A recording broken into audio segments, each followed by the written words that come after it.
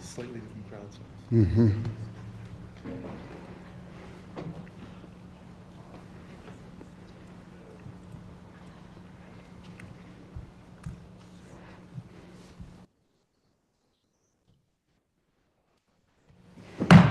This meeting will come to order.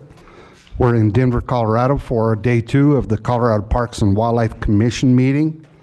And we are going to begin our day with a roll call. So I'll call on Molly to conduct the roll call. Bailey? Here. Beaulieu? Here. Askett? She's here, but in the bathroom. Sounds great, thank you. Jacober? Here. Murphy? Present. Oh, Other sorry. Murphy? Yeah. Otero? Started with the shoes, man. Reading? Present. Robinson? I'm here. Touchton? Present. Vardy? Present. Chairman? Present. Thank you, Molly. We have a quorum, established our quorum. We are going to begin the day's business with agenda item number 15, which is going to be a presentation from the Colorado Energy Office. Welcome, everybody. At this point, I would like to recuse myself from the discussion. I have several issues upcoming with some of these topics on my family ranch, so I won't be part of the discussion, but I'm going to hand the meeting over to Vice Chair Reading. Thank you, everybody. Thank you all, and thank you guys for coming. We welcome you and look forward to your presentation. You may begin at your leisure.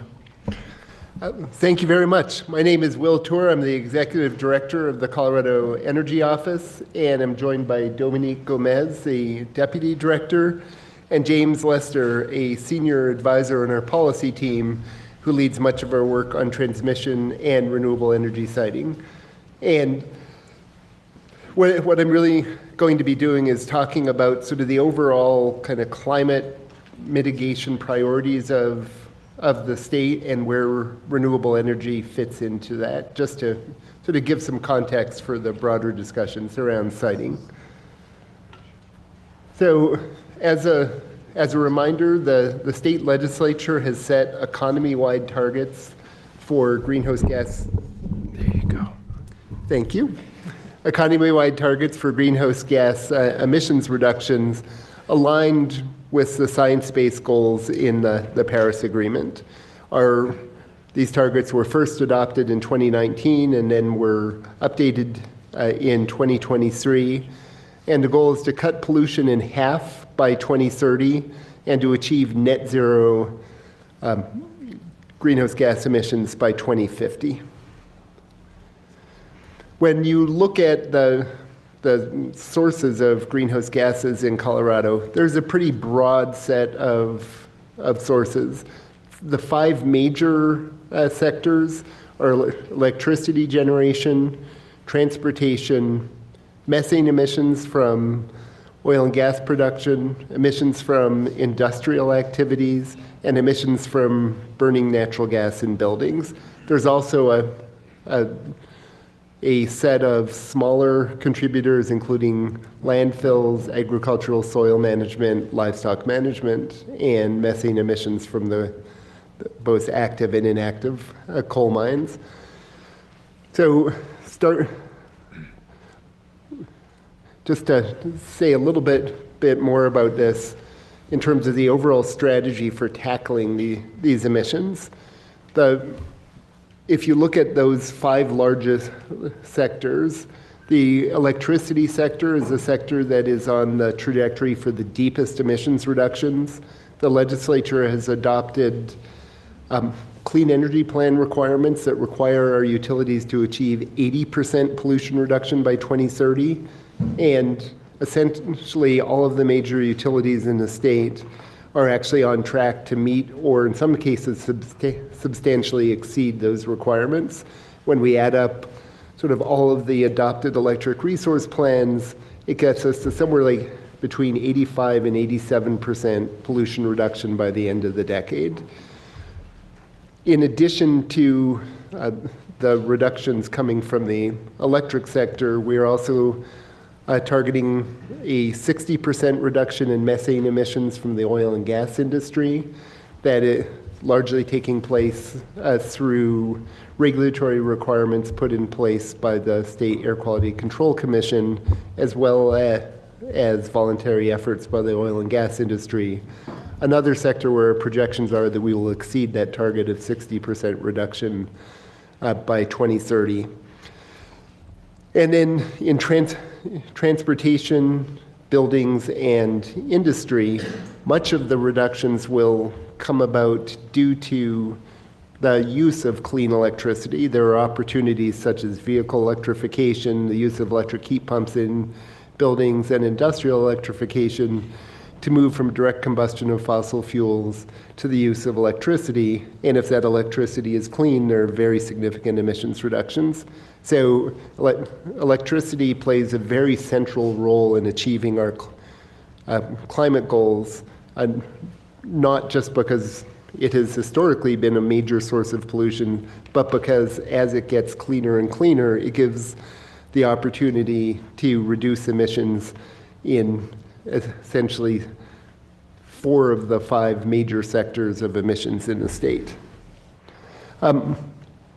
Probably don't need to say a whole lot about why we as a state care about climate change. I'm sure you're very familiar with this, but just as a reminder, Colorado is a state that is, very much on the front lines of climate change. If we look at unmitigated emissions by, sometime mid-century, we could be looking at the scenario on the far right here of, 2 degrees centigrade warming, more than 20 more days per year, exceeding 95 degrees in significant portions of Colorado, and obviously really significant impacts in terms of water, the health of our forests, wildfires, and a wide variety of other impacts. Just as examples of some of the impacts on natural systems, increased invasive species and insect outbreaks in forests, increased soil erosion, releasing carbon into the atmosphere, the significant impacts from wildfires, the impacts on agriculture, impacts on biodiversity from reduced steam flow, increased risk of species extinction, habitat destruction from flooding, transmission of diseases in muddy fields, long-term or permanent loss of native vegetation and wildlife habitats.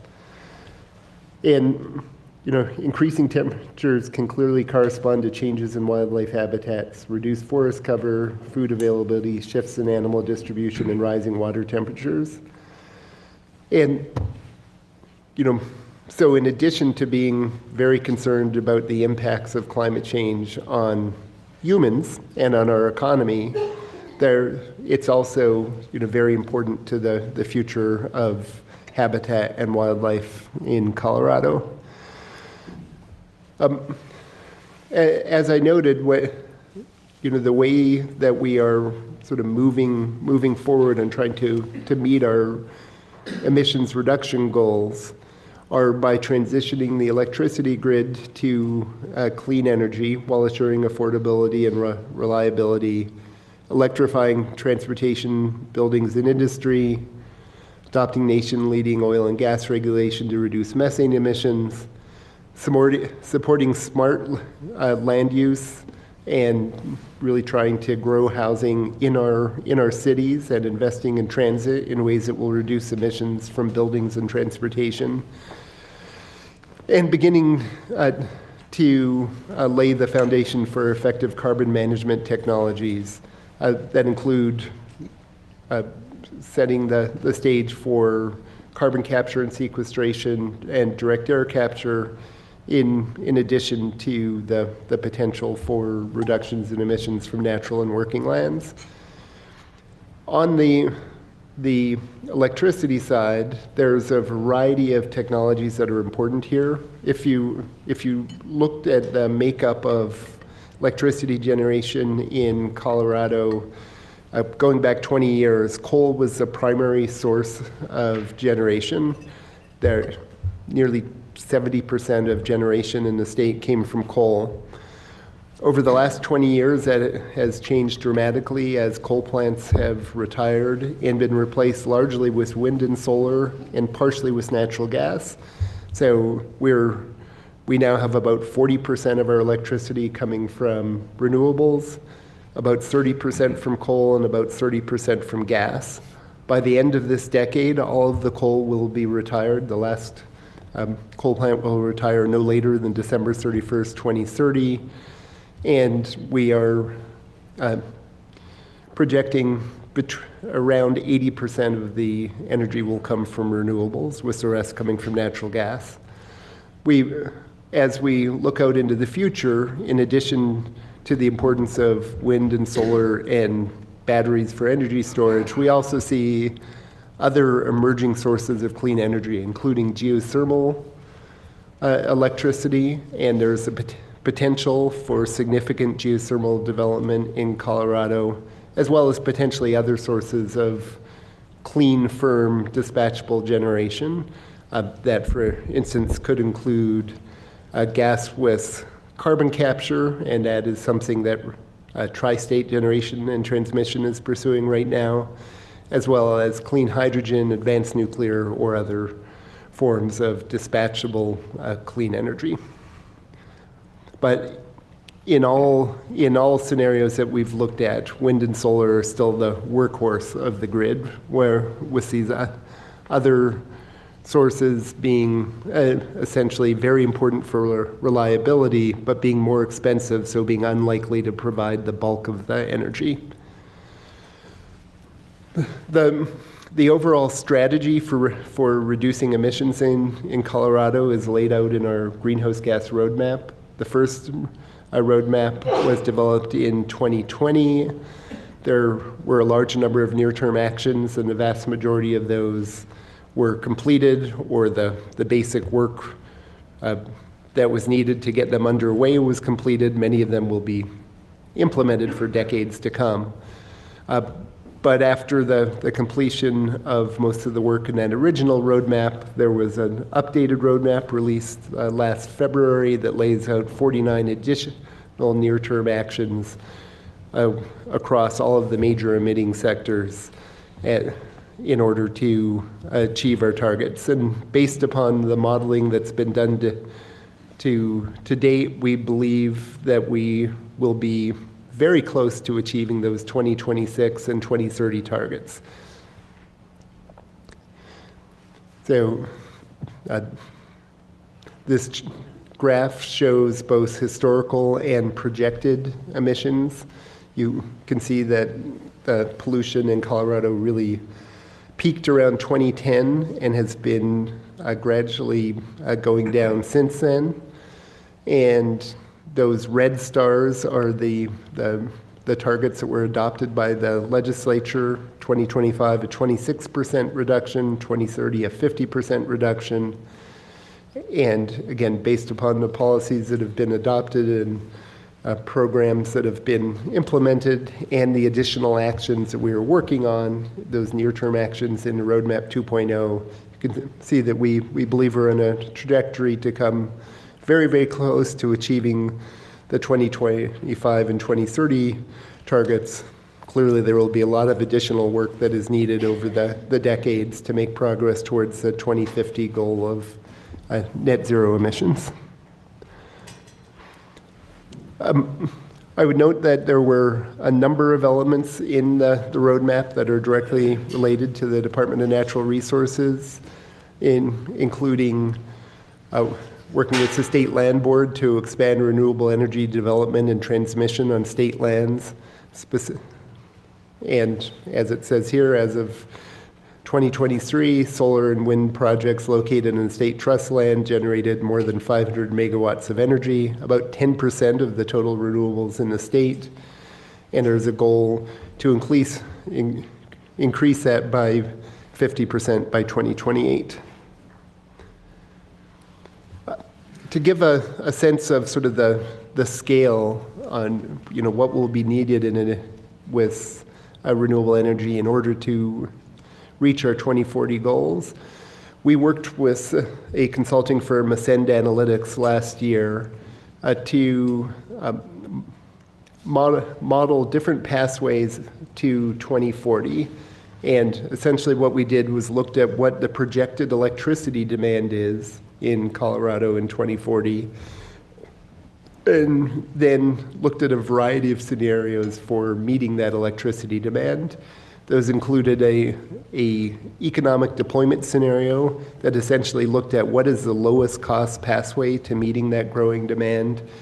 And then we also looked at a number of scenarios that imposed additional emissions constraints and tried to understand, for instance, what would it take to actually get all the way to zero emissions. What we found was that simply that economic deployment scenario of trying to minimize the total cost of meeting 2040 demand actually achieves very deep pollution reduction.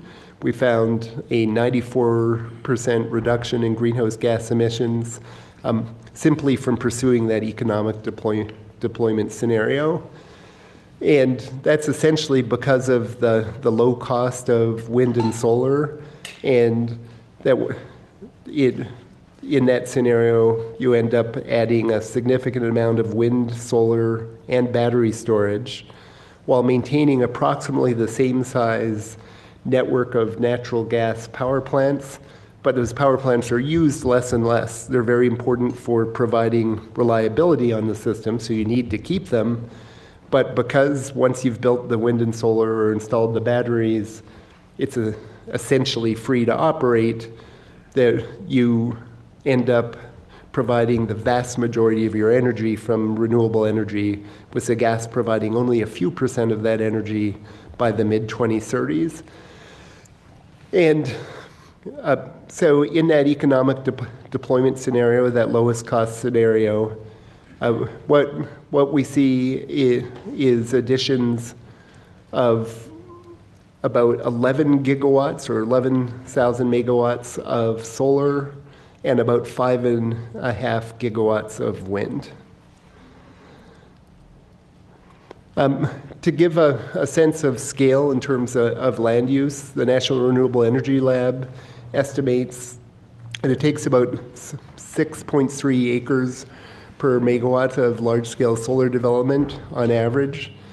That 11 additional gigawatts of solar, if you assume that it's all utility scale solar, would be about 69,000 acres of solar over between now and 2040. That's probably a high-end estimate because a portion of the solar will come as distributed generation solar panels on buildings and parking lots. But this gives a sense of the likely scale of solar development. And again, just to give a sense of scale there, 66,000 acres of solar development likely. The state is about 66 million acres. There's about 11 million acres of Forest Service lands, 2.8 million acres of state land board land. It's also interesting, I think, just to think about the context of solar land use compared to other factors that are affecting land in the state of Colorado.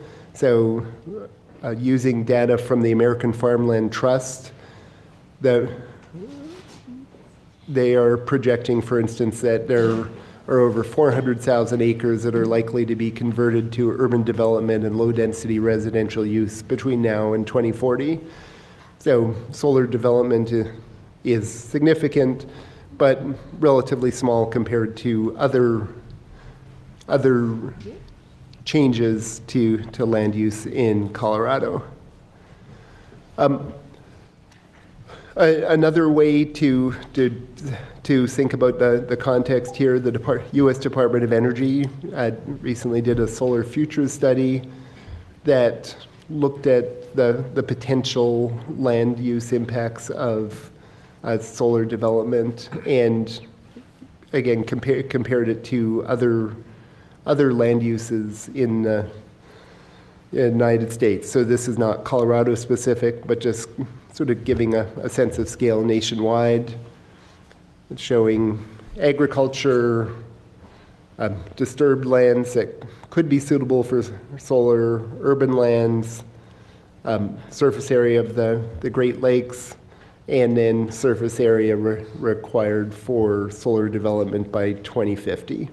So again, it's a meaningful amount of land, but I've been in some conversations where people have had the sense that we might be needing to pave the entire state with solar panels, and just to give some context, it's more like 1/1000th of the state that ultimately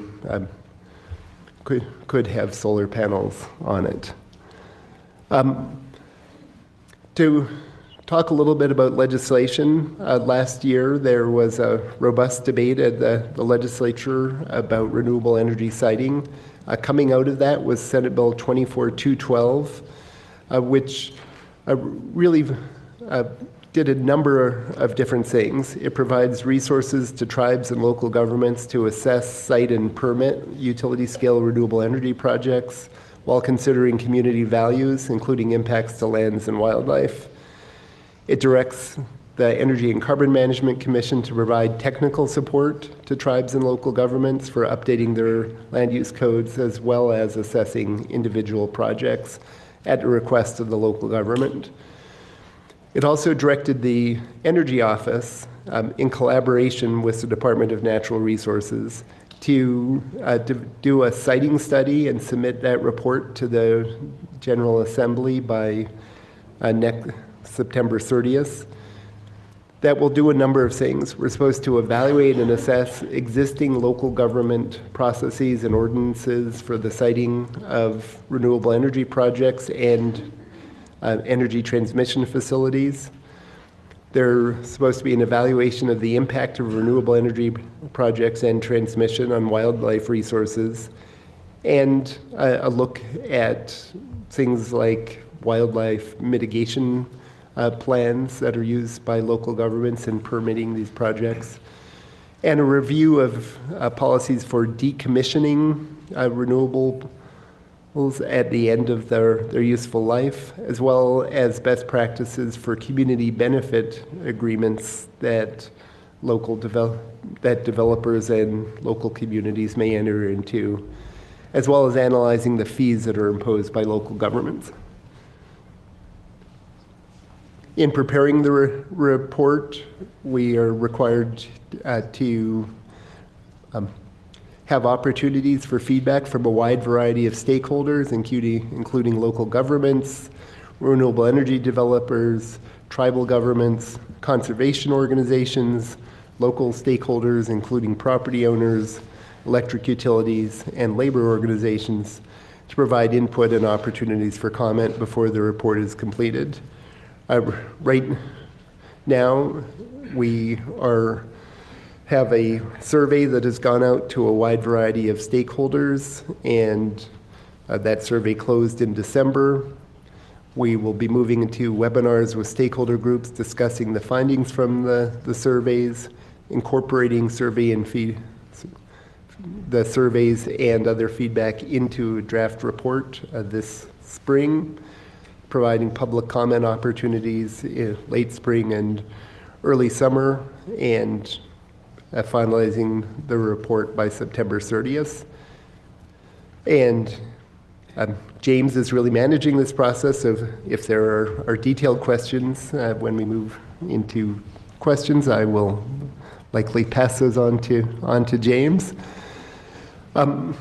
In terms of technical assistance to local governments, in addition to the technical assistance that ECMC will be providing, we have received some federal funding that will allow the Energy Office to provide technical assistance also. The US DOE has awarded funding for RSTEP, renewable energy siting through technical engagement and planning, that can provide technical assistance to local governments focused on renewable projects. As part of that, we'll be establishing a clean energy resource hub for local governments to be able to access resources and request technical support on planning and siting. And we'll be doing education and outreach events across the state.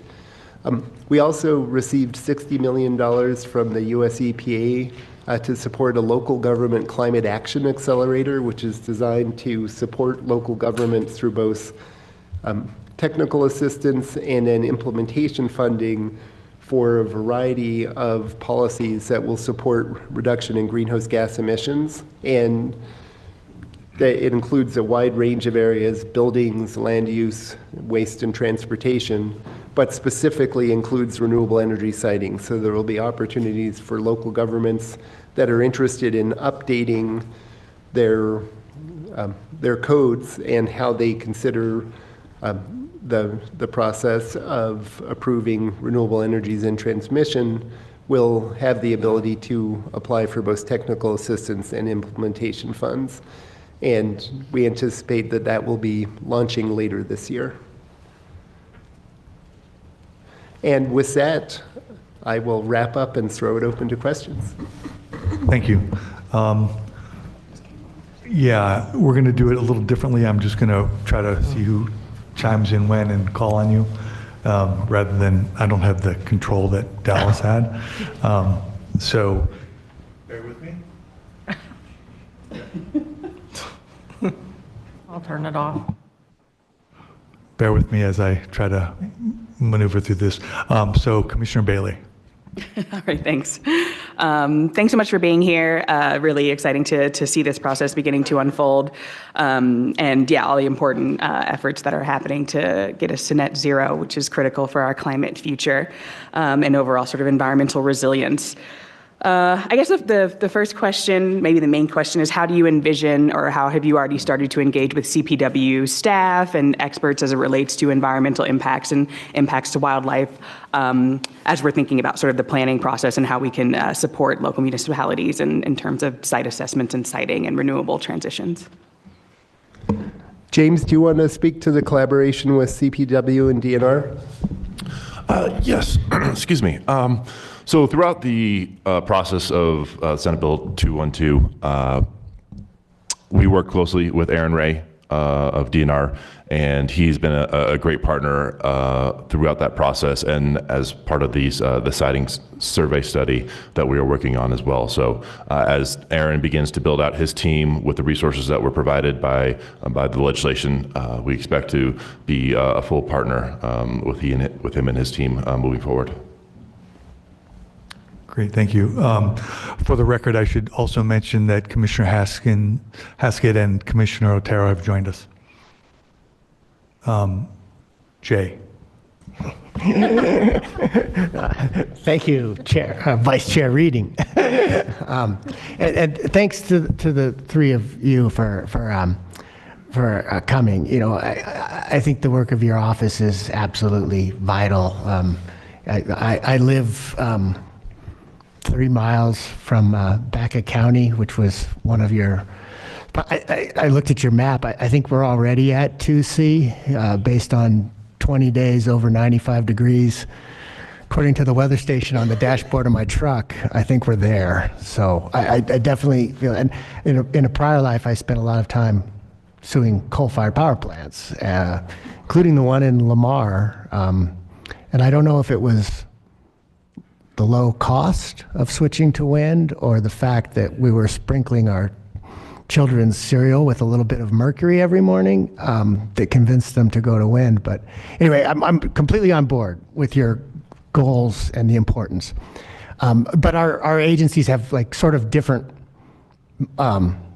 marching orders. You know, we're public trustees for wildlife, and you're trying to keep the planet from burning. So we're a subset. But so anyway, I wanted to throw out two scenarios, which are both real, and maybe you could help me understand how Senate Bill 212 will help us work through these. And the first one is in our corner of the state, our biologist tells us, tells me at least, if we build all the wind that's currently in the drawing board, we will extirpate the lesser prairie chicken from the state. And that would be a failure of our agency to look out for the resource that we're supposed to take care of. So that's sort of one scenario. And then the other one is, my current day job is I manage a 43,000 acre nature preserve. And just to use around, it was about $18 million for various entities to buy that preserve. $3 million came from Great Outdoors Colorado, so public money. And another large chunk, I don't know off the top of my head, but a larger chunk came from conservation easement tax credits. We promised when we accepted that public money that we would never put a transmission line across our property. Currently, there's a transmission line plan going from Pueblo to Guymon, Oklahoma, Three Corners connectors, which wants to come across our property. We actually couldn't agree. We would be violating our easement, so they'll condemn us. And the two problems I see there are, first off, the public is working at cross purposes. GOCO and the tax credits were given to us to preserve scenic beauty, the environment, the aesthetic appeal of the place, the wildlife.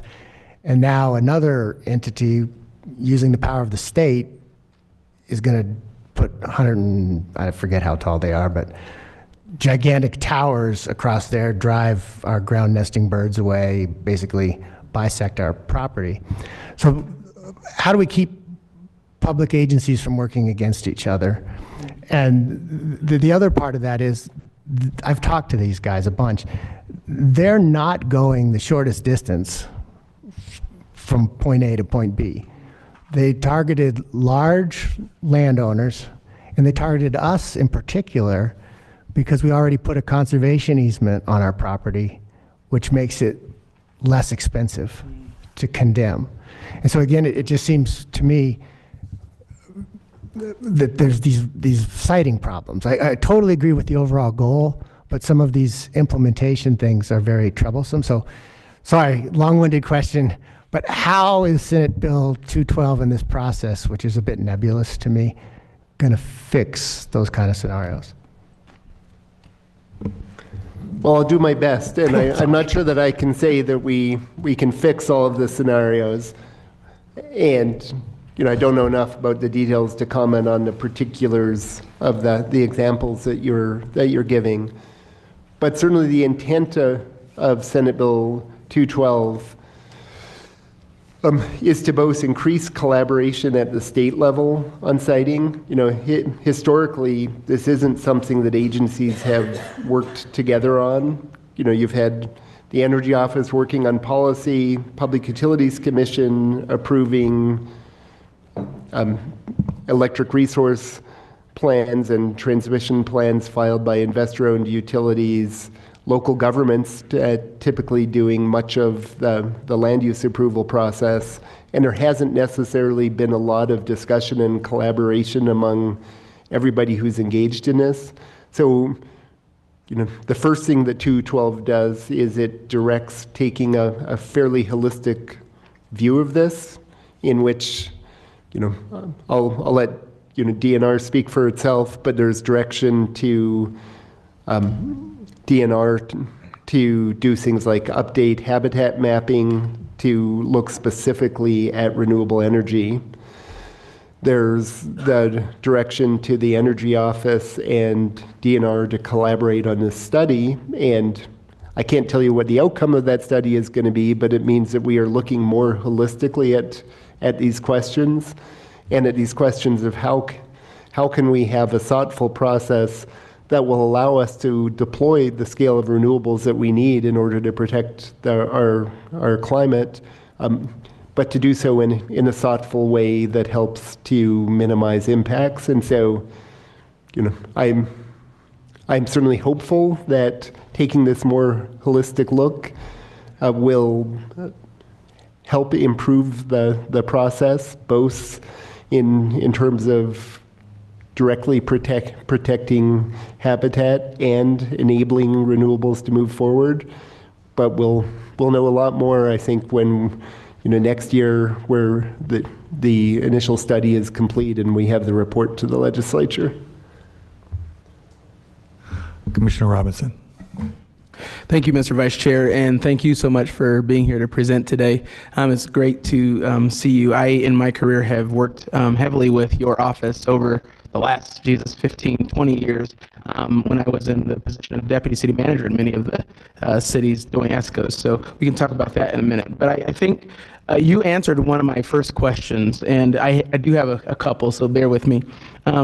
And that was to really talk about migration corridors and the impact of our wildlife.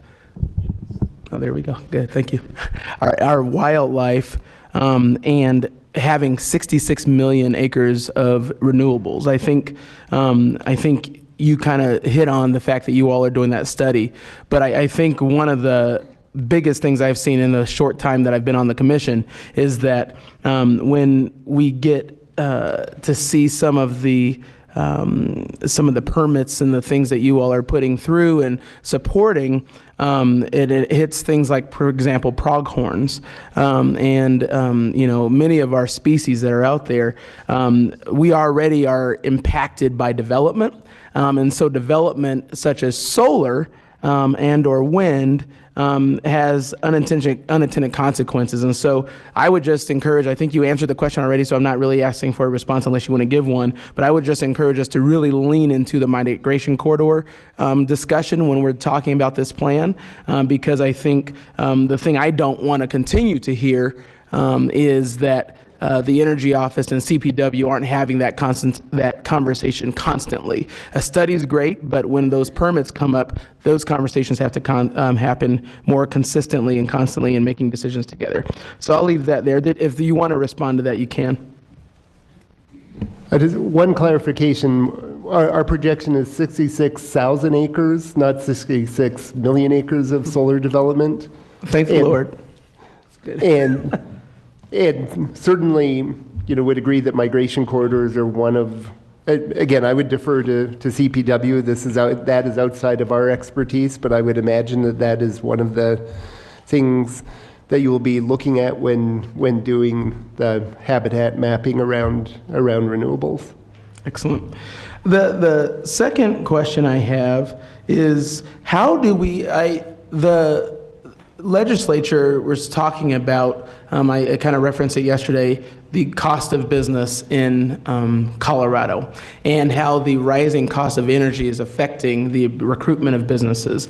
How do we reconcile the rising cost of our retrofits and our infrastructure needs and that burden on not just families, agriculture, and business owners, whether it's urban and or rural, and reaching our goals for the renewable energy?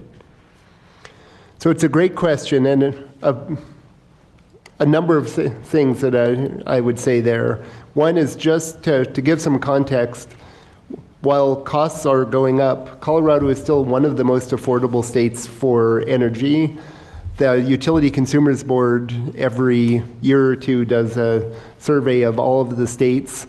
And when you look at the total household energy cost burden, Colorado has consistently been in the bottom 5 states for household energy cost burden. And we certainly hope that we can continue that. When you look at renewables, the cost of renewables has historically been extremely low. So, for instance, when the last round of sort of major electric resource plans was approved, one of the things that really allowed many utilities to move towards retiring their coal plants and replacing them largely with wind and solar was that you were looking at wind bids that were around 2 cents per kilowatt hour, solar around 3 cents per kilowatt hour, whereas the full operating and maintenance costs of existing older legacy coal plants was often 4.5 cents or more. And so, the CEO of Tri-State describes it as a green dividend they were able to offer their members, whereby moving to retire their coal plants and replace them with wind and solar, they were able to actually reduce the wholesale costs to their member co-ops by 8%. So the transition to renewable energy is not in and of itself driving up costs. Now, that doesn't mean that costs aren't going up. And in particular, there are really significant investments that are needed in the grid, so not so much on the generation side, but our utilities have not really kept up with the needs on the distribution grid within communities, and there are billions of dollars of investments coming in upgrading the distribution grid. There are transmission improvements that are needed, and as we're seeing throughout much of the West, there's really big wildfire issues as climate warms, both the impacts of wildfire on the grid and the potential for power lines to spark fires has become a larger and larger issue. So there are really major investments that are needed and that are coming in hardening the grid to both prevent wildfire and reduce the impacts of wildfire on the grid. So those are the primary driving factors that we're going to need to manage on energy costs. The governor recently did a letter about a month ago to multiple agencies, including the Public Utilities Commission, the Energy Office, and the Office of Economic Development and International Trade, asking us to work together on essentially thoughtful siting of new electric load, because what we've seen in modeling that the Public Utilities Commission has done is that many of these costs that are coming are essentially fixed costs. And so if electric demand remains flat, that is going to have significant upward pressure on electric rates. But that if electric demand grows, particularly if it grows through either flexible loads like electric vehicle charging that can primarily charge at times that are off-peak when there's excess capacity on the system, or if you're doing, if there's new data centers coming, if you can make sure that they are located in places where we've got significant excess transmission capacity or other types of excess capacity on the system, you can then spread those fixed costs that are coming over more kilowatt hours. And so with a thoughtful approach to growing electric demand in the right way, we think that it will be possible to manage and mitigate those cost impacts into the future. Excellent. Thank you for that very thorough answer. My last question for you is, there's been a couple of times that I've heard in various conversations that the National Department of Energy is proposing a new transmission corridor here in the state. Can you give us more context on that? And if so, what role does Colorado Parks and Wildlife going to have to help mitigate some of the circumstances we talked about earlier? So I will speak very briefly, and then I think James can provide more insight into that. The Department of Energy has been doing sort of national level analysis of both the need for transmission and of places where there are significant gaps in transmission, and they have identified several national interest transmission corridors. And James, can you speak to that and the ones that touch Colorado? Yeah, so we did, last year, the DOE announced 10 different corridors it was looking at. Last month it reduced that number to 3, and one of those is a corridor in southeastern Colorado between Colorado and New Mexico. Just clarifying, that does not allow a federal agency to just come in and install a transmission line. It is a process meant to kind of not necessarily accelerate, but remove some of the barriers that a private developer or utility would have to build that, and certainly working with all state departments, the PUC, CEO, and DNR to make sure that if a developer or utility does decide to build transmission in that corridor, and it's a much needed area to get power both from New Mexico and into Colorado as well, that we would take the correct steps. So just to clarify, it's not, there were some comments in the news about how one of these corridors was just going to allow the federal government to build transmission without consent of local landowners and things like that. But just clarifying, that's not the case. When do we get to weigh in that process in terms of the Colorado Parks and Wildlife and migration corridors and habitat? When is that part of our, when do we get to weigh in? Because oftentimes at the end of the process, they say, oh, by the way, CPW, what do you think? And it's already been fleshed. So can you kind of talk about when we'll be able to weigh in on migration corridors and its effect on that? Well, so these types of transmission projects would be approved by FERC, the Federal Energy Regulatory Agency, Commission, excuse me. And there's a very lengthy process where all state agencies would be able to, whether individually or as a state agency, combine to file its comments with FERC on that issue. Okay, thank you, sir. Yeah. Thank you. Commissioner Haskett. Thank you. Thank you for the presentation. I have a few questions. Why don't you look at geothermal more? To me, it's less invasive. We won't have the problems with abandoned fields or cleanup afterwards. Yeah, so we're very excited about the potential for geothermal. It's in many ways, advanced geothermal is an emerging technology. Historically, geothermal energy has required very specific geological conditions for geothermal electricity production to be feasible. Essentially, you needed both the right heat, the right porosity of rock, and the right access to underground water. So there was a relatively limited potential for geothermal with legacy geothermal technologies, and so we've largely seen development in Nevada and California in places that had that appropriate geology, and very, very small scale development in other areas. In the last few years, largely due to innovations coming out of the oil and gas industry, who have a lot of experience with drilling, we have seen the emergence of new technologies, advanced geothermal, in which you still need to have the appropriate heat, but there you can use essentially fracking technologies to create the necessary porosity in rock, and you can actually bring water to the project, so that there are opportunities for geothermal potentially over a much larger area, including, for instance, a significant portion of the Waddenberg Formation in northeast Colorado. So Governor Polis led an effort 2 years ago with the Western Governors Association, the Heat Beneath Our Feet, to essentially assess the potential of geothermal across the West and propose policies to support that geothermal development.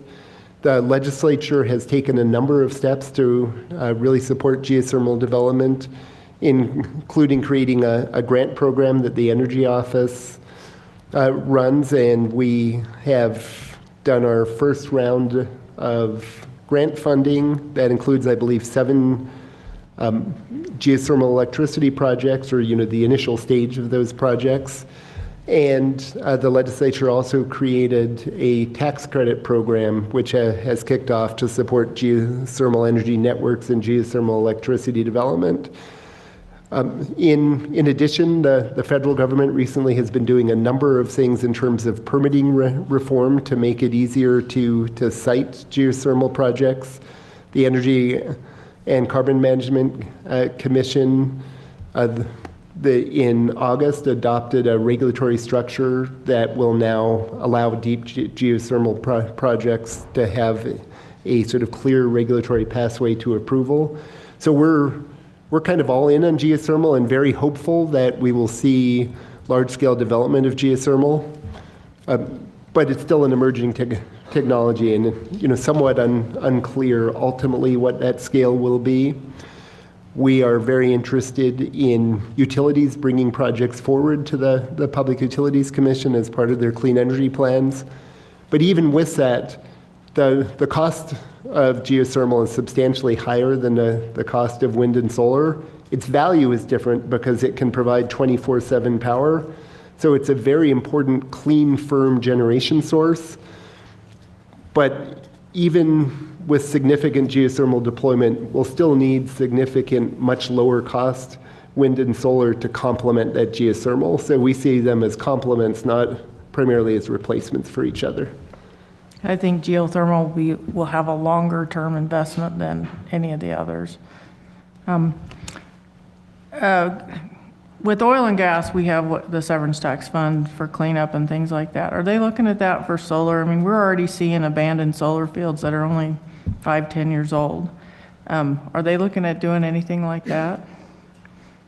So one of the things in Senate Bill 212 that we are supposed to be taking a look at is decommissioning agreements and decommissioning ordinances.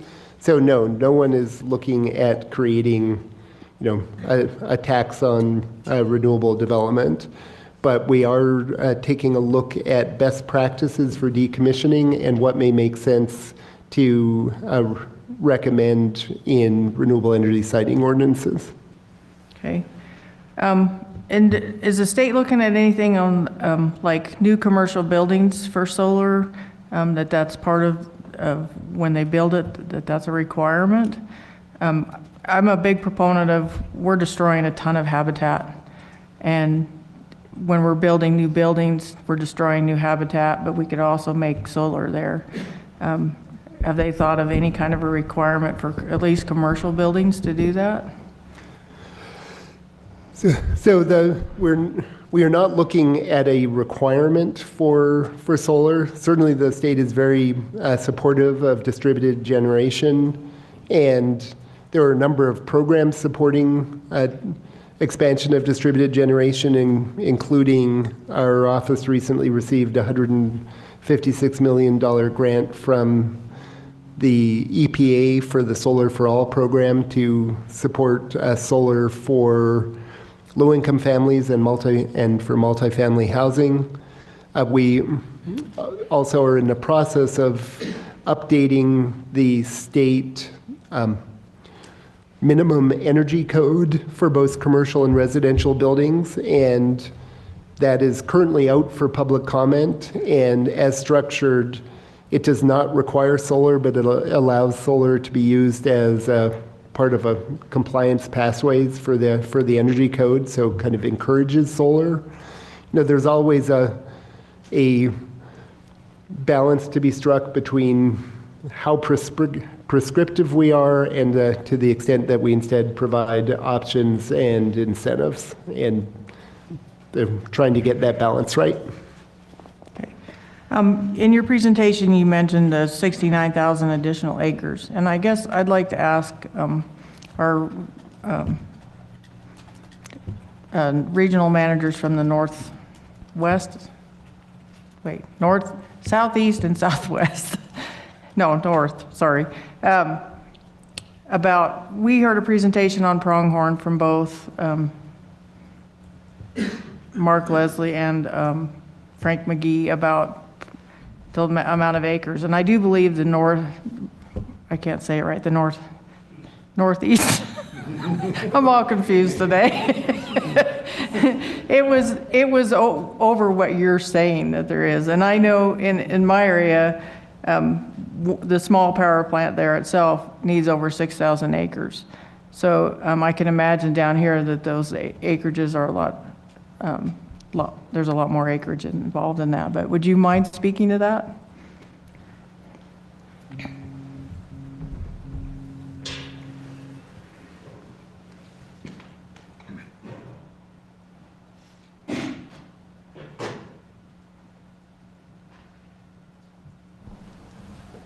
Morning, Commission. Director Mark Leslie, Northeast Region Manager. Sorry. I don't know which way is which today. Yeah, Frank McGee, Southeast Region Manager. Thanks for the question, Commissioner Haskett. Yeah, in the last 3 years in the Southeast Region, just in the Southeast Region, I think we've got 57 projects at over 193,000 acres that we're looking at as far as development. I know in Pueblo County alone, we have 45,000 acres of solar that's already been permitted. A lot of that's under construction, but yeah, there's quite a bit more. Could I provide one clarification on the utility process? Typically, we see developers that are 20 to 30 times more bids come in than are actually selected for development. So developers will go into the permitting process for far more acres than ever actually get built. So just wanted to clarify that. Appreciate that clarification, and I'll provide the Northeast numbers. Since October of 21, we've consulted on about 100 projects of solar for a total of 98,000 acres. Now, obviously, those have not all been developed. And I would like to say that our regional staff is very cognizant of the governor's energy goals and the reduction in greenhouse gases and renewable energy. And so staff in the Southeast and Northeast region work diligently on all levels of land development and in our regions prospectively, because we have a lot of wind in those regions and we have a lot of resources as well. This isn't germane to this conversation today, but the Northeast region has the most oil and gas development in the state, and the most people in the state. So we work with companies and developers and contractors on a regular basis, and so we're very cognizant of that. An important part of that has been mentioned is our habitat maps, because that critical habitat, all habitat's not created equal, and we don't say that that's the case. But those critical areas of migration corridors and severe winter range and those kinds of things, nesting habitat, those areas need to be protected. And so that's why we focus on those particular, no surface occupancy type situations for that. And when it comes to solar, we've had these conversations, but part of the issue with the solar development is that those panels are low to the ground and they're fenced completely off. So it takes that piece of habitat off the table for wildlife. And so if it's a migration corridor, in a normal winter, it might not be an issue, but in that 1 out of every 10 winters, that's very severe, and it doesn't allow pronghorn mule deer, white-tailed deer to move through those areas, elk. It can create a real crisis for our wildlife out there on the ground. So if we could work with the technology part of it, we've had these conversations as well, to build them up off the ground a little bit higher if that's possible. I know we're not there yet, but that to allow at least big game to move in and out through those facilities, I think that would be helpful too. And with that, I'll settle down for a minute. Well, maybe while I'm up here too, Commissioner Robinson asked about it today, and Chair May asked about it yesterday, but with respect to the corridor in the Southeast region, we did learn about that earlier this month, and our staff are already engaged in trying to review that, and will be working with DNR as far as our comments and trying to engage in that process.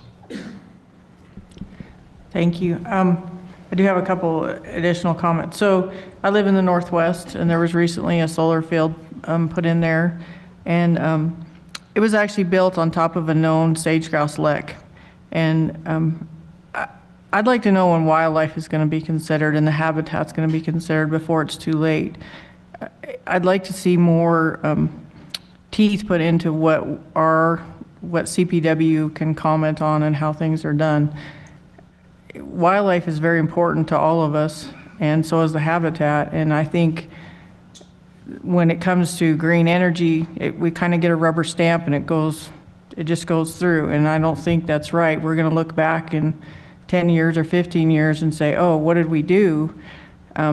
Wildlife, we don't look at wildlife the same way when it comes to certain things, and we really need to do that. So I would ask that you kind of try and push some of that stuff forward and look at it, because it is important.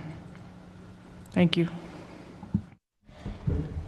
I'd just like to know, I'm afraid I need to leave for the State of the State address, but I believe that my colleagues are able to remain. Thank you very much. Thank you for your presentation.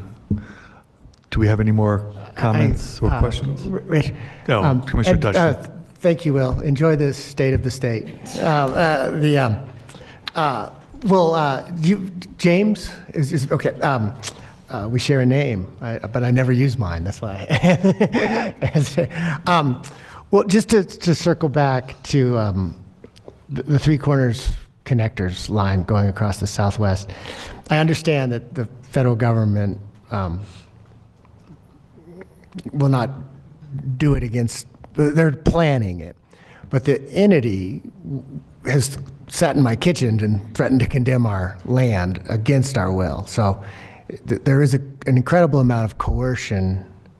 It's not the federal government, it's a private entity that has the power of eminent domain. And they're not building this thing for altruistic reasons. It's basically going to print money.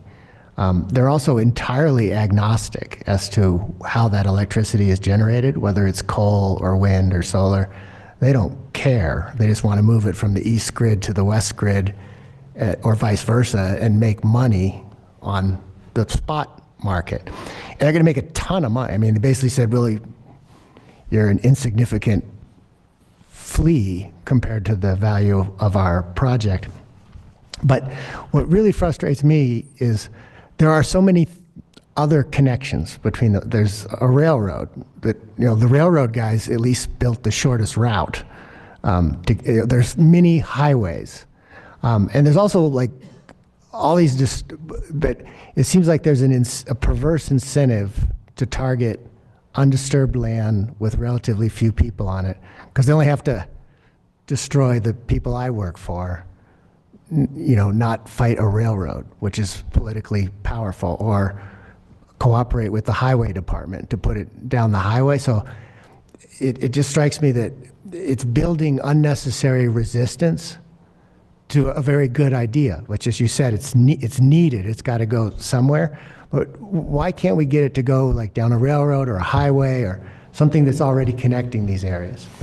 Yeah, so actually that is something that the state is looking into. There is a coalition that has passed some legislation in Minnesota and Wisconsin about highway rights of way, using more state and interstate highway rights of way for transmission projects. So I think we completely agree that when we're looking at transmission, we should be looking at existing infrastructure, highways, rail, brownfields, wherever possible, and not build on undisturbed lands.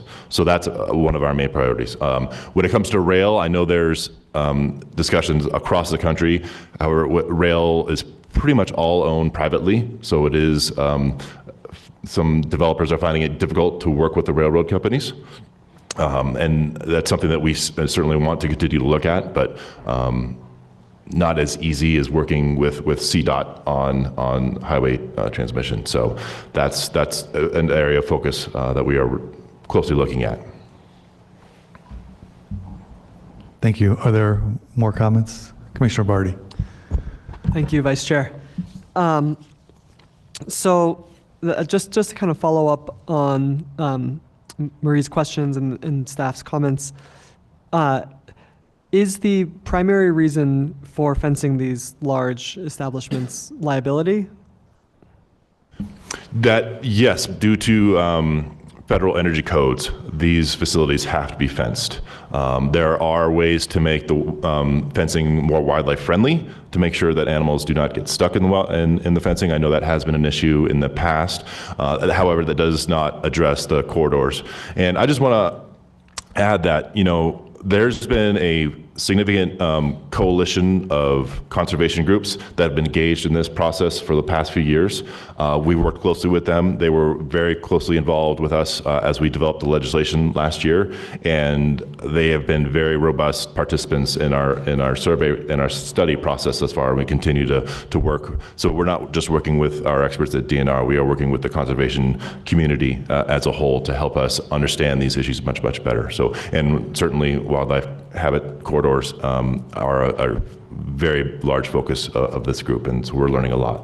And so what would it take for a project to be able to get an exemption from fencing? And how could we help support that kind of exemption to be more commonplace? That is something I would have to look into and get back to you. As far as I know, because of the equipment involved, we don't want wild animals, chewing on any of the equipment. There are certainly agrovoltaics where these systems are being designed for sheep and cows to graze under. So that there is that possibility. When we do that in wildlife habitats, that's something that I would have to look into a little bit more. That's a little bit outside of my expertise, but Aaron Ray and I will certainly look into that a little bit more. Thank you. And I think I could speak for the commission to say that if such a solution was available, that this agency would be very happy to get behind and support making that more commonplace, and you'd probably hear much less complaints from us. Thank you. Thank you, Commissioner. Other comments? Just push your button if not, just a couple things that I have. When you talk about the area required for solar, does that include the new transmission lines that are necessary? No, thank you for the question. No, so the NREL estimate is just for the solar development by itself. Okay. And have you guys thought about maybe putting solar panels, not just transmission lines, on road right-of-ways?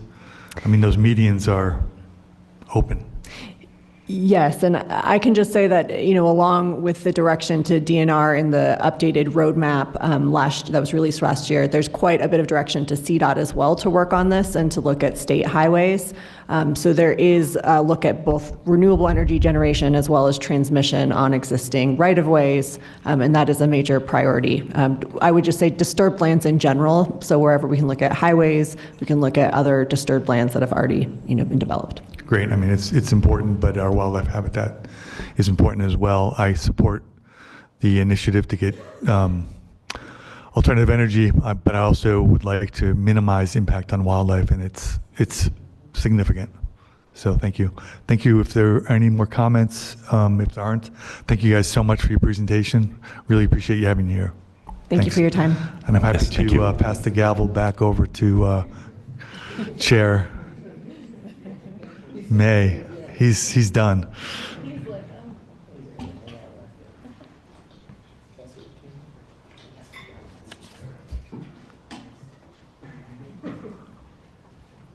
Next on our agenda, Commissioner or Chairman May is coming back.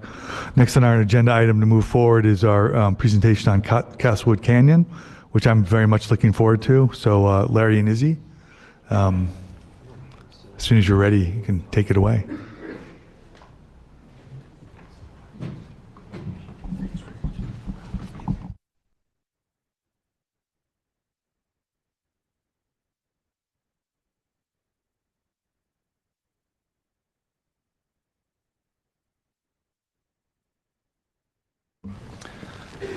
Thank you for having us today. My name is Larry Butterfield. I'm the park manager for Castlewood Canyon State Park. My name is Izzy Peterson. I'm the planning manager for CPW. Director Davis, Chair, and Commissioners, before we get started with the presentation, I want to recognize Castlewood Canyon resides on the ancestral lands of the Comanche, Ute, Arapaho, and Cheyenne tribes. For accessibility, I'm a white, middle-aged male. I'm dressed in the Class A uniform for CPW with a full duty belt. We're here to talk about the new draft management plan for Castlewood Canyon State Park. This effort was kicked off by Brent Lounsbury. He was the park manager before myself, and Casey Miller a little over a year ago. We now have a plan drafted, ready for public review prior to final signatures, publication, and implementation. The other contributors include the Castlewood Canyon staff, Rachel Chaffee, Jordan Bogie, Rebecca Menard, the Northeast region, including Mark Leslie, Kristen Cannon, Shannon Schaller, Scott Roush, policy and planning, Katie Lanter, Jay Cooney, Randy Koning, Benjamin Sharp, and the resource stewardship team, Jeff Thompson, Matt Schultz, Faith Ruck, It's a team effort when we do something like this, and I also want to thank Izzy for everything she's done on this. I'm going to pass it over to Izzy and let her kind of go through the process and how this is going so far. Yeah. And we'll start just with an overview of the management plan and process. I know a lot of you got this information from Casey Miller last year. However, some of you are new, and it's always good for a refresher. Okay. So park management plans, we develop these for every single state park at the directive of both internal guidance or administrative directives, and also the PWC planning policy from 2019 that states property-specific planning is essential to protect the unique natural, cultural, and recreational resources in each Colorado state park for the enjoyment of current and future generations. So we do this for every single state park. And as you can see on the screen, these plans chart the management priorities and specific management directions for current and future park staff over a 10-year time period. We do our best to update them every 10 years. This plan is updating from a 1991 plan, I believe, so we're getting there. But they serve as policy documents and a point of reference for park staff, and they help manage and guide how this park develops, how we protect resources, how we provide the best visitor experience and recreation opportunities possible while protecting the resources that draw people to these places in the first place. On the screen, you can also see the template that we use. So this eventually becomes about an 80-page document that's pretty hefty for park staff support. And you can see all the different chapters we have there. We'll go into a brief overview and give you highlights of each chapter for this plan today. And I think one of the things that makes these plans so important and so useful is the variety and quality of the inputs that go into them. As you can see on the screen, we do our best to pull all of the different planning documents, the studies, the monitoring reports, everything we can to make sure that these plans are informed by science, by data, and also by public input. We consider public engagement a very important part of this process, and we provide as many opportunities as possible for the public to provide that input and that feedback. And I'll be going into more detail about this new public engagement opportunity at the end of this presentation. So that is a very quick snapshot into the process in general. So I'll hand that back to Larry. The park is situated between Denver and Colorado Springs, as many of you know. It's two of the largest metropolitan areas, or it is, and welcomes approximately 200,000 visitors each year. Visitors journey to the park to enjoy hiking, picnicking, rock climbing, sightseeing, nature study among the park's unique canyonland and black forest environments. You can see on the map the 2,585 acres of the park make up or within the red boundary of line. This map also shows all key park facilities that visitors enjoy when moving throughout the park. The locations and conditions of these existing facilities help us map out the future of the park's use in this plan. As part of the planning process, we identified a park purpose based on the unique role the park plays in the overall Colorado State Parks portfolio. With this information from past planning documents and other CPW guidance, the following park purpose was decided upon. Castlewood Canyon State Park serves to protect resources and the land and provide present and future generations of visitors access to the local geology, history, and superlative scenery of the canyon environment. The purpose helps us stay grounded as we think about the plan for the park's future. And this helps current staff and future staff that help run the park. During the planning process, we also develop park goals that connect with the park purpose and the strategies and initiatives outlined in Chapter 5. We develop goals focused on resource protection, high-quality visitor experiences, and park staff and volunteer capacity. By developing strategies aligned with these goals, we support a park future that serves current and future generations of park visitors while protecting the natural and cultural resources that draw visitors to the park. You can see some of the park goals up there, to maintain and improve the park's natural environment. It's right up there. It's really important. Foster high-quality visitor experience within the park, just managing the 3 areas of the park, and it's broken into 3 different areas. The East Canyon, which is east of Highway 83, the East Canyon facilities. We have our visitor center and our roadways, a lot of more developed area, and then our West Canyon environment. During the planning, let's see, am I on? Oh, sorry, thank you.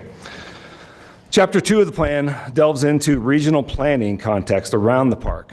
The bullet points on the slide cover all the subsections of this chapter. The map on the right shows the park, a deep blue outlined and a red boundary in the middle. In its regional context, you can see it serves an important natural and recreational oasis of sorts, in a relatively developed Front Range, as you all know. The other colors on the map represent other protected lands and other land managers along the Front Range. Regional considerations that we take into account, issues and considerations that may influence management, is the physical setting. The Castlewood Canyon is located within the Northeast region in Douglas County, approximately 7 miles east of Castle Rock. It is relatively an urban and suburban area, halfway between Denver and Colorado Springs, as I mentioned earlier. The eco-regional setting is located on the western edge of the Black Forest and Castlewood Plateau, a ridge that rises as much as 1,400 feet above Denver. The climate is characterized generally, the park is characterized by a semi-arid high plains climate. Annual rainfall and precipitation is 15 to 19 inches. Probably got a good amount today. Before I left Castle Rock, we had quite a bit. Annual precipitation is I already touched on that. January is typically the coldest month, and with an average temp around 45 degrees Fahrenheit, and July is the warmest with a daily temperature around 87 degrees. The canyon walls can radiate a lot of heat, so it gets a lot warmer than what the air temperature might be.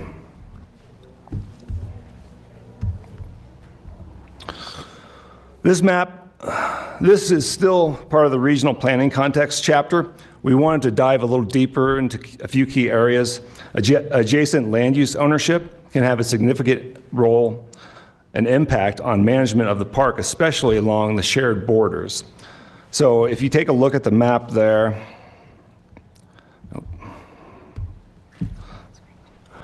if you look at the map, you can see CPW manages 10 conservation easements. They're 35 acres in size. It's on the eastern, and it's in that yellow color on the top right. Douglas County Land Conservancy has 2 smaller portions that they manage. They're annually inspected. I go with them to inspect those. They're on the left side. They're those little green triangles. And Douglas County Open Space has Prairie Canyon Ranch to the south of East Canyon. It's that lighter blue, and that's our nature area. Lost Canyon is to the northwest. It's not on the map there. I have a slide a little later on that talks about Lost Canyon. That was acquired by the town of Castle Rock. And then we have various landowners to the north of Castlewood, also to the south. So here's a portion about Lost Canyon. Lost Canyon was recently acquired by the town of Castle Rock. It is of interest to the park and planning process as it shares a border with the park on the northwest side. It was purchased in September of '23 with the town of Castle Rock, the Conservation Fund, GOCO, and Douglas County.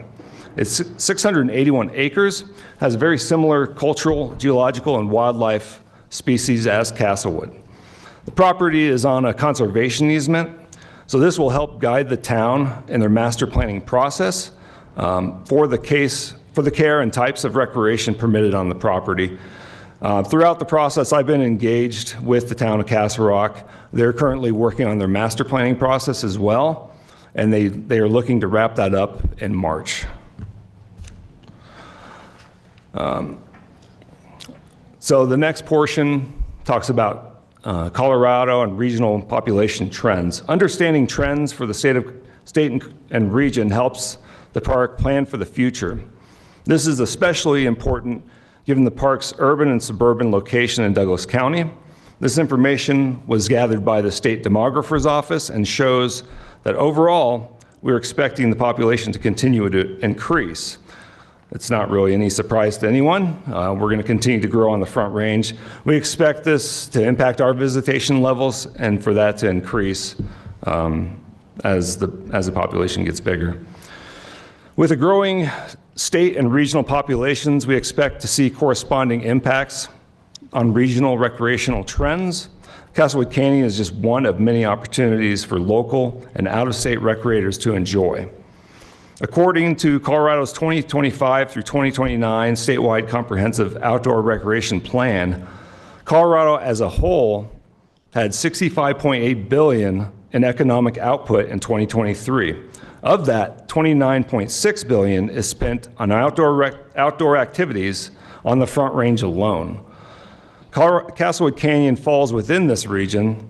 The number accounts for resident spending and shows an important role that parks and outdoor recreation spaces like Castlewood play statewide.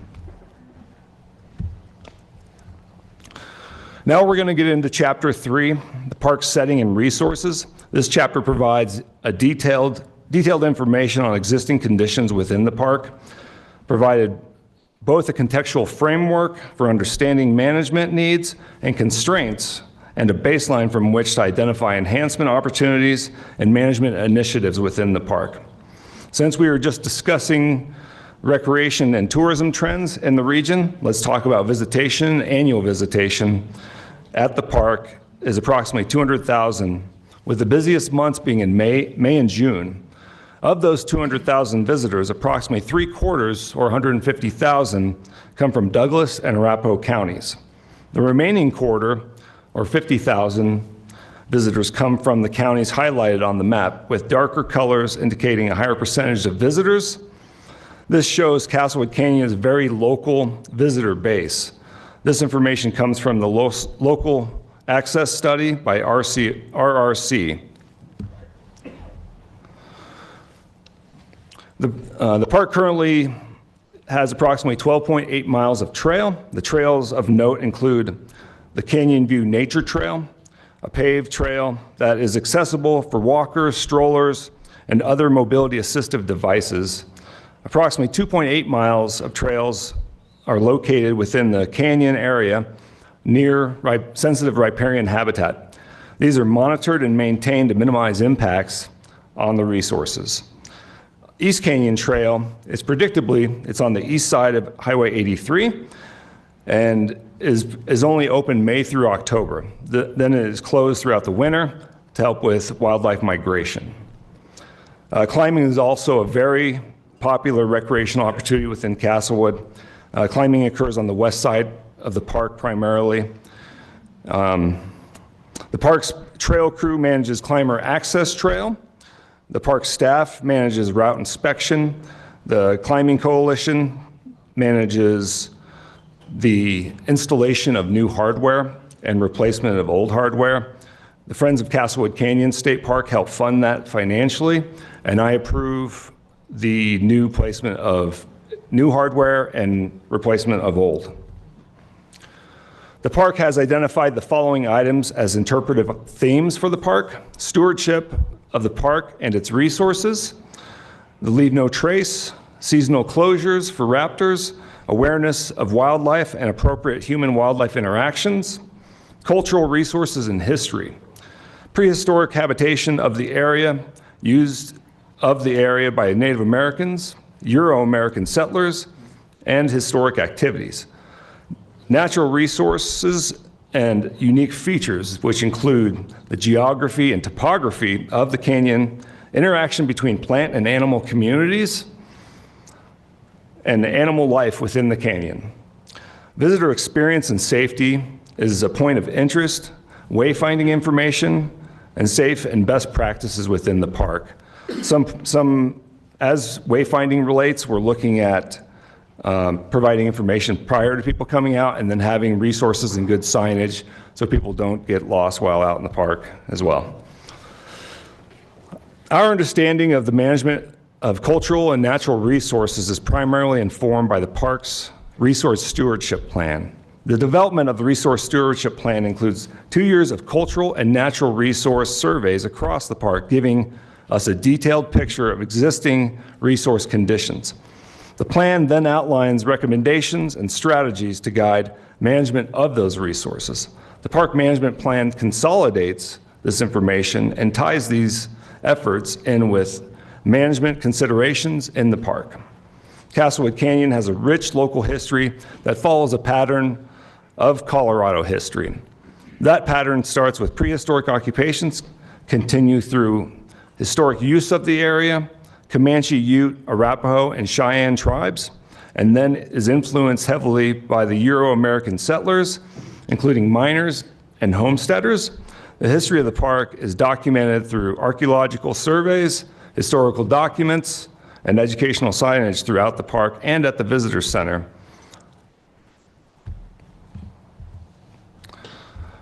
Significant natural features are found across the entire property, include habitat for ovenbirds, which are common on the east but limited in Colorado to a narrow area of oak scrubland along the foothills of the Front Range. This species is known to have successfully breed within the park.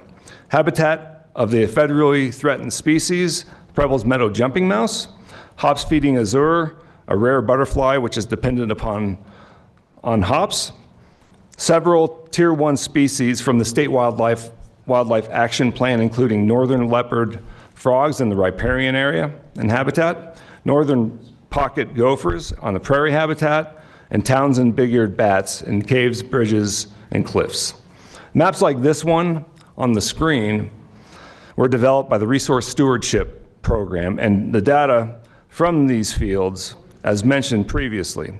These maps then combined with are overlaid with each other to help areas of low to high ecosensitivity when we use this information to help guide the development and protection of the park. The existing conditions described in previous chapters provide a spatial context for setting up management zones. These zones establish the long-term vision for resource protection, the visitor experience, and protection of Castlewood Canyon. We use a consistent park management zoning across all state parks, but zoning for each park is done on a park scale. This allows the individual parks to protect their most significant resources and provide a unique visitor experience. These zones are broad but useful parameters to help guide the future use, development, and management of the park. Considerations that are key to us, current facilities and recreational opportunities that we provide, natural and cultural resources and locations, unique topography of the canyon lands, and the park's designation as a Colorado natural area. The map on the right shows the management zoning. I find this map very useful. The dark pink color represents the development zone. It's only 76 acres. This is 3% of the park. This area will be characterized by higher social interaction, high density recreation, more facilities, and higher management needs. This includes the East Entrance Station, the Visitor Center, Pikes Peak Amphitheater, and paved roadways. This comes off of Highway 83 and runs right by the entrance of our park. The lighter pink represents the passive recreation zone. Let's see. And it is our passive recreation zone. It's 188 acres. It's 8% of the park. This area is characterized by moderate social interaction, an emphasis on hiking and other dispersed recreational opportunities, minimal or lighter facility and infrastructure footprints, and moderate to high management needs. This includes the west entrance off of Castlewood Canyon Road and Lake Gulch trails and climbing routes. The green area is the natural zone. This is 271 acres, which is 12% of the park.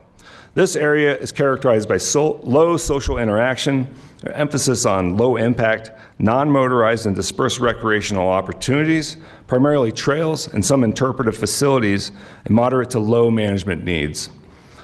This includes trails and lower visitor density throughout the park. The yellow area is the protection zone. This is the greatest portion of the zones. It's 1,765 acres, or 3/4 of the park, 77%.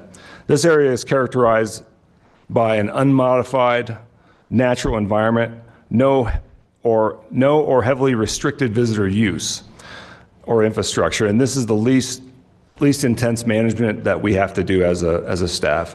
This is largely made up of the East Canyon Preservation Area. All the work brings us to Chapter 5, Enhancement Opportunities and Management Initiatives. Enhancement opportunities and management initiatives help support the park's purpose and goals mentioned earlier. In general, enhancement opportunities include significant park improvements or efforts that are needed to help the park fulfill its full potential. They may be significant in terms of spatial scale, effort needed to implement them, and are often location or zone specific. Management initiatives are often not specific to a particular management zone and may require additional planning and efforts to implement. So I'll go through a couple that we have within, so enhancement opportunities. These are like improvement to existing facilities or addition of new facilities.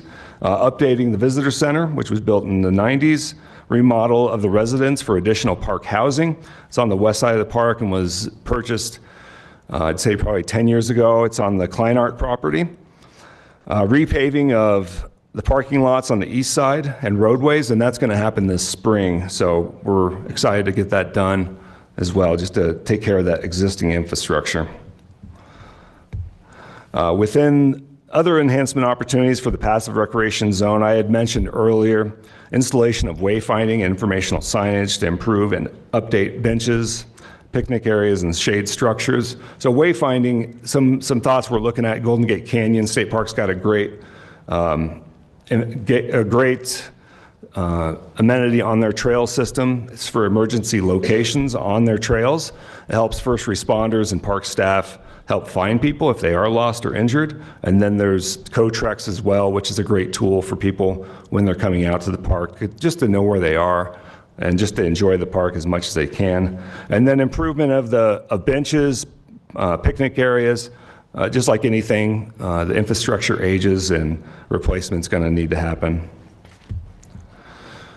Within other enhancement opportunities, continue to manage seasonal closures for the raptors. We do this throughout the year. Conduct property surveys for fencing on the East Canyon. With us having a shared boundary with Douglas County, it's important that we know our boundary and if where appropriate to have fencing. Support DWM management of the elk herd on the east side, so that's something we're going to have to look into and research and work with the experts within our own agency to come up with the best plan moving forward. Another management initiative, park visitors need consistent, reliable information. That's always just super critical to be sure we're getting the word out. People are able to plan their trip. They know how to get to our park. They know what they need before they come to our park. They have a good experience and they are able to make their way through the park. And then just good communication with our volunteers, with our staff, with community members, and just having that consistent, reliable information that we share with all that we interact with.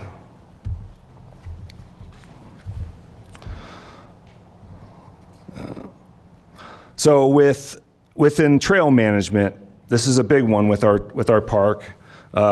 We are continuing to utilize Trails and State Parks funding, and we've been fortunate to be able to hire a trail crew, along with utilizing volunteers to care for the trails that we have.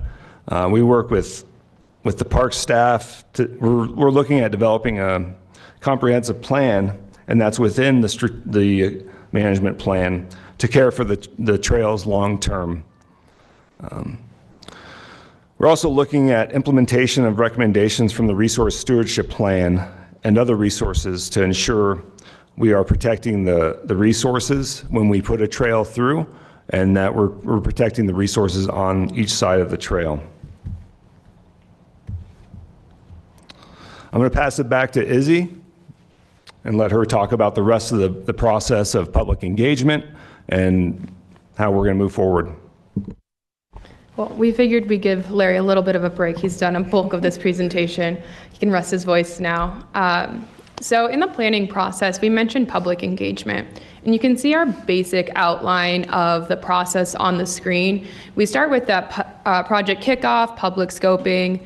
We've drafted the plan, and right now we're in that public input period. So between now, we started it this week, through February 9th, we're asking for feedback from the public, from the stakeholders on this draft plan. So you can read all 80 plus pages of the document online. And so once we have that feedback, we use that to review and analyze what are people saying, what have we missed, what did we not think about enough, or what are things that we just maybe didn't know about. We try to get as much of that ahead of time, so we're not doing massive revisions now, but we want to hear the public's feedback in this process. We'll then revise it based on that feedback and finalize the plan, pass it off to Larry and his staff for implementation. So, as I mentioned, this public input period is now through February 9th, so that's about 30 days. We're using our Engage CPW website, so that link is on the screen, but if you do a quick Google of Castlewood Canyon, Engage CPW, it should be the first hit that you get, unless I've just so skewed my own Googles looking for this plan and thinking about this plan that it's my top hit. We also have multiple public meetings that we're hosting for this plan. The first is next week on January 15th. This will be a virtual public meeting so that anyone can attend. You can register at Engage CPW. It's hosted on Zoom, and a recording will also be available for individuals who are not able to come to either the virtual or the in-person public meeting. And these meetings are designed to give the public information about the plan, what's happening, and provide that opportunity to get their input. The in-person public meeting is happening the following week on January 22nd in Castle Rock at the Philip and Jerry Miller Library. Reservations for that are optional just to get us an idea of how many people we should expect. So you can just show up if you want.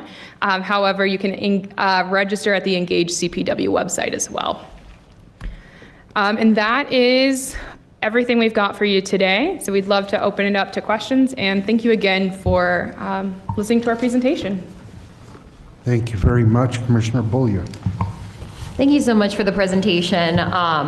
I was again thrilled to see a park item on the agenda again, and I adore this park. So I was really stoked to see you all talking about it, and I have many questions and comments, so I can pass it on if I get to be too much. But with the volunteers, this is the first time I think I've seen inclusion of volunteer input through an open house.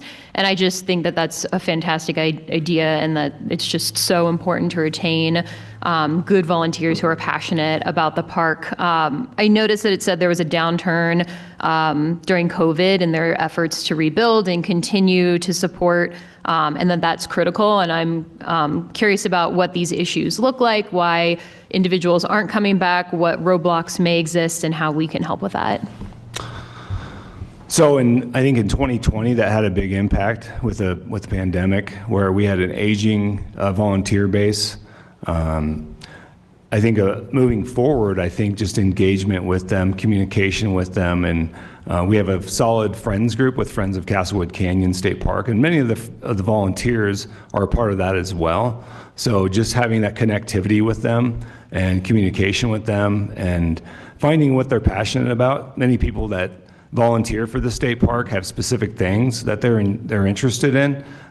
So utilizing their excitement for Castlewood Canyon and just engaging with them to connect with the park and assist us with the success of the management plan and success of the park moving forward. So that's on me. I've been with Castlewood Canyon since July. So I'm still establishing those relationships with those people as well. Awesome.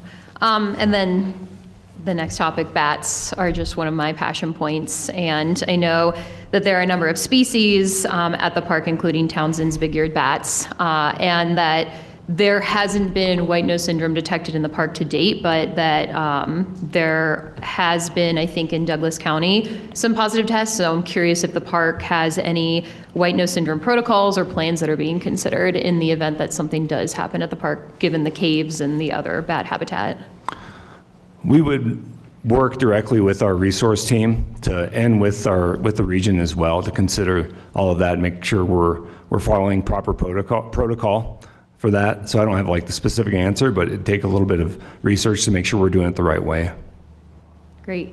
And then one of my other passion points are birds. And there are, the plan said, bird species in the rocky outcrops and the cliff faces in the park that they use for shelter and nesting. But there are increases in climbing routes. You'd mentioned climbing, and that could potentially impact these nesting and sheltering birds. So how is the park planning to kind of balance increasing this recreation opportunity for climbers while at the same time protecting these birds who are using this cliff for habitat?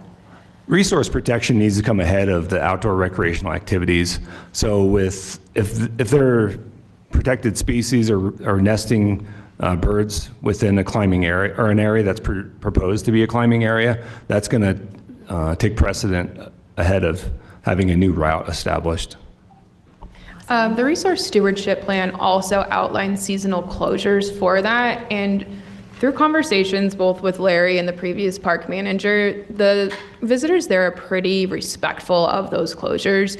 They haven't seen a whole bunch of issues of people breaking past a barrier in order to pursue a climbing route. So luckily, that's really good. And I think the park has also done a really fantastic job of forming relationships with the climbers in the community to ensure that that continues.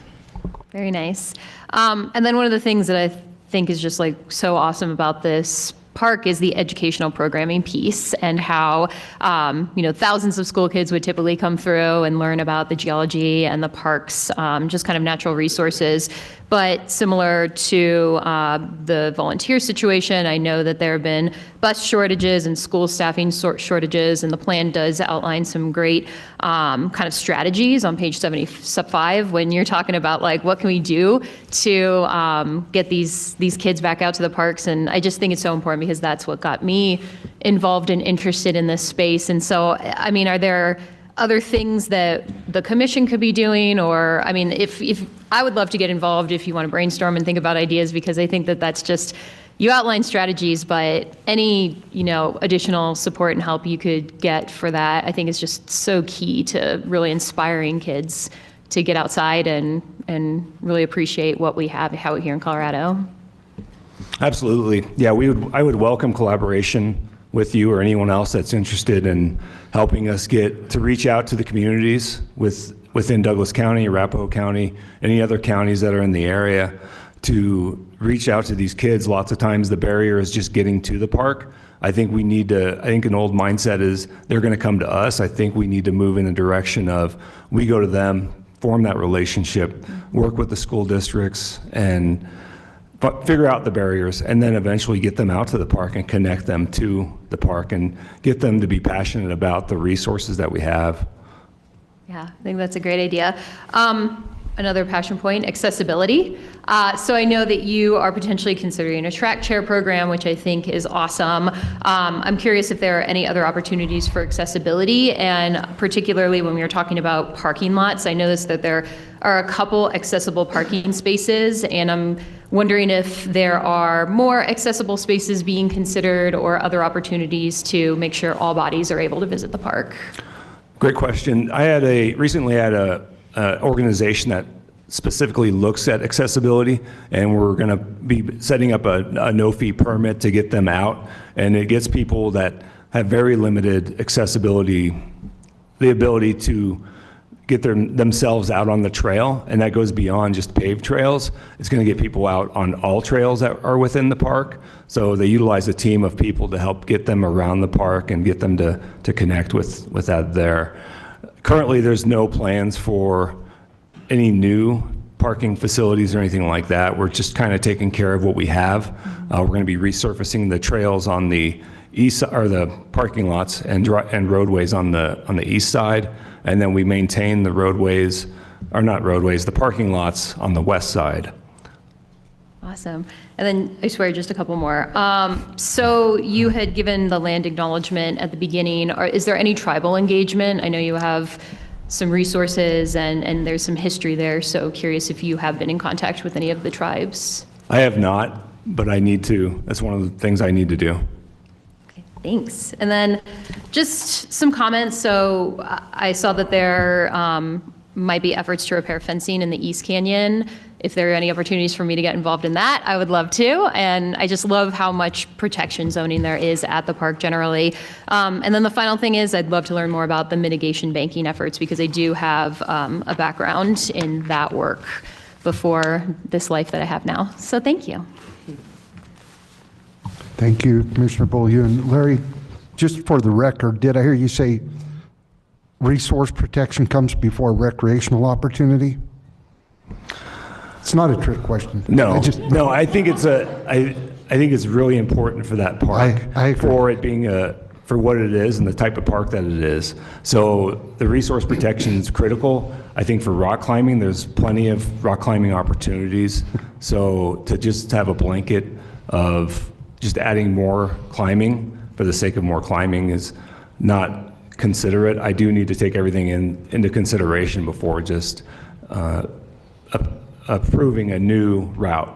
And the gentleman I work with, Michael Carrington, does a really good job of thinking it through. He's not sending me a large number of applications for new routes either. He's doing a really good job of maintaining and replacement of fixed hardware that's already existing within the park. Thank you very much. Commissioner Dutchson. Thank you, Chair May. And thank you guys for your presentation. Well, I'll just hit the things that jumped out at me. The Lost Canyon acquisition, I see Adrian Varney sitting back there. I sit one of CPW's representatives to the GOCO board. I think that was a great acquisition. And so I really would like to coordinate with, I guess, the city of Castle Rock. They ended up with an incredible resource that I really think should be pretty strictly protected, just because there's endangered species habitat, there's prehistoric human sites for people we don't even have names for, before the ones you gave credit to as being there first. And so anyway, everything we can do to make sure they take good care of that, I think would be helpful. In your presentation, you mentioned dark skies. I think it said support dark skies. And I have had the experience, it was quite a few years ago now, but I lay in your parking lot during the Perseid meteor shower because it was the darkest spot I could find close to Denver. And so it's another, it's amazing to me how many kids never see the stars. Or they see like 3 stars, and they're completely ignorant about what the world is out there because they live in a light pollution zone. So I would like to encourage actually becoming dark sky certified. I know Jackson Lake, some of our parks have got there, and you'll be an oasis in a sea of light. So I think that would be really cool. This is completely against my own interests, and I'm glad my dog is not here to hear me say this. But you guys allow dogs. The dogs have a disproportionate impact. There's science that says humans on a trail drive the wildlife so far from the trail. Put a dog on the trail and you drove them even further. And so I think that's something that should be looked at, because with the population pressures and our love of dogs, which I share, it's easy to let that get out of control. And then just the last thing is, is just sort of, I guess I would call it the ethic as you develop your management plan. I grew up on that side of town. Commissioner Haskett and I went to school across from Cherry Creek. I worked at Chatfield. I worked at Roxborough, Golden Gate. Chatfield and Cherry Creek are unrecognizable to me, and I think recreation took priority over resource protection in those parks. I'll just be direct. Roxborough still feels like it did in 1980, maybe a little bit. I mean, it's a lot more crowded. There's a lot of stuff out there, but your park is so special. I hope you pursue more a Roxborough style park than another Cherry Creek or Chatfield. I mean, not to knock those, they have their role, but there's a lot of that, and there's less and less areas where people can appreciate nature as nature and not nature as a place to rip through on a jet ski or something. So anyway, that's my hope as you go through this process. Thank you, Commissioner Touchin. Commissioner Robinson. It's just been that kind of day. Thank you so much. And I too, along with the other commissioners, want to say thank you. I remember the last time I was in this park, it's a stone's throw away from my home. And so this is one of the parks we frequent. And the last time we were there, my wife and I said, this is a park that reminds you every time that why Colorado is special and why Colorado is unique. And I think that the Commissioner touched on the uniqueness of this park, but I think I would say that I actually appreciate, I live across the street from Chatfield. I live literally a walk away from Roxborough. And I would say I actually love those parks and think that they are amazing for what they are and who they are and what they do. And that's what's cool about our state parks is that everyone is unique. Different flavor for different folks. And so, I would just add that I think that you all have a magnificent plan here. And I think that the stewardship of the park and of the resources is clear, that we have the right people in charge, because you all have thought very carefully about how to manage that process well, and even hearing about how you are maintaining the recreation and the rock climbing. We used to rock climb. We probably should get back into it, but maintaining that, but making sure that there's a even balance is really key. So I just wanted to say kudos and thank you for all the work that you've done. Thank you, Commissioner Robinson. Katie, I think we have a comment. Any other commissioners with comments or questions, please go ahead and queue in. We'll get them after the first comment. Yes, thank you, Chair May. I'm Katie Lancer, Policy and Planning Supervisor. We do have one virtual public comment this morning for this item. So if we could work on getting Ryan pulled up, please. Ryan, looks like you're there, so go ahead when you're ready. Excellent, thank you. And thanks, Commission Chair May. It is such a pleasure to see Castlewood Canyon State Park being talked about today. It's got a really special place in my heart, as obviously it does to so many of you. It was one of two Colorado state parks that I had the pleasure of building trails in as an AmeriCorps member working for the Mile High Youth Corps a long time ago at this point, but it was great. My crew was responsible for building the trails on the east end of the park. Actually, we cut that trail and helped open that up for hiking, for better or worse for some of the resources, but it was good. And I remember that time fondly, working down on the canyon there. And since that time, I visited the park several times to hike and climb on that really interesting conglomerate rock. And it's been a while since I've climbed there, but I do remember some of those fixed anchor bolts being a bit sketchy, needing replacement. Hopefully that's been done by now. And on that note, I'm so glad that the park is prioritizing wildlife habitat while still making it possible to climb there. Obviously, wildlife need protection and a place to live, and it's that takes priority to me over climbing personally. The other resource issue that I read in the draft plan was a desire to improve fencing to keep trespassing cattle out of the park, and importantly, those areas along the creek. Where when I was working there, and actually one of the times I was recreating there, I have seen down in there, and it's damaging the riparian habitat and impacting water quality and the user experience. So I'm glad to see that that's in the plan and being considered. Okay. It's a really unique place, and I'm so happy to see that you're also, really focusing on boosting interpretation, education, and volunteer programs. It's really, really important to get kids out there and experience that world. So thank you all so much for being there, doing the work you're doing, and I hope the commission will continue to give them the resources they need and consider them for expansion. Thank you so much. Thank you. That concludes public comment on this item. Okay, I don't see any other comment. Oh, Commissioner Beaulieu, I'm sorry. Oh, go ahead. Oh, Director Davis. Okay. Thank you, Mr. Chair. I had the opportunity, I have not spent enough time in this particular park, but I spent a little bit of time and it is phenomenal. It's like everything in Colorado. We talk about the natural beauty. You're traveling on a road, you go around a bend and there's some other new, unique, beautiful part of nature. And you've heard me say this time and time again, and I'll keep saying it until I'm dead,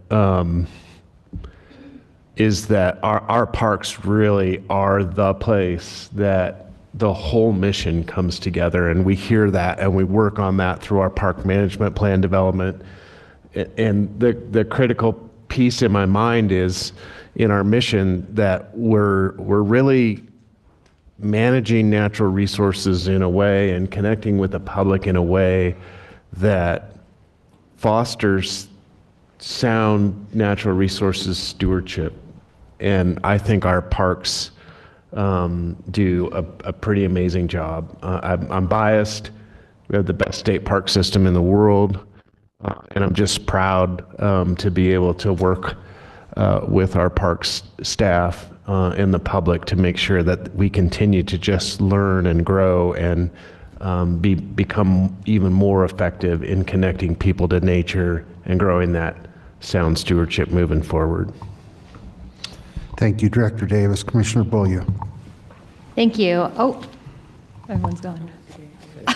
Oh, sorry. I didn't see where you were sitting. I had completely missed. Sorry, that was me. I missed this point when I was rambling. So my understanding is the East Canyon used to be named the East Canyon Natural Area. And so I'm just curious about that name change and whether we might consider changing the name back. I'm not as familiar with the name change, but I'm open to naming it so it represents what it truly is as a protected area within the park. Okay. So. Awesome. Okay, anything else? If not, we'll conclude this item, and we're scheduled for a break, so we'll break now until 10:15. We'll go into recess. Thank you.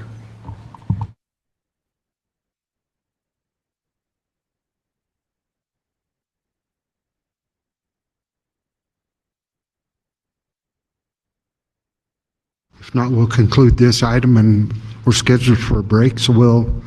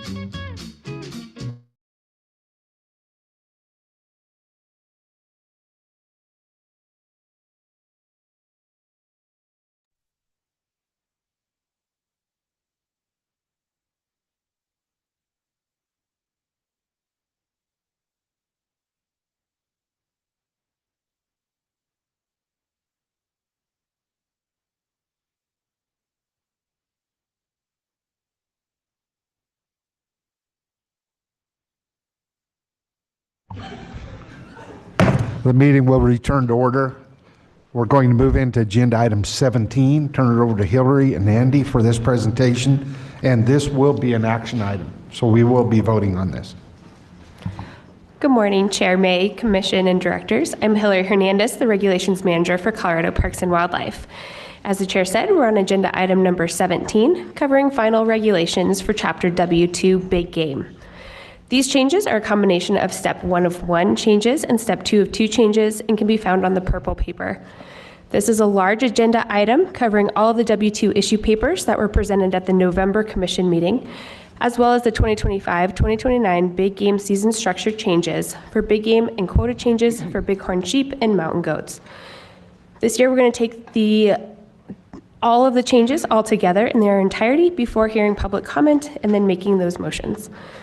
Since we'll take all the changes together, we're actually going to start with the species-specific changes, then move to the statewide changes, which is a little out of order of how they're presented on the agenda. So we're going to go ahead and start with deer. The first change can be found on pages 58 and 59 and 64 and creates a first rifle antler deer season in Data Analysis Unit DAU D3 in Jackson County. Hillary, could I interrupt you 1 second? Commissioner Robinson? Sorry, before you get started, I just want to note, since it's such a large agenda item, do you want us to ask questions about the specific species after you talk about the species, or do you want us to wait till the end? So I think if we can just get through all of it first, and then we can just take all of them all together at the end. That sounds good. Thank you, ma'am. All right, so we'll go ahead and move on to that second change, which can be found on pages 46, 51, and 55.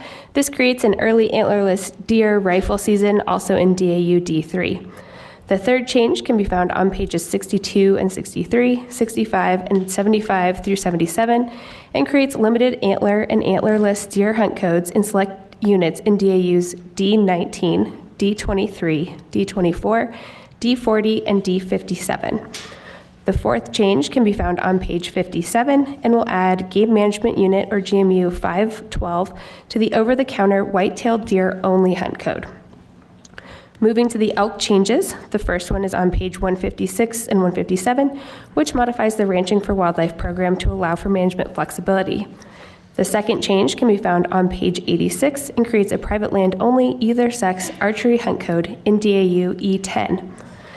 The third change can be found on pages 121 and 122 and removes the late antlerless elk seasons in DAU E13. The fourth change can be found on pages 6, 83, and 86 and will create private land only archery hunt codes for limited archery elk DAUs where the over-the-counter archery licenses are valid on private land. The fifth change can be found on page 85 and converts the limited bull archery hunt code to a limited either sex hunt code in DAU E16. The sixth change can be found on page 6 and modifies the List B antlerless elk licenses to be List A in the Northwest elk DAUs that are below the population objectives. The seventh change can be found on page 124 and creates a limited local drawing for the hunt participation in Baca National Wildlife Refuge. The eighth change can be found on pages 101 and 107 and combines antlerless elk license hunt codes in GMUs 68 and 681. We have one pronghorn change that can be found on page 132 and creates a second rifle season hunt code in DAU PH1. Moving to the moose changes, the first change is found on pages 138 through 146 and creates late cow moose seasons in DAUs M1, M3, M6, and M14. The second change can be found on pages 138 and 149 and creates wilderness-only hunt codes in DAU M2. The third change can be found on page 144 and splits the cow moose hunt codes under GMU 44 into different hunt codes for units 44 and 45. The fourth change can be found on pages 144 and 146 and creates a regular rifle season for cow moose in DAU M5. Continuing to bighorn sheep changes, the first change is found on page 22 and creates a bighorn ram hunt in DAU S80. The second change can be found on page 17 and creates a U license in DAU S22. There's one change for bear that can be found on page 45 and modifies the geographic boundaries for the hunt code BE084P5R to target bear harvest on private land with the highest potential for human-bear conflicts. We'll now move back to the top of the agenda and review our statewide changes. One of the statewide changes removes the ability to take coyotes by a hunter with an unfilled big game license. This change is covered in both chapters W2 and W3 and can be found on pages 11 and 169. There are also a number of changes to implement the 2025-2029 big game season structure policy that was previously approved by the Commission in June of 2024. As part of those changes, the archery over-the-counter licenses west of I-25 and GMU 140 will be limited to residents only. In order to provide some limited opportunity to non-residents, new non-resident only licenses with the letter V as in Victor have been created. The changes to the hunt code lettering can be found in both chapters W2 and W0, and specifically on pages 84 through 86 and page 172. In addition, the season dates have been changed to reflect the new 2025-2029 big game season structure dates. And the final change is the season dates and quota for big game or bighorn sheep and mountain goats. And at this time, I'll turn it over to Andy Holland for more information.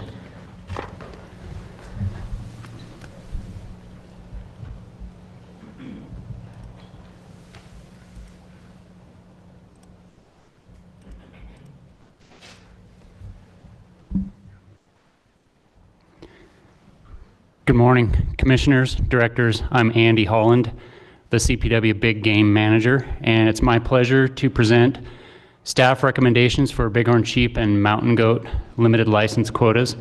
And I very much appreciate you remaining for my annual State of the Herds address. We're providing license recommendations at 3 scales. The finest resolution is the Chapter 2 regulations that Hillary's presenting, that has the limited license quota for each hunt code. We also provided summary tables that has license recommendations by herd and game management unit, and those also contain the biological considerations for each herd to justify the limited license quotas. And then finally, I'm presenting a statewide summary that allows it to be more of a verbal presentation. There's a few things that I want you to take away from today's presentation. First of all, big game hunting is highly regulated in Colorado, and especially for these species, bighorn sheep and mountain goat. Hunting is critical for managing these species within the capability of their habitat, and as you'll hear later, to reduce and minimize disease events within these herds. And finally, a significant amount of funding and the horsepower for conservation comes from hunters themselves and conservation organizations that are made up of hunters. For both sheep and mountain goat, we have a mandatory reporting and physical inspection requirement, and that allows us to get pretty valuable information from the hunters, such as age of harvested animals, which we use as our metrics for our herd management plans, genetic samples, disease samples, and then animal reports and sightings. And with that, I'll move into the state animal, the Rocky Mountain bighorn sheep. These are our license recommendations. We're recommending a reduction of 14 licenses for 2025. That takes us from 321 to 307 total licenses. For ram licenses, we're recommending a reduction of 10 from 235 to 225. And for ewe licenses, we're recommending a reduction of 4 from 86 to 82.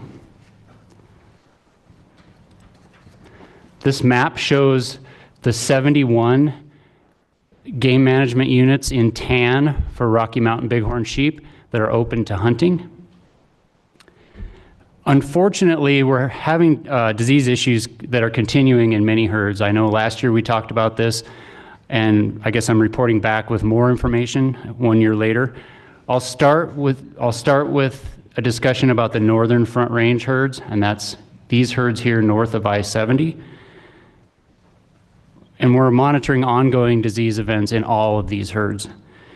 In Georgetown, in S32 Georgetown, S37 St. Vrain, S57 Big Thompson Canyon, and S58 Lower Poudre Canyon, We're observing all age mortality events in all of those herds, and that means that lambs, ewes, and rams are dying, and with no lambs surviving to 1 year of age the last couple years. So of course that's a pretty dire situation.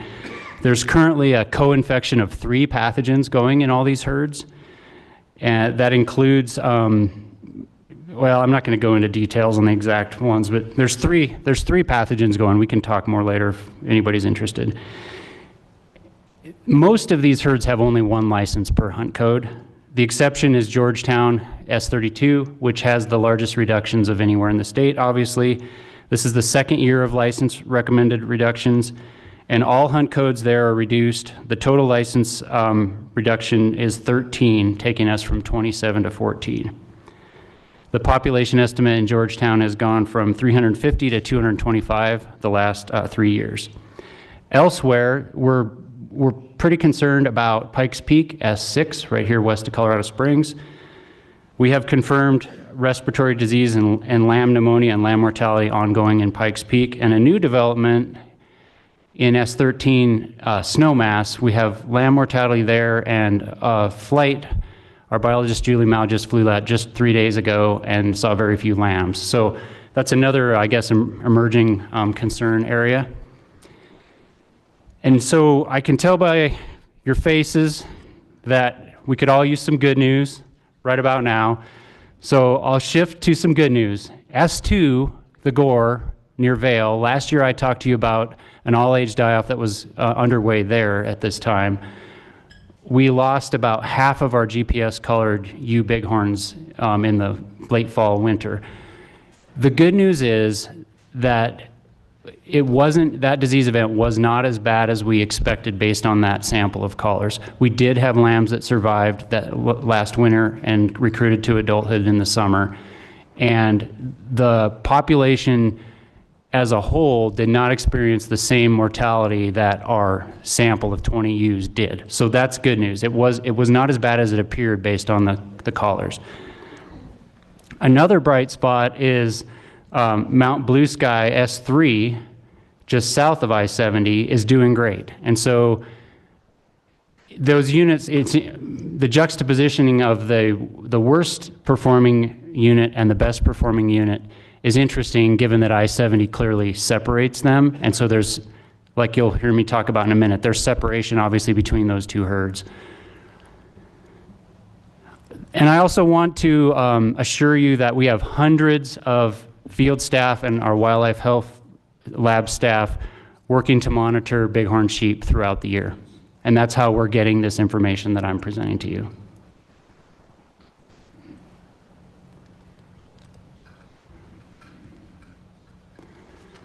Moving on to the population estimates, you can see the last, the recent history of bighorn sheep population estimates.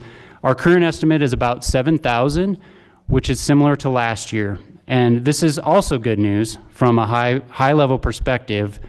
Our Rocky Mountain bighorn sheep population estimate has hovered around 7,000 for about 30 years.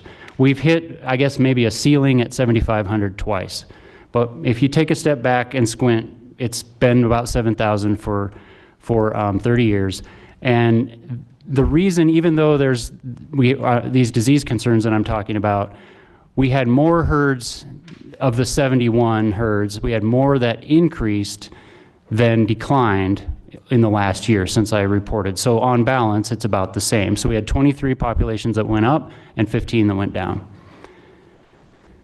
This period in this graph in the late 70s and 80s was a period of translocations. We did about 150 transplants, transplanting over 2,500 animals, and about over half of our herds, our current herds, are the result of those translocation efforts. And we continue to do transplants, but we're down on the order of more like 1 or 2 a year, because there's very few areas remaining that have both suitable habitat and there's no domestic sheep or goats nearby. And maintaining separation between wild sheep and domestic sheep is important to maintain healthy wild sheep. The contact between domestic sheep and bighorn sheep increases the probability of respiratory disease outbreaks in bighorn sheep.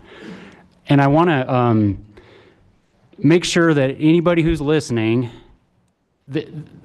knows that this is one area that hunters and the public, anybody who's out hiking or recreating or driving around even, this is one area that they can help. If you see wild sheep in proximity or nearby to domestic sheep and goats, call CPW immediately, because we have a strategy of trying to maintain separation between wild sheep and domestic sheep.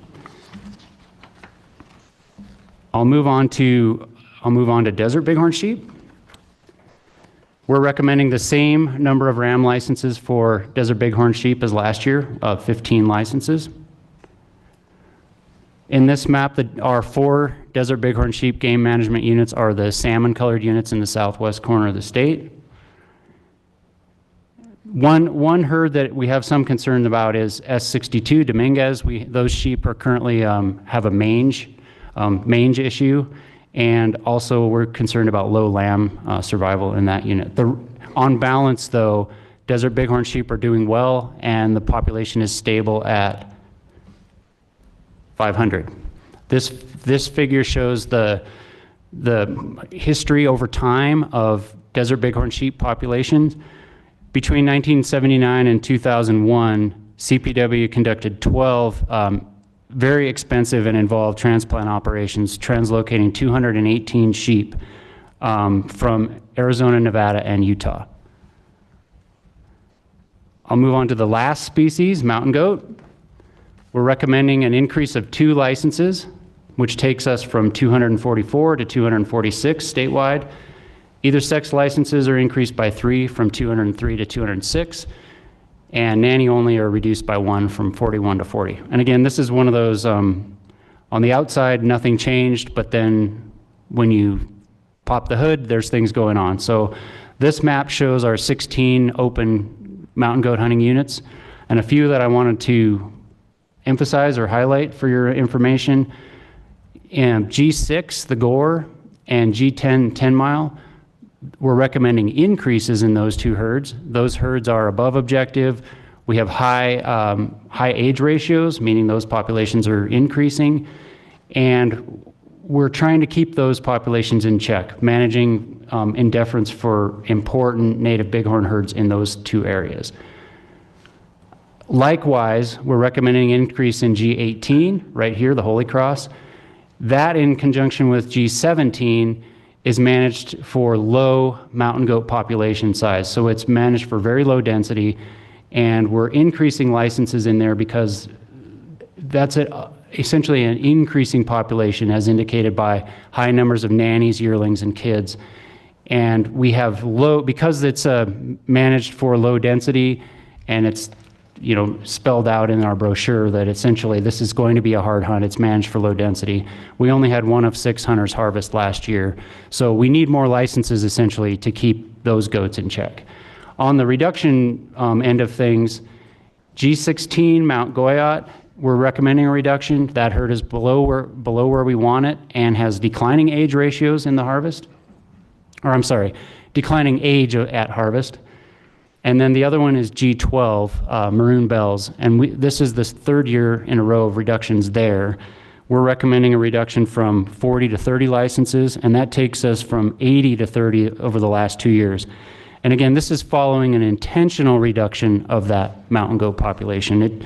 It took us about a decade to get that herd, I guess, under wraps and to get it where we want it. And now that we have it where we want it, the hunters have done the job, and now we're backing off. So it's not a bad thing that we're backing off. The herd is doing fine. It's just where we want it. And my final slide, this is our mountain goat population estimates. Mountain goats were transplanted into Colorado initially in 1948, and you can see they peaked at nearly 2,000 in 2005. And then there was about a 10 or 15 year period where we were intentionally reducing goat populations. And that is to reduce competition with high priority bighorn sheep and to minimize damage to sensitive alpine plants. The current population estimate is 1,500, and I think mountain goats are a good example of using hunters to manage not only wildlife population sizes, but habitat, protect habitat as well. And with that, I can take any questions, and I guess we're going to do questions for everything for both of us. So Hillary will take the questions. Commissioner Touchton. Thanks, Chair May, and thank you both for your presentation. Well, Andy, I hope this is an easy question, but it's a quick one first, and then I have probably a more difficult one.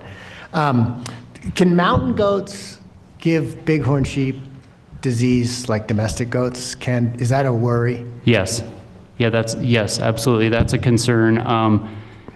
In addition to forage competition, if mountain goats become overabundant, they can impact, alpine plant communities, but they also can transmit pathogens to bighorn sheep. For a long time, we weren't as sure about that, but Nevada's done some interesting work looking at co-disease events in bighorn sheep and mountain goats in the Ruby Mountains at the same time, and they culled animals and tested those, and they both were dying of the same strain of Mycoplasma ovipneumonia. So they pretty much documented the smoking gun, if you will, that they were both in a disease event at the same time from the same exact strain.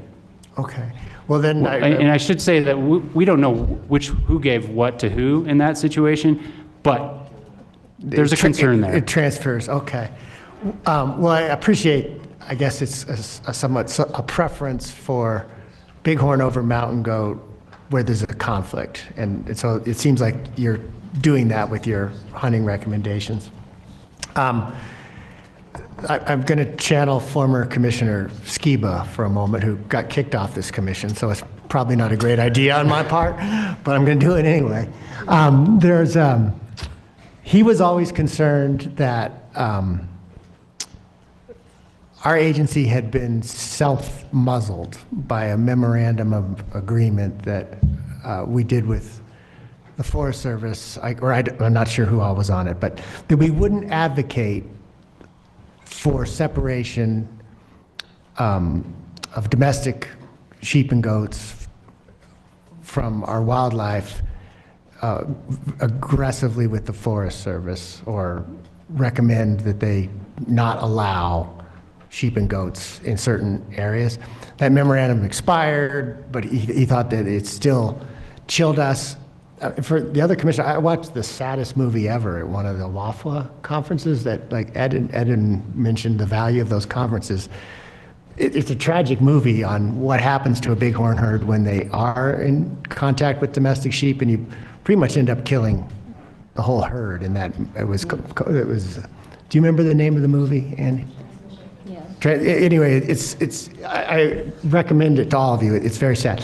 But I would, if you want a real downer. But my question is, are we in a place where we can advocate effectively for separation, because it seems so vital to preserving the bighorn? Yeah, you're correct. That MOU expired, and I do think we have much more flexibility in our commenting, in our land use commenting. It still comes down to primarily federal land management agencies are the decision authority on those. So, I mean, but I think the root of your question is, I think we have much more flexibility now than we used to. In how we comment. And everyone is a case-by-case basis. Obviously, there's a ton of factors at play between which herd and which allotment and where it is, and there's a lot of things to consider. But yes, the short answer is yes. Okay, thanks. And the last one, I appreciate the removal of you can shoot a coyote with an unfilled big game license. That struck some people the wrong way. I think it was like the coyote was a consolation prize. But my question is for the people who are concerned about increasing coyote harvest. I think that's a nice change, but largely cosmetic. And I just wanted to run this by you, that most hunters will buy a small game license as their qualifying license. So if they desired to shoot a coyote, they can still shoot a coyote. And it always struck me as extremely unlikely, because you paid $800 to hunt elk why would you ruin a good elk hunt by shooting a coyote? But anyway, it seems like a change that won't have any real world impact. Yeah, so a large percentage of our hunters do buy that qualifying license that includes that small game that would allow them to take those. So it shouldn't be that large of an impact. Okay, thank you. Okay. Commissioner Reading. Thank you, Chair May. Yeah, I'm, as you are, very concerned about the bighorn sheep population, and Commissioner touched on this. I'm wondering what else besides the hunting we're doing to mitigate this problem. Are we helping sheep herders with inoculations? Are we doing anything else? Yeah, thanks for that question, because there's a lot we're doing, and I glossed over it by just saying we have hundreds of staff working on this. So the first thing is land use commenting, and like based on the previous question from Commissioner Touchton, we're doing a lot of population inventory, which is ongoing right now, to monitor herds. We have research projects in place. We have a wildlife health group that's looking at backtracking all the different pathogens and strains over time to kind of piece together these pictures of when a new pathogen pops on scene. Sometimes they result in all age die-offs and decades of no lamb recruitment, and sometimes lamb recruitment goes down and comes back up, and so then there's, like I mentioned, there's multiple pathogens happening at once in some herds, which of course is like a triple whammy for that group. The harvest management to reduce density to help keep disease from spreading between the wild herds. Let's see, what else are we doing? What's that? Yeah, and that has definitely important for migration. We're trying to maintain migration corridors so that we don't end up with disconjunct winter and summer ranges. We're doing habitat improvement projects. Our auction and raffle program funds a lot of our on-the-ground habitat work, and we'll do, generally it's winter range, but bighorn sheep do much better at avoiding predators if they can see, and if we treat habitats by prescribed fire or mechanical thinning adjacent to escape terrain, then they can move out of the rocks escape terrain and have more forage available, but still make it back to the escape terrain. And if it's too thick, they'll get nailed by a predator. So that's the really short version. I promise if I had some time, I could come up with a whole bunch more, but. Commissioner Robinson. Thank you. Great presentation. The question I have is, you mentioned having our constituents, the population, share if they know of sheep commingling with domestic sheep and all that. Is there a real mechanism to do that other than just calling the CPW office? Do we have a place where our constituency can share photos and or just locations of where they see animals?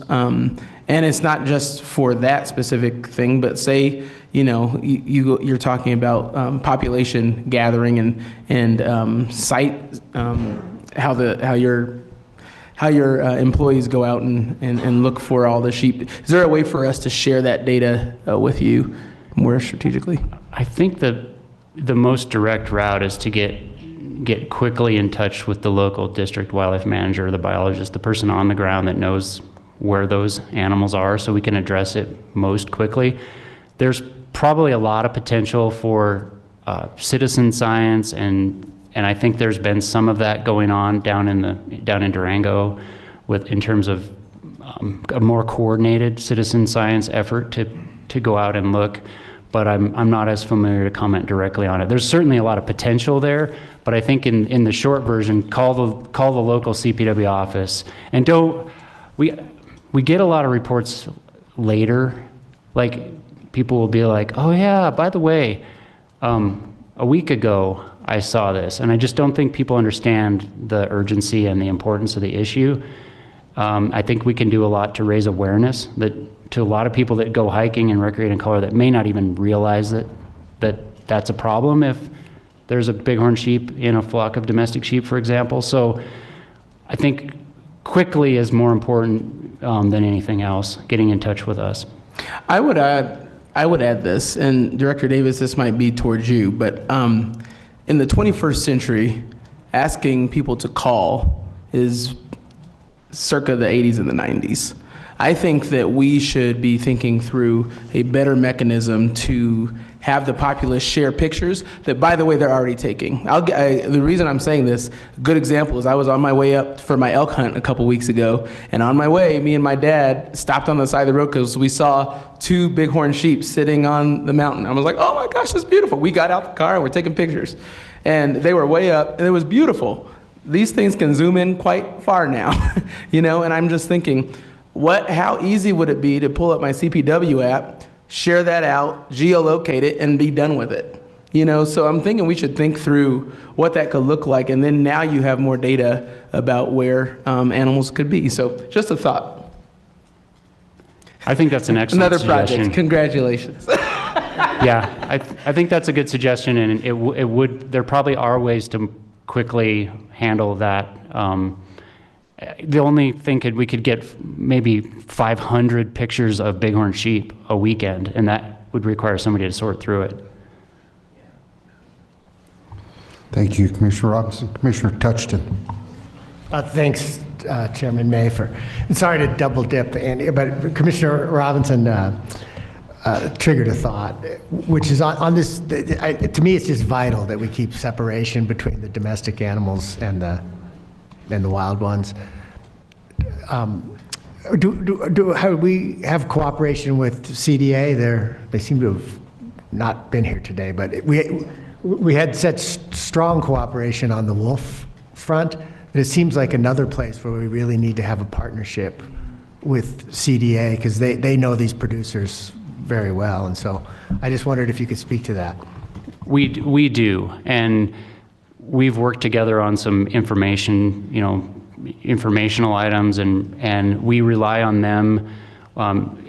We've talked about allotments, maybe on federal land, but one of the other concerns are small flocks, like small flock producers that may, like 4-H and that sort of program that those individuals may not understand that there's a risk if bighorns come down off the mountain and jump in their pen in their backyard, for example. And so we rely on CDA to help us get that sort of information out and educate those type of producers as well.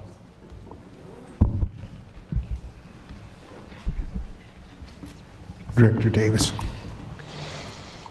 Commissioner Robinson, I just want to let you know how quickly CPW staff work. We actually, it's not to say this is the total functionality I'm interpreting that you have in your head as a person that knows a little bit about technology, but we do have a report a sighting on our website, and there's specific reports that you could submit for particular species. I'm not seeing bighorn sheep on there, so there's maybe an opportunity to add to that some additional species that we're sensitive to knowing more about sooner than later. But just wanted to make you aware we heard you and we did it.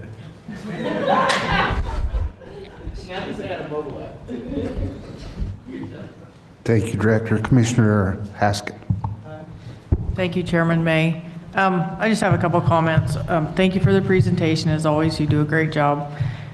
I want to make a comment about the producers. I believe the producers do all that they can. They vaccinate their animals. And I also want to comment that I think a lot of it is not just what's on the landscape from producers, it's recreation, it's habitat.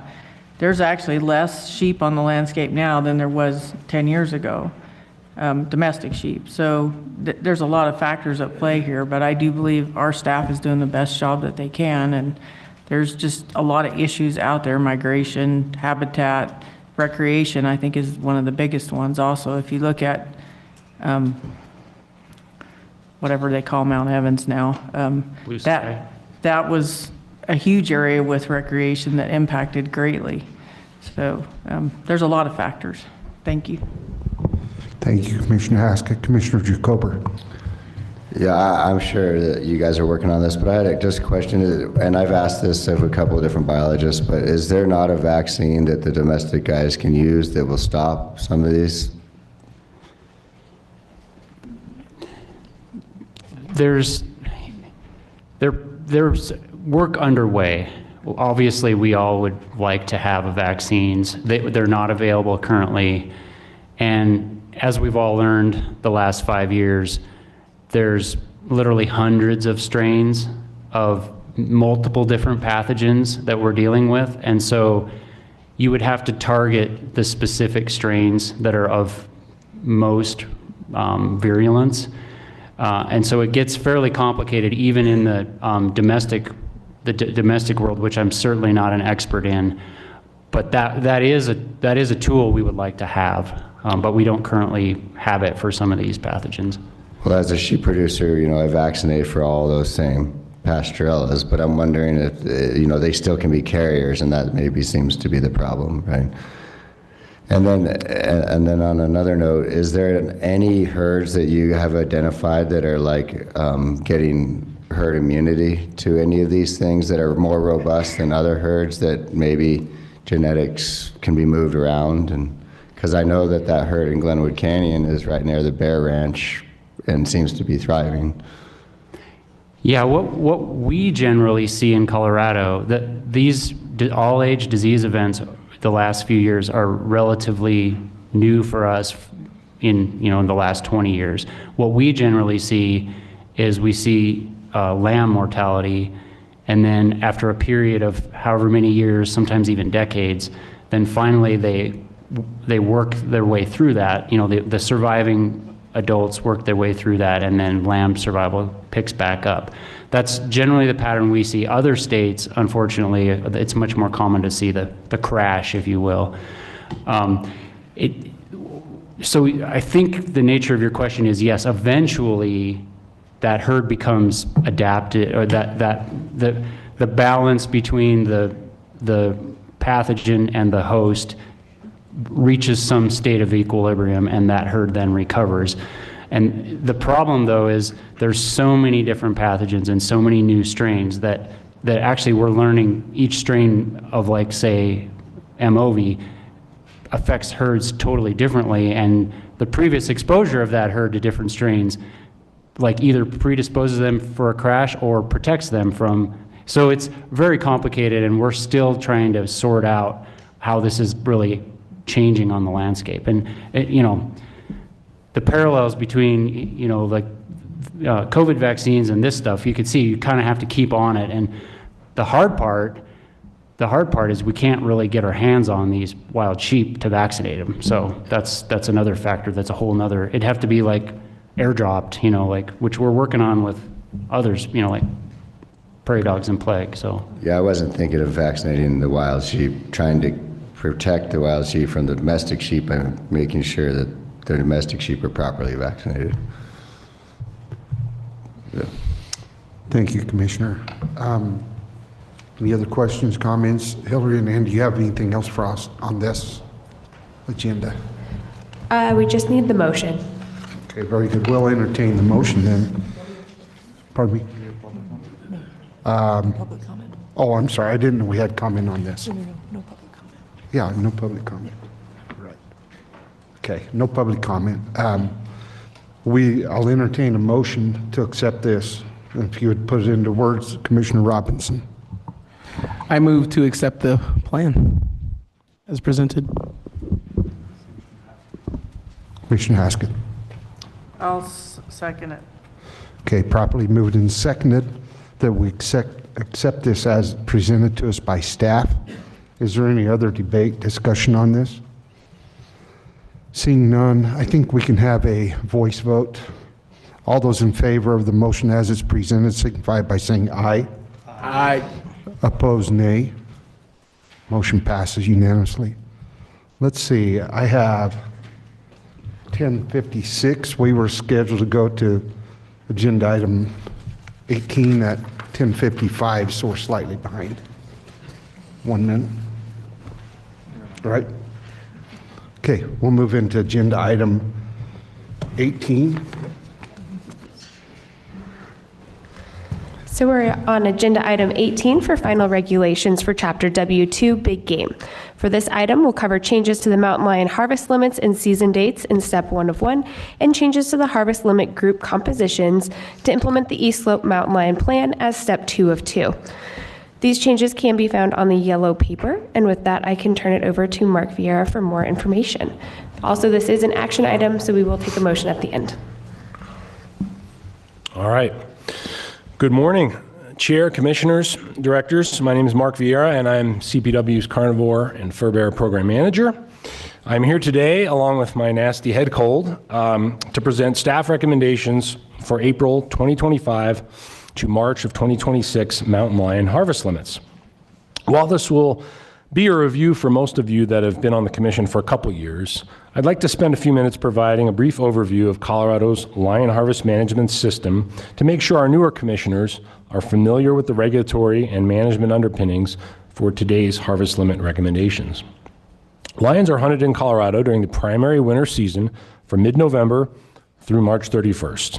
Additionally, while April seasons weren't open anywhere in the state last year, in specific units where harvest is below the management objectives and harvest limits set for the winter season, an additional lion season can be enacted in April. Lions may be harvested via encounter or spot and stalk methods, with hounds, and with the use of predator calls. Over 90% of the lions harvested in Colorado each year are taken with the aid of hounds. Hound hunting, as you've heard from me before, is an important tool we have in Colorado because it allows hunters to be selective in the gender of lions taken based on which tracks they choose to pursue in the snow and whether to harvest a lion when it is treed. States that hunt lions without the selectivity of hound hunting have much higher rates of female harvest because female lions exist in higher proportions in lion populations, and hunters in those states encounter them opportunistically with a much higher likelihood of taking a female on the landscape. Colorado also requires hunters to be present at the time and place that any hounds are released on the track of a lion, as well as continuously participating in the hunt until it ends. All harvested lion meat must be made suitable for human consumption, and heads and hides must be presented in person by the hunter for a mandatory inspection and sealing process at a CPW office within 5 days of taking the animal. A suite of data, including sex, the harvest unit, location, and a tooth for aging, are collected at this mandatory check. The hide is tagged with a physical seal and a unique number to allow legal possession after the check and for CPW record-keeping purposes. Lion licenses are unlimited in number and available over the counter for hunters that have successfully completed the mandatory CPW Lion Hunter Education and Identification course online.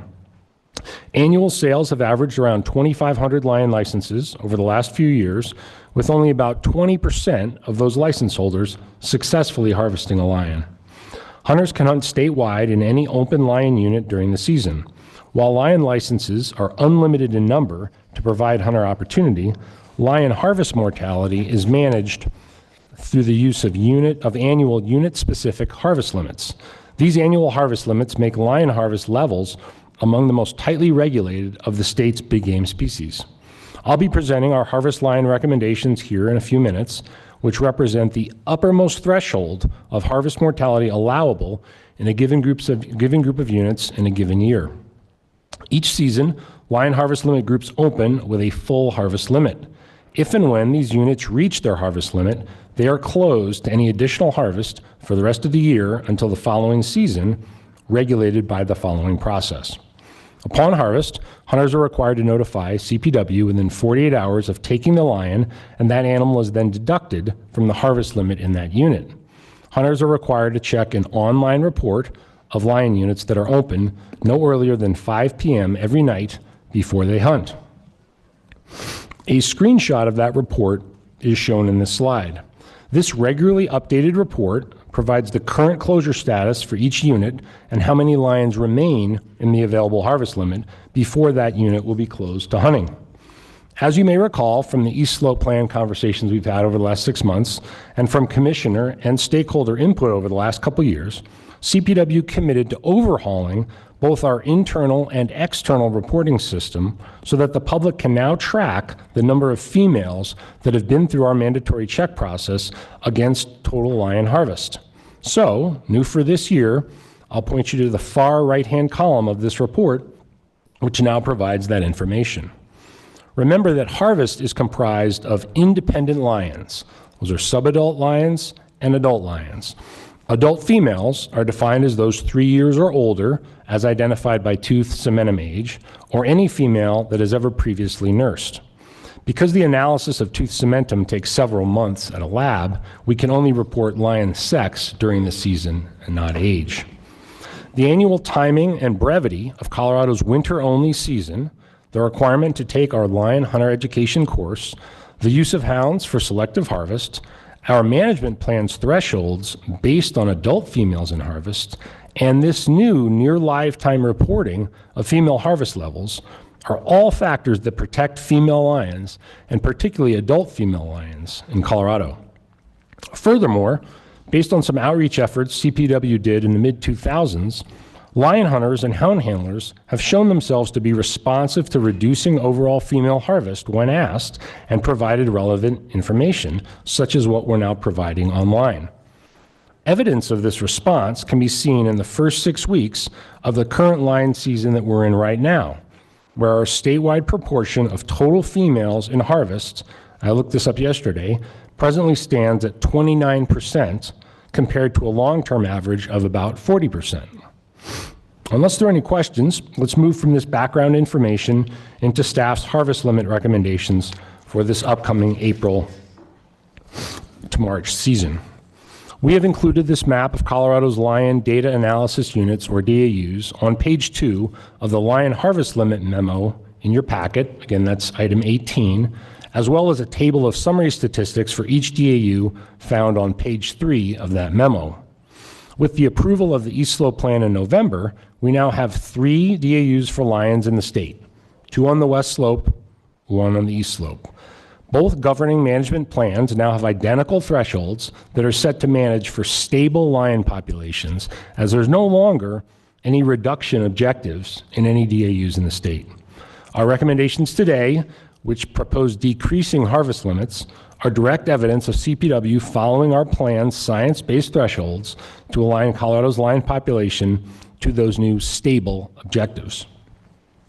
Referencing the table on page 3 of the memo, you will see both the current year's harvest limits and the upcoming April 2025 to March 2026 recommendations shown on the leftmost columns under harvest limits in that summary table. In that table, if you're looking at it moving from left to right, the spreadsheet also provides historic 3-year harvest and adult female composition in harvest data, as well as total human-caused mortality information. The last column shows the recommended status for an April of 2025 season. On the summary table, we provide statewide totals at the bottom for each column category, and you can see our 3-year harvest average sits at about 490 lions, and our 3-year total human-caused mortality average has been about 615 lions. The difference of this 125 lions between harvest and total human-caused mortality includes roadkills, conflict, and game damage removals. Based on a modeled statewide population projection, these harvest levels represent about an 11 to 13% harvest rate, which I would argue is broadly accepted as both conservative and sustainable, including by lion advocacy groups. Our data in Colorado continue to align with a strong, healthy statewide lion population. In this most recently concluded year, Colorado's 2023 to 2024 lion statewide harvest was 500 lions. You can see the history of lion harvest and total human-caused mortality on this graph. In blue, we've got the statewide harvest limits, and you can see the very last year with the dotted line is that proposed reduction we have going into this year. The yellow or orange line is total human-caused mortality, and then the bars represent harvest. Males in purple, females in that off-white. Staff is recommending a decrease for the 2025 season of 64 lions, taking the statewide harvest limits from 674 during this present year down about 10% to 610 lions next year. This includes a harvest limit decrease in 2 of our 3 DAUs. I'd now like to quickly review those DAU-specific recommendations. In the new LES DAU, staff recommends a reduction of 48 lions to implement year 1 of the East Slope Plan, which, as you may recall from my East Slope Lion Plan presentation in November, represents a cut of about 20% on the East Slope.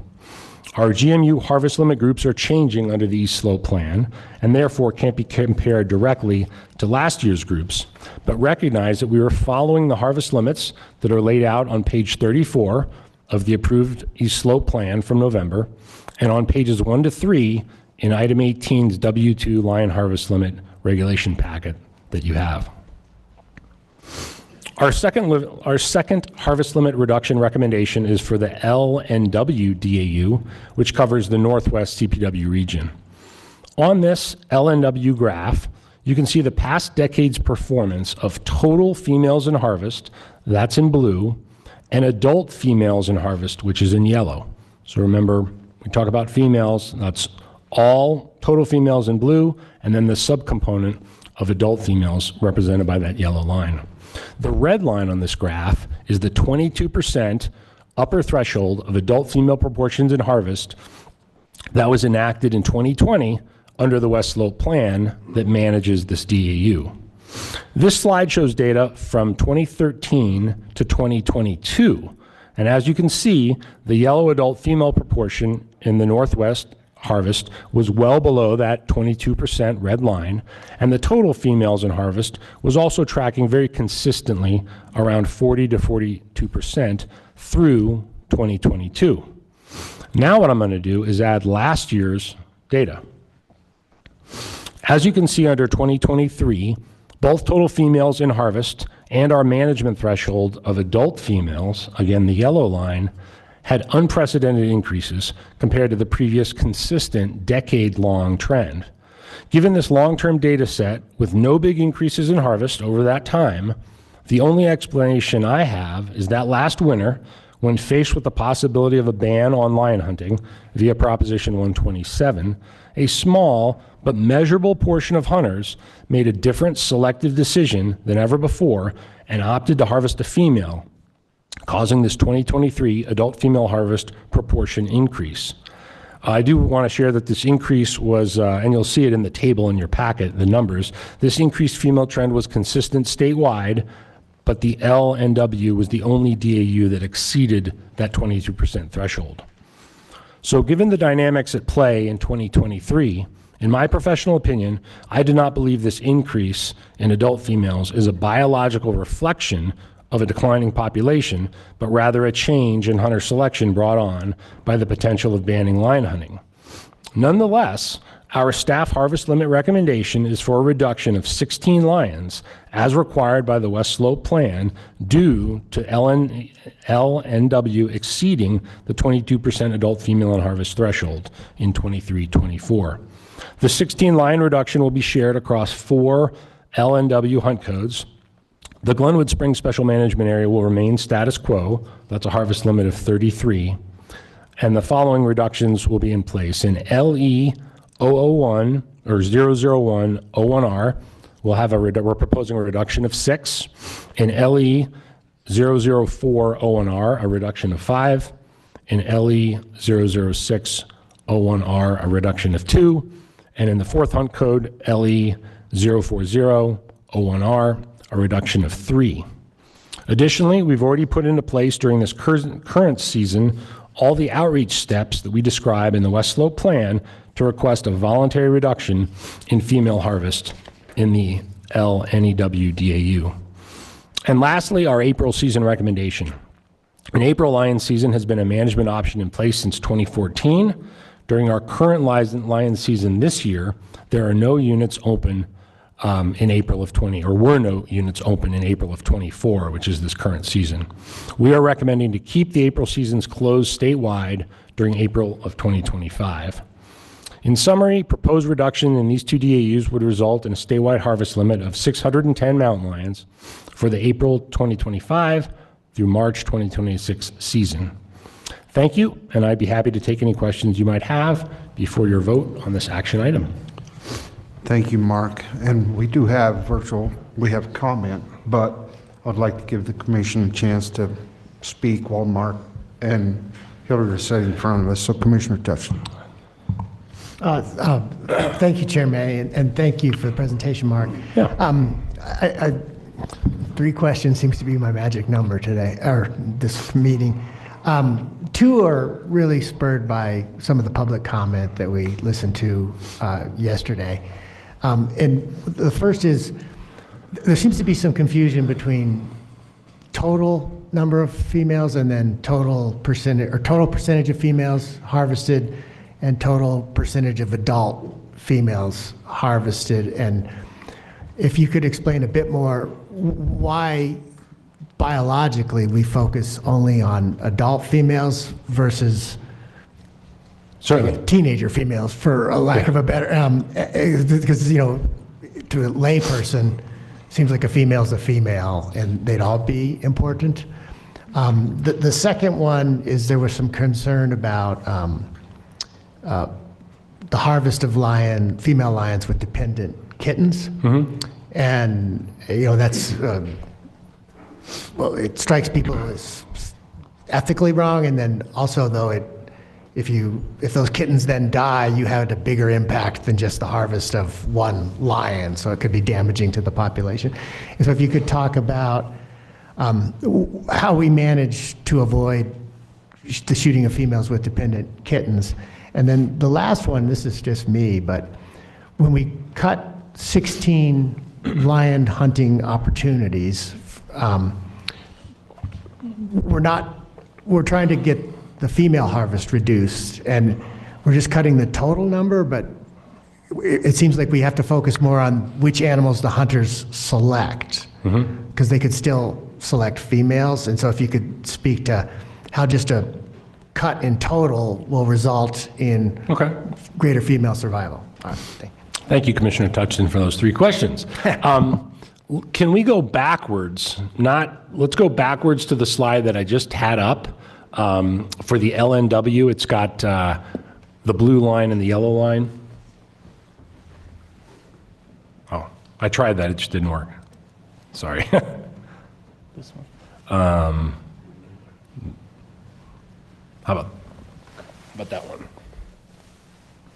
I just think that graph might help illustrate that question. And I did hear yesterday talk about how there was a policy, or that 47% total females on harvest last year was violating policy. Just take a big step back to our historic lion management plans before the West Slope plan in 2020.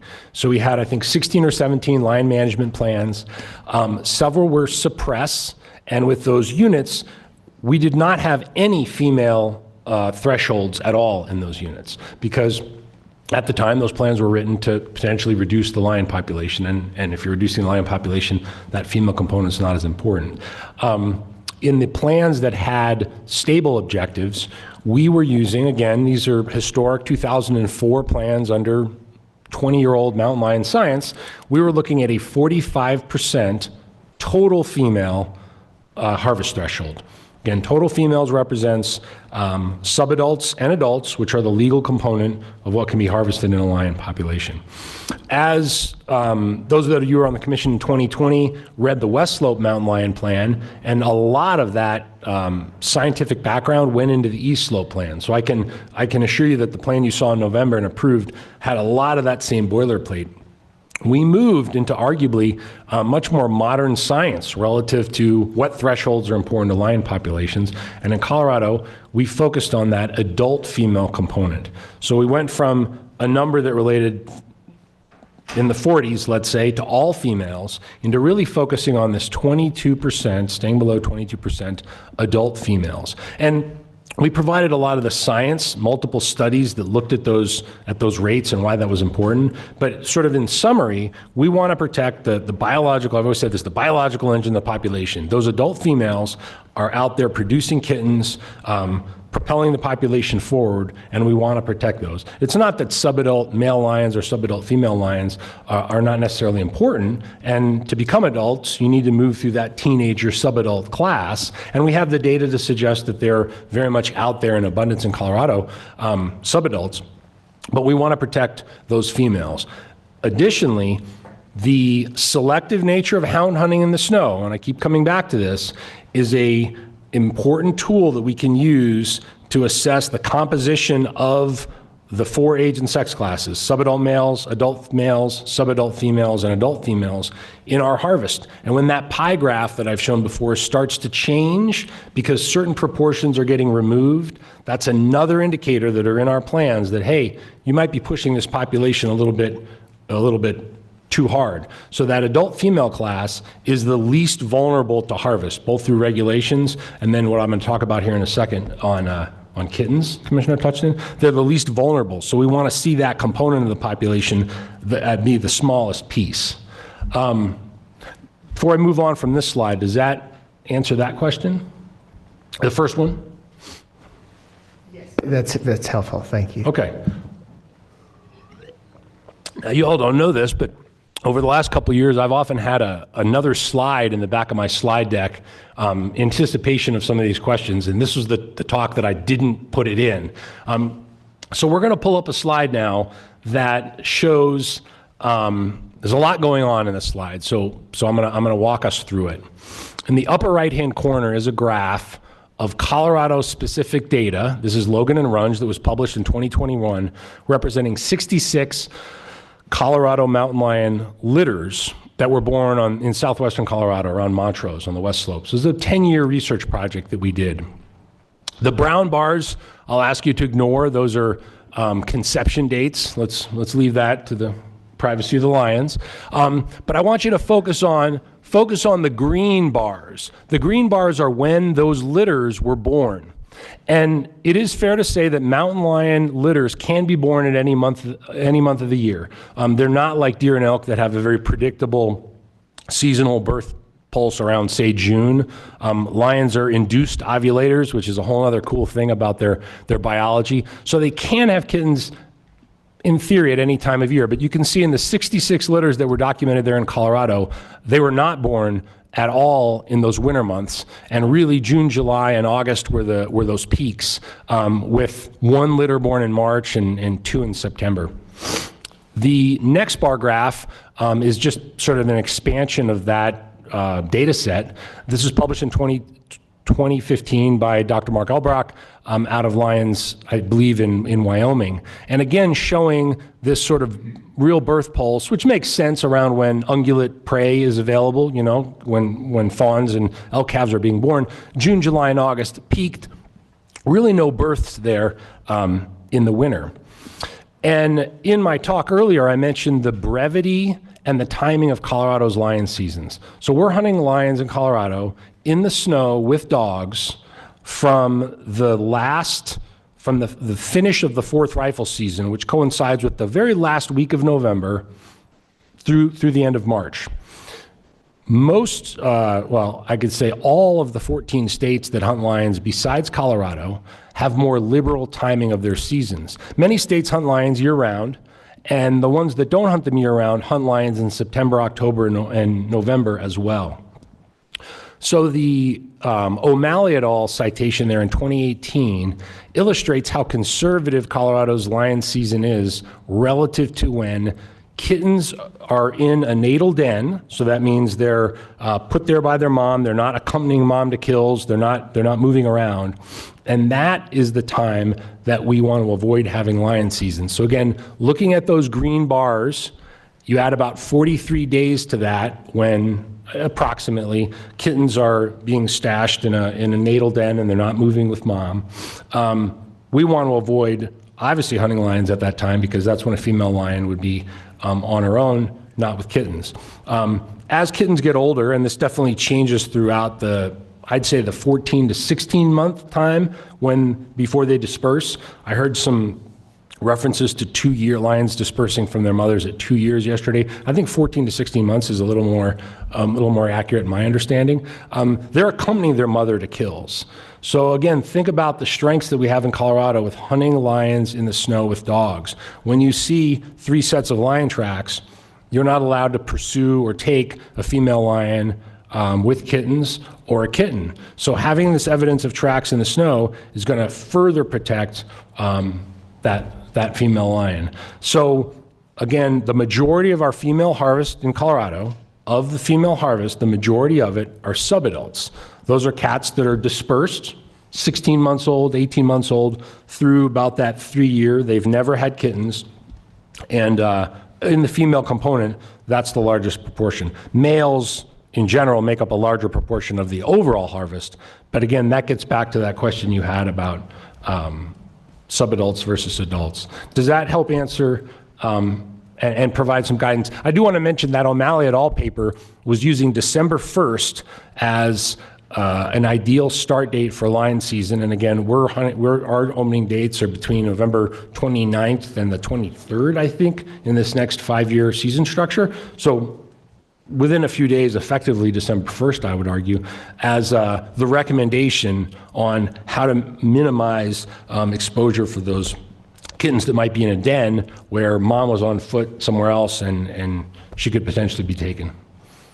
I've talked for so long, can you give me that third piece again? The third question. The third piece was, oh, sorry. The third question was, it's the staff recommendation to remove 16 licenses in the Northwest. Yep.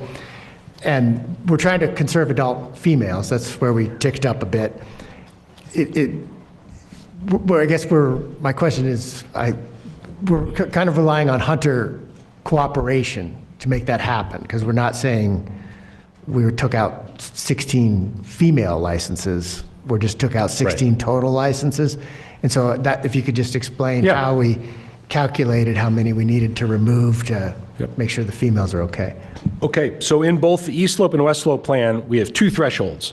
We don't want to have human-caused mortality of all lions go over a certain number, and harvest is a big portion of that, nor do we want to go over this 22% adult female. But our currency of lion management is harvest limits. That's our currency. That's what we're talking about today. So in those plans, it outlines numeric steps that we're going to take to cut our overall harvest limits, and a portion of those will be females, back to make sure that population is not tipping over. My professional opinion is that we didn't tip over in the Northwest, that we're seeing a change in hunter behavior based on information they had that was different last year than ever before. But we're taking steps as if we'd hit that biological tipping point to bring harvest limits down, and enacting what so far appears to be a very successful outreach to voluntarily ask hunters, lion hunters, United Houndsmen of Colorado, houndsmen's groups to voluntarily reduce female harvest. So kind of addressing it on both sides, but sticking to sort of the currency of lion management, which is an overall harvest limit. Thank you, Commissioner Tutchin. Commissioner Haskett. Thank you, Chairman May. Thank you, Mark. Great presentation. You always do a very thorough job on explaining all of this to us, and I appreciate that. First, I want to say that I agree with you that 2023 was an anomaly year, and I do believe that you're right. It was the fact that ballot initiative 127 was out there. It's illegal to kill females with kittens, and that's part of the reason why we have a class that people have to take a test. Is that right?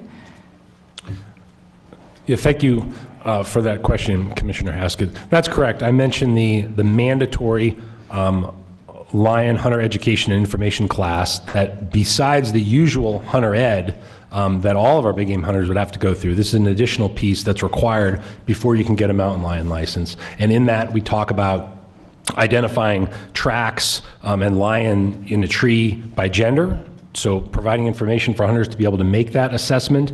We inform them of the regulations, and then they're expected to go in and pass that course to demonstrate proficiency in those factors. Okay, thank you. And I think I remember you saying in a previous presentation that some states don't use hounds, but the states that don't use hounds actually have a higher female harvest rate than we do, or showing states that use hounds, that hounds actually help prevent a higher harvest rate. Am I remembering that correctly? Yes, you are. I can use some really general numbers. Oregon and Washington are the two states that have lost the use of hounds. So we can look to them, and I think we did talk about this in November, for what their total female harvest looks like. Those states are just using deer and elk hunters, the ability to sell tens of thousands of lion licenses to hunters that are already on the landscape that are hunting deer and elk that might opportunistically harvest a lion. Those female harvest rates are in the 50, overall females in the 50%, sometimes getting as high as 60%. And I did want to kind of emphasize one thing that I don't know if folks are aware that mountain lions aren't on the landscape in a 50-50 proportion. Particularly in hunted lion populations, there are far more females on the landscape. That's how they regulate themselves, and with hunting, there's more females on the landscape. So if you were to be walking across the landscape without dogs, opportunistically encountering lions, much higher chances of coming across a female lion, and in those states, harvesting it. So to have, let's say, 66, I'm broadly speaking here, 66%, 2 to 1, 66% of your lion population is female, 33% is male. If we're able to get, as of yesterday, a 29% female component in harvest, that to me really demonstrates a very selective nature of hound hunting and decision making by folks in the field when they're encountering animals of those genders to make that decision. Thank you. And I have two comments, actually. I know a lot of lion hunters out there, and most of them will not harvest a female.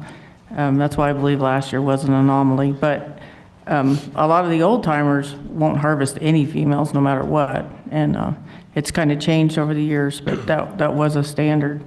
And Jay, I have a question for you. Actually, last year I believe that you went on a hunt with hounds, and you had a very favorable experience. Would you like to tell us about that? Sure. I went not on a consumptive hunt, so there was no killing. It was just I wanted to see what the experience was like, and I went out to help tranquilize a lion, to put a radio collar on it. And there are things that, well, I don't know if everyone's that interested in my personal reflections, but I'll give you just two really quick. The GPS collars, which are frequently criticized, have two functions that aren't brought up. One is to avoid trespassing on other people's land. Well-trained dogs can be brought back by us giving them a signal to the GPS collar, and if the lion that's being pursued goes on to property where the hunter doesn't have permission, he can retrieve his dogs with the GPS collar. So it has, I would call that a beneficial attribute. The other is dog safety. Sometimes the dogs get separated. You can't auditorily really figure out where the dogs all are because the sound bounces around canyons and stuff. So you can know if you've lost a dog from your group of dogs because you have your GPS collar. And the flip side, it does make the whole experience easier in a way because you wait till your dot stops and then you figure out how to hike to that location. But at least in this instance, it was still quite an exhausting hike. And so it wasn't a just get out of your truck and shoot a stationary animal. It was a very challenging hike the shot is still quite easy, but I'm sure that's not always the case. That was my summary. And the people who took me were, I should give them credit. They were, I found them very, they would be some of the saddest people on earth if we didn't have mountain lions. So they are as invested as I am in the continuation of the mountain lion population, even though we have not on the same page about killing them or eating them, but we're both very invested in that they still be there on the landscape. So I really appreciated those guys. Thanks very much, Commissioner Touchton. Commissioner Bailey. I'm not sure Commissioner Haskett was done with her comments.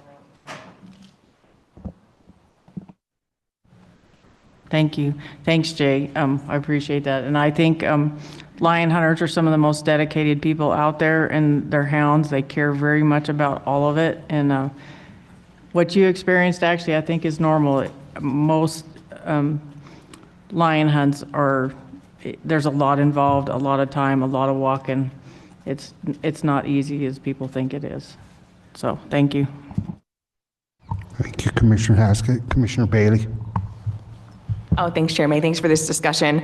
I think I'll wait till public comment for any other thoughts on that topic. But I really just wanted to say thanks so much for that last slide. I think it's sort of an excellent kind of response to the concerns raised in public comment that's informed by not only local data, but peer-reviewed data. And I might ask that you send that to us along with the citation, just so we have it for reference.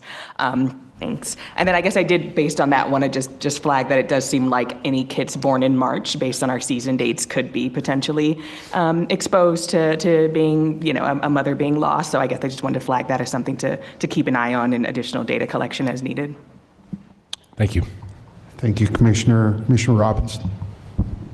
Thank you. I just wanted to first off thank Mark. I haven't had a presentation yet that you've done that I haven't learned a ton. And so I want to thank you. And if you ever decide to become a professor, let me know, because I'll sign up for that class. I think I really also like to thank Commissioner Touchton, because I think it's really, his experience is really important. And it really highlights what I see with hunters across the country, but specifically in our Colorado landscape, is that hunters are true conservationists, and hunters care about the animals in which we are hunting, but also just all of nature in general, probably more than anyone. And I will tell you that it's such a it's a cool thing to see whenever you have two people that have kind of different thoughts and processes about what conservation looks like coming together, and then understanding at the end of the day that their processes and thoughts are pretty much the same. It's really powerful.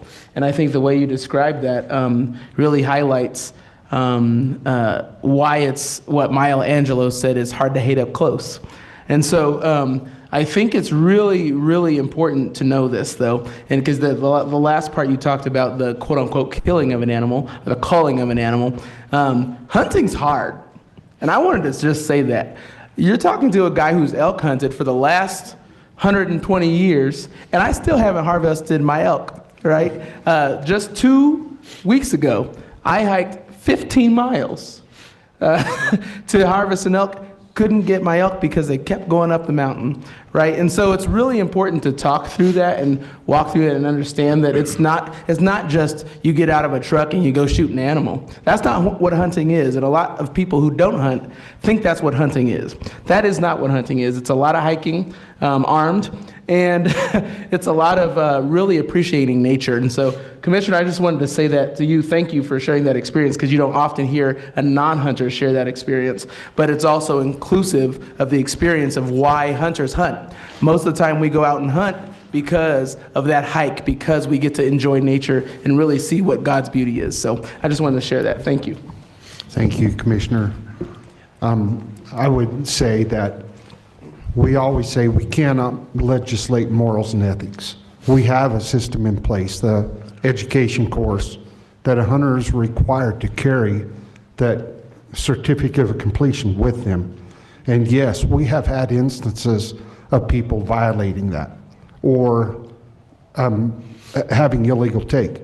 But the fact of the matter is, we have a system in place that punishes that. We enforce it. So I think, based especially on Mark's presentation, we are doing many things to protect that. I understand the comments we get, and I understand people's problems with it, but we have to have those morals and ethics in place. The houndsmen, the groups that are working on this, they're vested into protecting the things, and I fully believe if we didn't have that, we would have a higher percentage of females taken. So those are my comments. I understand all of this, and I think that Mark has done an admirable job of explaining it multiple times to us. This is the third meeting, I think, in a row that we've done it. Any other commissioners with comments? Otherwise, we'll go to our public comment. Turn it over to you, Katie.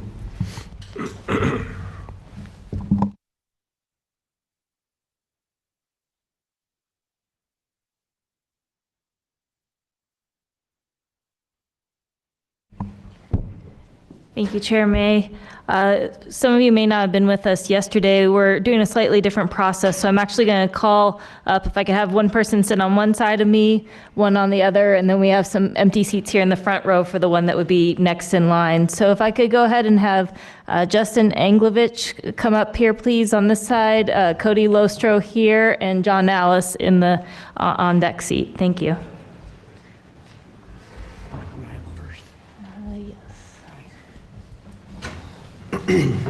Hello, Commissioners, Chair May, and Director Davis. My name is Justin Anglovich. I am the President of United Houndsmen of Colorado. I want to start off today by stating we have seen a great balance in selective harvest this mountain lion season, mostly due to the new implementation of the females taking column on the mountain lion harvest report, as well as the communication outreach by both CPW and our organization. These actions have shown a result in reducing the level of female harvest up to this point this season. Lastly, I want to implore the commissioners here today to reach out and communicate with us and learn what it is to really hunt with hounds, who we are and who we are as people. I was fortunate enough to have one of your own along for a hunt, and I know that he left that day with an entirely different level of understanding of what hound hunting today truly is. We're not villains. We are dog-loving adventurers in love with the mountain lion that walks our landscape and hunt with a respect and admiration that can't be achieved without a true level of struggle, difficulty, and commitment. I thank you today. Thank you. Give me just one moment. I'm going to try to fix the timer again. Just 1 second here.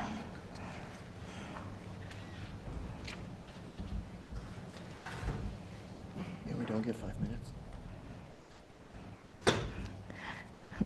No, sorry.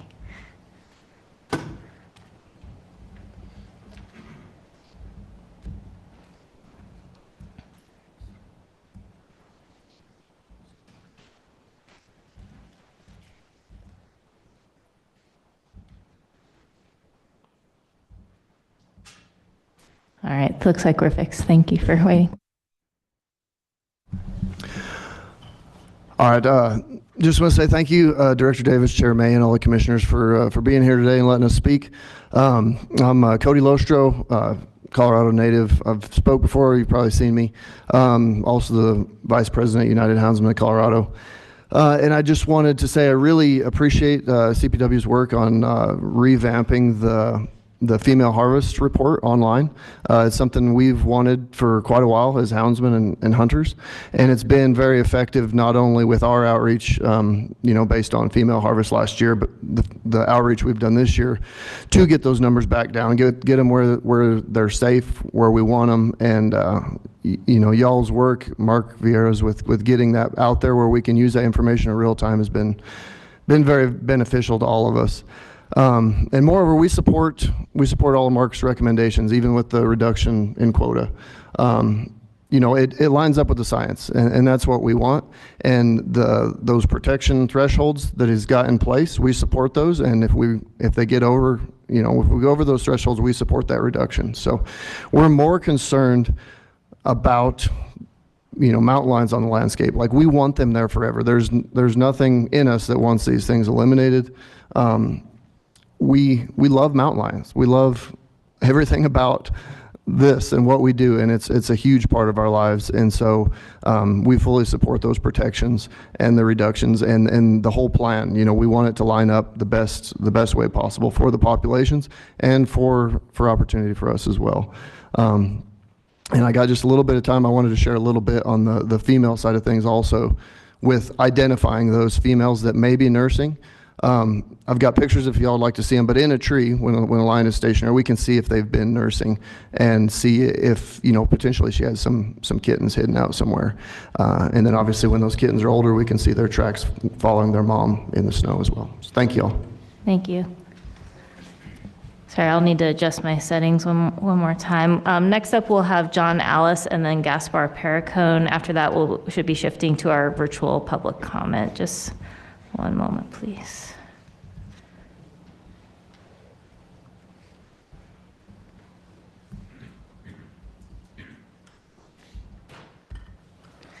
Thank you. I'll turn you on. Good morning, Director Davis, Chairman May, and the Commission. Thank you for the opportunity to speak. You may get sick of hearing me at these commissions, but as long as you're hearing from the other side, you're going to keep hearing from me. So two things I just want to address real quickly today is some of the things you're hearing about GPS collars and harvesting a lion at close range. First, I'll start with the GPS collars. Our GPS collars are primarily, as you mentioned, a safety item for our dogs. When I turn a dog out, it's going to or not catch that lion, irregardless of whether it's wearing a GPS collar. That makes absolutely no difference to that dog whether it's going to catch the lion or not. It doesn't increase the chances of catching or not catching. It just keeps that dog safe. Our GPS collars help us ensure that our dogs come home with us at night safely. My hounds are my best friends. They're a huge part of my family. Two of them sleep in bed with my wife and I. The other three sleep in kennels around my bed, which right now includes an 8-week-old puppy. I haven't had a toddler in my home for a long time. I'm kind of remembering what that was like right now. And my wife, to her dismay. For us, it's a lifestyle. It's not just a pastime. And that's evidenced by my hounds sleeping around my bed with me. The GPS collars shouldn't be an ethical decision for somebody. It's a safety item for me. It's a safety item to know that those dogs are going to come home with me. It's not an ethical dilemma for me at all, and it shouldn't be an ethical dilemma for anybody else that truly understood their function. And it also allows us, as we've spoken about, the ability to recall our dogs and bring them back into a safe area. I see I'm running short on time, so I'll just say real quick, I primarily hunt the Front Range, really close proximity to private properties. I see some of the law enforcement officers here. They can attest. In 25 years, I've never had an incident where they've had to come out and investigate because my dog's being on private property. And that attests to the GPS collar's function. Thank you very much. Thank you. Next, we'll have Gaspar Perricone, and then we'll be shifting to virtual public comment. We're starting with Deanna Meyer. And just because of the volume of public comment we have these days, we're really doing a hard 2-minute limit. Good afternoon, Chairman May and members of the Commission. My name is Gaspar Perricone, and I am the chair of the Colorado Wildlife Conservation Project, which is the state's largest alliance of hunting, angling, and wildlife conservation organizations in the state. The membership of CWCP is comprised of 24 different organizations who all have taken a unanimous position in favor of the staff recommendations. And I did want to take a brief minute to address some of the comments that we heard yesterday and some of the underlying sentiment about what constitutes fair chase and ethics around hunting.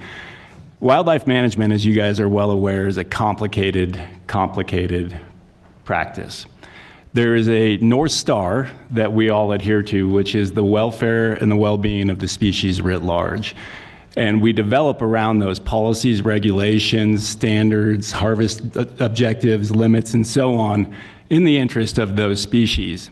It's not always a direct line from A to B in the tools that we implement, particularly with respect to technology. We obviously, and when I was on that side, initiated the effort to prohibit the use of drones, as I did see that as an unfair advantage for hunters in the harvest of big game. Conversely, the use of collars on hounds is a very different dynamic. And if our underlying interest here is to reduce the harvest of female lions, there is arguably no better tool to ensure that policy and that regulation is adhered to than the use of collars. The ability to sex a lion absent having that lion treed is dramatically more difficult. And so I just wanted to highlight there are times when this type of technology is appropriate and times when it is not. Thank you. Thank you. Next, we'll have Deanna Meyer, followed by Alexis McLean.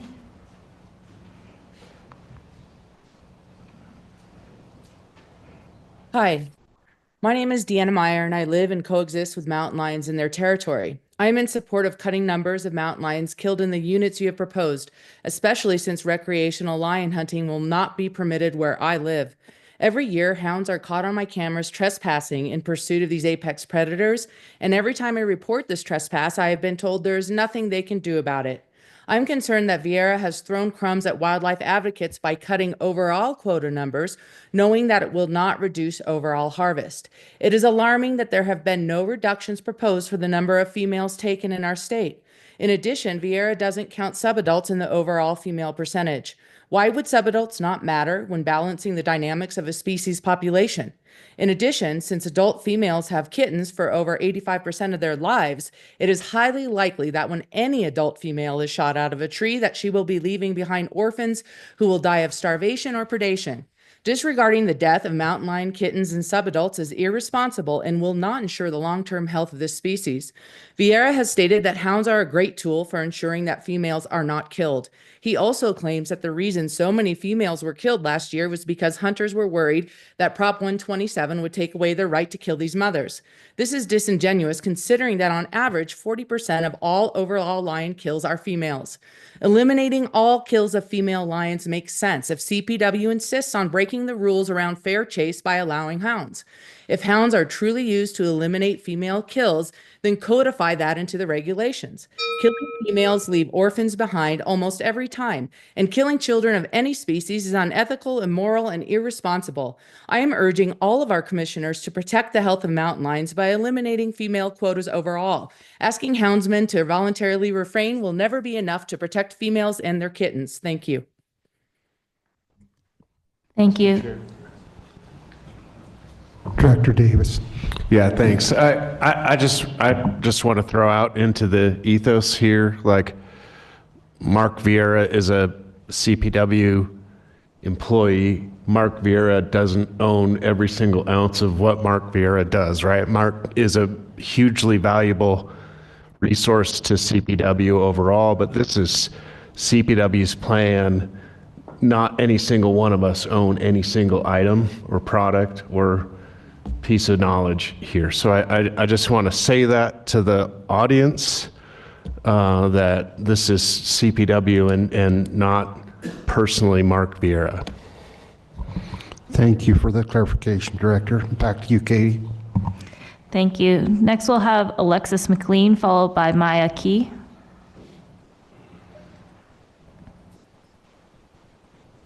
Hi, thank you. Yeah, would you like your camera on, Alexis? Sure. Go ahead, Alexis. Okay, Alexis McLean here. Hi, Commissioners, and thank you for your decision yesterday to continue Colorado's Wolf Project. Thank you for showing ranchers that they can exist with apex predators who heal the land which supports their livestock. Some ranchers do claim wolves directly impacts bovine weight, but we know also the climate is changing and all species are affected. Thank you for listening to your biologists and being an example for other states. Concerning the cats, Commissioner Robinson, I value your words about democracy. The 127 Democratic citizen-led bill was based on decades of research and science, but results were corrupted by out-of-state trophy hunting money. Worldwide Safari Club and hide hunters poured money into Colorado lion annihilation for their own gain. This is not democracy, this is corruption. I hear what people are talking about on this call. Individuals who are passionate about this activity. With respect, this activity is outdated and does not support Colorado's long-term goals, supporting a healthy ecosystem with self-regulating apex carnivores, and not allowing packs of dogs and snowmobiles to disrupt our wilderness and wild cats. I have many friends who hunt. I know that hunters don't shoot deer from the road. That's not the point. The point is that to hunt lions is unfair chase. We need to figure out a different solution. And are we as a state really going to hang on to this destructive practice? Again, with respect, this activity is outdated and cruel. Humans are not meant to kill apex predators. We are meant to coexist with them. I hear that people love this, but can we come up with a different solution? Commissioners, please stop female kills 100%.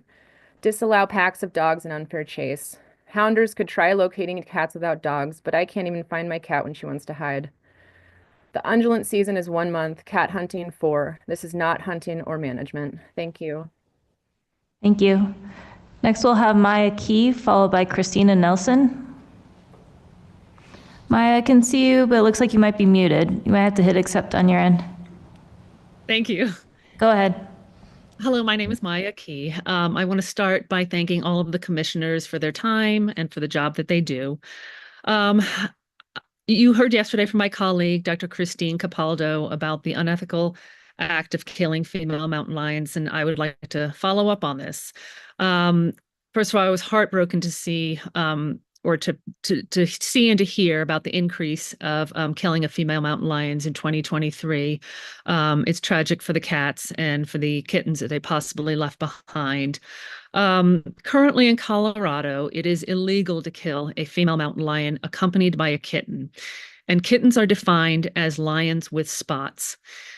But did you know that kitten spots start to fade after 12 to 14 weeks? And kittens don't even have all of their adult teeth until after 8 months of age. So in Colorado, if a mother cougar is accompanied by her 7-month-old kitten whose spots have faded considerably and doesn't even have its adult teeth, she can still be killed. That means that this kitten, who would typically remain with its mom until the age of 12 to 18 months to learn how to be an effective hunter, is now on its own. It takes time to teach a kitten how to kill deer and elk, and without training, a juvenile will starve and possibly resort to attacking livestock or pets or people because they are significantly easier prey. They need their mothers until they are ready to be on their own. Leaving these young mountain lions to fend for themselves after their mother has been killed is cruel and inhumane, and it's a death sentence for them as well. So with so many gray areas and with it being so hard to determine the accurate age of these animals from afar, I'm asking you to please, please make it illegal to kill any female mountain lions. Thank you again for your time. Thank you. Next, we'll have Christina Nelson, followed by Valerie Hunter-Goss. Hi, thank you. Good morning. Thank you for the opportunity to speak today. I am a longtime resident of Colorado and come from a family of avid hunters. Like most Coloradans, we believe in responsible wildlife management and fair chase, which is not what's currently happening with the mountain lion hunts. The current state of mountain lion hunting is trophy hunting, thinly veiled as meat procurement, conservation, and population management. CPW staff and others have acknowledged that the animals are often not handled and processed properly for meat consumption. Also, there's no compelling evidence that shows these populations must be actively managed for stability, especially by chasing down and slaughtering hundreds each year. An 11 to 13% harvest rate, as Mr. Vieira mentioned, is not acceptable if it's not necessary and actually causes major disruption. Lastly, the mountain lion hunters and others claim the animals are treed so they can determine the sex of the animal. If this were true, then why were so many females still killed? 20% of kills being adult females is still abhorrent. Either they can determine the sex and shoot the females anyway, or they cannot accurately determine the sex prior to killing the animals. Also, Mr. Vieira's example of a recent decrease from 40% to 29% of female kills in one region with intentionality from hunters to avoid females is progress, but pathetic. That's only an 11% reduction and still nearly 1/3 females. There is something systemically wrong with this process. Why is female avoidance still failing despite all these classes and regulations? I urge CPW to further decrease harvest limits and more strongly discourage or even make it illegal to kill female mountain lions. We can do better. Let's address this stain on our state practices. Thank you so much. Thank you. Next, we'll have Valerie Hunter-Goss, followed by Matthew King.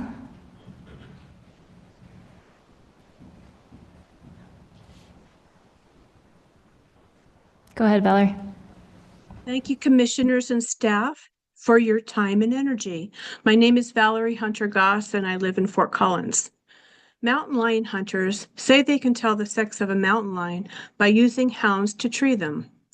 Mistaking the animal's sex while treed has led to killing a large number of females, including those with dependent kittens and adolescents who are still learning how to hunt from their mothers. Kittens become orphans and starve to death, while adolescents become unsuccessful hunters and get in trouble trying to find food. This happened west of Fort Collins in February of 2019. Travis Kaufman, a long-distance runner, was attacked and injured while he jogged on a trail in Horsetooth Mountain Park. He strangled and killed the mountain lion, then sought help. CPW retrieved the animal. The necropsy report said it was a male, 4 to 5 month old kitten. A CPW spokesman said, quote, "It was partially eaten, most likely by its 2 surviving siblings. The attacking mountain lion and its siblings were probably without their mother," unquote. 47% of last year's harvest were females. Female adolescents of those 47% that were shot were to be next year's mothers. This is not a sustainable management practice. The tradition of hounding is reckless and threatens mountain lion populations. Removing key females from their communities wreaks havoc on the species balance. We ask for more accountability and ethical hunting practices like fair chase in managing mountain lions. Please support your fellow commissioners, Jessica and Jack, in their malicious lawsuit that Safari Club International has filed against them. Thank you. Any of That's you time. can be next. Next, we'll have Matthew King, followed by Michelle Delaria.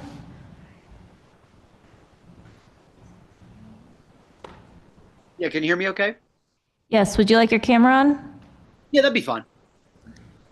Okay, you may need to hit accept on your end. Okay. Go ahead, Matthew. Hello, my name is Matthew A. King, and I represent the Christian Animal Rights Association. And our ministry intends to speak for the Christians in Colorado, as well as the animals that are unjustly gunned down for trophy hunting. But Carol Baskin, the CEO of Big Cat Rescue, stated trophy hunting mountain lions and trapping bobcats is cruel, unsporting, and unnecessary. The Bible particularly condemns animal cruelty in Proverbs 12:10, stating, "The godly care for their animals, but the wicked are always cruel." So based on Proverbs 12:10, we can see that the Lord considers trophy hunters to be wicked. And so a stipulation of Christ's new covenant is described in Hosea 2:18. "In that day I will make a covenant for them with the beasts of the field, the birds in the sky, and the creatures that move along the ground. Bow and sword and battle I will abolish from the land, so that all may lie down in safety." And so through our hearts, God is slowly creating a world where humans and animals no longer harm each other. And Isaiah 11:6-9 describes this world as a place where humans and animals neither harm nor kill upon our entire planet. And in alignment with this mission, our ministry asked the Colorado Parks and Wildlife Commission to ban trophy hunting of native wild cats. There's no law on record that exists, and if there is, our ministry would like to see it officially verified. And our ministry thanks the Colorado Parks and Wildlife Commission for its time this morning. Thank you. Katie, I would like to just add to the record, following on with Director Davis. I respectfully ask public commenters to not refer to anybody, and I'm not referring to the previous commenter, but in general, Don't refer to staff or commissioners, anybody personally. As you are referencing this, you're referencing Colorado Parks and Wildlife, not individual people who are doing work. So I ask for that respect. Thank you. Thank you, Chair. Next, we'll have Michelle Delaria, followed by Nicholas Gilman. Hi, thanks for the opportunity to speak and for the staff presentation. Michelle Delaria, Arvada, Colorado. My family and I support and have participated in fair chase hunting in Colorado. Please add a female subquota of 1 to every hunting unit and close the unit to mountain lion hunting when the female subquota is reached. Since dogs are used for gender identification, there should be 0 females killed. Research tells us that adult females have dependent young nearly all of the time. Killing adult females increases the risk of conflict when orphan young do not have the skills to hunt appropriate food. I came across a few academic studies that found that sport hunting can increase conflict with people, pets, and livestock. This is not just in the United States. The title of a 2016 study from 30 years of data in British Columbia includes the statement in the title, cougar-human conflict is positively related to trophy hunting. I had thousands of hours of trail running experience about 10 years before these studies came out. Nearly all of that time was alone in mountain lion habitat. I accept natural risks. A sport should not add risk to those not involved in the sport. The special conditions in chapter W2 Big Game to not kill a mountain lion accompanied by a kitten with spots does not go far enough to reduce orphans and unskilled juveniles from attacking inappropriate prey. Colorado research showed that mountain lions are often days and miles away from their kittens, and even after those kittens lose spots, they still have not learned to hunt deer. They need about 18 months to learn to hunt deer. And also with chronic wasting disease increasing, we need mountain lions skilled at killing deer. Please immediately adopt and implement a female subquota for each area to reduce risk created by this sport. Additionally, I'm seeing in the news, bird flu is rapidly emerging as another source of mortality to wild cats that may warrant additional adjustment and quota reductions. Thank you for your time. Thank you. Next, we'll have Nicholas Gilman, followed by Jeffrey Hirsch.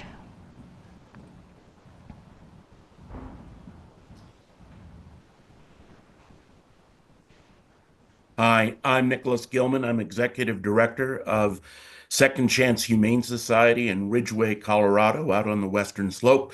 First of all, thank you, commissioners, for our opportunity to present. One of the things that is true about humane organizations is that we absolutely understand the euthanasia of animals when it's necessary to alleviate suffering. And when we do make those decisions for dogs, cats, wildlife, animals hit by a car, we make that decision based on sober decision making that in which we look at the medical needs of the animal, and we never, ever allow somebody who would consider the euthanasia of an animal, we would never consider allowing them to make a decision on the euthanasia of an animal if what they do is to consider the euthanasia of an animal sport. And in trophy hunting, it is purely sport. We are not seeing on the Western Slope mountain lions being animals that we are trying to avoid. In fact, we would love to see more mountain lions. But if they do, if their numbers require consideration from wildlife biologists to be animals that there needs to be euthanasia or the killing of a wildlife animal, we hope that is done not because of sport, but because the killing of that animal is necessary to alleviate suffering. So we hope that you commissioners, regulators, and legislators look at these decisions with awe and respect for the animal, but not to consider it to be sport. Thank you. Thank you. Next, we'll have Jeffrey Hirsch, followed by Gina DiGianardo. Thank you. Can you hear me? Yes, go ahead. Okay, my name is Jeffrey Hirsch. I've been living in Colorado for probably well over 40 years. I think I'll start with my second point first, and if there's any time left, I'll talk about the others. In Germany, hunters have to attend a very lengthy series of classes to make sure they understand their role in hunting. This training is considerably more lengthy and intense than in the US and requires a greater commitment from those who want to hunt. Also, US fisheries have for some years placed trained officials to accompany fishing boats to ensure adherence to fishing regulations. I'm asking you to consider such a placement in the hunting of lions. A trained person paid for by a slight increase in license fees could accompany outfitters and hunters, both to add a more trained eye to the identification of gender, which is sorely needed considering the unacceptable percentage of females being killed, let alone poached and unreported, and also to ensure a more strict adherence to the guidelines the Commission wants followed. Such a person could also take the pressure off an outfitter who has financial and commercial interests to consider. I have no doubt that an official accompanying the outfitter would be no more popular than those that accompanied fishing crews. However, I'm sure that the Commission considers a greater success both for hunters and animals within the guidelines desired as more important than the popularity of any one group or person. I think an accompanying official could accomplish that, and I hope it can be considered. Lastly, I guess I'm a bit disturbed by some of the things that I've heard up till now. Using the word harvest gives such an illusion as like picking corn or cotton or something. Killing lions is a violent act with a high-powered rifle, and I wish you'd use the proper words for it rather than harvest, which just doesn't sound right for what is actually going on. Also, a 40% rate or a 20% rate in any other scenario other than a lion hunt would be unacceptable. Thank you. That's time. Next, we'll have Gina DiGianardo, followed by Lynn Ackerman. Hi, I am here today because I would like better treatment for Colorado's predators. I am very concerned with allowing teams of dogs to hunt lions. I do feel this violates fair chase. I am also very concerned with female kill and kill of younger lions. I would also like to speak about bobcats and having unlimited harvest. As a state, half of us prefer non-consumptive recreation opportunities such as wildlife viewing and photography. Current lion levels are set to maximize hunting without harming the population, but they are not representative of all of the stakeholders here in Colorado. Bobcat hunting is also not in alignment with half of our state. As a commission, you represent all of us, and I thank you for that. I am a wildlife viewer, and I would like to see predators managed for viewing opportunities as well. I give you an example. In Chile, they began allowing mountain lion viewing, and it benefited local landowners and the park. They discovered that lions there are actually more valuable alive than dead. I saw mountain lions in Chile. I have lived in Colorado all of my life, and I have never seen a mountain lion in the wild. Please review how our current recommendations represent all of our state and users. I would like to see predators better managed. Thank you so much. Thank you. Next, we'll have Lynn Ackerman, followed by Deborah Taylor. Okay, can you hear me? Yes, would you like your camera on, Lynn? No, thank you.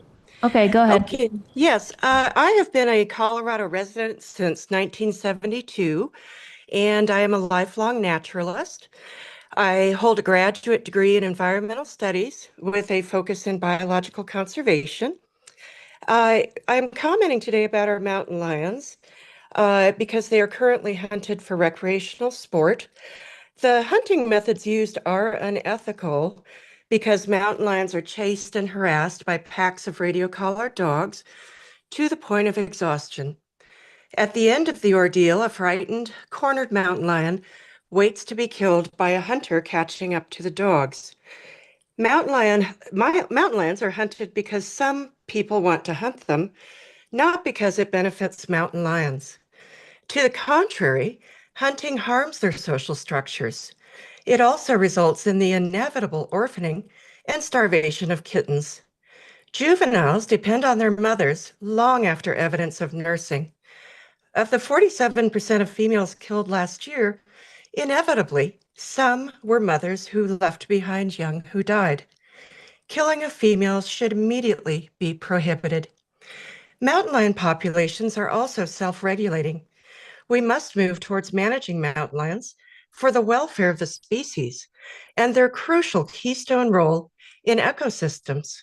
In the interim, all hunting with dogs and radio collars should be prohibited because they give the hunter unfair advantage and violate CPW's fair chase policies. Thank you so much for your time and all that you do. Thank you. Next, we'll have Deborah Taylor, followed by Krista Maloney.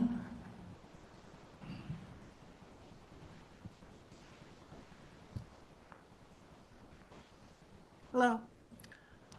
Thank you, commissioners, for allowing us to speak. My name is Deborah Taylor. Thank you for the recent presentation regarding mountain lion.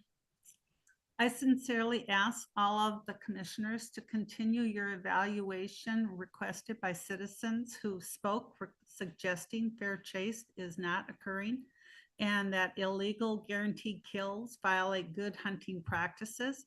Might be time to consider CPW requests citizens to send these advertisings to you. Multiple science journals still are published, have published stating that mountain lions are the top predator towards reducing chronic wasting disease. In August 2024, it was published that 42 out of 51 deer herds and 17 out of 42 elk herds in the state are infected with chronic wasting disease. The also published was empirical data. Field studies in Colorado show mountain lions are more likely to prey on CWD infected deer compared to healthy deer. I would ask respectfully, CPW do a new study with collared mountain lions and then put out the request to your hunters that no collared mountain lions be shot during this hunting season due to their valuable information that they will be collecting. Thank you.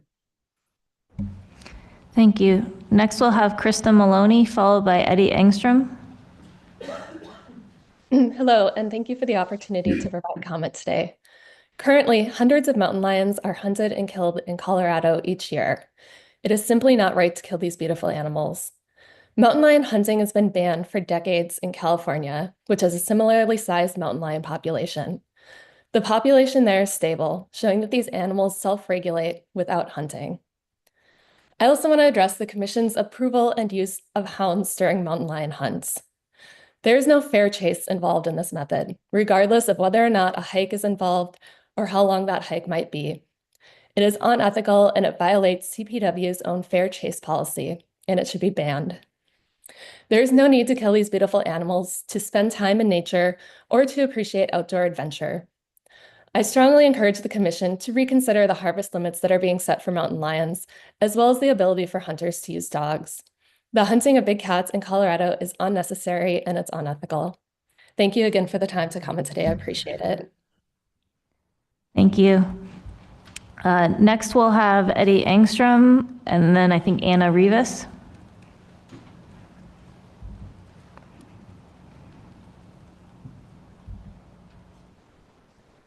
Can you hear me? Yes, would you like your camera on? Sure. Thank you. You may need to hit accept on your end. Thank you. Hi. Go ahead. I want to thank the CPW commissioners. I really appreciate all the public comment you've honored over these past 2 days. I'm here today on behalf of Colorado's native cats. I was admittedly an enthusiastic supporter of Prop 127, and I was devastated when it didn't pass. The trophy hunting tactics inflicted on our lions, as well as the archaic commercial fur trapping of our smaller cats, simply does not align with wildlife management ethics in today's world. Although 127 did not pass, it was anything but a resounding no. As you know, almost half of the voters favored the proposition, and I'd venture to say that many of the no votes would still feel favorably towards a progressive change in how CPW dictates cat hunting and trapping. I've talked to so many people who, like me for decades, simply assumed that the hunting tactics of Colorado's cats included sportsmanship and science. Ignorance was indeed bliss, and horror ensued for me when I learned the truth. Packs of dogs treeing a guaranteed lion kill and baited traps for fur sales certainly cannot be considered fair chase. I can only imagine the horrors suffered by all members of an ecosystem when a pack of excited dogs is running through all the nooks and crannies to single out a terrified lion, or the agony suffered by a bobcat injured but alive in the leg hold. I also challenge the indiscriminate killing of female cats with dependent kittens. Does any of this align with any conservation endorsement? Lastly, I wish to at least recognize the lawfare that has been inflicted on CPW by trophy hunting interests, serving as further evidence of a questionable industry. Their lawsuit is blatantly anti-democratic and anti-wildlife. I implore CPW to abolish inhumane management of our native cats. Thank you. Thank you. Next, we have Anna Rivas. Hi. Thank you, commissioners, for letting us speak on this subject. I have been living in Colorado since 1994, and as another person mentioned, I have never seen a mountain lion in the wild despite hiking in the mountains all the time and actually living in the mountains for several years. The only time I spotted one briefly, I should say, was when I was driving up a canyon and it crossed the road in front of the car, and I got to see it for like 10 seconds. Another time I found a cache very close to where I lived. And nevertheless, I never saw the mountain lion itself. So they definitely are very elusive. And it didn't seem they had much interest in hanging out with us or coming down to harm us. Nevertheless, Prop 127 was defeated. And the opponents insisted that mountain lion management should be based on science, not emotion. Yet by their own admission, they defeated Prop 127 by appealing to the emotion of fear, implying that mountain lions need to be killed to protect children. But lion hunters kill random lions, and killing random lions is an unscientific, haphazard way to go about protecting anyone. Indeed, it can instead create more encounters and conflicts with humans because youngsters who should still be with their mothers learning to hunt can be left orphaned. Without their mothers, they can end up in a desperate situation of hunger and go after easier, inappropriate prey, such as pets and livestock. Ironically, these scenarios are then cited as proof that mountain lions need to be managed. Lion hunters are not out there slaying deadly animals to protect women and children. The reality is it's an entire team of humans and dogs armed with high tech going out to chase down and kill an unwitting, unsuspecting, normal wild animal who doesn't have the help of technology, who wasn't causing problems, and was just minding his or her own business. No self-respect. Thank you. That's time. Thank you. And that concludes public comment on this item. Thank you, Katie, very much. We'll have Hillary come back up. And I would like to, before we get to that point, ask Hillary to give us a suggested motion, unless a commissioner has that in mind. Before then, any comments from commissioners? Commissioner Haskett.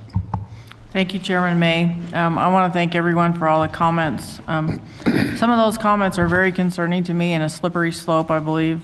Proposition 127 was a vote of the will of the people of Colorado. Colorado voters just spoke that they approve how CPW manages lion hunting. Hunting to me is my organic, non-GMO way to put food on my table. I have a question for Mark, and then I have one for law enforcement.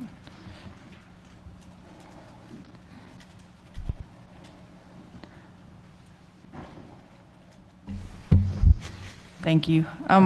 Mark, I'm not sure when it came out, but we had a recent studies that we've had for 5-10 years ago on mountain lion populations, and don't those show a stable growing population of mountain lions in Colorado? Yeah, I'd love a whole half-hour session to be able to talk about some of the work we've been doing. But indeed, as part of the West Slope Plan, we started a project to measure lion density. We did it for 2 years in Middle Park, 2 years in Gunnison.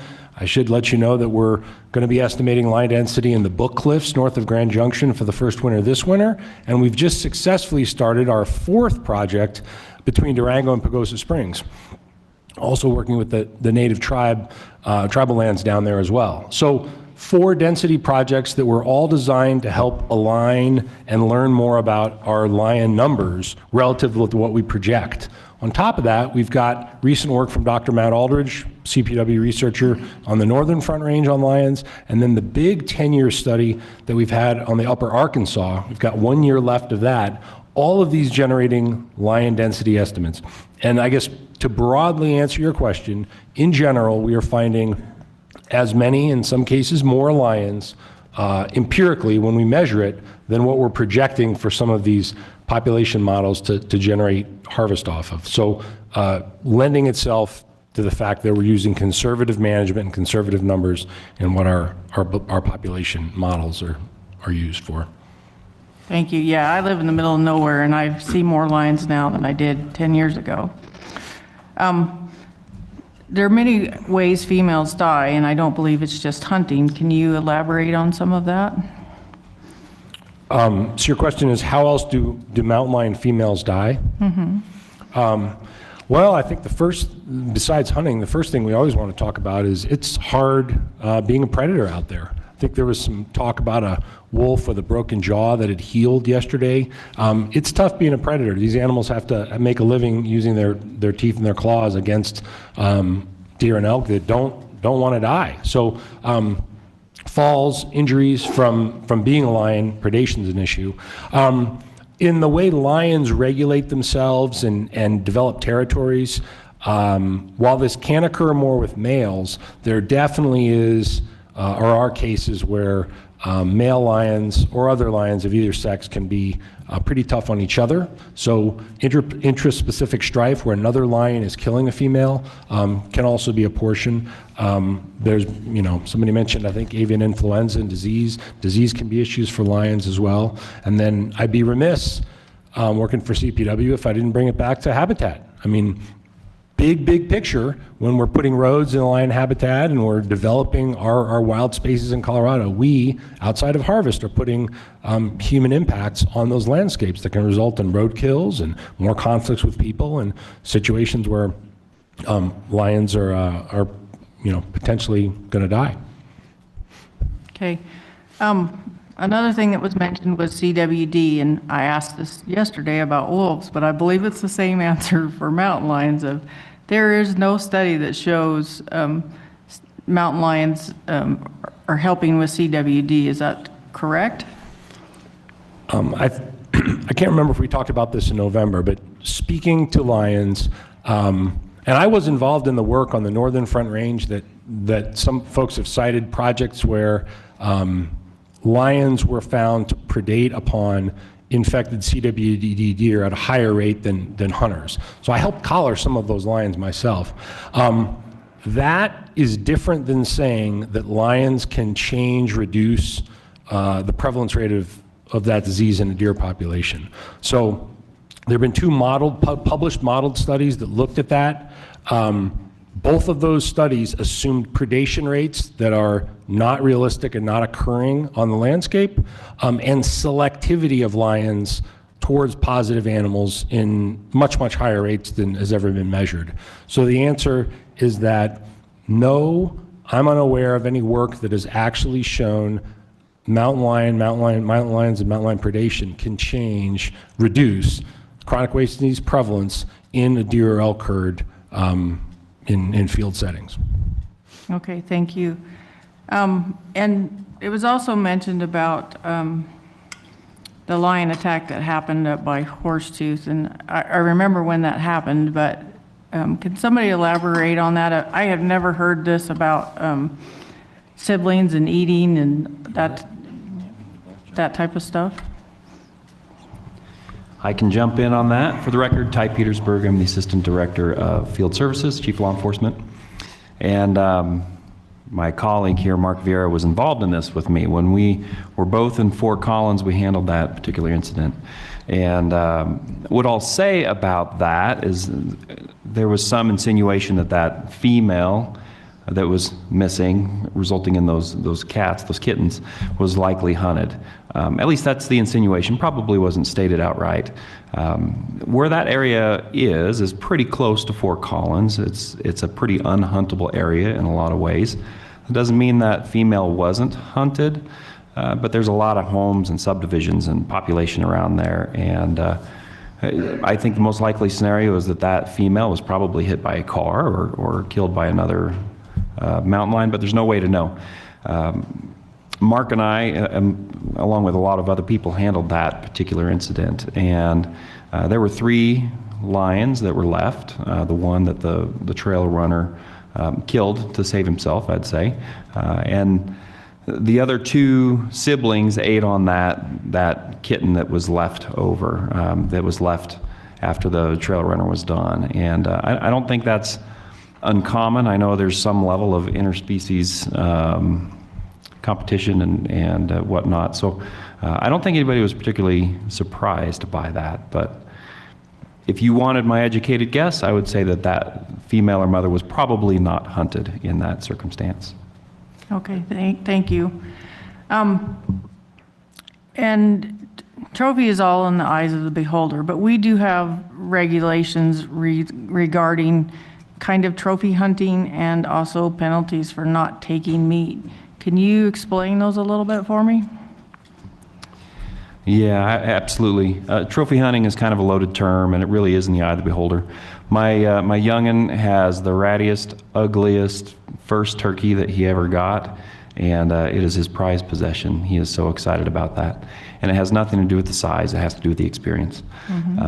Trophy hunting is not defined in our statute because of that variance and what our perspectives are. What I will say is we have laws in place to attack that behavior that everybody finds abhorrent.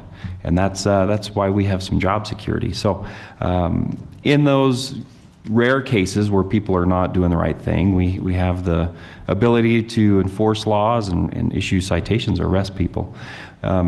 In those particular cases, for example, a hunter is required to take meat for human consumption. They're required to take that out of the field. If not, that's a citable offense. So to say that they're going to kill a mountain lion and leave it in the field and just take the trophy parts, air quotes for that, we will investigate and pursue that. In the case where somebody is only taking trophy parts and leaving everything else to rot, that's a felony. We will arrest people and put them in jail for that. We have different laws in place. One, this willful destruction law, where you take the quote trophy parts and it's just described as hides, heads, antlers, and leaving the rest. That is a felony. We have that in place. Waste of wildlife is when you leave the meat to rot. There's several others, but we have those things in place. And what's more, in our illegal possession statutes, that is the Sampson law that people refer to, where if people are illegally killing an animal and it's primarily based on size, or the animal has certain sizes, for example, an elk or a deer with certain antler points or a spread, there's an additional surcharge on top of all the other existing penalties as well. And that came as a result out of the 1990s in Estes Park, the Sampson case with the Sampson elk. So we have the tools in place, and I can assure you that there's nothing more satisfying as a wildlife officer to pursue those people that are doing the things that are going to result in scrutiny and criticism and potentially the end of our privileges to go hunt. And our people are really, really passionate about that. There's nothing better. Thank you for that. And I'm not sure who can answer this. I think this is probably Mark, but if I remember correctly, hunters have to check in every day to see what the quota is, if it's been filled, female quota. Can you talk about that? Yeah, so mountain lion hunters are required to check that report that's available on your phone or on a computer, that PDF report. It's updated every 15 minutes. They need to check that by 5 p.m. the night before they hunt, so daily. And that's informing which units are open and which are closed. And obviously, hunters are required to follow when the unit's closed. No more hunting. Okay, thank you. I just have one last comment. There is no such thing as a guaranteed kill. If you've ever hunted, there is no such thing as a guaranteed kill. So, thank you. Thank you, Commissioner Haskett. Commissioner Bailey.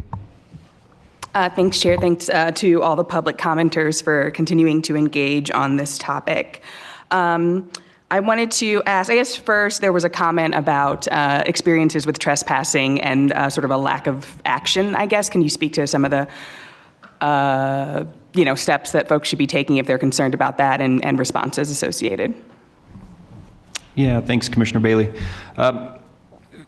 Criminal law is an interesting thing and it's there to protect people, right? Both the ones that are being accused of something and the general public. So if people are experiencing things that they feel are in violation, they can call one of our offices. They can call Colorado State Patrol, who we dispatch through. They can call Operation Game Thief and provide a tip. And our folks will investigate that. Now, what I will say is there's obviously a difference between a tip on a violation and what we can take to court. And there are plenty of circumstances where we have a pretty good idea what happened, but there's just not enough evidence to pursue that. So in the case where you might have dogs trespassing, if there is a problem with that, if you can get a good description, if you can get a description of a hunter, if you can get anything like that, our folks will pursue it. But there is a difference because you have to prove that beyond a reasonable doubt. And that's protection for everybody. So calling our offices, State Patrol, Operation Game Thief will follow up on that. And we have some of the best officers in the back of the room here that I've worked with personally, and I can tell you that they pursue those things. Thanks. Second topic that came up that I think is relevant with respect to sort of the health of the population overall and the health of kits. And I think maybe there's some distinction between a kit that is, I guess, classified as a kit because it has spots versus maybe a subadult. I don't know if there's an age class in between kind of kit and subadult that might still be accompanying a hunting mother, for example, who might be 4, 5, 6, 7, 8, 18 months old. So can you speak to the sort of differences in what they might look like and then also protections associated with that? All right, thank you for that question, Commissioner Bailey. So correct, our regulations state that a spotted cat is protected.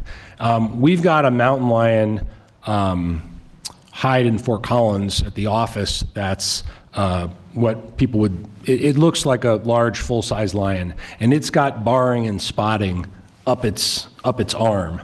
That cat's probably 18 months old. So lions have spotting into that, I would say, into that 1 year plus time, and often a little bit longer. There are definitely dispersed subadults that we've handled through all these lion projects that have what we define as barring on the arms. Whether that's considered spotting or not, I don't know, but barring on the arms, and those are independent subadults that have already left mom. So yeah, I guess that palage change occurs over a course of time, but easily towards that dispersal time period, if that answers your question. Yeah, I think so. I think it's worth it. But so my understanding is the law in place or the policy in place is kit, which refers to spot, and not necessarily accompanying a mother in terms of what you can't take. So the regulation disallows the hunting of a female with kittens or a kitten. So a kitten in the next sentence is defined as a spotted cat. Okay. And so I guess to me, it sounds like there might be some potential sort of genetic plasticity in terms of at what age you stop having spots and at what age you kind of leave your mother. And so it does potentially open up some concerns around take in that instance that I guess, I'm not going to propose anything in this moment, but I think it's probably something worth considering. Yeah, thank you for that comment. Just one quick comparison to bears. And I did allude to this earlier with that slide in terms of lions being potentially born a large portion of the year. We disallow taking a bear cub or a female with cubs. Those cubs are all born at the same time of year. So it makes that, it's cleaner relative to their 1-year-old cubs versus yearlings that are on their own the next year. Whereas a lion, I wasn't part of developing that regulation, but that spotting potentially addresses the fact that there's not that reliable calendar year month that you could use a cutoff to say under this or under that. That helps. And Mark, I might just add or ask if you'd confirm, as far as along with Commissioner Bailey's questions, our regulations are Number 3, lions with kittens. No person shall kill a mountain lion accompanied by one or more kittens or kill a kitten. So I think the accompaniment also takes into play. And we've heard multiple times people talk about the fact that they won't set hounds on a set of tracks that's probably as a mother with kittens. They wouldn't waste the effort to do that, and they would avoid that. Is that correct? Is that a correct statement? Ty can certainly jump in, but yeah, I believe that's a correct statement. And often now with ring cameras and trail cameras, you'll see video or picture of 3 lions or 4 lions, and often they might look very, very big. That's mom with teenage, about to disperse kittens, and if they're males, they might even be bigger than her. So when we see these groups of lions, tracks in the snow, or pictures of 3 or 4 or 5 lions, that's usually a family group. Exactly, and they're accompanying the mother, which is in our regulation. Very good. Commissioner Jacober.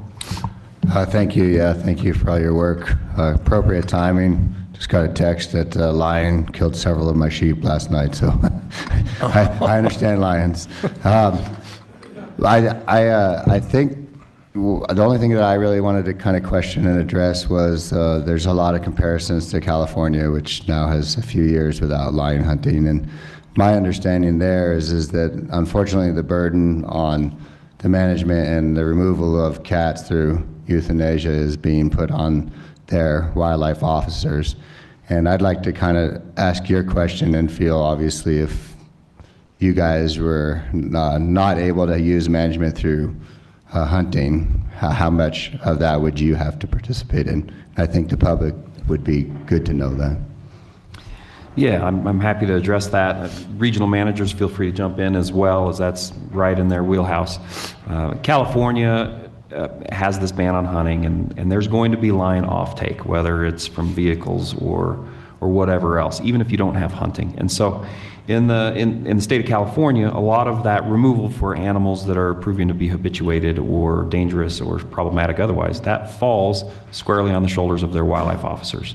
So that offtake is going to happen. And we, in Colorado, and I think the voters spoke, we prefer to use hunting to help manage those numbers and keep everything in place. All things being equal, we wouldn't be losing habitat. There'd be plenty of places to go, but we're on the landscape, and that's part of it. So as lions move into areas, whether it's livestock related, and sorry about that, I can give you a phone number if you need it, lions that are causing trouble that way or however else, the wildlife officers are having to do it. Now that meat's not utilized and the hide's not utilized. And in our system here, we actually can put those animals to use with the use of hunters as management. There will be offtake, whether we have hunting or not. And that's going to fall on hunters or it's going to fall on staff to take care of that. Thank you for that answer. I think it's good for people to hear that. Appreciate everything you're doing. Thank you, Commissioner Jacober. And I'll go to Commissioner Touchton. I would like to ask, let's be as quick as we can. We're getting really far behind. I don't want to end or limit this debate, but let's try to condense it if we can. Commissioner Touchton. Thank you, Chair May. And I think Commissioner Jacober just made a really good point that I find persuasive. Is, in my mind, an APHIS kill or a control kill is a loss that could have been a hunter's opportunity. And so I think converting control kills to hunting is a very positive thing for all of us. Well, I mean, we've had a lot of, day and a half, and I've been of public, pretty intense public interest in a couple topics. And I was just reflecting, I think it was Churchill who said, democracy is the worst form of government except for all the others. And I think he really nailed it. But a key part of democracy is that we accept the results. Sometimes you win, sometimes you lose, depends on which side you're on. And I think we're struggling with that a little, but the public has spoken on both wolves and lions, and we have to accept both. You can't pick one or the other. And there's some thorny ethical issues that people are on in different places are on, and they view the world differently. And I'm that's the way we are. You know, we're going to disagree about some of these things, and we can always tweak things. But, you know, the commonality for me is everyone wants those animals on the landscape. And that's our job as CPW, is to ensure that those animals remain on the landscape for future generations, whether they want to watch them or hunt them. And I am convinced, and I'm a skeptical person, as Mark and I have gone back and forth on a lot of things, but I am convinced that we're managing the population sustainably. And our plans are better than we have ever had. So basically, mountain lion management in Colorado is advanced and sustainable, scientifically based as any state I'm aware of. And so with all that said, I am prepared to make a motion, if it's appropriate, that we approve the changes to the annual, I'm not getting the language right, the annual quota. So I would recommend we adopt changes to the mountain lion season dates, harvest limits, and changes to implement the East Slope Mountain Lion Plan in Chapter W2 as presented by staff. I make a motion to do what Hillary just said. That's your motion, Commissioner Touchton. Is there a second? Well, I'm sorry, Commissioner Haskett. I was actually going to make the motion, so I'll second it. And I want to agree with what Jay said, and thank you very much for that. Very good. Been properly moved and seconded that we accept this. We have a motion to accept this as presented by staff. Is there any further debate? I don't see any. I really think we can take a voice vote on this. All those in favor signify by saying aye. Aye. Opposed, nay. Motion passes. I'm sorry. We are going to change our schedule. We have approval from the next two presenters to go after lunch, so we're going to stop now for lunch. It's 12:40. Let's come back at 12:20 to try to. I'm sorry, 1:20. Let's come back at 1:20, and we'll do our best to be there. It'll get us ahead of things and try to get out of here today.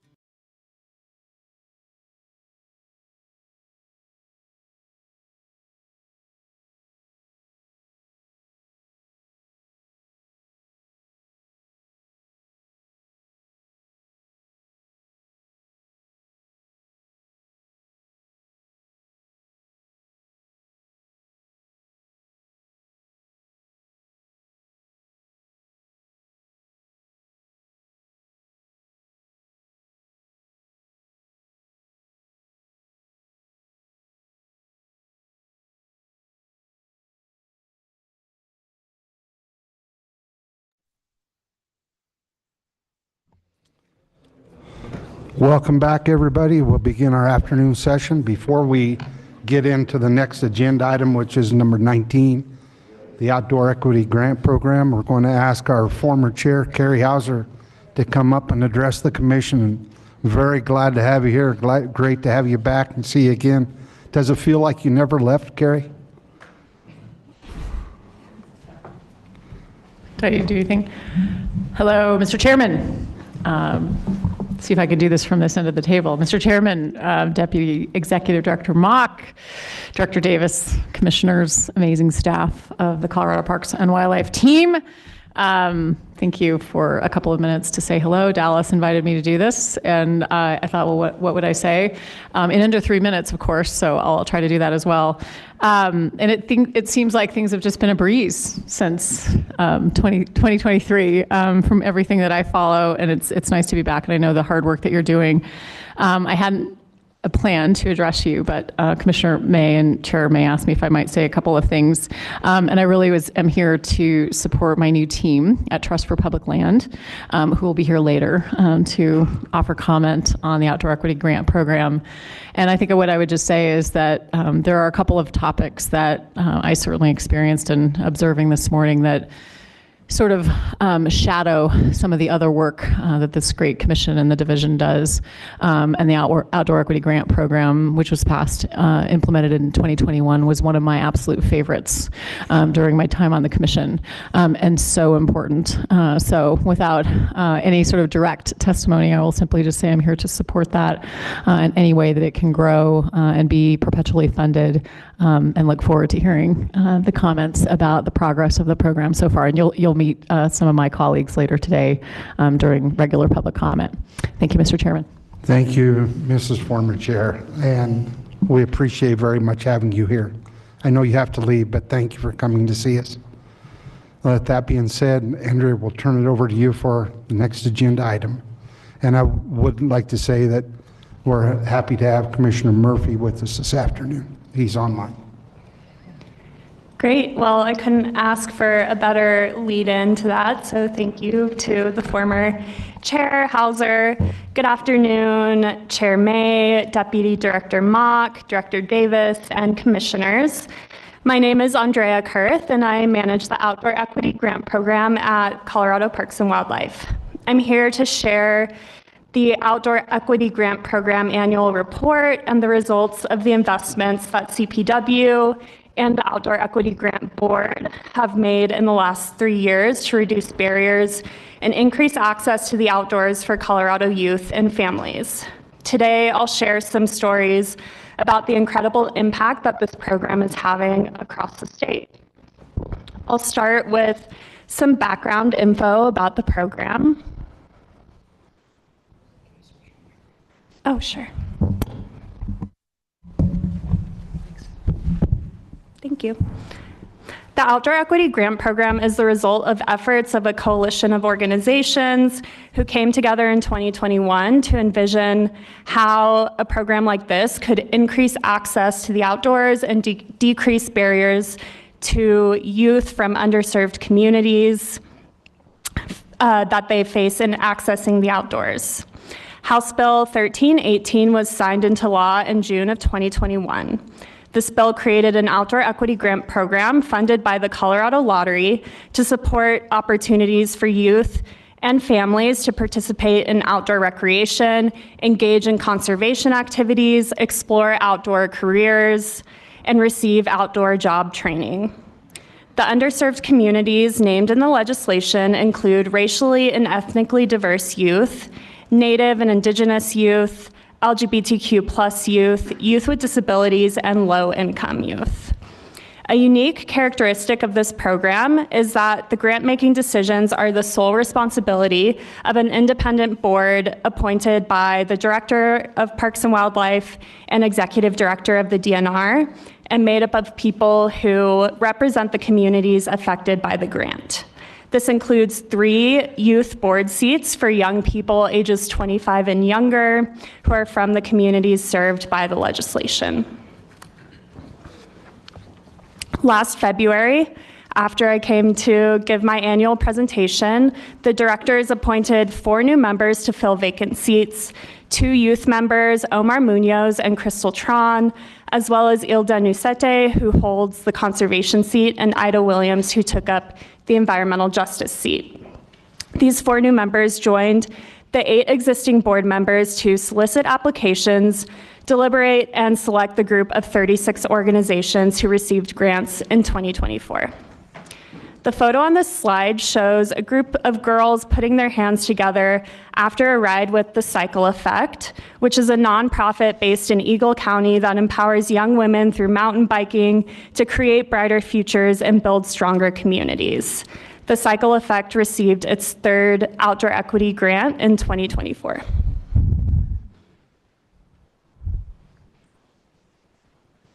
This grant round again saw tremendous interest, and the board received nearly 265 grant applications in 2024, which totaled over $21 million in requests. Organizations could request up to $100,000 to support their outdoor education and conservation projects. In December, CPW announced 36 awards to community organizations, schools, and local governments to support outdoor experiences for youth. Half of these organizations had received outdoor equity funds before, and half are brand new grant recipients. The photo on this slide shows a youth being helped to stand on a snowboard by a snowboarding instructor. This youth was a part of the BIPOC Mountain Collective's Colorado Kickback program, where 19 new skiers and snowboarders took their first snow sports lessons thanks to an outdoor equity grant. On the screen now is a map of outdoor equity projects funded during the most recent grant cycle in the fall of 2024. These awards will invest in 24 Colorado counties over the next 2 years. During this year's grant selection process, the board took special care to try to start to fill in gaps in geographic areas that haven't yet received OEGP funds. New awards include projects in Moffett, Logan, and Baca counties, all counties that will house OEGP projects for the first time.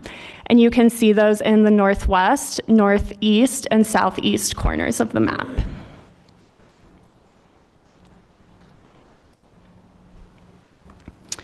Outdoor equity grants are funded through the Colorado Lottery through a cascade effect.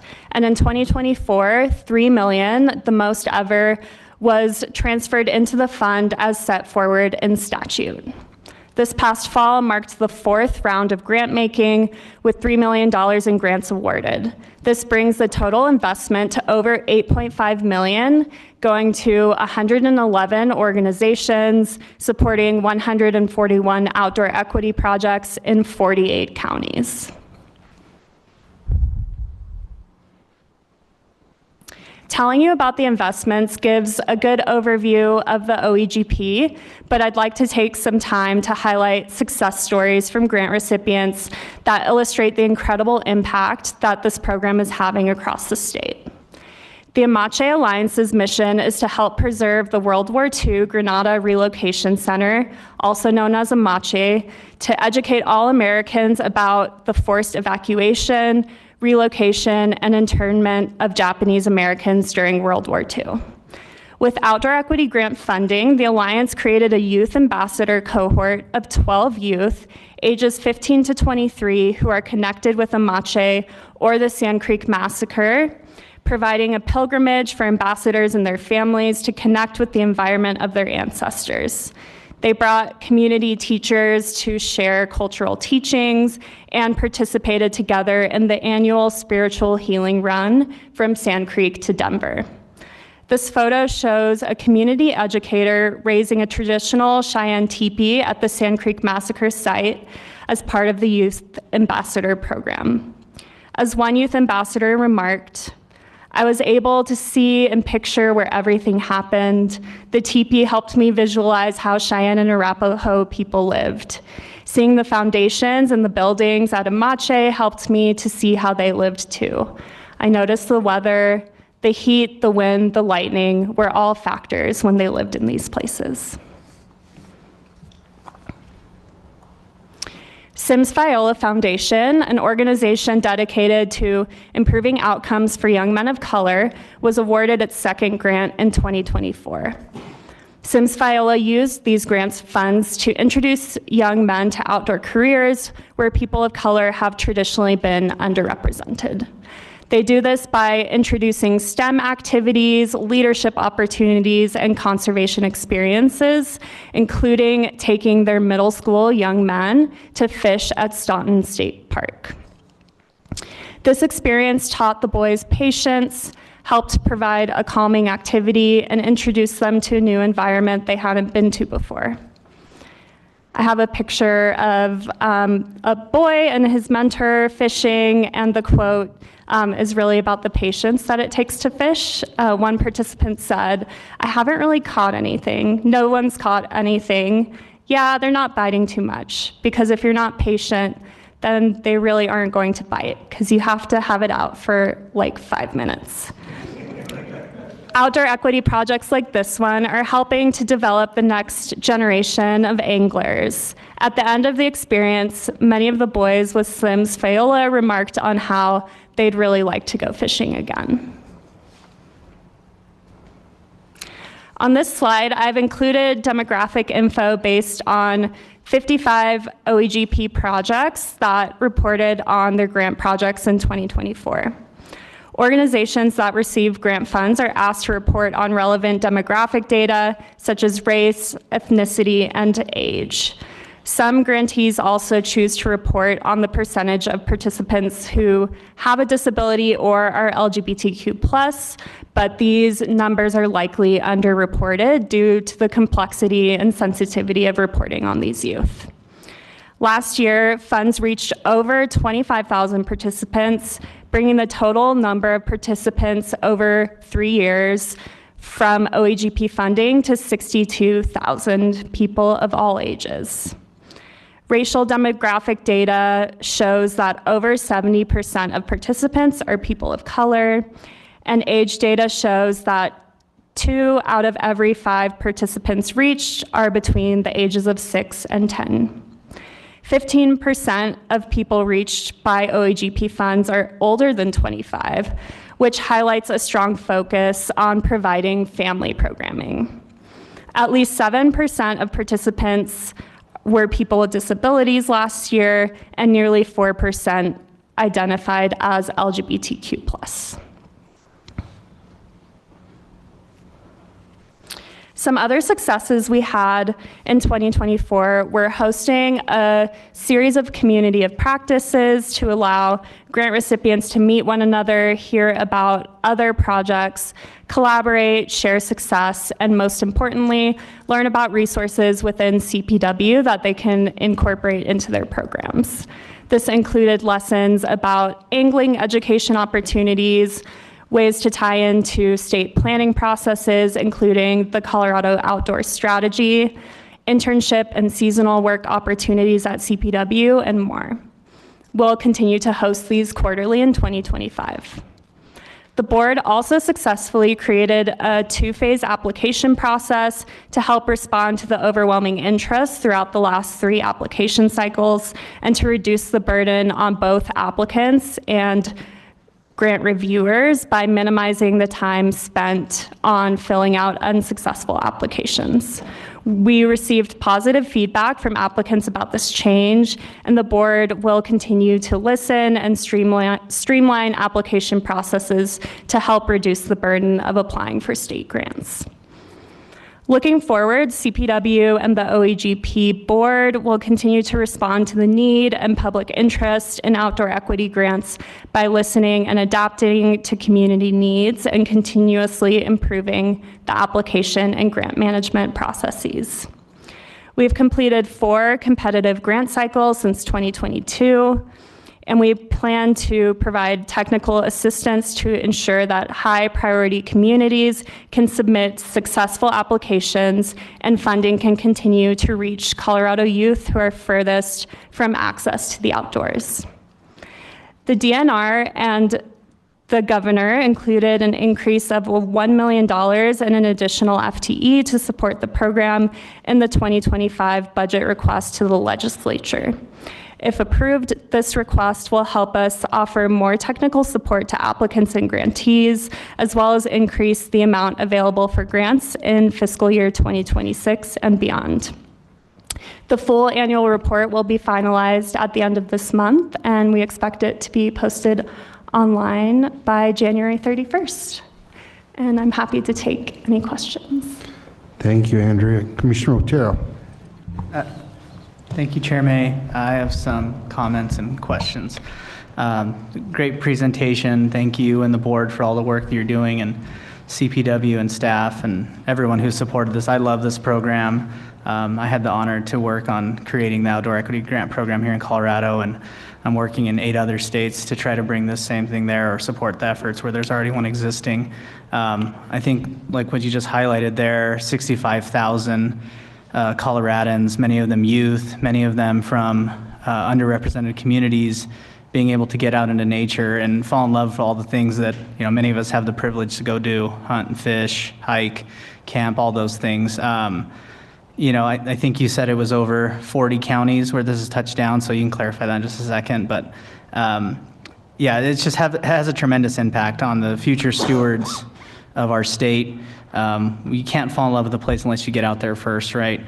And also the mental health aspect. We're in a mental health crisis. Many of our youth, I don't want to go down into the dark statistics, you can look that up at your own time, but being able to pull youth away from screens and get them outside with community, with other folks, look like them from their communities, is just tremendously important. So just wanted to underscore that. And then questions I had was, clarification on how many counties this actually went to, and then how many requests have we received and how much funding have we been able to fund of those requests?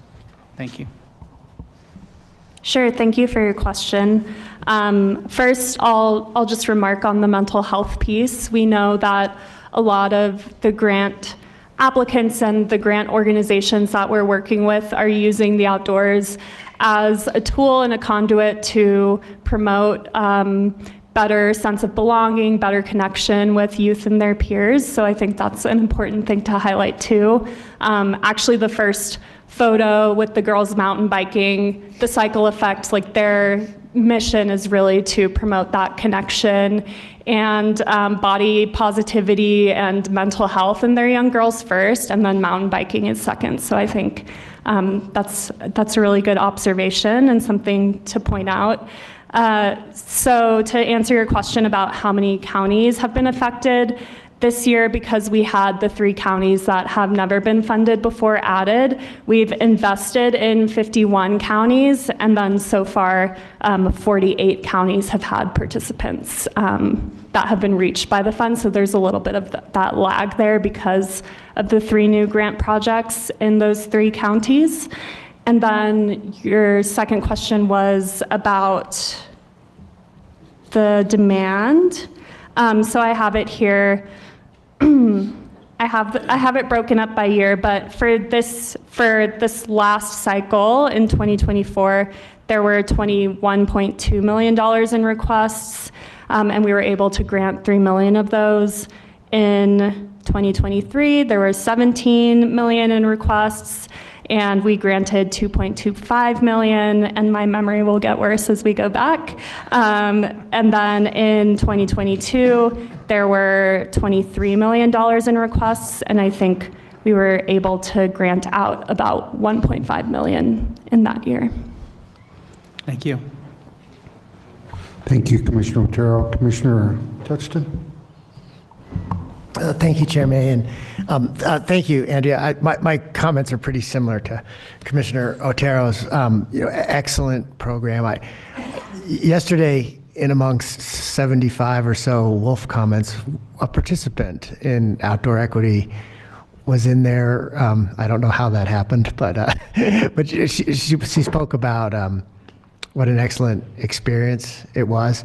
So I have the pleasure of also being one of CPW's representatives to the GOCO board. And one of the things we've discussed is, there's a couple things that if you don't act now, you lose the opportunity. And one is normally protecting habitat. If you don't act now to protect habitat, it turns into a shopping mall or something. The other is kids. If we don't act now to get children invested in outdoor activities, they're not children anymore, and it's much tougher to convert an adult to enjoying that than a child. And it struck me that our habitat program was discussed yesterday. We could fund about 50% of the requests that came into the habitat stamp committee. You're at 14%. So other than getting people to buy more lottery tickets, what are the other possibilities to enhance your funding stream? Oh, and sorry, my other question was, that was one. The other one was Generation Wild at GOCO is an overlapping, if you were a Venn diagram, you overlap a bit, and what relationship with Generation Wild? Sure. Okay. I'll answer the second question first, and then I might phone a friend on the funding question. But as far as overlapping with Generation Wild, we have a seat on the Outdoor Equity Grant Board for the director of GOCO, and generally Jackie sends one of her staff members to interact with our board. Right now, that's Chris Obie who is helping us, and he is actually in charge of the Generation Wild program. We do see some overlapping requests, and I think these two programs work really well together because GOCO provides that large investment to do a lot of community planning and listening around what needs in the outdoors there are for youth in those particular communities. And then once they have their coalitions together, then they can also come to the OEGP for additional funding at a much lower level. But that allows for us to fill in any gaps that GOCO is kind of missing in those communities, and also just support that effort and those coalitions that already exist. I will say that Generation Wild is very limited to the communities that they reach in Colorado, so this program additionally gets to work outside of those established Generation Wild communities to make sure that all Coloradans have access and all youth have access to funds to help increase access to the outdoors.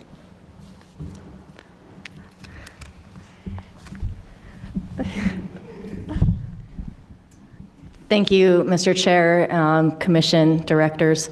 My name is Heather Disney Dugan, Deputy Director of Operations for Colorado Parks and Wildlife, and I wanted to help to answer that question Commissioner Touchton about potential future funding, because it is something that is incredibly important to us in CPW, and we are fully cognizant of the fact that we don't have the funding that we need to fully address a lot of these different grant applications.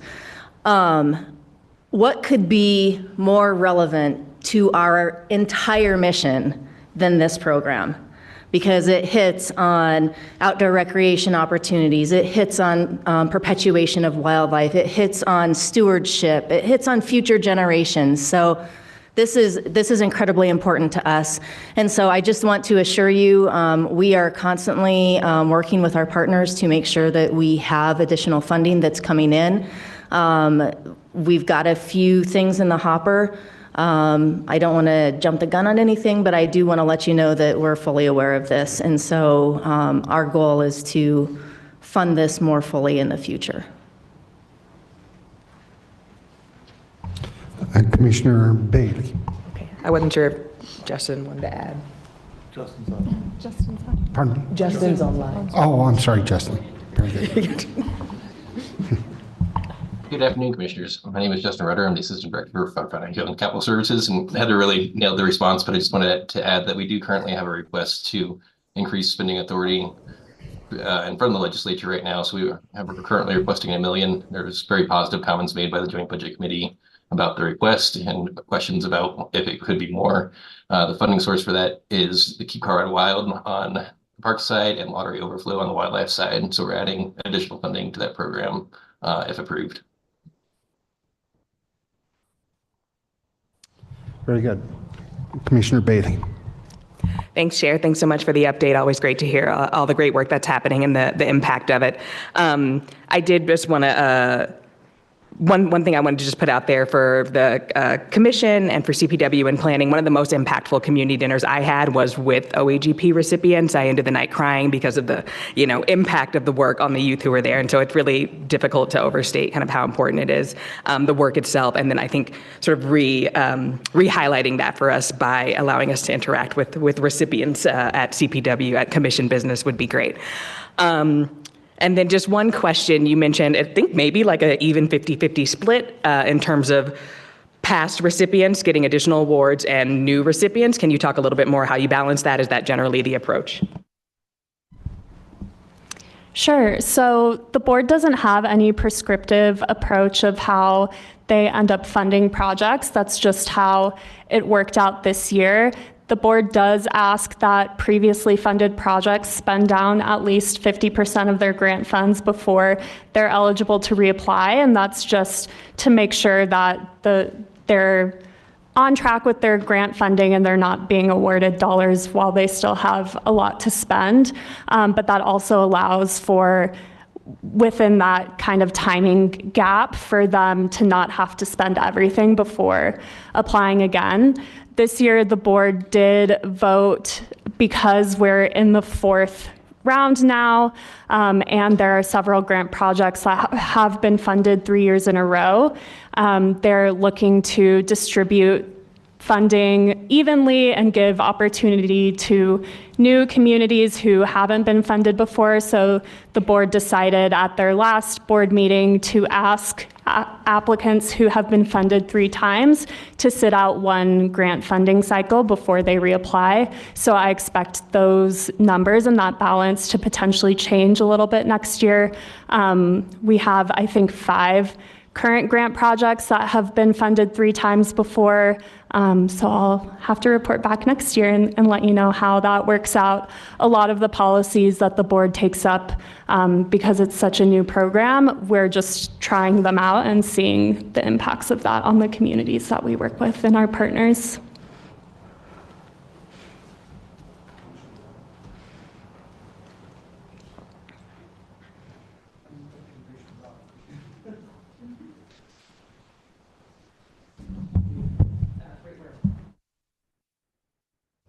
There we go. Commissioner Robinson. All right, thank you. It was Andrew's fault. Thank you so much for thank you so much for all that you all are doing. This is quite amazing. I think I just have a couple questions. Number one, what do you have any KPIs or key performance indicators or data that you require your grantees to provide you that allow for defining success with the programs?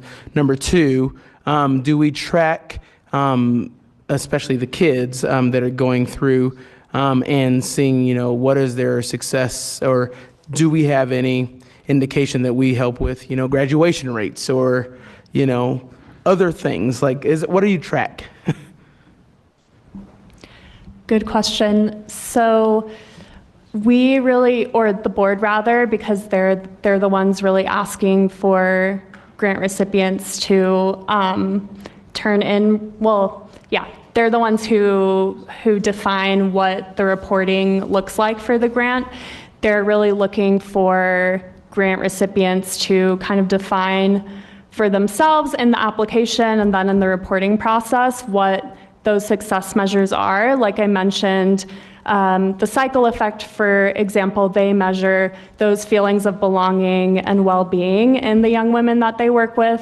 However, the scope of the different projects that we fund are quite different, so those metrics might not necessarily be relevant for every single grantee that we work with. So really, the data that we're asking all grant recipients to provide us are those demographic data, as well as participant numbers and days or experiences outside. The board is really interested in doing some more of that, maybe long-term studies looking at the impacts of this, but we're not doing anything like that at the moment. Thank you. I would encourage you to, I think, especially for those grantors or grantees that get repeat funding. I think that continual show of success in being able to provide those KPIs are really important. The second thing I wanted to talk to you about was the power in the PowerPoint.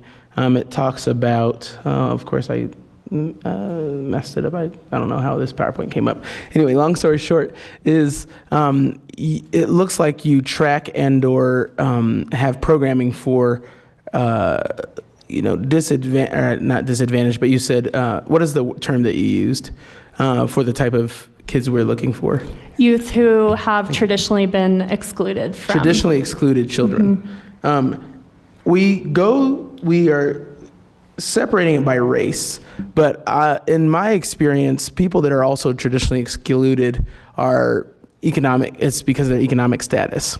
And so is there an effort that we could utilize to make sure we're being inclusive of economic status instead of just looking at race and, I would say all the flavors of the day when it comes to the equity conversation?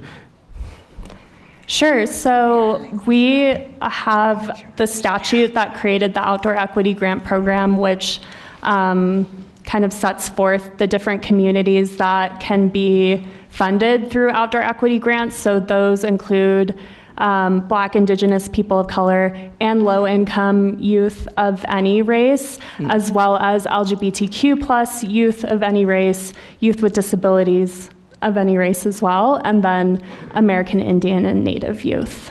Okay, so it does include that then? Yes. Okay, great. And then I digress. Thank you so much. Of course. Thank you for the question. Commissioner Reedy. Thank you, Chair. My questions were answered. I just wanted to chime in and add that I love this program, and I'm really glad to see we're working to try to get more funding for it. Thanks. Commissioner Otero. Oh, I'm sorry, Commissioner Bull, you were. Thank you, Chair. Similarly, thank you, Andrea, for the presentation. This is one of my favorite parts of being a commissioner, is hearing these updates and learning about this program.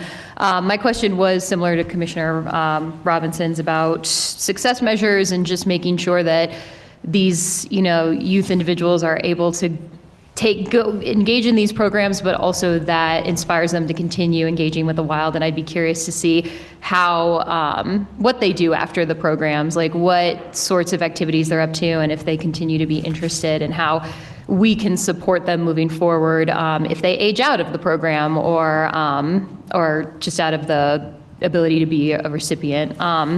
So I guess I'll ask, I was curious, you mentioned specific seats. I love that there are youth board seats. I think that's one of the most fantastic parts of this program, because you just don't see that a lot. And the individuals who are actually affected, who are actually impacted, are seated at the table. I heard a conservation seat maybe and an environmental justice seat. So I'd just be curious about learning more about those seats. Of course. So like you mentioned, we have those 3 youth seats. So those are for youth ages 25 and younger from any community that's impacted by the program. And I have the list here so I don't forget anyone. Then there's a seat for someone with experience in disability accessible outdoor programming, a seat for someone with experience in conservation issues, outdoor education programs experience, experience in working for equity for LGBTQ plus individuals in the outdoors, a racial justice seat, and an environmental justice seat, or those other 6. Fantastic, thank you. Thank you, Commissioner Beaulieu. Any other commissioners with comments or questions? Director Davis, please. Yeah, thank you, Mr. Chair. Hopefully everyone is sitting in this room pretty jazzed about this program, and in my lifetime anyway, I've been a pretty privileged person, maybe not financially, but otherwise.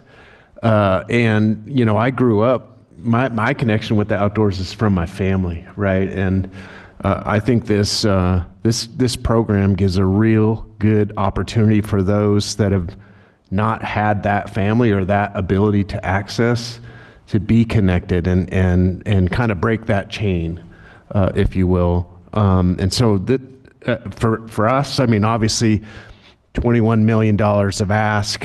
We're trying to get to 4 million plus sooner rather than later. We got a ways to go on the funding side of this to make sure that this amazing program reaches everyone that it can.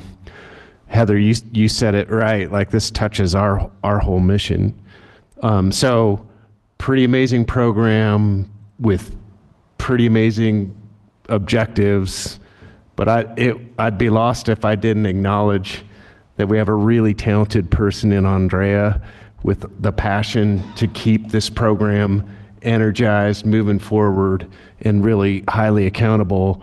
And then also it requires, we're talking about being short on the funding of the demand side of it, but we have Adrian coming up next, and I'd be remiss if I didn't acknowledge, like, Colorado Lottery and Adrian in particular, with her connection with all the agencies. She can't escape our mission, no matter where she goes, and her passion for this work too helps Colorado Lottery continue to not just fund this program, but a whole lot of other real amazing work, whether it be through GOCO or CPW's work or the RPI. So Andrea, you're amazing. You're super talented. I'm so thankful that you're on our team and leading this program. And yeah, I'll stop short there.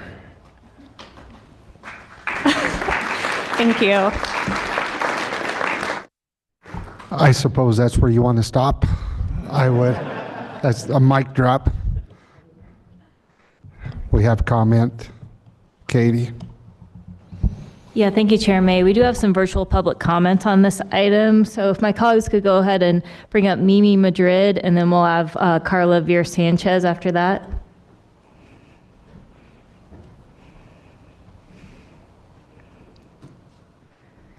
Go ahead, Mimi.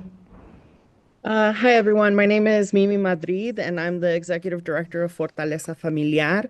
I am honored to represent Fortaleza Naturaleza, one of the repeat grantee programs funded by the Colorado Outdoor Equity Grant.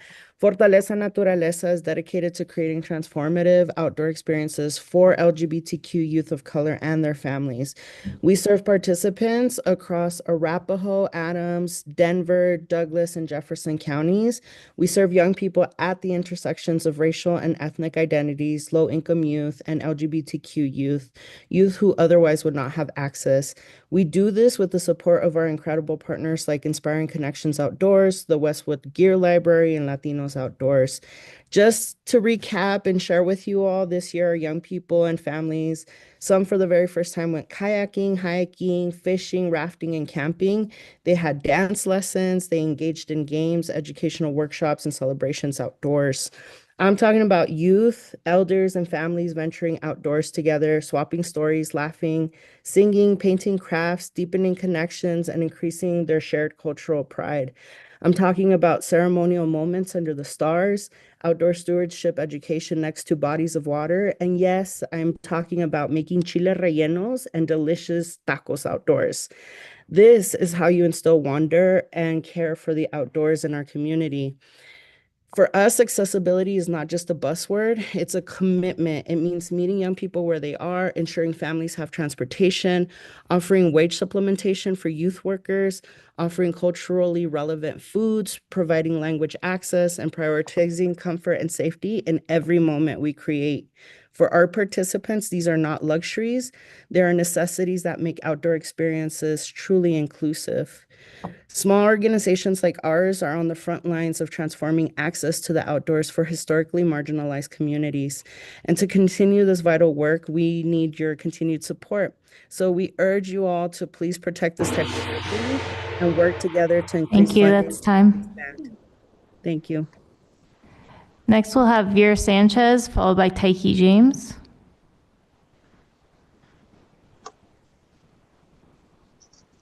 Veer, would you like your camera on? Sure. Go ahead. Okay, so Hi, my name is Veer, and I'm a queer Latina civil engineer living in Denver, Colorado. I'm a volunteer with Inspiring Connections Outdoors and have had the privilege of collaborating with Fortaleza Naturaleza. I'm here today to ask you to support in increasing funding for the Outdoor Equity Grant in Colorado.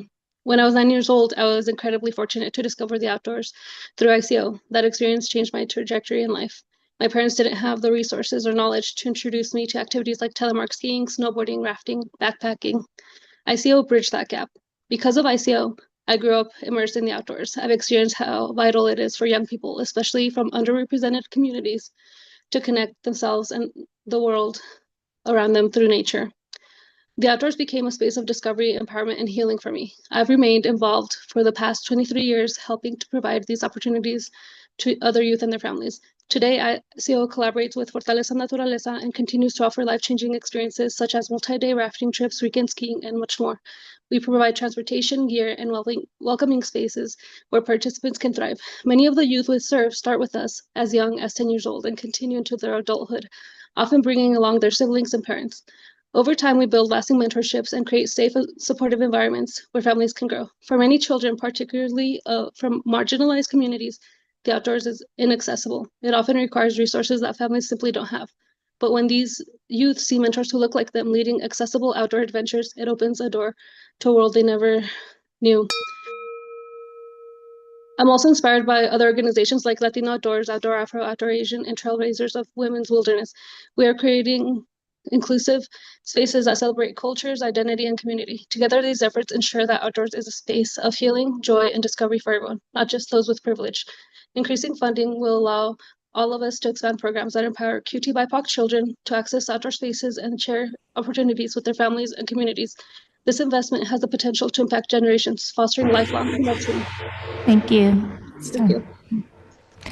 Next, we have Tyke James, followed by Bella Harris. Go ahead. Thank you. Good afternoon, Commissioners. My name is Tyke James. I'm based in Lafayette. I'm the Senior Environmental Justice Campaign Manager at Conservation Colorado, advocating on behalf of the Outdoor Equity Coalition for the importance of the Outdoor Equity Grant Program. This program has already brought 43,000 young people across 41 counties to the outdoors in Colorado. However, the grant approval rate is only 14% due to the cap on funding, which is considerably low for a program that has consistently shown its effectiveness. With over $21 million in requests this grant cycle alone, and only $3 million available, that's a huge gap in missed opportunities. While equitable access to the outdoors is a success story in Colorado, we should not allow it to be underfunded. We must increase funding to match the scale of community needs sustainably. We are a world-class state for outdoor recreation, but let's not make it only available to the first class. On behalf of the Outdoor Equity Coalition, I urge the commissioners to hear our calls for increase and sustained funding for the Outdoor Equity Grant Program for future and present generations. Thank you so much for your time and consideration. Thank you. Next, we'll have Bella Harris. Go ahead, Bella. Thank you to the members of the commission for having me today and giving me this opportunity. My name is Bella Harris.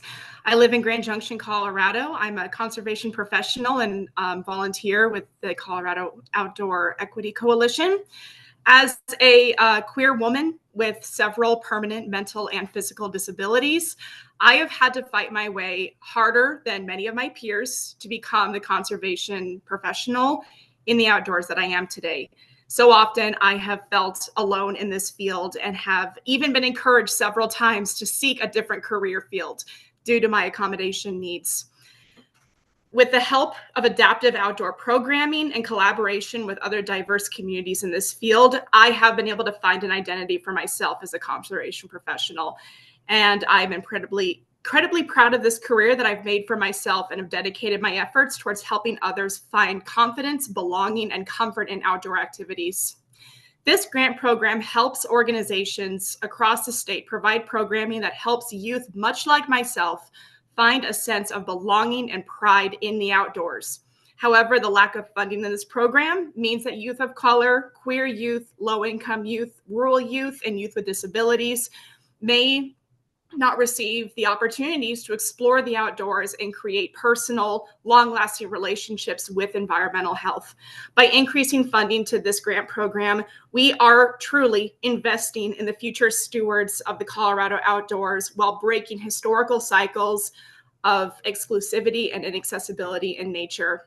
While I was working as an outdoor educator in Fort Collins, Colorado, I had the distinct pleasure of working with many children who, like me, are autistic and require adaptive programming and accommodations in order to comfortably enjoy nature. I have seen neurodivergent youth come to outdoor programming scared and uncertain, and with the right support and with the right programs, quickly find a sense of peace and belonging that inspires them. Thank you. Thank you. That concludes our public comment on this I item. just wanted to say to our last commenter, I very much appreciate you making the effort and giving us your thoughts.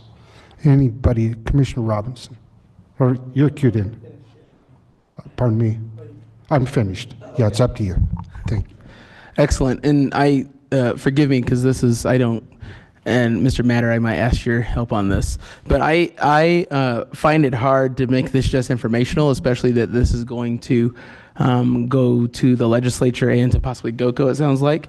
So I don't know how I would entertain the motion or create a motion to have a letter drafted on the commission's behalf in support of this so that there is some sort of document that lets the legislature know that we are 100% behind this, that we want to see this happen. I don't know what the proper mechanism is to do that, but I'd like to put that on the table. Could that be the form of a resolution?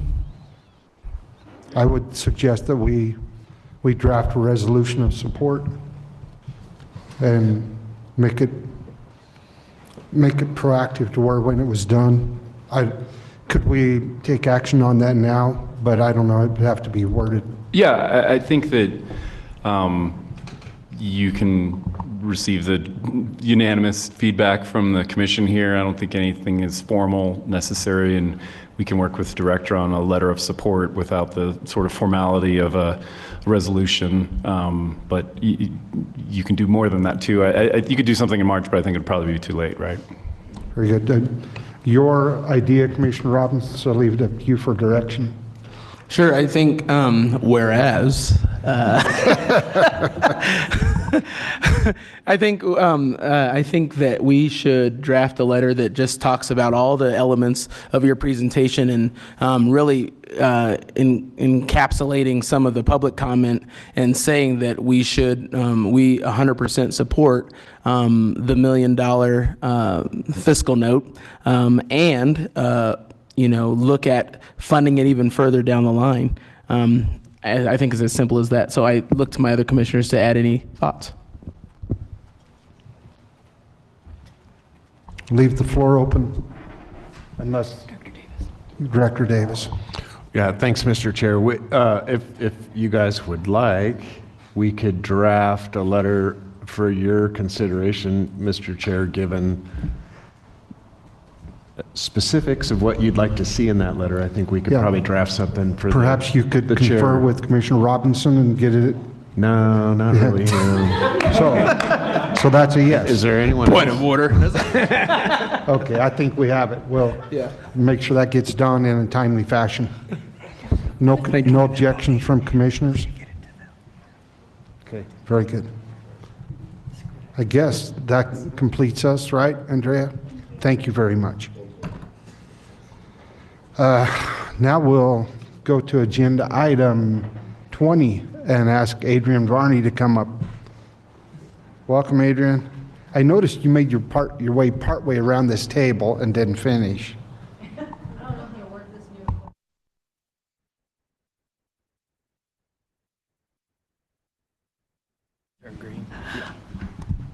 Thank you.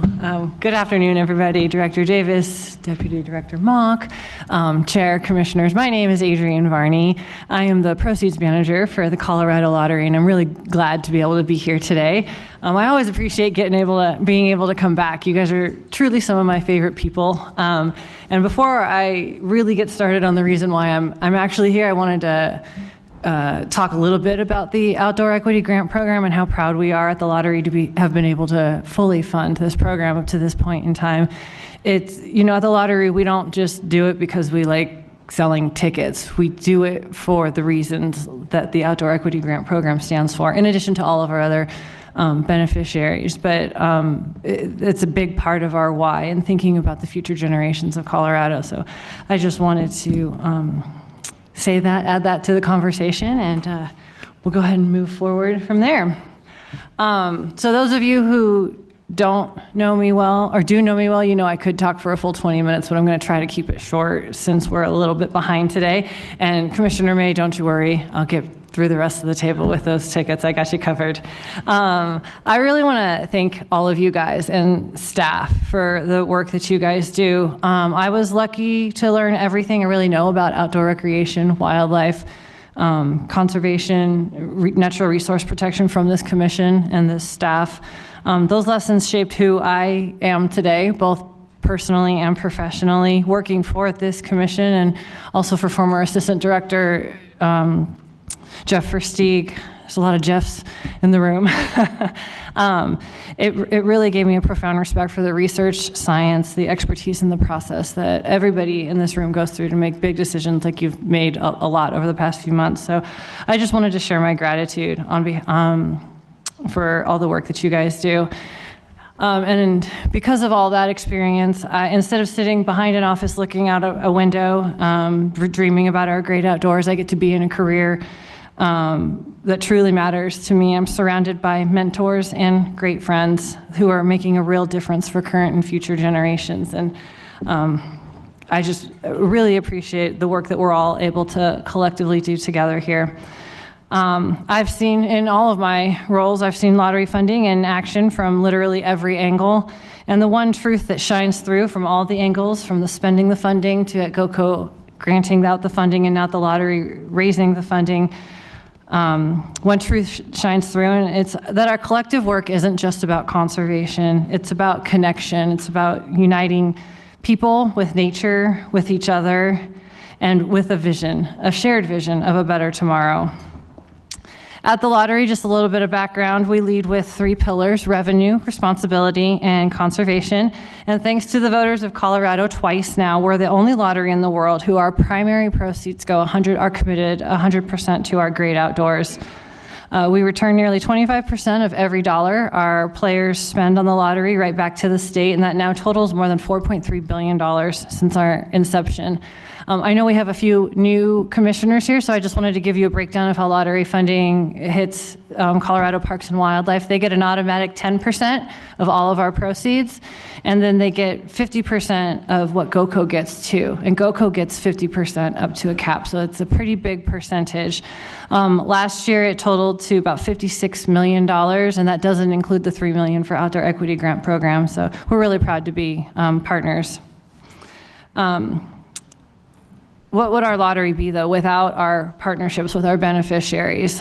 Great Outdoors Colorado, Colorado Parks and Wildlife, the Conservation Trust Fund, OEGP, and also Best for Schools. It's the missions within those organizations that enable us to realize our vision as a conservation and outdoor recreation organization, and that ultimately brings me to why I'm here today. One of the coolest parts about my job is I run an award program called the Starburst Awards, and we get to, I shouldn't say we, it's not just me, we get to recognize the most excellent use of lottery funding around the state in multiple programs. The award recognizes the collaborative efforts and dedication of those who work tirelessly to bring these projects to life, which ultimately make Colorado a better place to live, to work, and to play. These projects cross all spectrums: outdoor recreation, stewardship, conservation, equity. And this year we had more applications. 2024. I forget we're in 2025. We had more applications than we've had in years. Every single year there are hundreds of eligible projects across the state. And this particular project that I'm here today to recognize stood out for a lot of reasons. It's collaborative across agencies and across state lines. It's unique. It's wildly impactful now that it's been out there for a year in its reach. And somehow it taught me something. Even I hadn't thought about the impact of my winter recreation, what it has on wildlife here in the Front Range. And that's after 13 years working in this world. So without further ado, I'm so happy to have the opportunity to recognize the Wintering Wildlife Conservation Initiative as a 2024 Colorado Starburst Award recipient.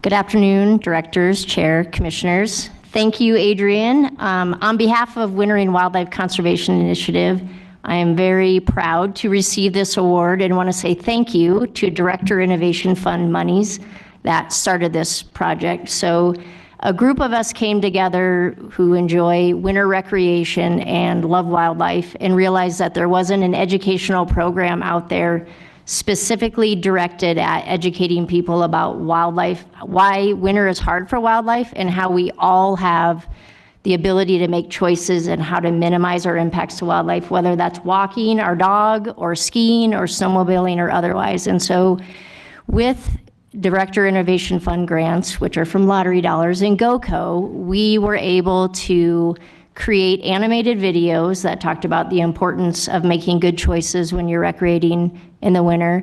We made a website. We hired a grad student who did outreach for us. We made really cool stickers. I know Adrian gives out great stuff, but I also have some stickers, and we're not done. So we have partners in Montana, and we're continuing to work on how we can do good things for wildlife and use partnerships that are really funded through these great programs like Director Innovation Fund. So very honored to receive this, and thank you very much.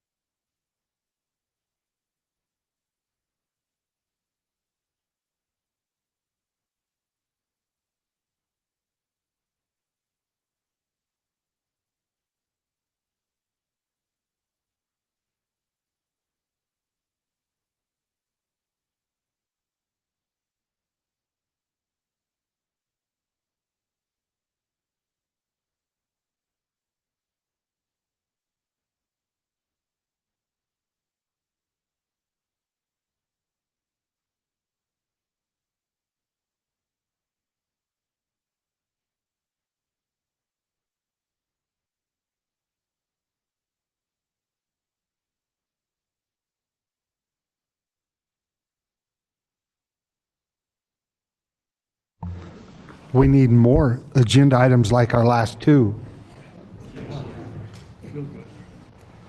Okay, I'm ready for agenda item 22. Hillary, Danielle, Andrea.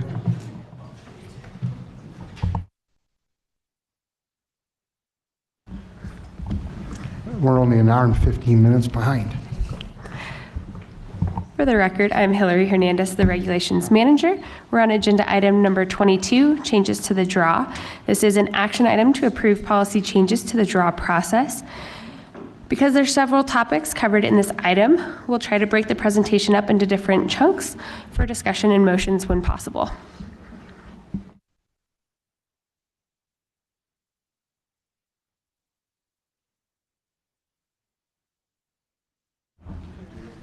Okay, thank you, Hillary. Good afternoon, commissioners and directors. I'm Andrea Jess, the licensing deputy with Colorado Parks and Wildlife. To kick off our presentation today, I'm going to quickly cover all the policy changes that have consensus between both staff and the draw working group. Then I'll hand it over to Danielle Eisenhart to cover the policy topics that require a deeper dive, either because there is not consensus between the draw working group and staff, or because there are new ideas that require further discussion. Like our November presentation, we have color-coded the slides to differentiate between the draws for different species, starting with deer, elk, bear, pronghorn, and turkey.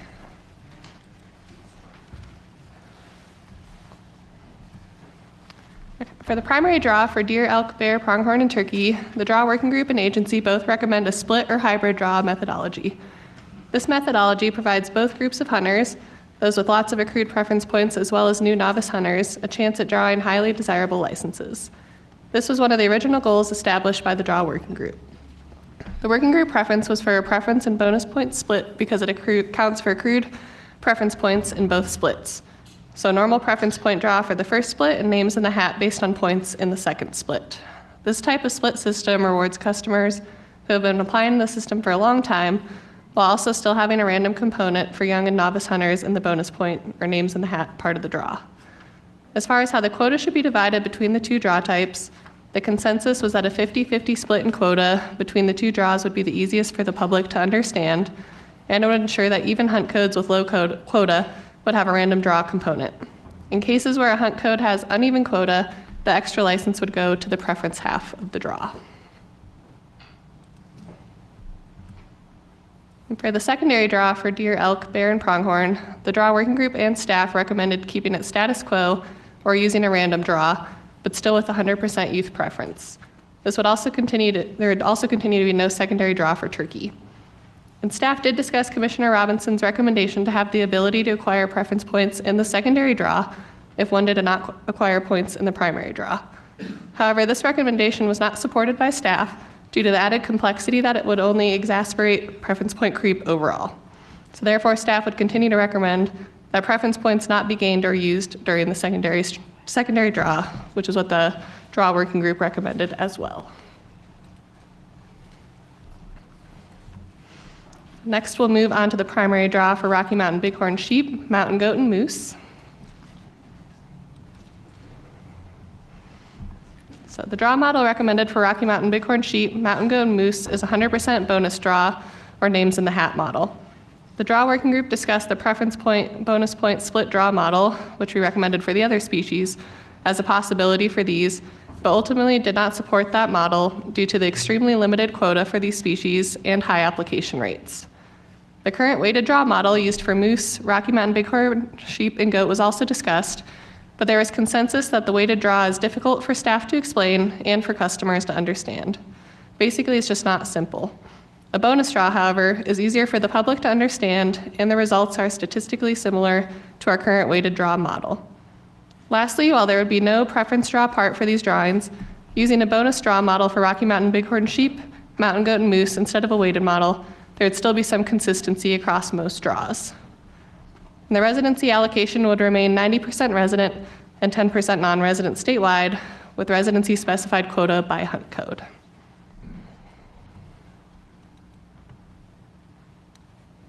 In the transition from a weighted draw model to a bonus draw model, the group recommended taking a customer's current weighted and normal preference points and adding them together to get their new number of points. For example, if a customer holds 3 regular preference points and 22 weighted points, their new point value would be 25. No historical points would be lost. The group also thought it was important to help customers understand that weighted points and bonus points are the same thing. Mathematically, the points are just used in different ways based on the draw model.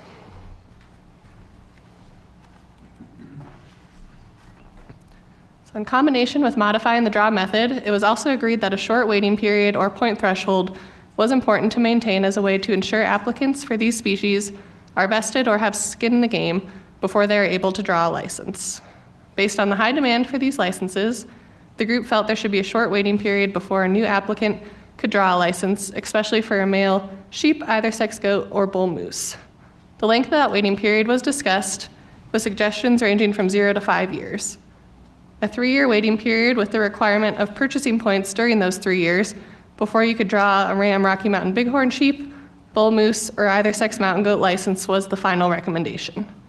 No waiting period would be required to initially draw a nanny-only goat, cow moose, or Rocky Mountain bighorn sheep license.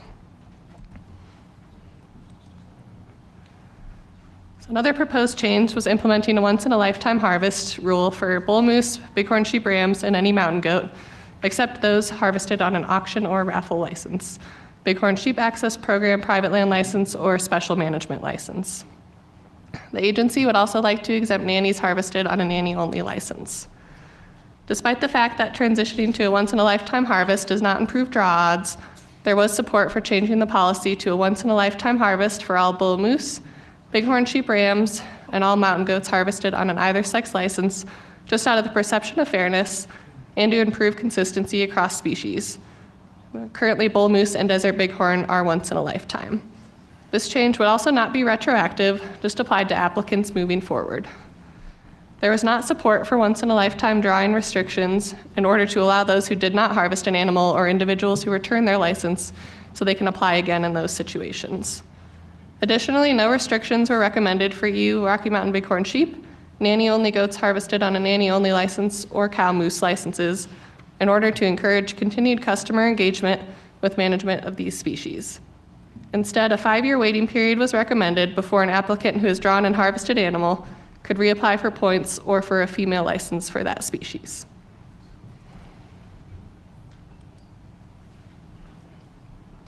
Group applications are currently allowed for Rocky Mountain Bighorn sheep and mountain goat, but not for moose or desert bighorn.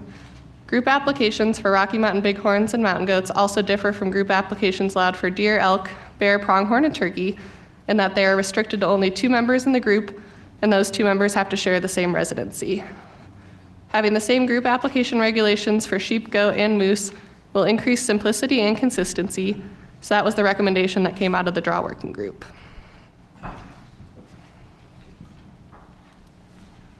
Next up, we'll cover the draw working group recommendations on desert bighorn sheep.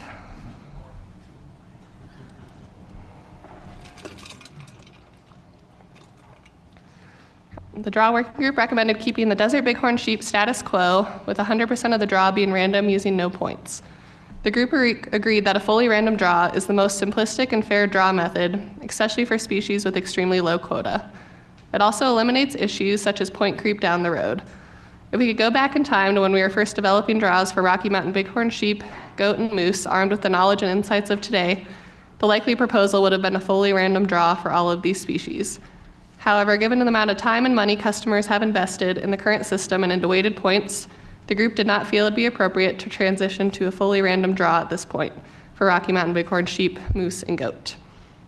It was also recommended that if any new limited species are added in the future, such as bison, that draw method used for that species should be a random draw.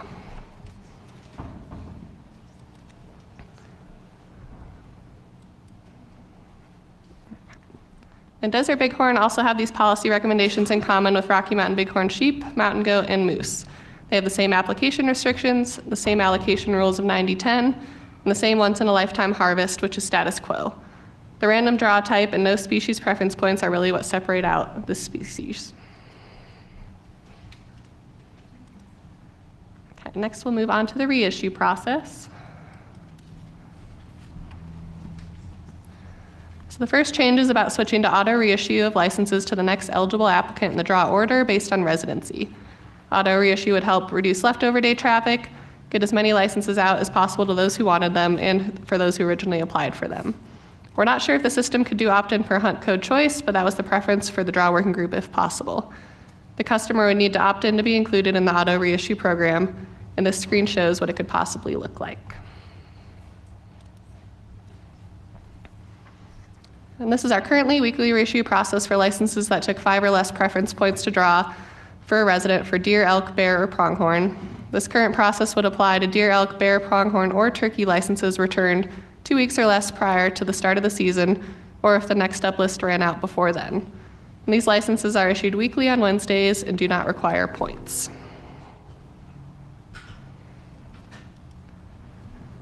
The manual reissue process would be used for sheep, goat, and moose licenses returned 2 weeks or less prior to the start of the season, and the customer would have to accept the license before we'd reissue it to them. This is similar to the auto reissue process of using the next up report, but is manually done by CPW staff. These licenses are high demand and low quota, so we did not want to do the normal weekly reissue process for these. And points would be used for these licenses, and if no one from the next up list accepted them from the top 5, or that list ran out before hitting 5, the license would go to that normal weekly reissue process. This is rare, but it does happen.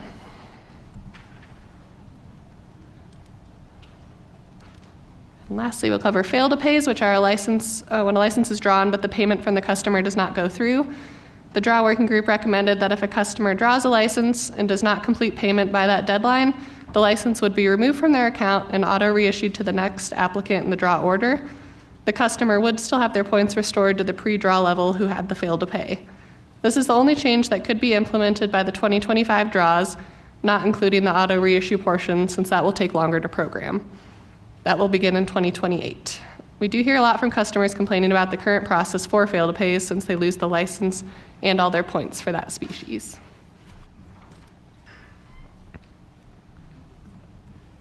The new draw season structure process would also be created with a 10-year framework. The first few years of the cycle after the public outreach is completed would be a transition or reprogramming period, with the last part of the cycle as implementation and looking at results and trends. This new cycle approach would prevent changes from occurring every year, allowing staff to collect years of data to analyze and determine if changes had the intended results. If the changes did not produce the results, a new approach could be tried after appropriate public engagement. And here are some approximate dates of what we'd be looking at for this draw season structure. And with that, I will turn it over to Danielle. Thanks, Andrea. I'm Danielle Eisenhart, Licensed Reservation and Customer Operations Supervisor for Colorado Parks and Wildlife. We'll now transition into our policy changes that require a deeper dive. So these are the policies where you see multiple alternatives listing in your mailing document, red notating the draw working group's original recommendation, and blue indicating the staff recommendation. There are also some new ideas that came up during our November commission discussion that require some additional discussion, or topics where the agency has received a significant amount of public comment. So the three main topics that we'll be doing a deeper dive into include 2 changes to allocation rules for deer, elk, bear, pronghorn, and turkey, preference points and how they're gained and used for all species with points, and lastly, the pick one recommendation for sheep, goat, and moose. So our plan with these is to pause after each one of these topics for commission discussion and motions. All the public comment on all the draw working group recommendations will be heard after this allocation topic, just to make sure we hear all public comments before any motions or voting take place.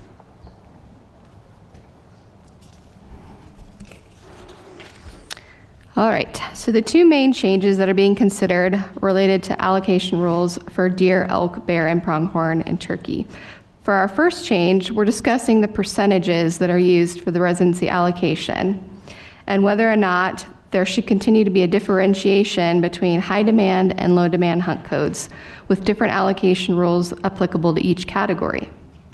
The draw working group's recommendation was to update the allocation rules to a 75% resident, 25% non-resident allocation for all deer, elk, bear, pronghorn, and turkey hunt codes. Under this recommendation, there would no longer be a differentiation between low demand and high demand hunt codes for simplicity and consistency.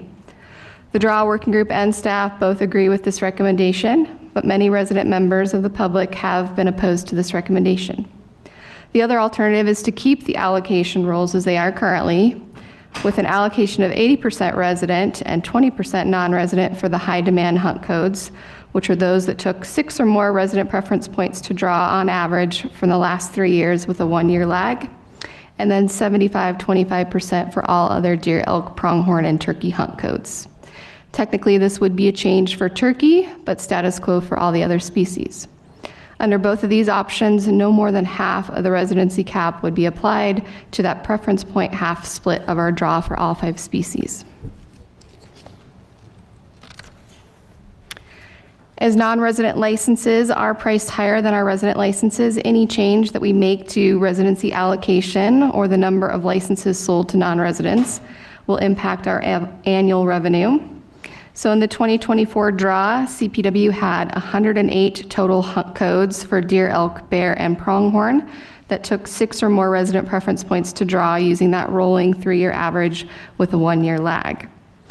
2,759 licenses were approved within those 108 hunt codes. So in our current policy, those are the hunt codes that are considered high demand and have the 80% resident, 20% non-resident allocation.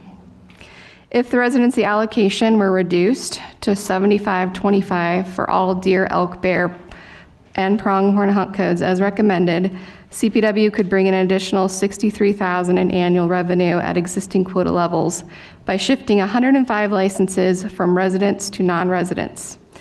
This number is based on our 2024 draw results. During our November presentation, we stated that this value is $16,000, which was incorrect because that analysis was using 2021 data when we had fewer high demand hunt codes that existed. We apologize for this error, but we're happy to have the opportunity to correct it here today. Staff still feel that this revenue impact is nominal in comparison to our other allocation and preference point changes that are being proposed today.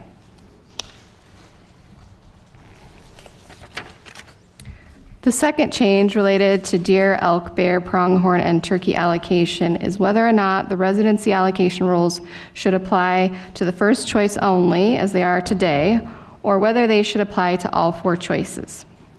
The DRAW Working Group's recommendation was to apply the allocation percentages to all 4 choices.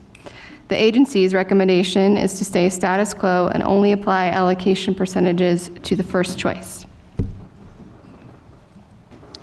The reason for the lack of agency support is the financial implications this policy change could have on revenue.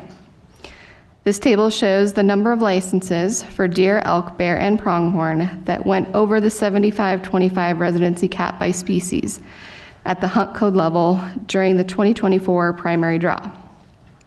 If every single one of these licenses that went over cap was drawn by a non-resident was instead drawn by a resident, CPW would have lost $4.2 million in this year's draw. This analysis only includes the primary draw. It does not include secondary draw or the turkey draws where allocation rules do not currently apply. This is not a fake data analysis, but this is a worst case scenario as far as revenue loss in the primary draw. I say worst case because in reality, it's very unlikely that all of these licenses would have been drawn by a resident with our soft caps still in place. This is because in some instances, we may not have enough resident applicants to take all the resident quota, even after going through all 4 choices. In other situations, a resident applicant could draw a different license for a different hunt code of that same species as the draw progresses through the choices, making them ineligible to draw that license. So again, this is the best financial analysis that we can run. It is not a fake financial estimate. It's just a worst case scenario. As far as the secondary draws for deer, elk, bear, and pronghorn, currently allocation rules do not apply to our secondary draw. For consistency and to provide, again, more resident opportunity, the DRAW Working Group recommended applying the same 75-25 allocation rules to the secondary draw as well as to all 4 choices. If there was insufficient demand after going through all 4 choices, the excess licenses could go to non-residents, which is again what we refer to as our soft cap. Primary and secondary draw allocation percentages would be calculated separately. The agency recommendation was status quo or no allocation rules applying to the secondary draw for the same financial concerns mentioned on the previous slide. With that, we can pause, and I'll hand it back over to Hillary. Yeah, so at this point, we want to take a pause here and do our public comment, and then we can have a discussion on these allocation issues before we complicate things by adding in another section with the preference points.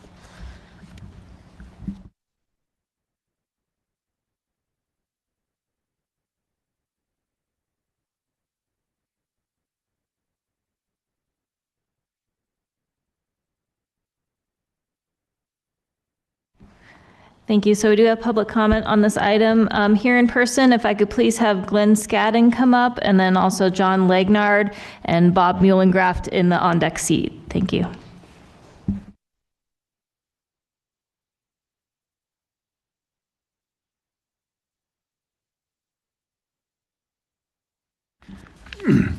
My comments are on preference points, which he hasn't reviewed yet, but she said to go ahead anyway.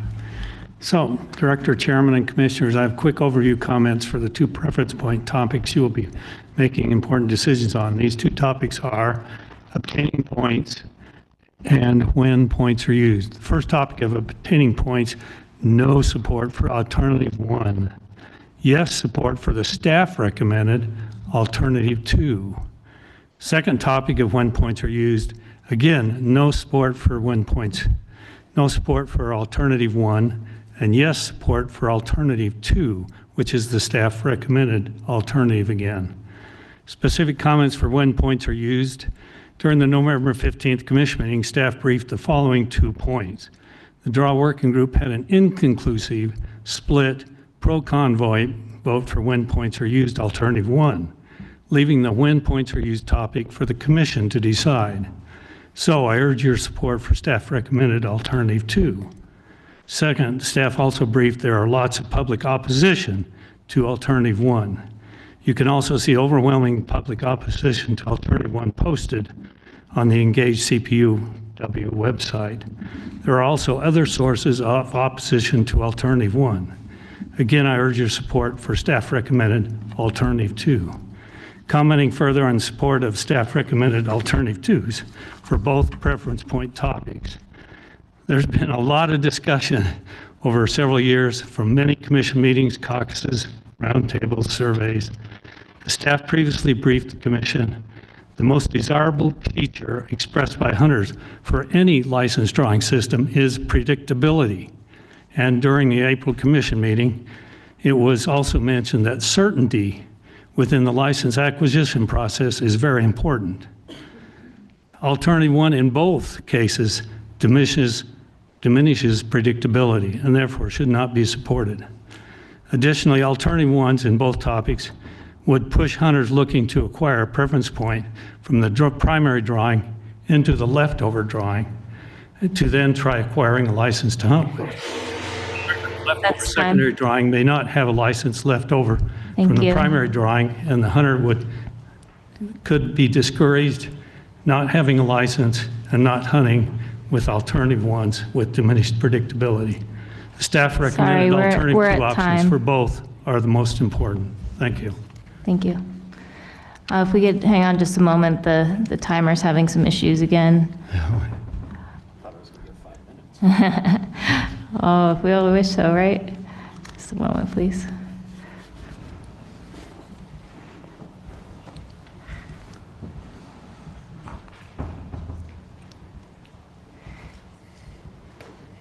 If anyone has someone who does programming and wants to write a better timer, we'd love it.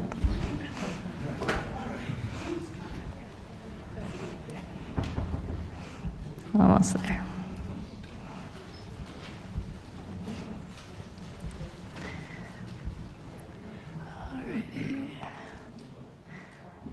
All right. I think, I don't know if it'll show on the screen, but John, why don't you go ahead, and Glenn, you can go ahead and go, and Bob can come up, and it looks like after that on deck will be Jenny Burby. Thank you.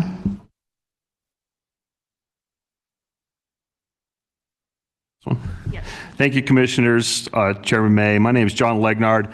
I was a member of the Draw Working Group, and I kind of thought our work was done, but since I represented the resident hunters, and I truly believe this group left no stone unturned in the process of investigating any and all possible changes to the draw process and preference point systems. And I would like to note, we were told to do this without concern for any financial input or impacts. So I do think that's important to know that some of our decisions are made without that information or without concern for that. Since the final recommendations have been posted, I've continued to receive feedback and concerns from hunters, including, not 15 minutes ago in the back of the room by somebody here on staff in a brown shirt. So it is a concern for some people, and I do want to point out that the biggest thing that people seem to be concerned about, that I'm hearing about still, is the pick one. And so the pick one, where you have to pick, you're going to apply for a moose, you're going to apply for sheep, you're going to apply for mountain goat. The concern is if you haven't drawn one of these tags, you're basically taking away their chance of drawing it. And Andy Holland and I have discussed, it will increase odds to some point, but I'm not sure it helps the perception of we're taking away a chance at drawing one of these tags. The easiest way I can explain it is you've got 50 years of applying in your life, and if for 50 years you put in for only moose, you've completely eliminated the chance at any one of the other tags. And I think most of these hunters would be very excited if they drew any one of the big three. And I do think you draw one and you're out of the pool for the others would be a fair compromise for this. And the other thing that seems to still be a problem with people is the once in a lifetime. Concerns have been raised. I've heard the testimony that it does not move the needle on odds. It does not impact anything to do with odds for 9 years from now. So it further limits people's engagement, and I think it is going to further hinder some conservation efforts because a lot of people that draw one of those tags tend to get involved for the next time. That's time. So thank you very much. Thank you. Next we'll have Bob Muhlengraft and then Jenny Burby. After that, we'll be switching to virtual comments. Commissioner May, fellow commissioners, staff, Tim Mock. This isn't the first time this has been discussed in my lifetime. I have 28 elk points. I have two basic comments on this, okay? If I apply for an elk tag and draw that tag, I'm going to be fortunate in my lifetime. The other part is, please don't take my preference points if I put in for a fourth choice during the primary application for a private land cow tag. I just don't agree with all preference points being taken away if you draw in the primary. If you draw your first choice, I agree with them being taken away. But we've been through banking points. We've been through the hybrid draw. There's a lot of it, okay? The other part of this is I think we should stick with the status quo of your first choice hunt code for using preference points. And the other way is I think we should also, through the primary draw, first choice license is when you draw that preference point. And I'm speaking of this from 28 preference points. My one comment to you is, knowing what I know today at 66 years old, if I'd have been smart, I'd have built up 6, 7, 8 preference points, gone on an elk hunt. I'd have built up another 6, 7, 8 preference points. I'd be at 3 points, or I'd be at 3 hunts now instead of trying to draw that one tag. Thank you for your time. I appreciate it. Thank you. Next, we'll have Jenny Burby, and then we'll start online with Josh Haga. Jenny Burby, Colorado Outfitters Association. Thank you, commissioners, directors, and, well, everybody up here. I also sat on the draw working group. I am curious that if we had had direction to follow dollars more than looking for solutions, if we would have come to other solutions.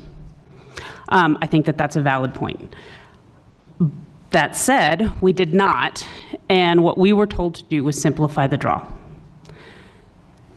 in essence. So that's what we struck to do. I hear, like John, complaints about the pick one of 3. When that came up to me personally, I went, I don't know, if somebody got that, I want them to buy me a lottery ticket.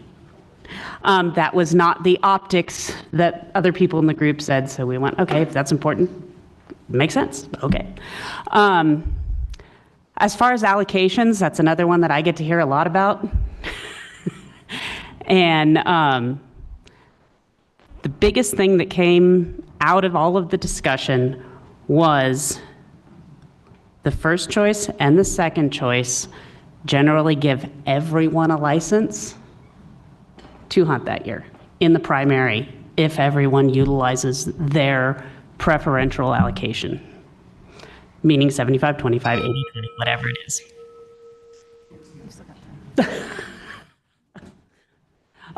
Sorry, I lost my train of thought.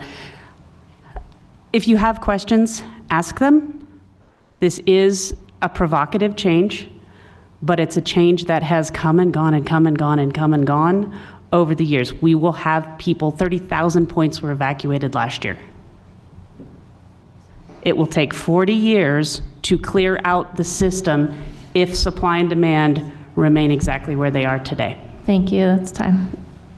Do I need to push this again? Thank you. Next, we'll switch to virtual comments, starting with Josh Haga, followed by Brandon Siegfried. Josh, Perfect. go ahead. Can you hear me? Yes, we can. Okay, awesome. Thank you, commissioners, for taking the time to listen to feedback again. I know yesterday was a very long day for all of you. I'm here today to advocate for stronger protections for resident hunters. First, I support alternative 1 for allocation rules. This prioritizes residents for all 4 choices in both the primary and secondary draws. We don't have these protections today. This is much needed change. It's more consistent, it's easier to understand for hunters, and it better protects us residents. Colorado really hasn't had meaningful caps on non-resident hunters for way too long now. We're behind all other Western states in addressing this issue. Without a cap, all Southwest archery units that went from OTC to draw go 60% or even in some cases 70% to non-residents. I agree with capping non-residents through all four choices, but I do not agree with the 75-25 split. All other Western states give non-residents between 5 and sometimes 15% of tags. We're way too generous, and it's at the demise of our youth and also our resident hunters. Second, I support alternative 2 for preference points. Although it's in blue and it's an alternative 2, it was also supported by the Draw Working Group. Residents should be able to build preference points for unique and desirable hunts while still drawing non-first choice tags. And then I don't think this gets mentioned enough. I don't think that we can afford to wait years for these changes to go into effect. With the recent OTC archery changes coming, we know all non-resident archery hunters will now be applying into a system that already has tons of non-resident applications. We really do need protection now. So please support residents. I appreciate all of you. Thank you. Thank you. Next, we'll have Brandon Siegfried, followed by Patrick Sullivan.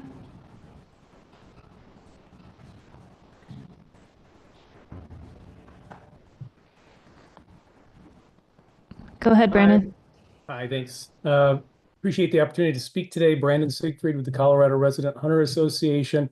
Here in support of alternative 1, tag allocations will apply to all 4 draw choices. Basically, we're going to restore the hard cap that we used to have like 30 years ago in Colorado and remove our fake caps. Also, saving the 80-20 tags for residents. Recently, I turned in a petition to the commissioners with 715 signatures in support of removing the CPW fake tag allocation caps, aka soft caps. These signatures were collected in just 5 weeks over the holidays. Draw Process Working Group recently recommended to get rid of our tag allocation and have it apply to all 4 draw choices, which will restore 6,500 limited big game tags to the resident hunters with a hard cap system like all other Western states. CPW came out against this recommendation and revealed selling these 65 resident allocated tags to non-residents brings them in $4.2 million a year. So CPW staff endorses selling resident equity for profits. We have 46,000 new non-residents applying for our limited elk hunts over the past 10 years. That alone brings in over $6 million in just application fees and covers this loss of revenue. Colorado residents have a 90-10 hard cap for moose, sheep, and goat. Why don't we have a hard cap for all other species? All the Western states have a hard cap for limited big game draws. Please restore the hard cap, have our draws apply to all 4 draw choices. No other state in the country does this to its residents. I also support preserving the 80-20 tags for residents. Only 2 years ago, the CPW Commission fixed our 80-20 tags when it was revealed CPW was using 15-year-old data to keep new high-demand units from joining the 80-20 list. This allowed CPW to sell more resident tags to non-residents. We fixed this with a 3-year rolling average system and went from 53 hybrid hunts to 115 the next season. I support keeping the 80-20 tags as is. Thank you. Thank you. Next, we have Patrick Sullivan, followed by Steve Hildy. Yeah, hey, Katie, do you want me to cover allocation, preference points, and reissue, or are we going to have a chance to comment on each individually? You just have 2 minutes of time to cover any of those. All right, I'm going. Hi, everyone. My name is Patrick Sullivan. I'm a Colorado resident hunter. I want to thank the CPW Commission staff and Draw Working Group stakeholders for all their efforts to improve the draw, as well as allowing me to provide public comment on this important topic. There's a lot to cover, so I'm going to try and go through this quickly. First item is allocation, which I have a big issue with the Draw Working Group's recommendation. As Brandon said, many others and I fought hard over the last few years to get CPW to update the hybrid draw data, which was over 15 years old. And now 5% of those tags would be taken away if we go with the recommendation for a 75-25 allocation split across the board. This would be inequitable to residents and a big step backwards. If you really want to simplify the draw, change the allocation across the board to 80-20, which is consistent with the hybrid draw already and simplifies the draw for CPW, which is their goal. This would also keep the correct amount of high demand tags in residents' pockets. Furthermore, the allocation rules should apply to all 4 choices. Let's get rid of the soft cap, which has been a big issue in recent years with the significant increase in applications.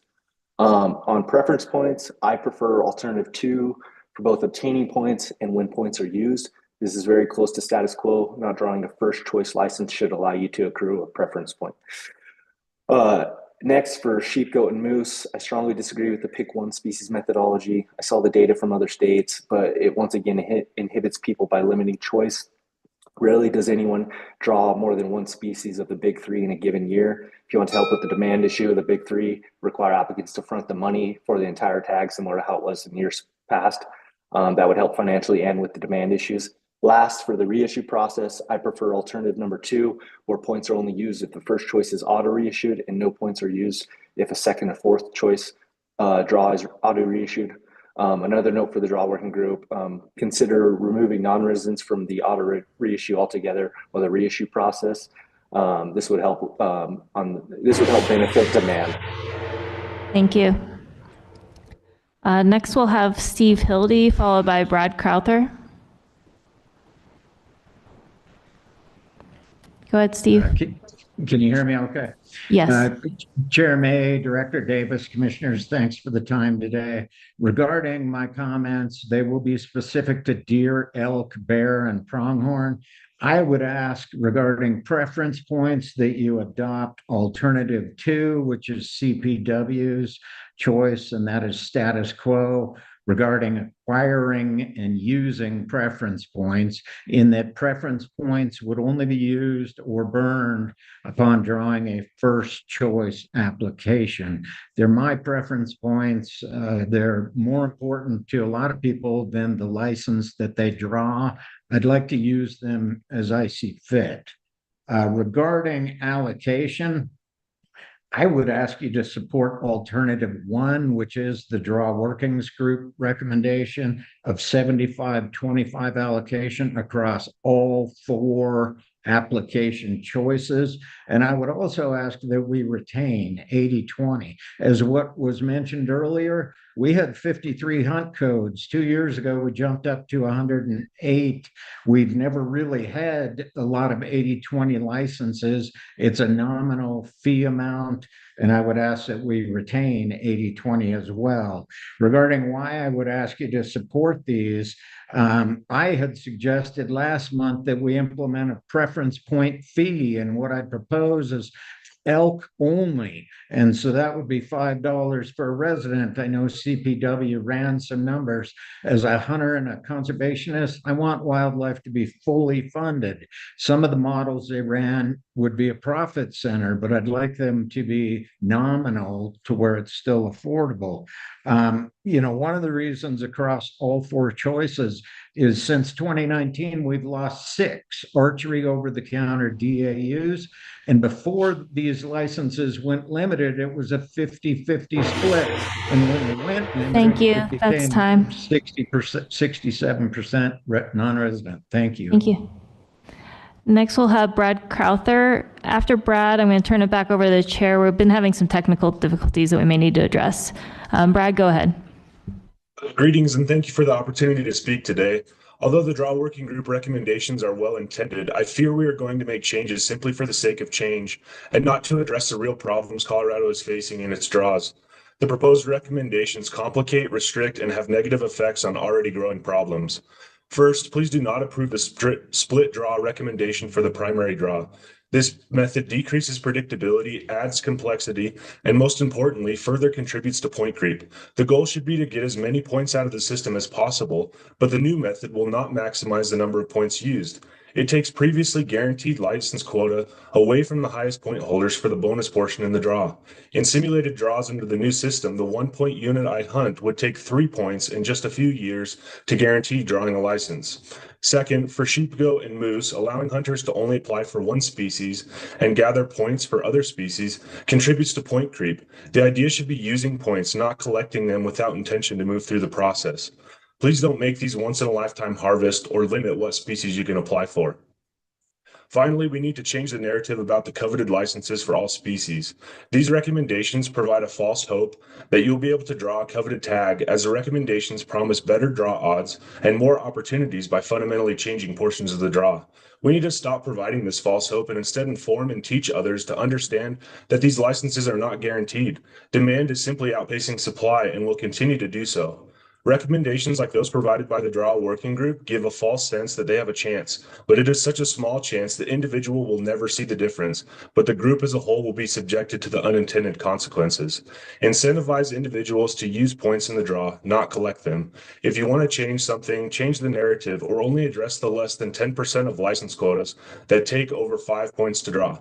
Please keep in mind the silent majority in the draw and don't disrupt the majority to address the loud minority. Thank you very much. Thank you. Chair May, that concludes our public comment on this item. There is more presentation to give, but I think you're aware that we're also having some technical difficulties we need to address. We'll take a 15-minute break, which will bring us back at 3:25. Thank you, everybody.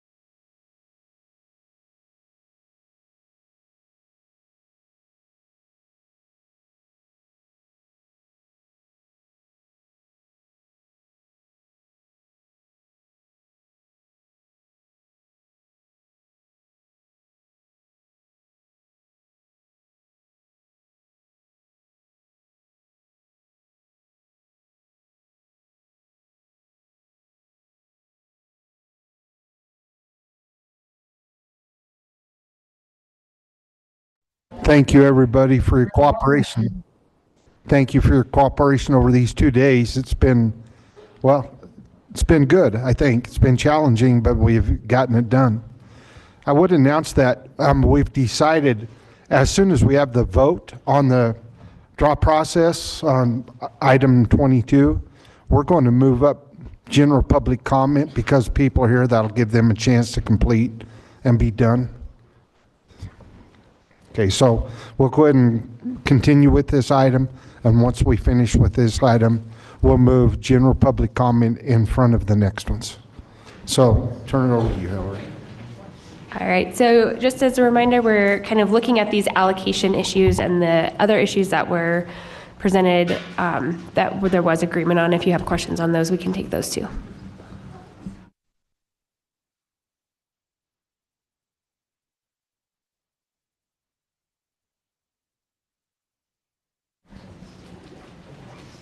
So I guess we'll put it to the commission if we want to take any motions on the allocation issues before moving on to preference points, or if you would like us to continue with our presentation first. I think go ahead.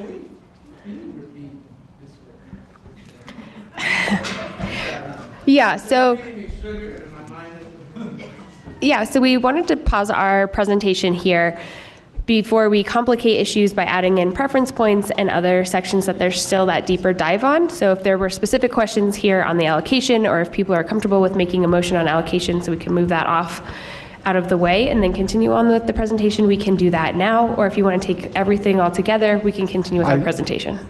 What's everybody think? I kind of like the idea of taking them one at a time.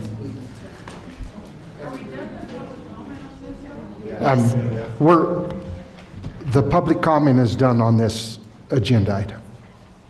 I believe, isn't that right? The public comment's all in. The only thing we have left, Commissioner Aska, is general public comment that was scheduled at the end of the meeting. We're just going to move it up after this agenda. No, I think we got through it. All right. So we're now asking for discussion basically on the allocation we've been talking about. And then we will, I presume, entertain a motion on this one topic and then move on to the next one. So Commissioner Haskett, you're in the queue if you were ready, unless that changed your plan. Ready. Thank you, Chairman May. So I was a member of this group. I've been a member of the commission.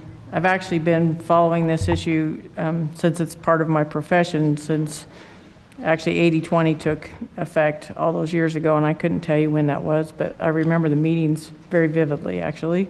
They were very heated. And I was one of the ones that asked for this group. I think it's important a lot of people have kind of said this. We've looked at preference points, we've looked at allocations for years, but we've never done anything. And I never dreamed that this group would actually work together as well as they did and come to the conclusions and ideas that they did as easily as we did. I won't say it was easy, but we worked through it, and it was a great process. And our goal was to help simplify the draw and preference point creep, and there were no financial considerations. One thing I wanted to comment was we did consider preference points fee, and we were against it for many reasons. We do have the qualifying license, which brings in quite a bit of money. And while I realize that change is scary, it doesn't mean that it's not needed. Let's see. The draw, one of the things they mentioned in here was the big loss. But in the first year of the qualifying license, it brought in a lot of money. And last year it brought in $20 million in sales, and it brought in $13 million from non-residents. This number is probably going to go up with archery non-resident being all draw that's added to it. And the numbers, the worst case scenario, my understanding is in here does not include people having to buy a qualifying license. Is that correct? Thank you for the question, Commissioner Haskett. The worst case scenario was simply looking at all the licenses that went over cap and were sold to a non-resident and assuming that instead those were sold to a resident instead of a non-resident. So it doesn't take into account application fees, qualifying license, anything like that. It's just taking into account the base license price changing. Okay. And the other part of that is the 80-20 part, even though it's 108 hunt codes, it's actually less than 5% of our total hunt code. So it's a very small percentage of what's affected. We're trying to simplify the draw. Everything that you apply for in our draw is different. And it's very confusing. And if you're a customer service rep, when they call in for CPW, it's hard to explain that elk is this thing, deer is this thing, moose is another, sheep is another. We were trying to make it simplified. And I think that's an important thing to remember is, you know, if you apply for elk and it takes more than this many points, you only have this percentage of chance. And if you apply for elk and it's less than 6 points, you can have this percentage of chance. Everything in there is complicated. And it was meant, we were trying to uncomplicate everything. I know we have more discussion, I'm sure, but I would like to make a motion that we accept the draw working group recommendations minus the, what they were talking about, moose, deer, and elk, they can apply, or moose, sheep, and goat, they can apply for all three. And I think it's a proper motion, but I would ask for clarification from, Danielle, or just something, but Commissioner Haskett has placed a motion on the floor. I think at the very least we need that to be clear to everybody what it is, but please go ahead. Thank you, Chair May. I just wanted to clarify, we've only gone through the allocation deep dive. So what we were looking for as far as motions was just motions on the allocation piece right now. So the percentages and then whether it should go through first choice only or all four choices. And then we will do a deeper dive into the preference point issue and then the pick one too. But thank you, Commissioner Haskett, for your motion and support. So Commissioner Haskett, does that make you want to amend or change, pull your motion and change?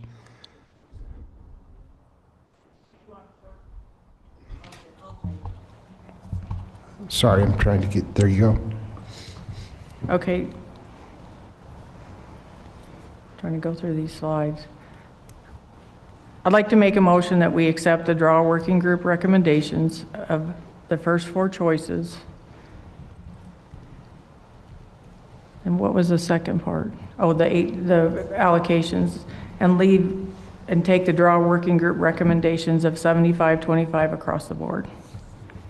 Okay, I would like for Hillary or Danielle, if you would repeat that motion into your terms to where it works for you. I mean, the same motion, but phrase it maybe for the clarification of the commission.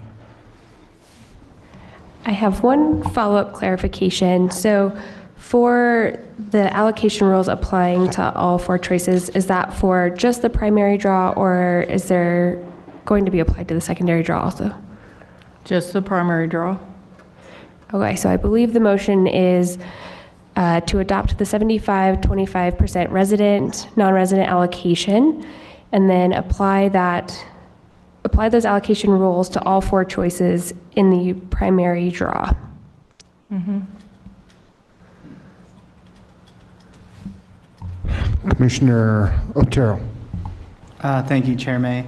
I'm just trying to get clear on the motion here too. So just to clarify, I was part of the draw working group as well. I agree with echo Commissioner Haskett's comments on the need for change, and it can be uncomfortable, but it's much needed. And I've heard a lot of feedback, not only from within that working group, but from many sportsmen and women from around the state. So is the motion to accept for elk, deer, bear, and pronghorn to accept the draft working group proposal alternative 1, which is apply the allocation of 75-25 to all four choices in the primary draw? Is that correct? Mm-hmm. Then I second that, if that is what we're doing. Yeah.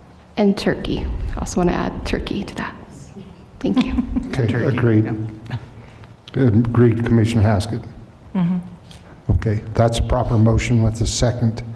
We'll continue with our debate or discussion. Commissioner Robinson. Thank you. I think this topic is fun to talk about, but it is very confusing. And the reason I say it's confusing is I think that no matter who you talk to, whether you're talking to a seasoned hunter or a novice hunter, there is confusion on how the point system works.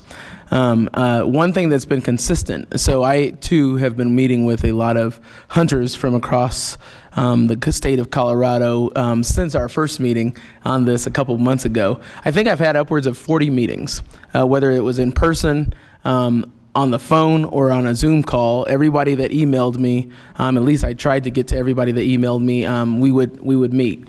And there was some consistency in some of the comments. There was lots of people all over the board, but some of the consistent conversations that I had was that residents feel left out. Residents do not feel as though they are prioritized, nor do they feel as though it's getting easier and or easy to get their hunts taken care of and or have the opportunity to hunt.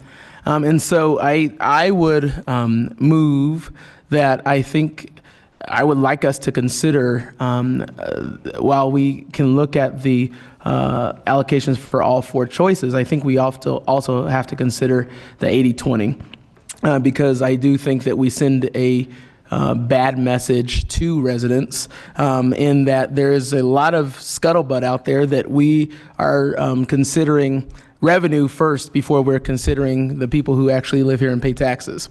And so I think a good thing to do would be to consider the 80-20 in the allocation, and then of course go with alternative one. So what I would state for the record is we have a motion and a second on the floor. The proposal of another motion would have to be, and it's opposition to the first, so it couldn't be an amendment or a friendly amendment. So I think we're in the position that we deal with the motion on the floor first. So Sure. I think what I'd like to do though is I'm putting out that for discussion so that others can comment on it as well. You simply are, you're not moving that. You're just simply stating that's your preference. Correct. Commissioner Touchton. Thank you, Chairman May. Well, I'm the non-consumptive commissioner, so I could say, like, what do I care? But this is vital to the support of our agency, so I actually really do care. It won't affect me personally, but I think it will affect this agency and our support on going into the future. To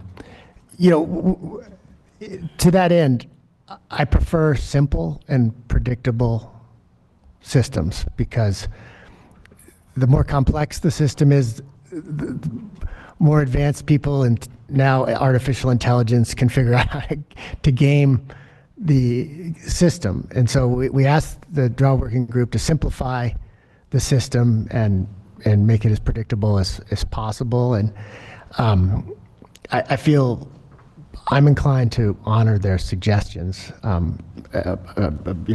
open to more information and feedback, but my initial inclination is we ask them to simplify, and alternative one seems pretty straightforward and simple.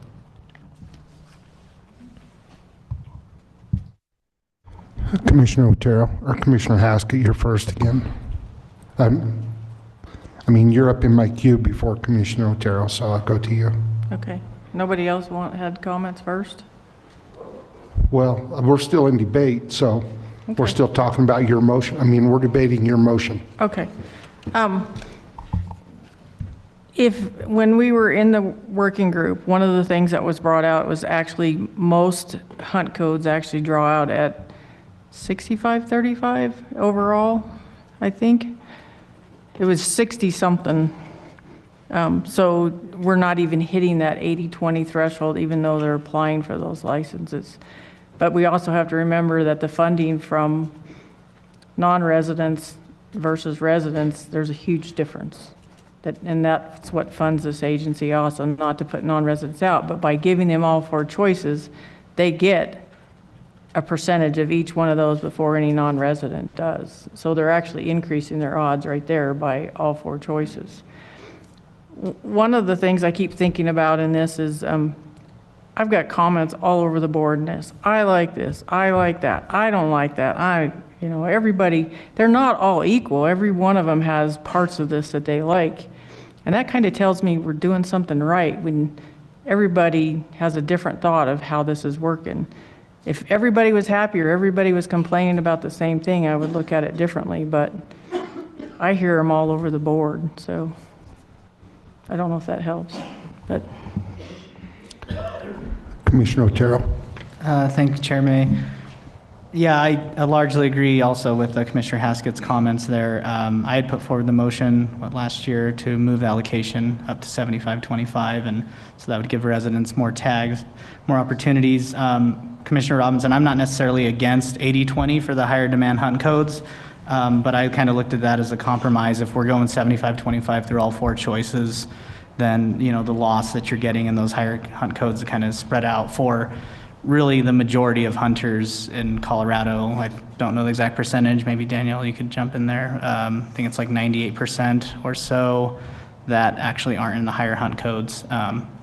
So that's kind of how I was looking at it, just to clarify. Commissioner Bailey. Oh, I think Dan. Oh, I'm sorry. I'm very sorry, Daniel. No problem. I just wanted to answer both Commissioner Haskett and Otero's questions. For Commissioner Haskett, looking at our post-draw success, mostly just for deer and elk, I have the numbers. We're looking at around 67-68% going to residents. So to answer your question about kind of the breakdown on post-draw success, even with our soft caps and first choice only. And then for Commissioner Otero's question, yeah, it's about 5% of our hunt codes that are considered a high demand. So we'd be shifting about 105 licenses potentially from residents to non-residents. Okay, Commissioner Bailey.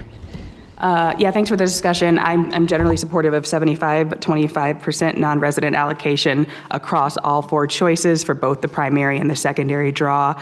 I think I am also generally supportive of keeping the 80-20 for the high demand hunt codes, in part because we didn't do that long ago, and we've heard it consistently. Pretty much all the, maybe not all of, a large majority of the feedback that I read and heard was in support of it as well. I guess, I don't know if you have this in front of you, but does that 68%, does that also extend to the high demand hunt codes? Those percentages, we're looking at elk and deer, all the hunt codes combined. So those were kind of a summed up percentage of all elk applications, or all elk hunt codes and all deer hunt codes overall. So it includes both high demand and low demand. Good, Commissioner Bailey. Commissioner Vardy. Thank you, Chair May. I just want to confirm to make sure I'm understanding. So the motion on the table is for the working group recommendation, which was different than the staff recommendation. And then there was a preference stated for a third recommendation that wasn't working group or staff recommendation. Did I get that correct? Yes, okay. And the reason for staff recommendation was mostly financial on the maintaining the status quo. Okay, thank you. Commissioner Reading. Thank you, Chair May. The first thing I want to say is I heard from a lot of people on this issue, and they're very passionate both ways, in all ways. And it gets very, I agree with Commissioner Robinson, it gets very confusing to know what the consensus is among our constituents, given the diverse, very diverse kind of desires out there and how strongly they're held. It seems to me, just to clarify, that Commissioner Robinson is going for this option C, that to adopt the 80-20 resident allocation for everything. So basically the same as the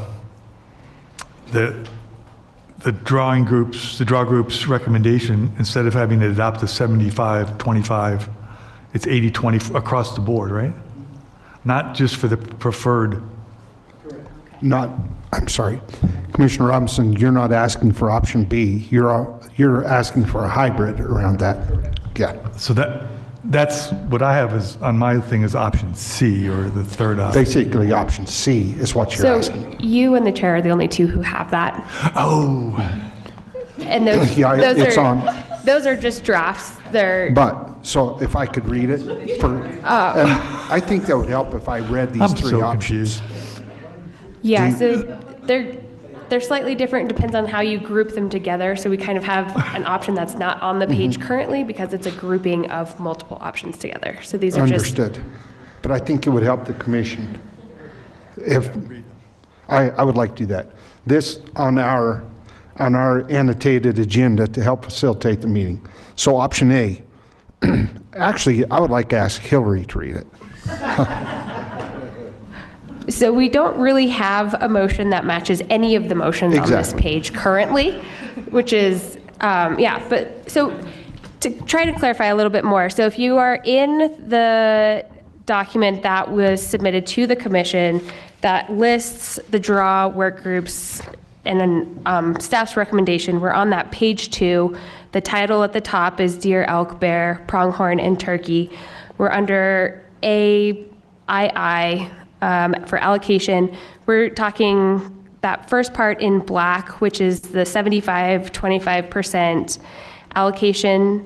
And then right below that, there says the second change, we're looking at the red for the draw work group recommendation. So we're still focused primarily on that primary draw. We're not to that part where we're talking about the secondary draw yet, and if there would be an allocation for the secondary draw, and if it would apply to any secondary draw, just the primary draw right now.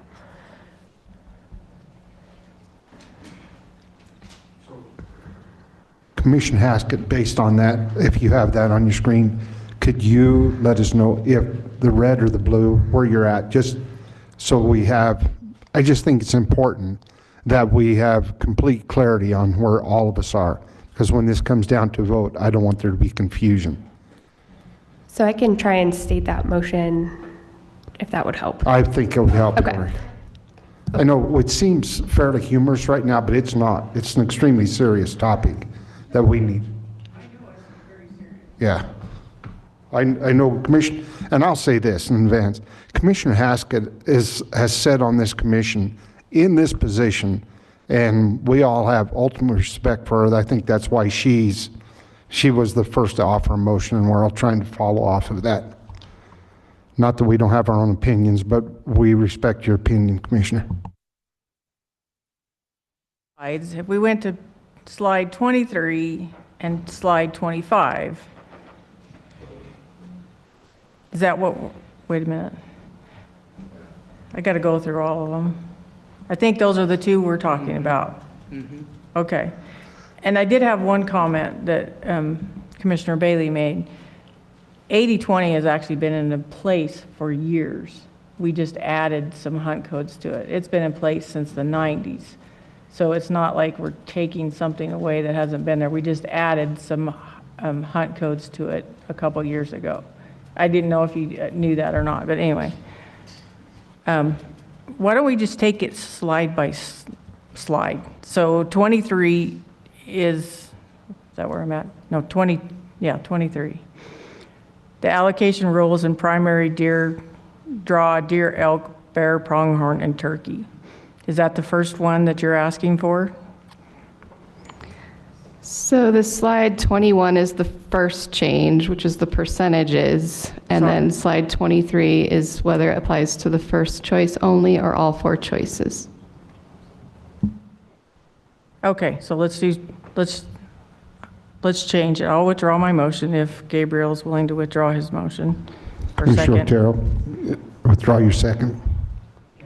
Okay, so done. I think no motion on the floor. we should make it motion or one by one. I think would be easier for everyone here to understand. So I'll make a motion on slide number 21, which is allocation rules and primary draw, deer, elk, bear, pronghorn, and turkey for the 75-25 across all limited hunt codes.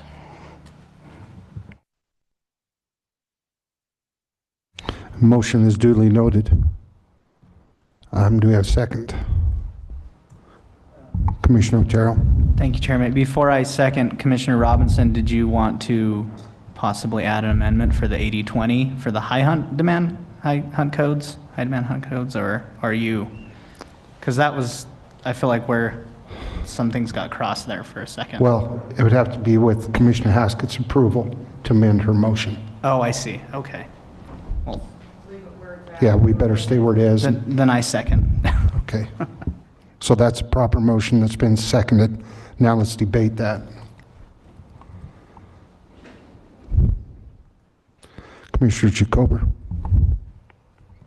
I think the way that it's been presented, there really wasn't alternatives or debate. So this is something that we all agreed on last time, right? So we should be able to move forward on this. 21.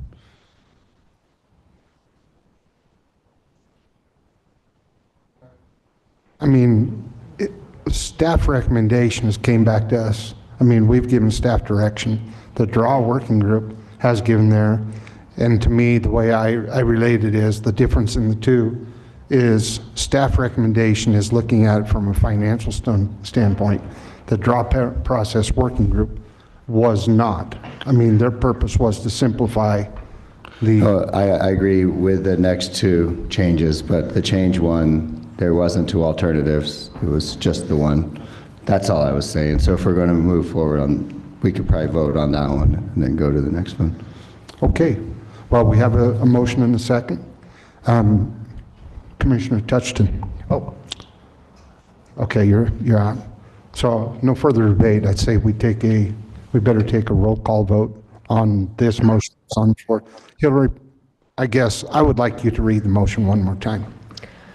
Yeah, so the motion would be to approve the allocation of 75-25 split for all elk, deer, bear, pronghorn, and turkey for limited hunt codes in the primary draw. Very good. Molly, I'll ask you to conduct a roll call vote.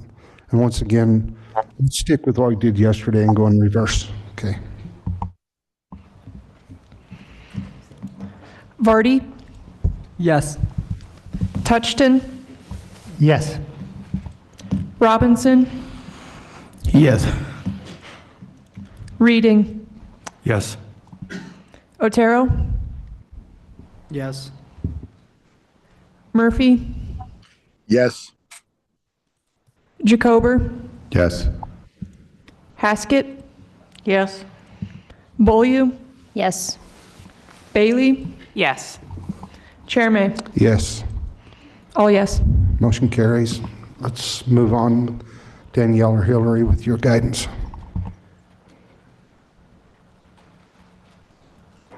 Oh. Commissioner Haskett, did you have something else? I was just going to move on to the next one.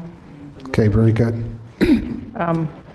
So on, it's not telling me which one it is. Okay, on slide 23, it's the allocation rules and primary draw, deer, elk, bear, pronghorn, and turkey. To take the draw working group allocation rules to apply for all four choices.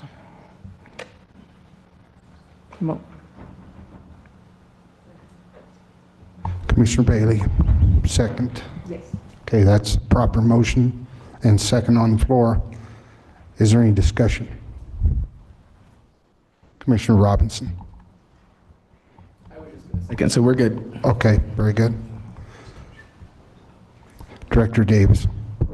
Yeah, if I remember correctly, this is the one with the worst case scenario of $4.2 million. So not to influence this or that, but the dollar figure, again, I'm not saying this as a resident versus non-resident folks at all, just trying to get to, I think what I heard Commissioner Touchton say and the public commenter Hildy mentioned, like, how do we keep the revenue piece, right? Like, I don't want people to hear like we're all driven by the revenue, because a lot of these choices potentially are a reduction from our current revenue. But just trying to be mindful, we're all of a sudden doing 4.2 potentially, or 3 or 2, million less of wildlife conservation work. And so I'm just wondering, as we think about the revenue piece, a couple different things pop up. Like there's the draw working groups, all four choices. I think I heard Steve Hildy suggest like maybe there's a preference point fee. So you buy a preference point that might offset what we might lose potentially in the all four choices. Another potential option could be that you apply that to the first two choices. I'm just thinking of what some possibilities are to do this, what you guys want to do, and make sure that it's trying to offset some of the potential lost revenue. I think that's sound advice. I think it's something we need to take seriously as we talk about all this. And one thing I always want to bring to mind, I'm all for Colorado residents. I believe that we're here to serve Colorado residents, but Colorado residents include landowners, outfitters, rural communities that also depend on the non-resident tags. So when we're talking about taking care of Colorado residents, I'm all for Colorado resident hunters, but let's don't lose the sight of our outfitters, our rural communities, and landowners that provide a majority of the habitat that the resource that we have needs. So those are my comments on that. I agree. I think we need to carefully consider the director's comments. Commissioner Haskett, you're next up. It's complicated. I've kind of heard both ways of the way people want it, but the one thing I will say is that 4.6 million or whatever it was didn't include qualifying licenses, which was 20 million that brought in from sales last year. So I don't think the 4.6 million is actually a correct number because it doesn't include everything in the draw. But with that being said, I would amend my motion to do the first two choices, if Commissioner Bailey will. I think you simply withdraw the motion on the floor. The second is still on the floor. Ask for it to be withdrawn so we can start with a clean motion. Commissioner Otero, or no, Commissioner Bailey. Before we do that, can we still a little more discussion? Sure, but it's just that Commissioner Haskett has asked to do that now. She's asked to amend the motion currently on the floor, right? I think it's simpler to pull the motion and do a clean one. I would ask that we pull that motion in the second and start, because I think this is a very... I'll withdraw that motion and change it to the allocation rules apply to the first two choices. That was to the first two choices, did you say? Okay, that's a motion on the floor. Commissioner Bailey, I see Commissioner Jokover's up, but I don't think you're looking to second the motion, I presume. So Commissioner Bailey seconds the motion. I'll now go to Commissioner Jokover for a comment. Okay, a couple things. I completely agree with Davis and Chair May on the financial impact, and also very importantly that the financial impact of our non-resident hunters on our entire economy is gigantic. So we're looking at just the license fees right here, but if you look at what they bring into our rural communities, that's a whole nother scenario. But what I had a question on was, there's the first change, financial analysis of changing all of the hunt codes to the 75-25, which we just approved, bringing in an additional $63,395. And does that not have some offset if this change was to go where the $4.2 million is lost, or is that totally, what am I missing there?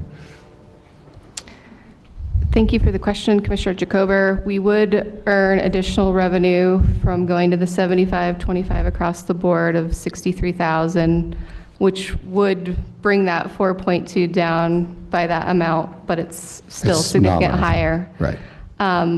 If I may also interject a little more data about the first two choices. While we don't know what the financial impacts would be from just going to the first two choices, I can say that about 80% of our applications are in the first two choices. So I don't think it would be a significant difference in the price. That 4.2 million would not like go in half, since 80% of our applications do take place in those first two choices. So I just for transparency, and since this is a new idea, I wanted to at least provide that data. Thank you. Well, I'm done, but I'm inclined to go with the staff recommendation, so. And not trying to muddy the water, but what kind of time constraint are we on? You need a decision today. We could potentially push some of these changes to March. That was kind of our last date that we were hoping to have everything on this process wrapped up. The other option is, if we haven't tackled the preference point topic yet, if you want to hold off on voting on this particular motion until after we talk about preference points and that financial analysis we did on point fees, we can do that as well. I have to tell you, my personal opinion, I don't feel we're doing citizens a service. I think we have too many questions right now, and if we have a little bit of time to clarify some of myself, I don't feel comfortable with some of the important decisions that have to be made.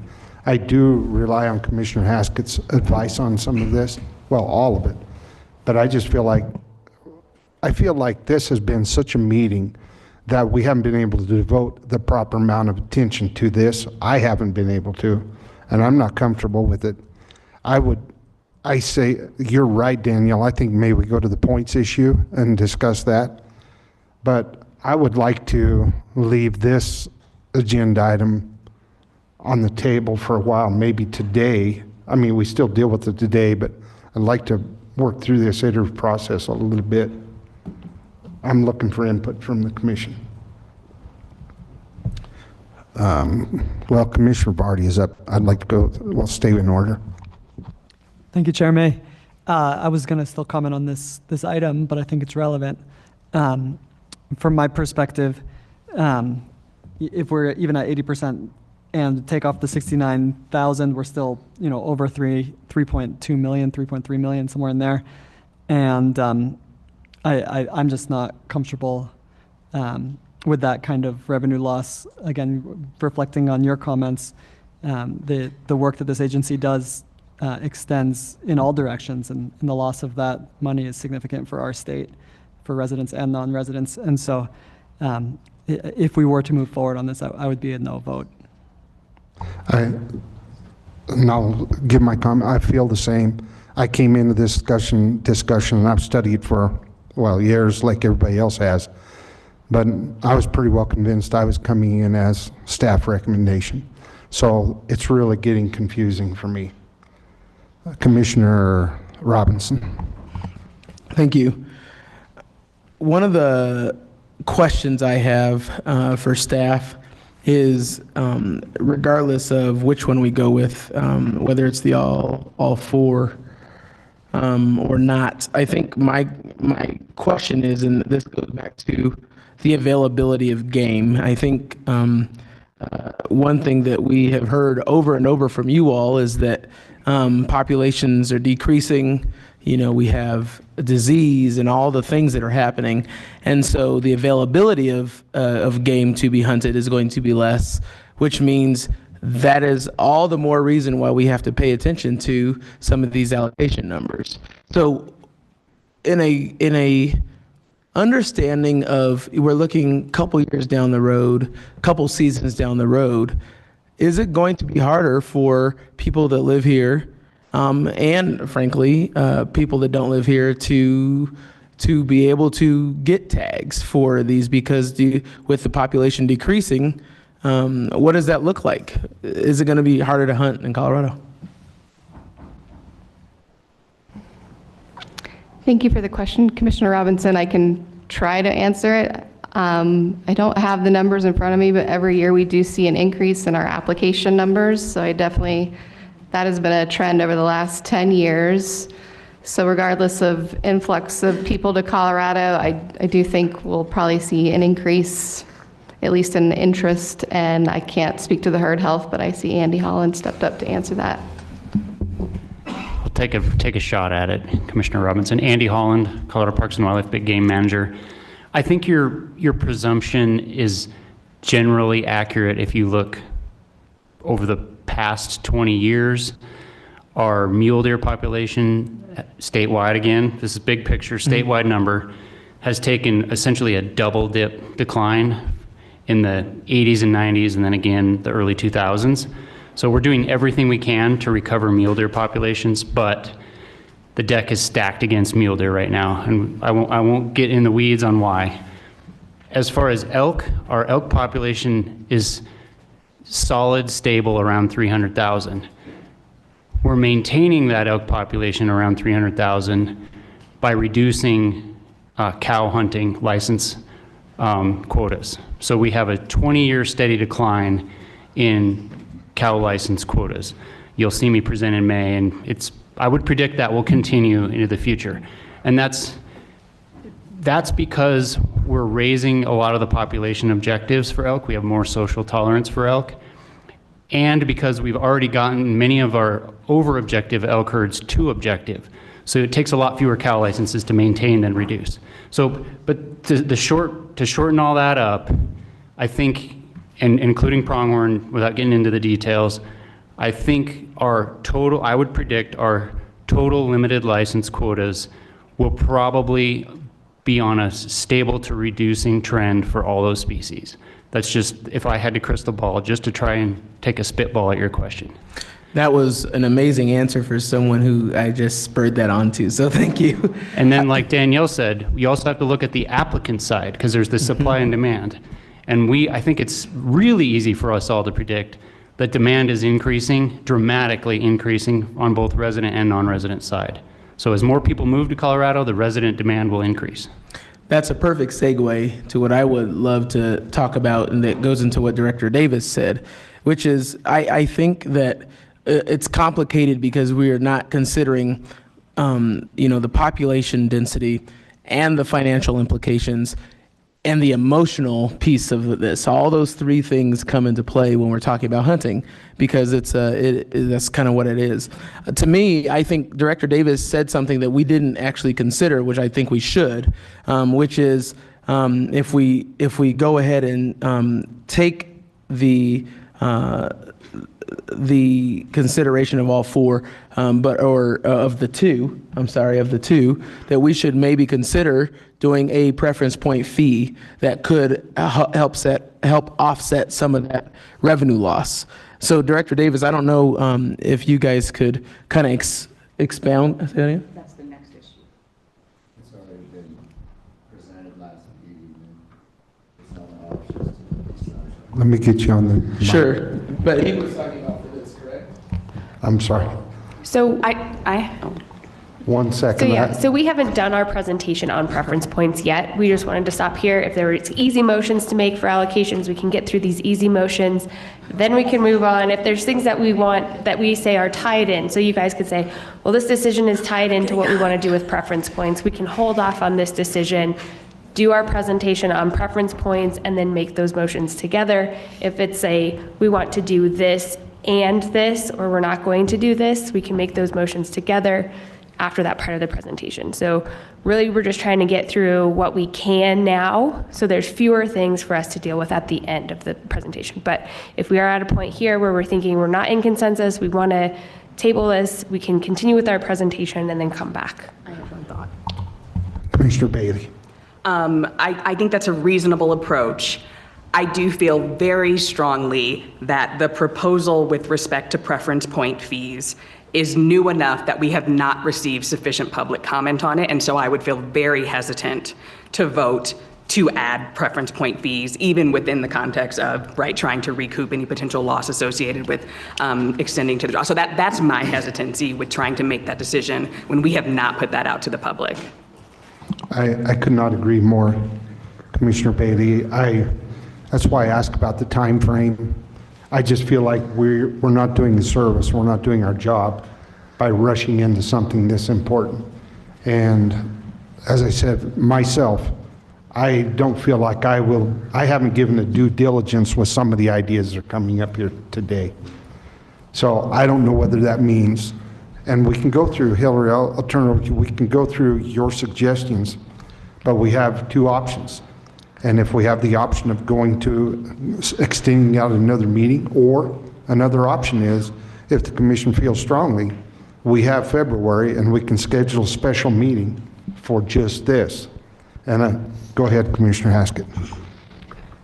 I would suggest that we schedule a special meeting and on the draw and understanding the draw. I think one of the biggest problems is that the draw is complicated, and that's what we were set out to do, was to simplify the draw. And most people here don't understand the draw. I mean, there's people who've been in the draw that don't understand the draw. They've been doing it for 20, 30 years, and they still don't understand the complexity of it. And that's what we were trying to do, is trying to simplify it.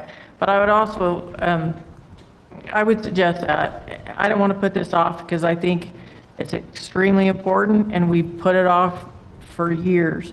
But what I would ask is, I think that 4.2 million is very high. I don't think that's a correct number. If we add back in that 63,000, that helps. But we don't have qualifying licenses in there. It's not a realistic picture of when people put in. We also have seen an increase every single year in our draws. Are we adding that percentage of licenses into that scenario? I don't know what's in that scenario, and that's hard. So can we look at those numbers also? But I would like to see if everybody here would agree to a workshop on the draw, and then we look at this again. Director Davis. I'm feeling in the room like a workshop would be a really positive thing to bring a lot more clarity to a really complicated decision. I also wonder if part of that could be that we as staff could also look at what the potential range of revenue impact is and come up with some ideas that might offset some of that or all of that potential revenue impact. Thank you, Director. We have February. Honestly, Commissioner Haskett, what would there be profit or benefit to bringing the draw process group in front of this commission?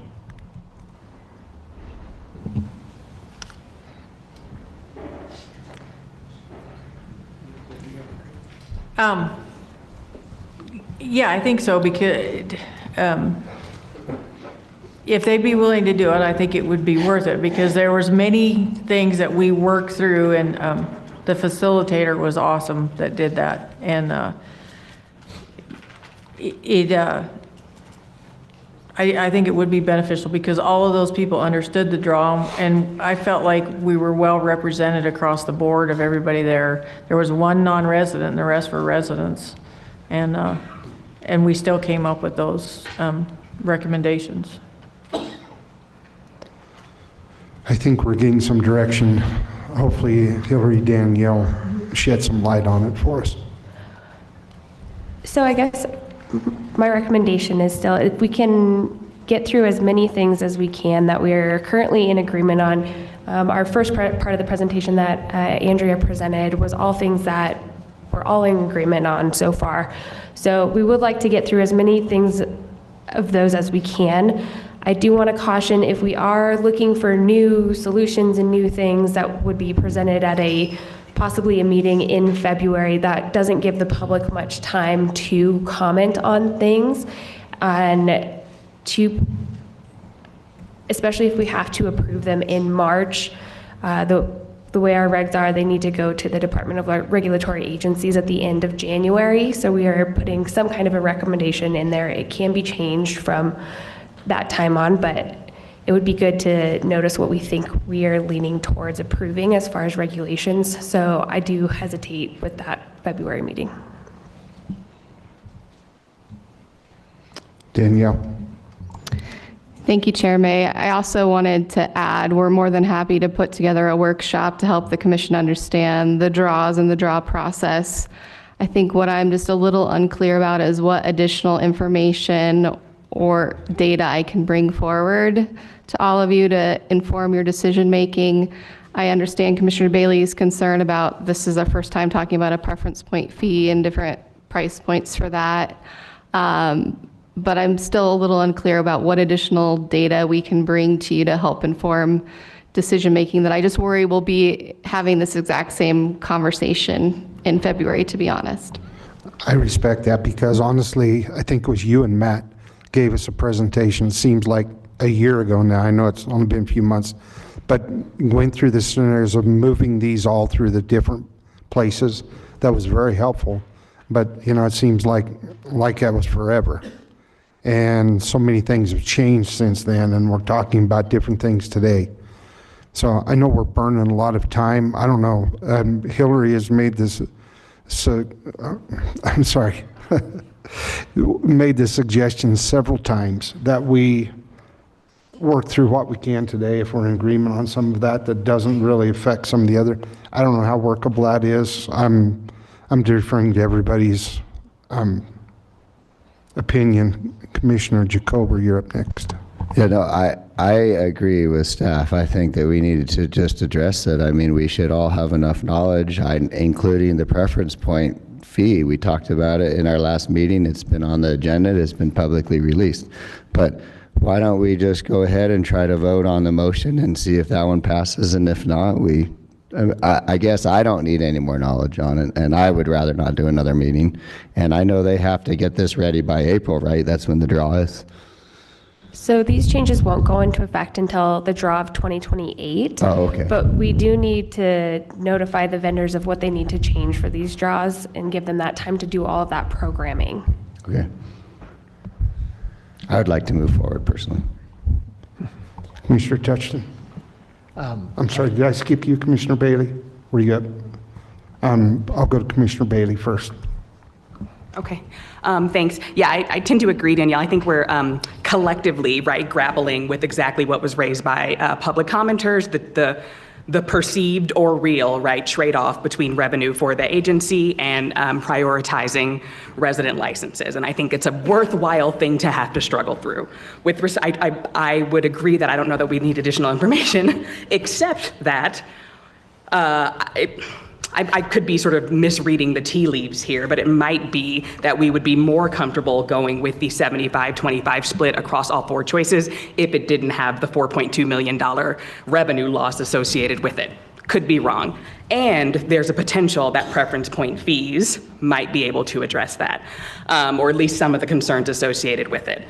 So if other commissioners are in agreement that that's sort of what we're grappling with, and we might, if we felt like we were getting additional revenue elsewhere, go ahead with the 75-25 split primary draw across all four choices, it might make sense to lay that out and basically say this is something that we're proposing, and that might be the thing that we talk about in February if we do decide to get together, and maybe everything else we can decide on today.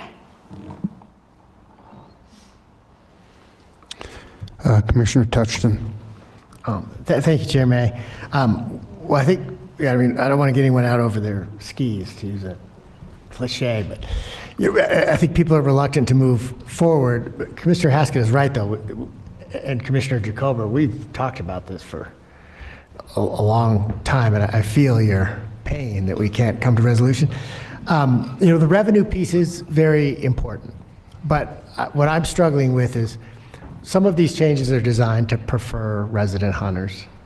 And whenever we do that, we're going to lose revenue with the existing system. And so I don't know that we can fix that problem. If we have to, it's sort of like if we're going to prefer resident hunters, we're going to lose some revenue. And we're just going to have to live with it if we make that policy decision to prefer resident hunters. So I guess the only missing piece is like, how bad is our revenue? Like, what will we not be able to do if we make this choice? But I feel it needs to be confronted because these are two opposing forces that aren't moving. Prefer residents, lose money. It's a package deal. So we just have to make a decision. Director Davis. Boy, boy, I hope what I'm about to say makes this a little bit easier. Question that's popping into my mind is, these don't go into play until 2028. The urgency is to make sure that our vendor can build them in. And so what does the vendor need right now? And why I'm asking that question is there an opportunity where the vote that y'all take on the motion can happen today, and the revenue, how to offset some of the revenue, could be a separate conversation down the road, so we meet our vendor need, and then we have more time to like develop some potential alternatives, stakehold, have public feedback, and then make those decisions about how to offset potential revenue loss as a result of the decisions that you might make today that are needed to give to the vendor. And hopefully I didn't just scare everyone in the room like I did myself.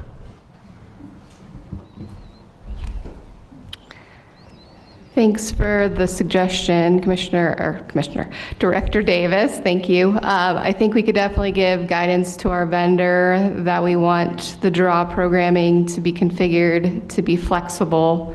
The allocation rules could be turned on by choice.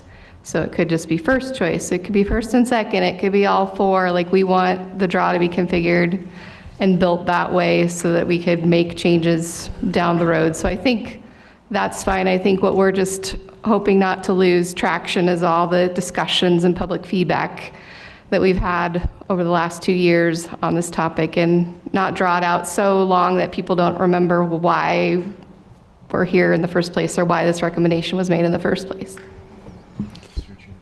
Go ahead, Director.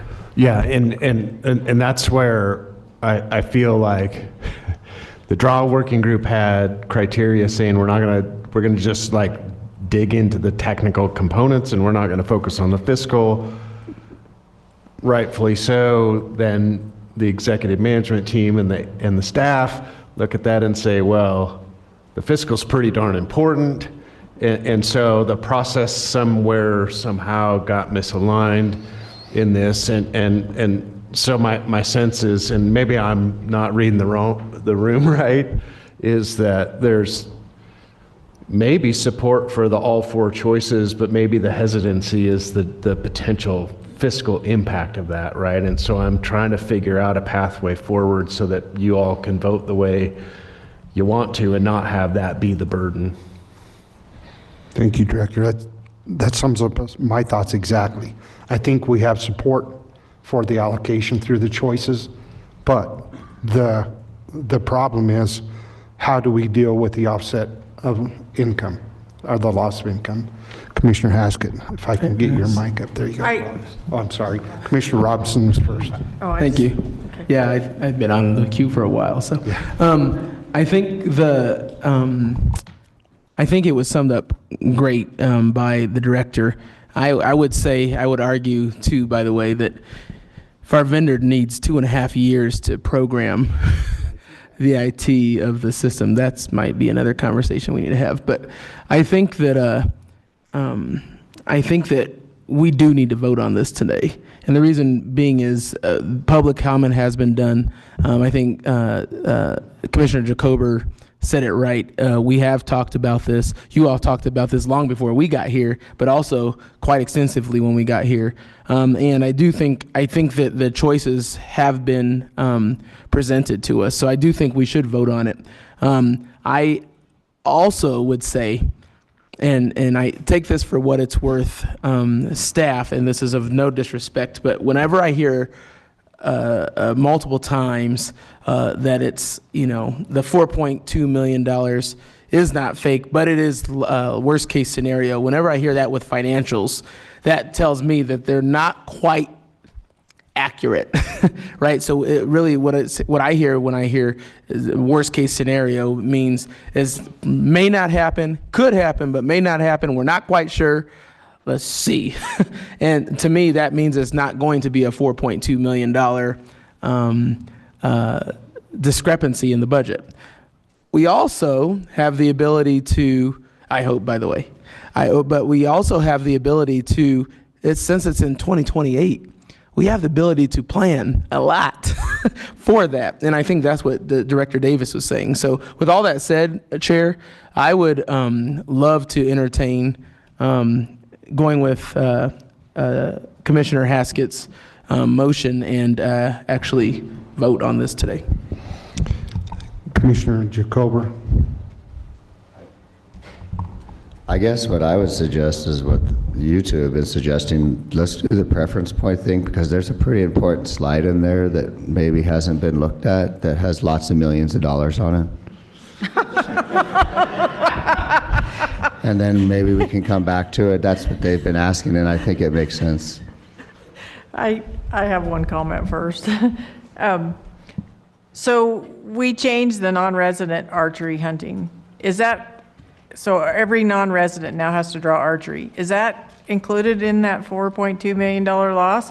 So we have a big increase in non-residents that are going to have to draw a license now. So that's going to make that less also. I'd like to see us just vote on this, and we don't know. Come back to us with a number, and if we have to change it later, we have to change it later. But I think the overall feeling is we need to move forward with this. The draw working group came to these recommendations. I don't think the $4.2 million is a number that's even realistic. We don't know what that number is. Bring us back a number later, but let's vote on the theory and the idea and then come back with a number that's realistic, because there's a lot of things that have happened since then. Well, our first vote is $69,000. The archery all draw or non-resident all draw is another big increase. It doesn't include qualifying licenses. That's a lot of money right there with just those three things. So I'd like to see, come back with the number, but let's vote on this and go forward. Okay, I think we basically called the question. Yep. I think we want to vote on this. I'll consider we have that consensus on the commission. So please restate the motion. It's been an hour, I suppose, since we heard it. The motion would be to apply the application rules to the first and second choices in the primary draw. Was, I believe, the amended that we ended on.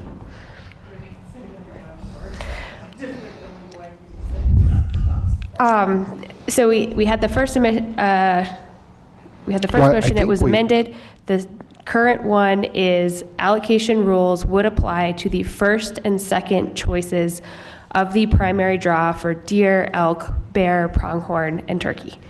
And that's Commissioner Haskett's motion, correct? Correct. Who was the second? Was it Commissioner Bailey, Commissioner Robinson? Okay, so we all agree, whether we've been confused, whether we were withdrawing or amending, but that is the motion that we're set to vote on. So Molly will ask for a roll call vote. I probably have one more point I want to make. Even though I may not disagree with this, just so everybody's, I'm going to be a no vote on this because I'm not clear. I don't think it'll matter on the vote, but I have to let everybody know my no vote will mean that I'm just not comfortable with where we are. So anybody else have a comment? I welcome it.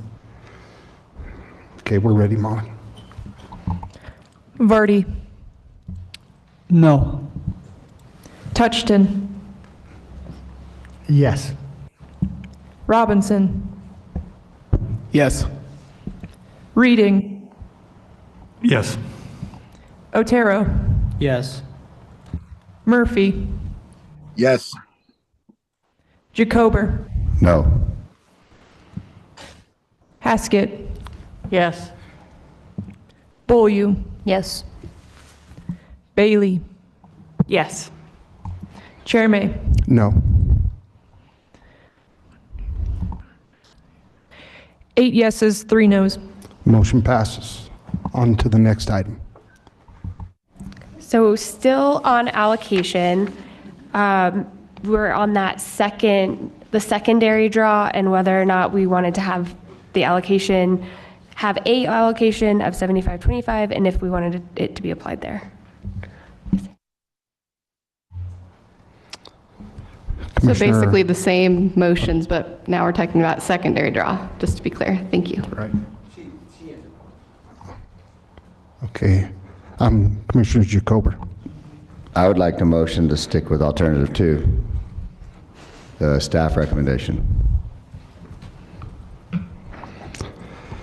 Commissioner Vardy. Second. Okay, proper motion and second to move alternative 2, which is the status quo. And I'd like to read that motion, please, then. So the motion would be to remain status quo. Allocation rules do not apply to the secondary draw. Very good. Commissioner Touchton. Thank you, Chairman. I'm supportive of this motion because, I think we're all a little uncomfortable with change, and at least to the extent we're doing change, we just did a big one. This is status quo. At least then we can see the effect of that first change we made and analyze the revenue impacts. So I'm kind of flip-flopping or taking a baby step, but I think it's warranted when we have so much uncertainty. Thank you, Commissioner Touchton. Commissioner Bailey. Yeah, I tend to agree, Commissioner Touchton. I guess, did I miss it, or was there a reason there wasn't a financial analysis for this? Thank you for the question, Commissioner Bailey. The reason there was no specific financial analysis just on secondary draws because currently we do not have allocation rules that apply to the secondary draw, so we couldn't run that same analysis that we did for the primary draw. Okay, I think we've kind of had the debate. We have motion second. Commissioner Robinson. I do just have one question. For the 75-25 split, say we were to do that, if the residents don't meet that 75% allocation, it automatically goes, those rest of those tags automatically go to the 25, correct? So the way the recommendation on the split draw was that no more than 50% of that cap would apply to the preference point draw, and then the other 50% would be to the bonus draw. So that 75% would be kind of split 50-50 between the two draw types, if that answers your question.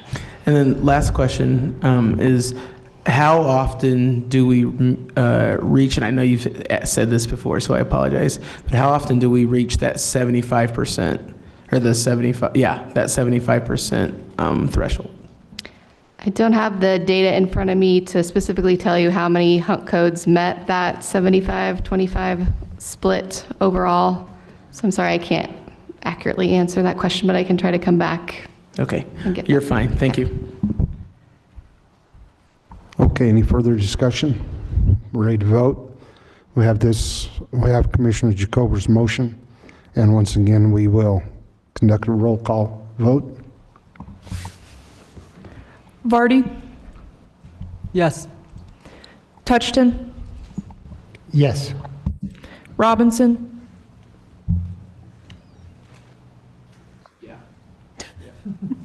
Yes. Reading? Yes. Otero? No. Murphy? Yes. Jacober? Yes. Haskett? Yes. Beaulieu? Yes. Bailey? Yes. Chair May? Yes. Motion carries. Okay, next, where do we want to be? All right. I think we can move on to preference points, which will hopefully be a little less contentious, hopefully. Just get our slide deck up, 1 second. We can go one by one. These three are very closely tied together, so I would, as I have said in previous presentations, prefer if there was some consistency between the three motions, but we can do whatever the commission would desire. All right, so we're transitioning to preference points. So first we'll discuss how hunters obtain points under the new policy recommendation. So this slide is applicable to all species that have preference points, which at this point in time is turkey and all of our big game except for desert bighorn sheep and mountain lion.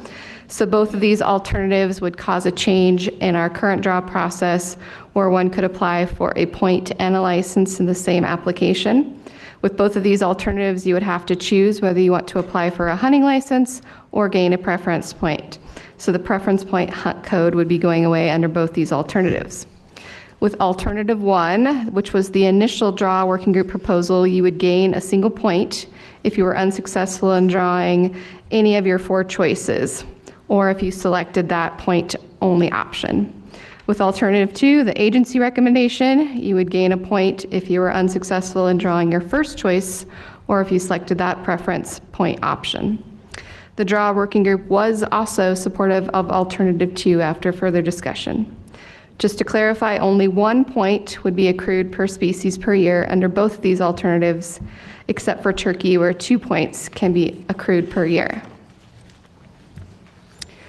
So also related to gaining preference points, it was suggested the idea of charging a preference point fee for deer, elk, bear, pronghorn, and turkey is a way to make up revenue from the loss with allocation changes. So I did want to provide a little bit of history related to this topic. Back in 2019, the Parks and Wildlife Commission at the time passed regulations that implemented a new requirement to purchase a qualifying license in order to enter any of our limited big game drawings. At the same time, a previous pay-to-play fee for deer, elk, pronghorn, and bear was removed.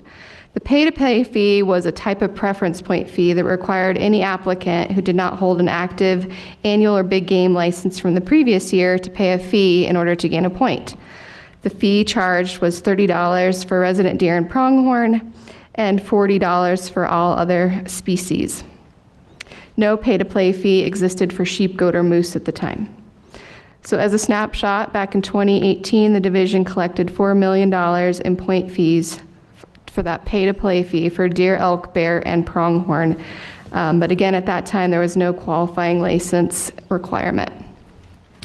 If the division were to reinstitute a preference point fee for deer, elk, bear, pronghorn, and turkey, the amount of revenue that could be collected would be dependent on 3 main factors: the price of that fee, the opt-in rate, if we allowed people to opt in or out like we currently do for bighorn sheep, mountain goat, and moose, and also third, which unsuccessful options would gain an applicant a preference point, whether that's the first choice only or all 4 choices. So more people would draw a license and be considered successful if we went through all 4 choices.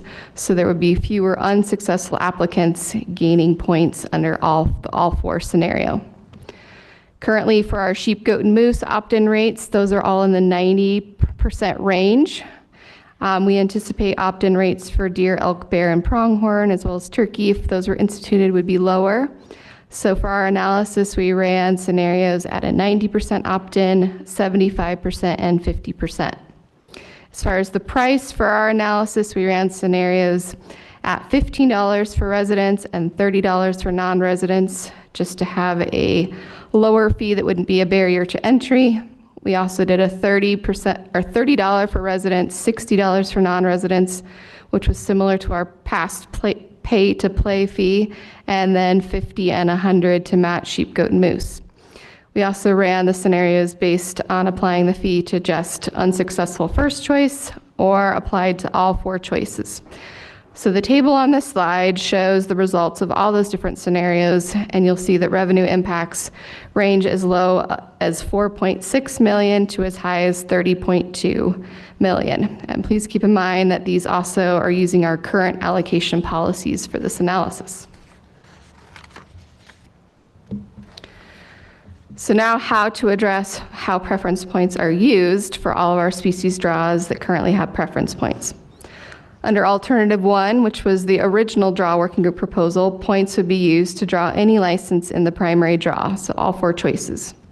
Alternative 2, which was the agency proposal, is status quo, or only using points to draw a first choice license. After hearing discussion and hearing from the public, the draw working group was also supportive of this recommendation. Initially, the group was also split on this topic and ended up deciding to leave it up to the commission and staff to decide. Because how preference points, again, are gained and used are both closely tied together, it suggested that there be consistency between these policies as you adopt each. So either the first choice only or all 4 choices. Also closely related is how preference points will be used under our new auto reissue process, and whether we will be using points to reissue a license applied for using all 4 choices in the primary draw or just the first choice. This process, again, will take place after our main draws have been completed.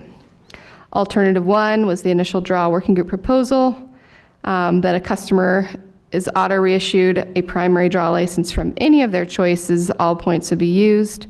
The second, again, was the staff preferred of only the first choice. So auto reissues from the first choice would use points.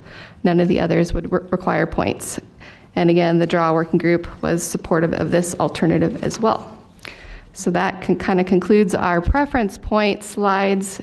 And so I'll turn it over to Hillary for motions and discussion. Commissioner Otero. Thank you. I'd like to put forward a motion for alternative 2, which was the staff and draft working group recommendation.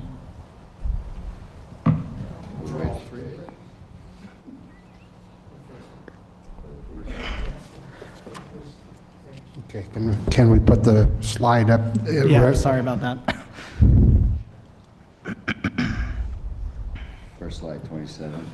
Yes, first 27. I don't think we have a specific slide that encapsulates all of those, but in summary, it would be that points are only used for first choice licenses.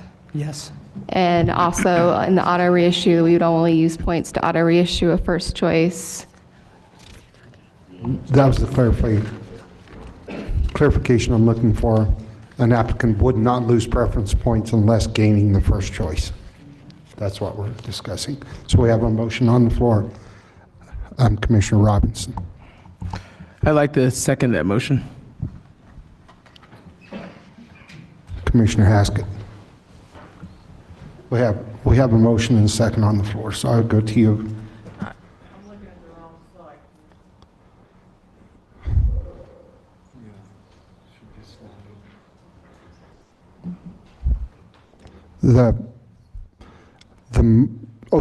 Commissioner Otero's motion was that preference points would only be used when drawing first choice. And gained. Was that also for and being gained in that first choice only? Commissioner Otero? Yes, if you don't draw, you gain a point, and so, yeah. Point of order, Chair. Please. So the point of order I have is, can we use language like alternative 1 or alternative 2, please? And the reason being is it's getting real confusing talking about the different elements. So what I heard was a motion on the floor to accept alternative 2, correct? Correct. And is that alternative 2 for all of the preference points areas or just alternative 2 for 1? Because I would entertain a motion, or if you want to modify your motion to do alternative 2 for all 3. For alternative 2 for all 3, please. Second, and a point of, for my second is, the reason I like to second this is because it did seem like there was some consensus that was brought from not just staff, but the working group after much discussion, and it seems very reasonable. So I'd like to second the motion for alternative 2. Okay, Commissioner Haskett. Okay, I disagree with that because one of the reasons this group was formed was to work on preference point creep. And if you change nothing, then we're not addressing the issue. If you leave everything status quo, then we're not doing anything. I would like to vote for them one by one, obtaining points, where points are used, and then auto reissue. I think those are 3 very different issues, and I will vote no on all 3 of them if they're together. Commissioner Beatty. I think it's a fair point, Commissioner Haskett, given the goal of the draw working group. I doubt we have this data, but I'll ask, do we have a sense of which of these might have the greatest impact on preference point creep?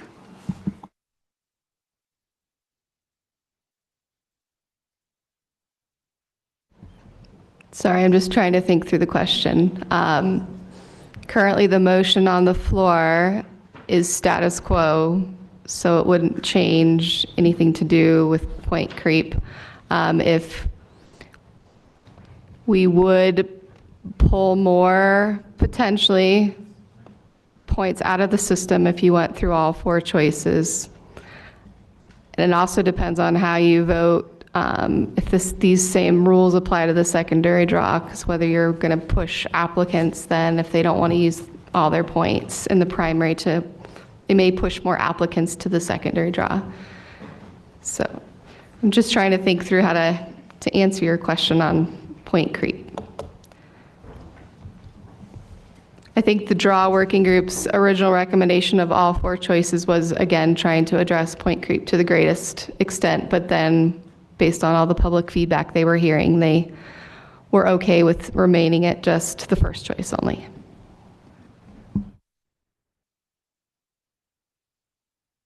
Commissioner Chikover.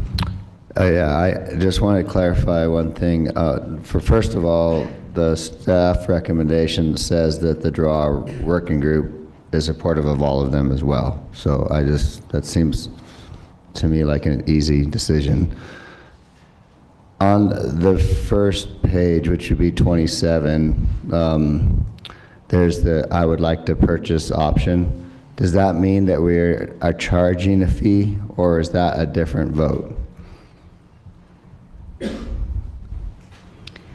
I think we would need a separate motion on whether we want to charge a preference point fee. On slide 27, we were just making it more a preference point only application versus a hunk code application, and just not necessarily making them pay for it, but with their application fee, they would just be applying for a point, if that makes sense. Thank you.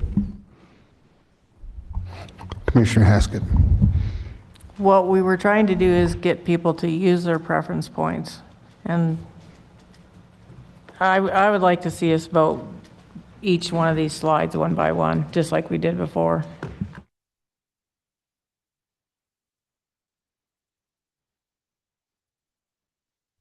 Well, no further discussion. We do have a motion and a second. So I guess no further discussion. Without any changes on that, we will ask Commissioner Touchton came up, then we'll have a vote. Sorry for jumping in late. What happens to the, if we vote on the motion to go with alternative 2 across, on my screen it's slides 1, 3, and 4, where alternative 2 exists. What happens to the discussion of charging for preference points and this revenue table? We still do that? Okay. And then my other question is, at least to Commissioner Haskett's point, on slide 3, it says alternative 2 is the status quo. Could you speak about what exactly we're changing from the status quo that would address the preference point creep problem if we vote for this alternative? So alternative 2 on all 3 of those, the first 2 would be status quo, that we're only gaining and using points for the first choice. The third one, since we do not currently auto reissue, that's a new process altogether. And so what we're proposing is, instead of pushing these licenses to the leftover list, instead auto reissuing them to the next person who would have been on the list to draw it. And then at the same time, if it was a first choice hunk code under that alternative, they would lose their points for the auto reissue, if that answers your question. So the first 2 alternative 2s are status quo. The last one, there is no status quo because we don't auto reissue licenses currently. That would be a new step that we're going into, but we would be, as you said, and I don't want to oversimplify it, if they sign up for auto reissue and they're successful in that, then their preference points would be used. Under alternative 2, they would just be used on a first choice hunk code. Yes. Yes. So basically, we're keeping this to where preference points are only going to be used on a first choice. And I've gotten so many comments over the years. I know I don't want anybody to lose, like the gentleman today talking about working his life to get to 28 elk points. And for some reason, he ends up with a hunt he didn't really want, but he takes it and losing all those points. I don't want that to happen for anybody. So we're protecting against that. Okay. Commissioner Bailey. Thanks, Chair. I guess so. It doesn't make sense to have gone through this process to reduce preference point creep to then only go back to the status quo, at least in my assessment of things. So, but I do sort of, I think we've heard very clearly that the use of preference points is important to a lot of people. And so maybe it makes sense to start with the obtaining as opposed to the using. And so it sort of protects the current preference points that folks have. That said, I guess it's a little confusing that the draw working group ultimately ended the discussion supportive of no changes when preference point creep was a goal. So if anybody on the working group wants to speak to that, it might be helpful. Agree with that. Till then, Commissioner Commissioner Haskell is in front. Commissioner Haskell. I don't, on all three of these slides, the draw working group wasn't okay with either one. The first one doesn't say that. That's what my problem is. The first slide on page 26 does not say that. 27, page 27, I think. 27, it says they do. Where does it say that? Oh, yeah, it does. Okay. Okay, never mind. I didn't see that. Sorry. Commissioner Otero. Thank you, Chair May. I mean, I personally don't save up my preference points. None of my family or friends do. We just kind of use them as we can get them to go out there and get, fill a tag, get the meat. However, there are a lot of hunters who, like the gentleman today and others who have been saving up, whether they have 28 points, 21 points, or 17, 18 points to get up there so they can get up to the higher hunt code. So not only are you, it may be a small group, but are we prepared as a commission to look those individuals in the face and say, oh yeah, you waited, 30 years and too bad, you burned all your points on a second or third draw. So that's just something to consider. And also, again, it might not just be the ones with 20 points. It might be some folks who have been, in their 30s or 40s who are kind of building up for that because that's the way the system's been set up. I do understand it's a logjam at the top, and I think it's a really tough decision, so I just wanted to underscore that. Yeah, I view preference points as personal property that people have worked for and basically bought and worked for, so I want to protect those in every way we can. I understand the point creep issue, but once somebody has gotten them, I think we have to protect them. Commissioner Robinson. Chair, I don't think you could have said it any clearer. I 100% agree with you. I have a hard time, just like Commissioner Otero said, I have a hard time looking at someone in the face who said 28 preference points, 28 years. That's 28 years of not only saving those points, but buying points, right? And that's money out the door for folks. So I 100% agree, and I just wanted to concur with both of you. And Commissioner Robinson, not only that, it's probably several times over those 28 years passing opportunities in order to try to gain a better opportunity. So it's a big issue. Commissioner Haskett. A lot of this I think is confusing because a lot of people haven't ever played the system.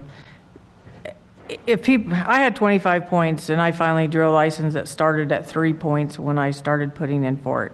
It took me that long to catch up to the preference point creep. Our demand is way higher than our supply. It's hard for anybody, even at 28 points, to catch up. It's even harder for a non-resident. You're seeing preference point creep of 2 or 3 points a year.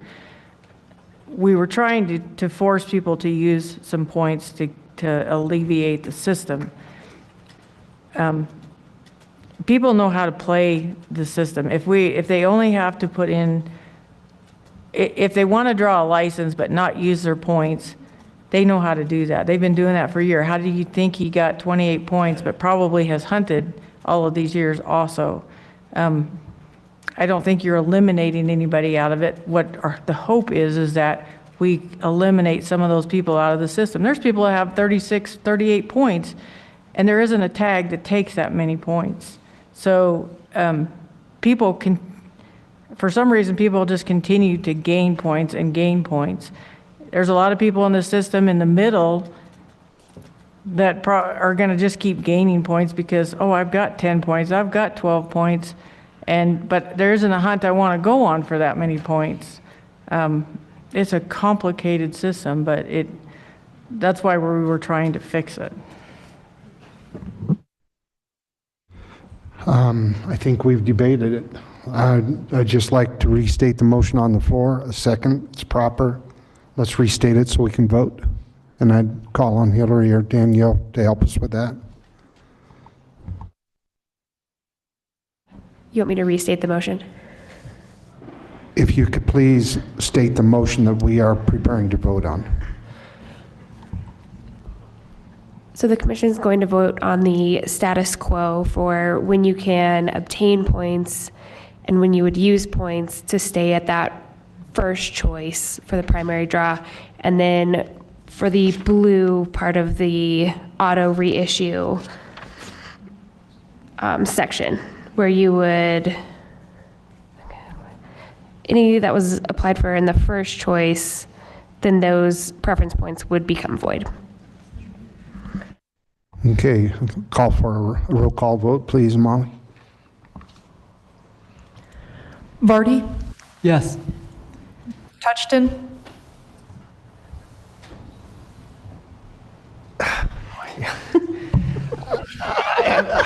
I'm going to emulate Chairman May and vote no because I'm wildly confused at this point about the impacts of this. Robinson, Aye. Reading, Yes. Otero, Yes. Murphy, Yes. Jacober, Yes. Haskett, No. Beaulieu, Yes. Bailey, No. Chair May. No. Motion passes 4 noes, 7 yeses. Okay, we'll move on. What's our next item? Can we pause and just bring Andy Holland up real quick, just for a quick explanation of what that means?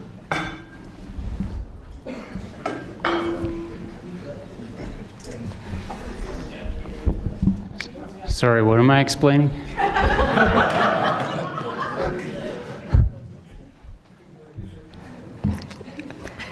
We just were told you were coming up to explain, but So basically this so is was it- alternative was it- two. Was it, did yeses pass?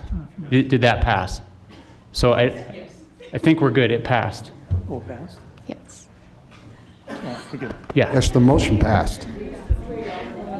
I think what I was going to explain is why the draw working group came around and supported status quo staff.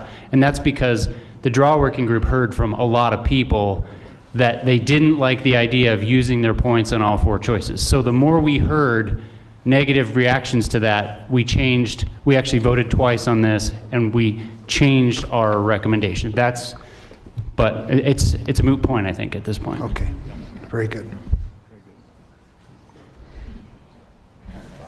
So if you want to address a preference point fee, now would be a great time to do it. I kind of concur with Commissioner Bailey. If this is something new, then maybe we haven't received input on it or had public comment, but that's just my thought. Commissioner Jacober. I guess I feel like it's been on the agenda and publicly noticed, and we discussed it at the last meeting. I may be wrong, I'm pretty new here, but I feel like it can definitely be discussed, and I would go as far as to make a motion to do $15 residents and $30 non-resident fee for a point. I've been applying for points my entire life, and I think if you are going to go on a specialized hunt, then putting conservation money towards that hunt is totally acceptable, and I would accept it. I would accept it for my children, and that's where I stand with it. Commissioner, I'm sorry, who's up next? Can I just clarify real quick? Is that just for after Yeah, the first for choice? after choice one. Okay. Commissioner Touchton. Thank you, Chair May. I agree with Commissioner Jacober. I mean, I spoke a bit before, but there's a competing pressure to prefer non-residents without putting a big hole in the agency's, to prefer residents without putting a big hole in the agency's budget by removing non-residents. Since we can't change the dollar amounts of the licenses, this is the only way that if residents are receiving more licenses, they can contribute to the conservation through a preference point. And they're relatively modest fees, $15 and $30. When you've done it for 28 years, you're talking some money, but $15 will get you a Subway sandwich. And so I think that it's worth that to most hunters to contribute to the wildlife resource. Commissioner Reading. Thank you, Chair May. I would like to second that motion. Commissioner Robinson.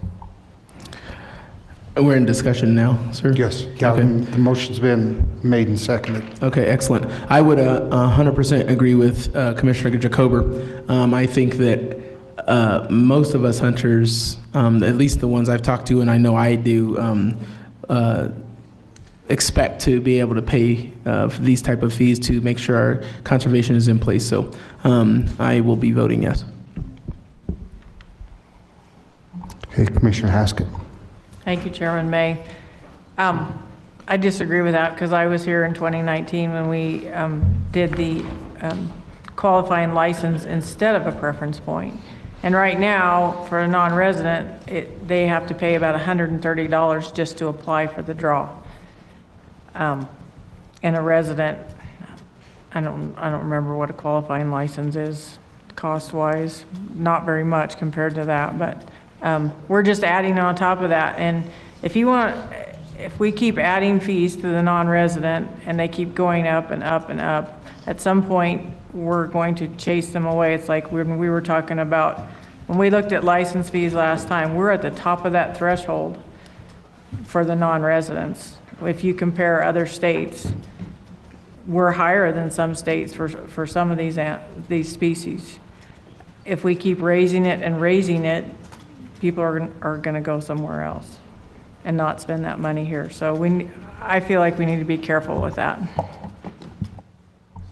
Commissioner Bailey.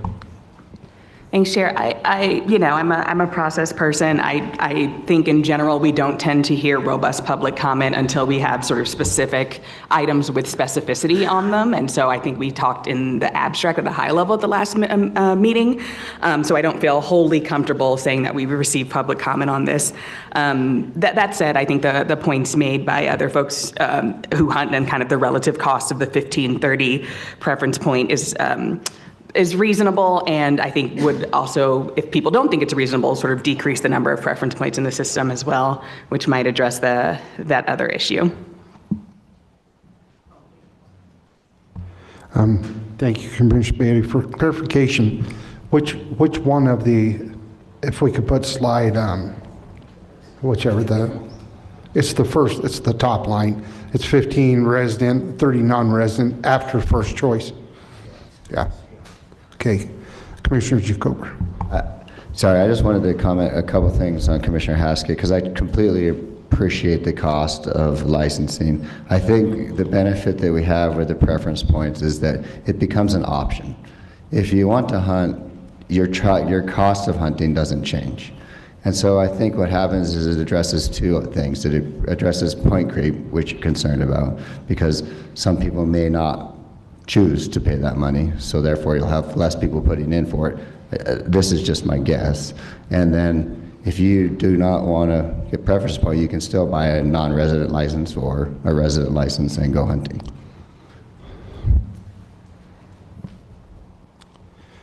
Commissioner Haskett. That's not actually true. So for like in my area, it takes 3 preference points for a non-resident to draw. So for 3 years, they have to purchase a small game license, then they have to pay an application fee for 3 years. Then they have to pay the preference point fee for 3 years before they can hunt.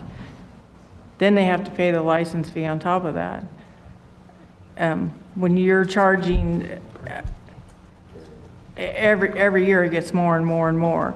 So if you put in, that's all. No.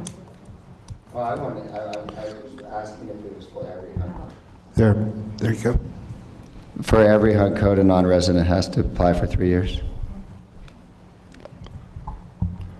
It's different for every hunt code, but Yeah. most of the non-resident hunt codes are going to require preference points.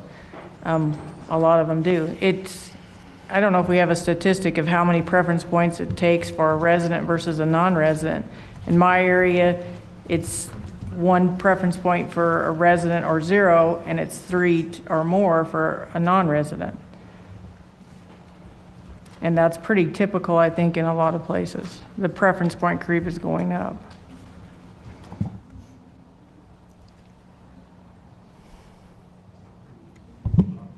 Commissioner Robinson. I really am enjoying this discussion because I think Senator, I just promoted you.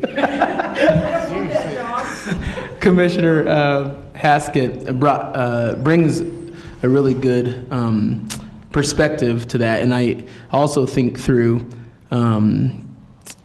what happens when you have 1 kid, 3 kids, 4 kids who you have to pay for those license fees, as well as your own, as well as if you are to get more than 1 species. So say I'm going to go deer, much like I did this year, go deer, elk, bear, pronghorn, and turkey, which I did all of those.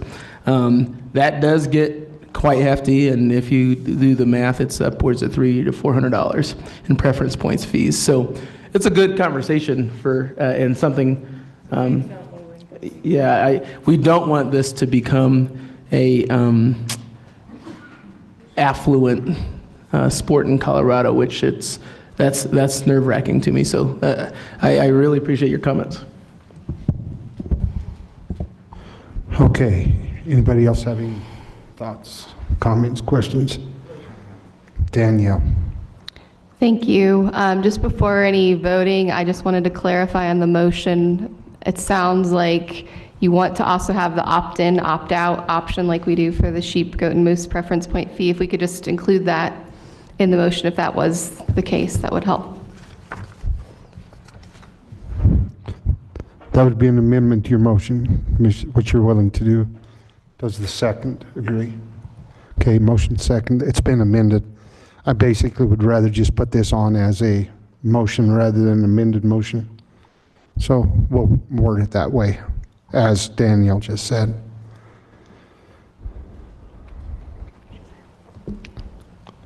Would you like me to restate the motion then with my amendment? Please restate it, Danielle.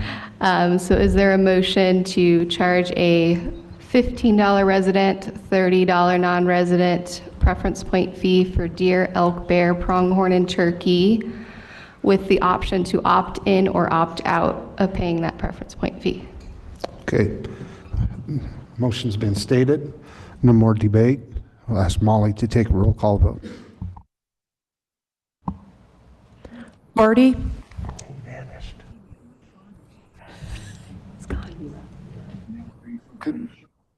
We think let's go through, and if he comes back in the room, we'll take his vote. Oh, that's right. I'm sorry. He's gone for the night. Touchton? Yes. Robinson? Due to the equity issue, I'm saying no. Reading? Yes. Otero? Yes. Murphy? Yes. Jacober? Yes. Haskett? No. Beaulieu? Yes. Bailey? No. Chair May? No. Motion passes 6-4. 6 yes, 4 no. I thought it was going to be 5-5. Okay. Okay, Commissioner Robinson, were you still on? You're good. You're queued up, but I think you're not up. Oh, Danielle and Hillary. And we know we're getting really late. When we get done with this item, I'm going to ask Mike or Katie or Molly where we need to go to make it most convenient for people. So let's finish this item, then we'll decide that. Okay, thank you. All right, so we are on the last one of our topics for the deep dive, which is the pick one for Rocky Mountain Bighorn sheep, desert bighorn, mountain goat, and moose. The last item, as a reminder, this was an item that was recommended from the draw working group as one idea to address application numbers and improve draw odds for these highly desirable species. Under this recommendation, each individual could only apply for a license for one of these species each year. A preference point could still be purchased for the other 2 or 3, just no points for desert bighorn sheep. So how would this impact our current applicants? Looking just at 2024 applicants and their application behavior, approximately 33,000 applicants are already only applying for one of these 3 species annually, so 46% of our applicants. Approximately 38,000 are applying for 2 or 3, so that's 54%.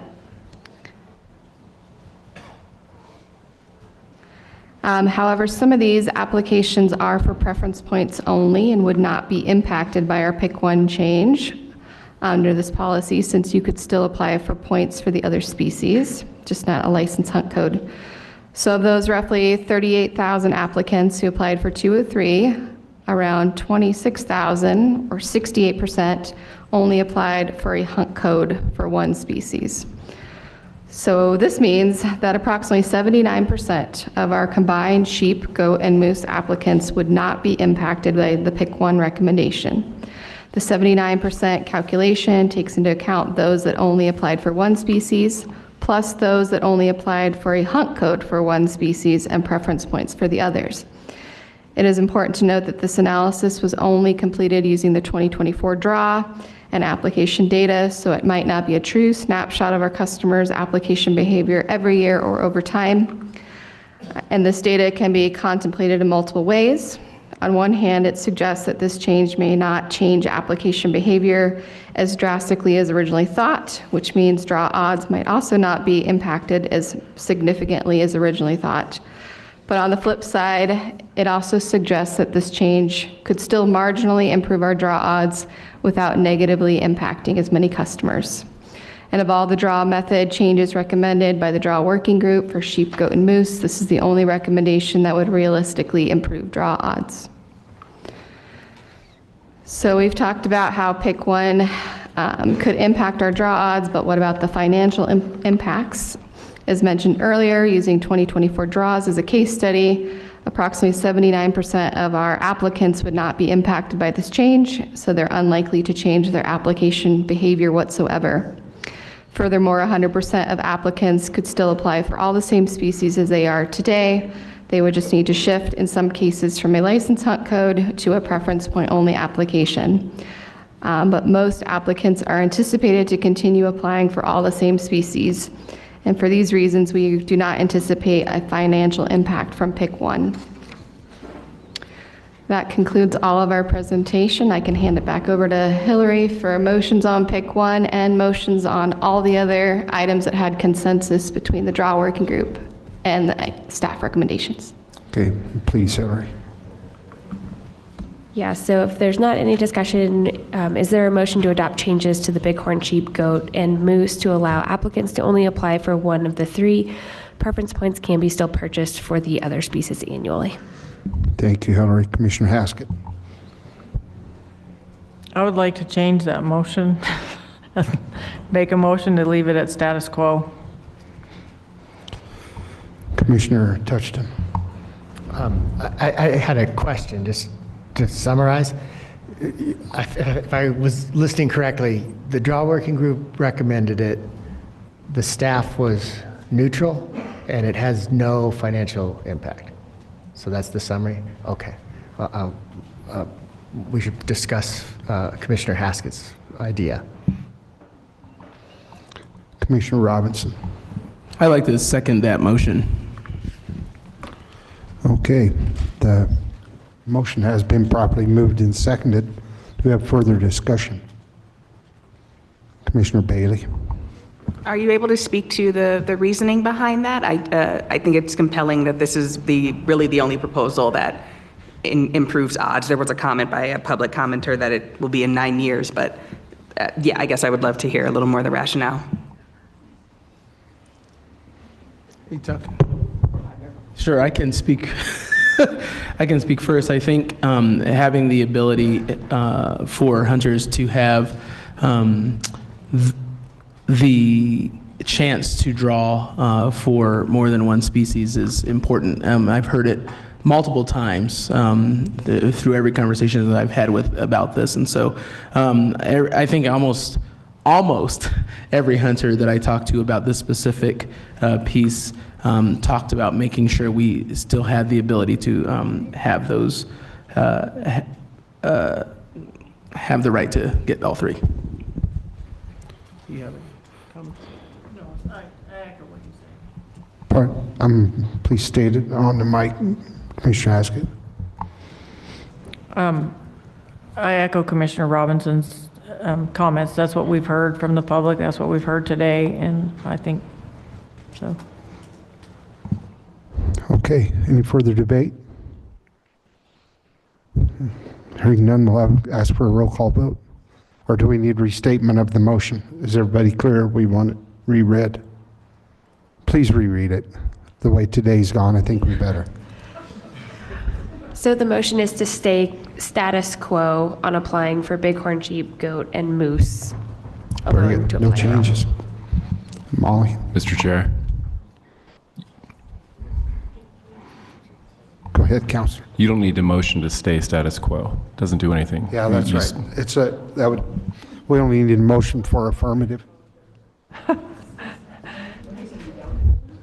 We don't need a motion Oh, yeah, that's changing right. anything.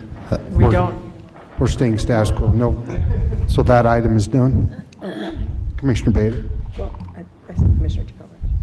Commissioner Jacober. I think that we do need a motion to approve the rest of the draw working group material, so I present the motion to approve staff's recommendation on the remaining stuff in the draw working group presentation.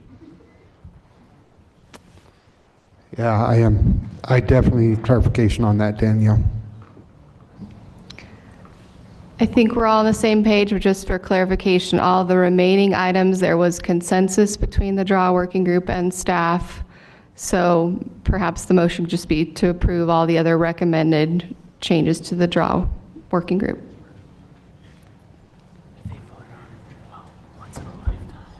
That's part of this.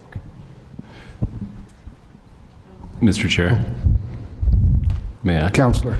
So for the sake of clarity again, the recommended motion in the outline is there a motion to adopt the rest of the changes outlined in the draw policy document as presented by staff? Mm-hmm. Which I think is proper. Commissioner Reading.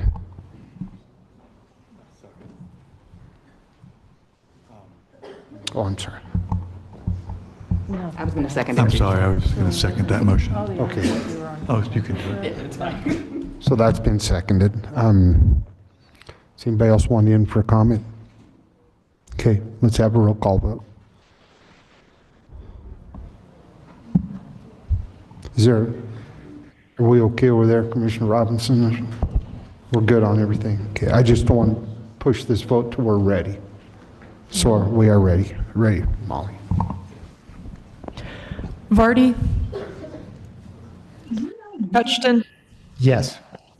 Robinson? Yes. Reading? Yes. Otero? Yes.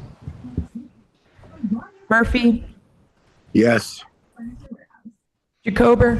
Yes. Haskett? Yes. Beaulieu? Yes. Bailey? Yes. Chairman? Yes. Motion passes 10 yeses. Thank you. Does that conclude this, ladies? Okay. It does. Thank you so much for the discussion. We really appreciate it. Sorry we went over time. Well, no fault of yours.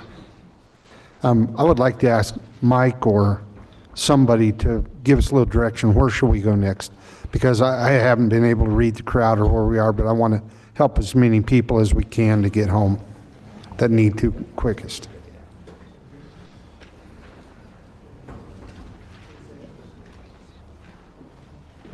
Yeah, thanks so much, Chairman. For the record, Mike Cortucci, Assistant Director for Policy and Planning. We're opening it up to you, Chair May, for potential floor changes. First, accommodating public comment first, which is item 28. Moving on to agenda item 23, which is the snowmobile. And then 26, after that, we have a few staff things that need to happen with agenda item 26. Make sure that happens today. Okay, my opinion is, and I'll ask the commission, I think we should go to public comment because it'll let most people go home quicker. So let's go to public comment.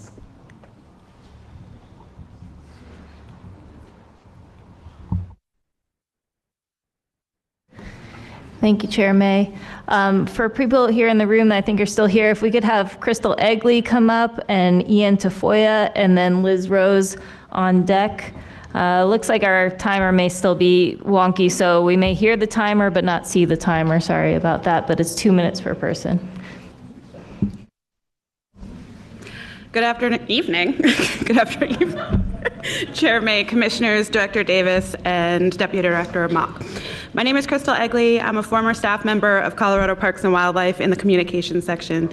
During my time with CPW as a videographer, I created an educational YouTube series titled My First Big Game Hunt, in which I documented my journey of learning how to big game hunt over the course of a year and a half. The series profoundly changed my life. I went from being a staunch non-hunter to an avid big game hunter, certified hunter education instructor, and the current board president for the national nonprofit Hunters of Color, which is under new management. It is in this last capacity that I speak to you today.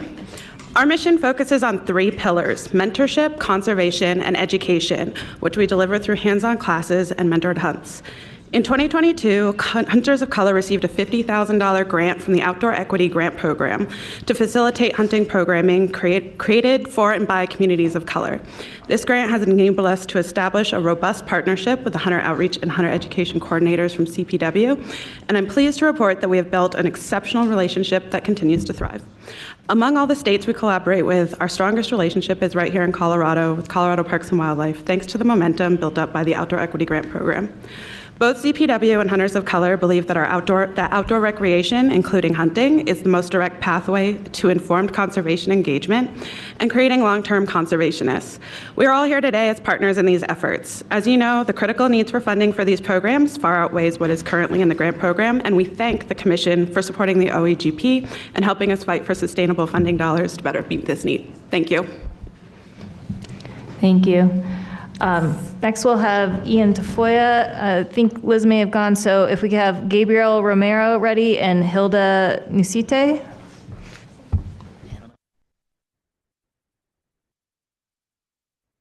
Hi, everyone. My name is Ian Thomas Tafoya. I'm the State Director for Green Latinos Colorado, and I was also the Chair of the Colorado Environmental Justice Action Task Force.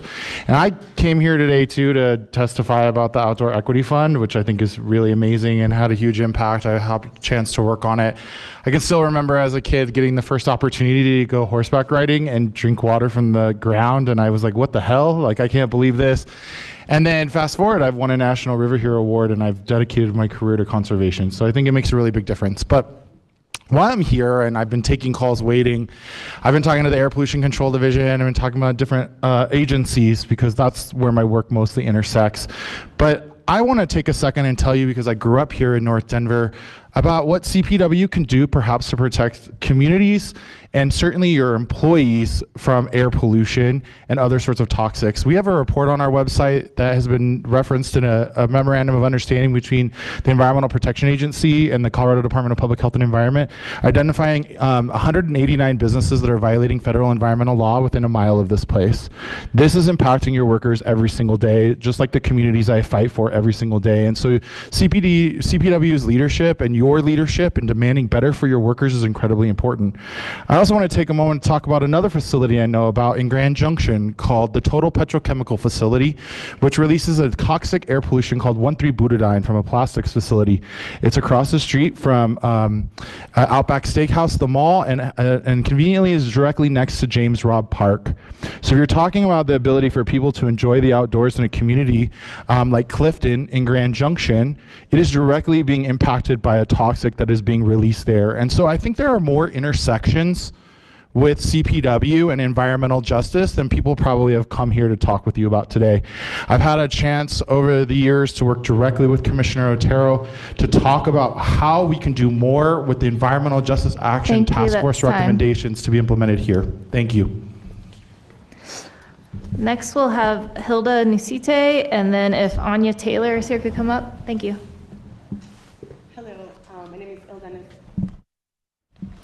Hello, thank you so much.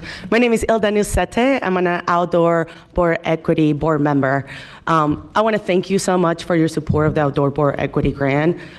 We are really excited about this grant. Today was even able to talk to many of our grantees and really hearing the importance of this grant and how it is continuing to be a seed funding to expand this work on outdoor equity in our communities. Many of those organizations without this money will not be able to take the amount of kids, the quality of actually outdoor experiences, the quality of education that is being provided. But it is hard for us as board members because most of the time, we have hundreds of applications and we have a small number of groups that we can fund, and we have to make decisions like which one is the group that has the most lack and deficit when there's so many amazing programs that could be funded that really could expand outdoor equity support in our communities. There's more money that is needed in this work. We know it. This is just a seed funding that needs to be sustained and also expanding in so many communities that we see gaps as we're providing in so many regions in the state of Colorado. I want to thank you for this work, but we know the work continues. I have a 4-year appointment and would love to continue working with you guys as we improve this program and support to the outdoor equity program. Thank you. Thank you. I know that because we've run behind schedule, it sounds like Anya also had to go, and just would say if anyone wasn't able to comment and would like to email their comments to the commission inbox, I'm sure the commissioners would appreciate that. Jared was signed up next, so we'll have Jared Bynum and then Suzanne O'Neill and Jason Swan after that. Thank you to the Parks and Wildlife Commission, Chair May, Director Davis, and Deputy Director Mock, and all the dedicated staff for hosting us today and for your work protecting and expanding access to Colorado's stunning landscapes and natural resources. And thank you to the Outdoor Equity Grant Program Manager, Andrea Kurth, for today's presentation and all the work she and the OEGP board do for our communities. My name is Jared Bynum, and I'm speaking today on behalf of the Next 100 Colorado, as well as the Colorado Outdoor Equity Coalition, thanking you for your support for our efforts to increase funding to the Outdoor Equity Grant Program. I was going to speak on behalf of Anya. Unfortunately, she did have to leave. She's a swim instructor. So looking forward to getting those comments to you as well. Since this program's creation in 2021, the Outdoor Equity Grant Program has funded over $8 million in adaptive sports equipment for youth with disabilities, cross-cultural education on the Colorado Prairie for Indigenous youth, career pathways through no-cost educational service and apprenticeship programs for middle and high school students, and over 100 other outdoor recreation, education, and environmental workforce development experiences for tens of thousands of low-income, Black and brown, and disabled youth and their families across the state.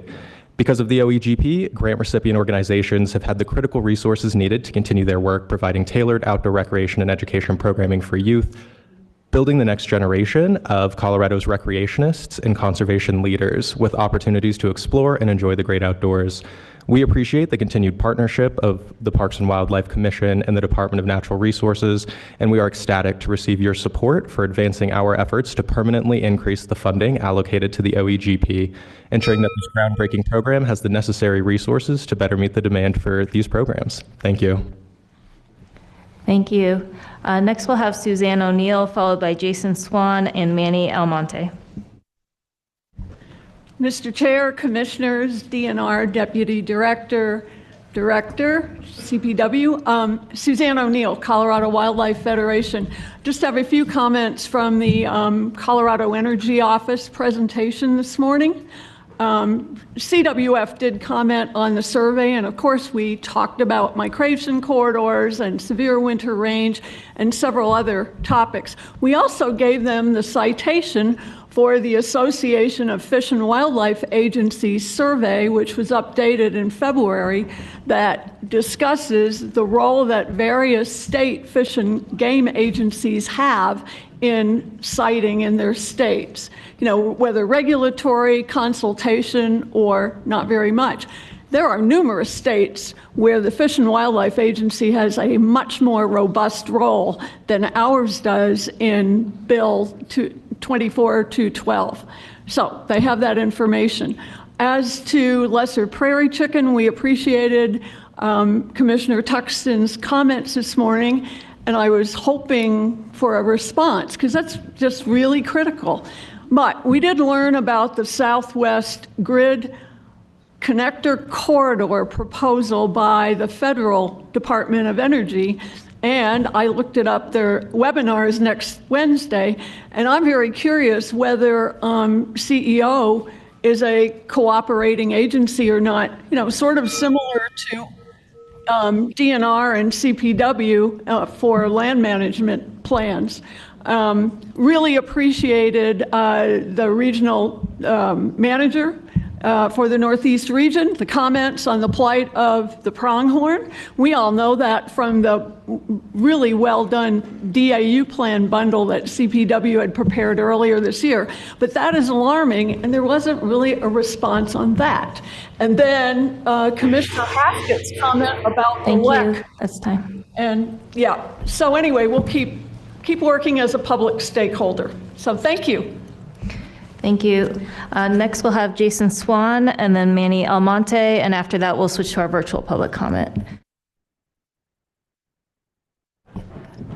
Well, it is wonderful to be here again. I haven't been to this commissioner meeting since I was down in, I think, Trinidad with Fisher's Peak a while back when wolves were at the top of their popularity or unpopularity or whatever you want to call it. But I'm so a pleasure to be here to address the commission. Thank you, Chair May, the members of the commission, and all the leaders of CPW and DNR here today for welcoming us. Look, we can all agree that the outdoors is something that we all love and that we all appreciate and that we all want to do more. That's something that we all can agree on. You know, from all the way to the San Luis Valley, to the Eastern Plains, to the Western Slope, to the Northern Rockies, every Coloradan deserves the ecological, health, and economic and career building benefits of the outdoors. The Outdoor Equity Grant Program injects capital into outdoor education and recreation businesses and programs.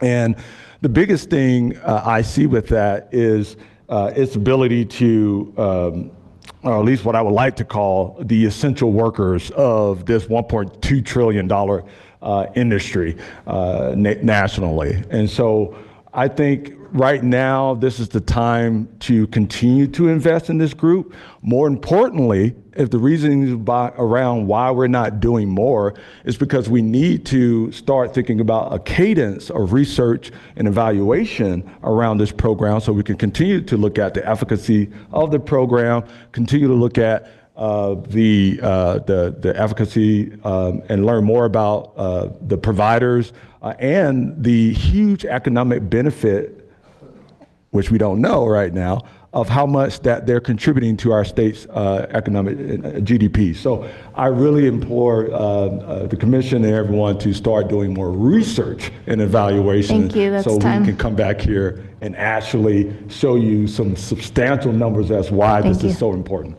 Thank you. Thank you. Sir, we have a question for you, Commissioner Robinson.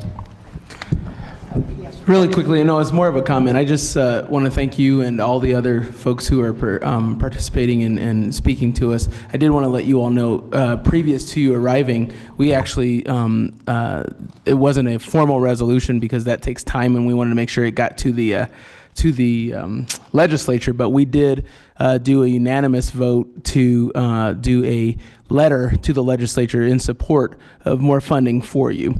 and so know that we are behind you. But unfortunately, we're not the body who can fund more for you. But we did do a unanimous support letter to the legislature for you. So I just wanted to let everyone that is speaking on behalf of the urban or the equity the team know. Thanks. Thank you so much, and we really do appreciate it. We heard about that, so we are very thankful. Thank you. Next, we'll have Manny Almonte, and then we'll be switching to our virtual public comments starting with Julie Marshall. Thank you. Thank you, Chair May, members of the Commission, and leaders from DNR and CPW for the opportunity to speak today. My name is Manny Almonte, and I live in Aurora, Colorado. I'm here today in a spirit of gratitude and hope. I am the founder of Camping to Connect, where we use outdoor recreation and nature immersion to address challenges faced by young men of color, including but not limited to the loneliness epidemic, systemic barriers to quality outdoor education and resources, and to be of benefit to Colorado's outdoor recreation culture and economy. From mental health to healthy masculinity, our mission is to create safe spaces for connection, empowerment, and transformation. In 2024, we were honored to receive a grant from the Colorado Outdoor Equity Grant Program, which enabled us to expand our reach in Denver and Aurora. Through culturally aligned mentors and intentional programming, we've engaged about 96 youth of color in nature-based experiences that foster leadership, environmental stewardship, and a sense of belonging in outdoor spaces. The impact has been profound. Participants tell us that being in nature gave them peace they didn't know they needed and confidence to lead and advocate for change. One young man said, "This experience showed me I have the potential to lead and make a difference." We have a 16-year-old named Aris who wants to be an anthropologist and wants to intern with us so that he can start giving back to community. He's 16 years old. He wants to teach other kids about the healing power of nature. These stories affirm the power of programs like ours and of the Outdoor Equity Grant Program itself, and I am here to thank you for advocating for increased funding for the Outdoor Equity Grant Program. Paradigm shifts don't happen instantly. It's the accumulation of evidence that finally discredits an old paradigm and allows eyes to open to new possibilities. That's what we're witnessing in Colorado. This is powered by the Colorado Parks and Wildlife Outdoor Equity Grant, and I thank you for your leadership and for supporting a vision of Colorado where everyone belongs in the outdoors. Thank you. Thank you. Next, we'll switch to our virtual public comment, starting with Julie Marshall, followed by Cordelia Stone. Julie, go ahead. Okay, thanks. So advocacy groups can say what they like, but as a science-backed government agency serving the public with tax dollars, what you, the commissioners representing CPW, say really matters. So CPW states that it's managing mountain lions with recreational sport hunting. And the simple question that really needs an answer is, what exactly is CPW managing? We know it's not managing populations. Jerry Apker, who I used to work with, has, with integrity intact, testified this is true, and it is. It's not managing deer. Evidence is CPW's 6-year study. It's one of many studies like it, the hallmark of good science. We know with confidence, mass killing unoffending lions does nothing to protect livestock, people, or pets. Selective targeting is actually the only effective management tool. So let's assume the very best, that CPW just needs some editing to tell the public the truth. That CPW manages lions for the recreation of value. Hunting is not a prescription for stable populations. It's actually a trigger for instability. Hunting does not offer a remedy for human-lion conflict reduction. I choose evidence. Fact, CPW repeatedly fails to meet its 22% female kill limit. Lion hunters do tell us they're not part of the hunt, and they are in it for the trophy. It's advertised as a trophy in the title. So I'm just asking, when do these excuses stop and the real governing happen? Where's the program to enhance lion populations per statute? Why downplay the benefits of predators? The unfair GPS holding cats in trees, shooting them just is not respectful or sporting. When citizens like me speak for the best treatment, the science, the evidence of wildlife, not assumptions and meaningless opinion, we are ignored. Maybe that's why you have ballot measures, and we would prefer not to have them ourselves, and they're really hard to do, but we just would like to have, That's time. yeah, that's it. I'm done. Next, we'll have Cordelia Stone.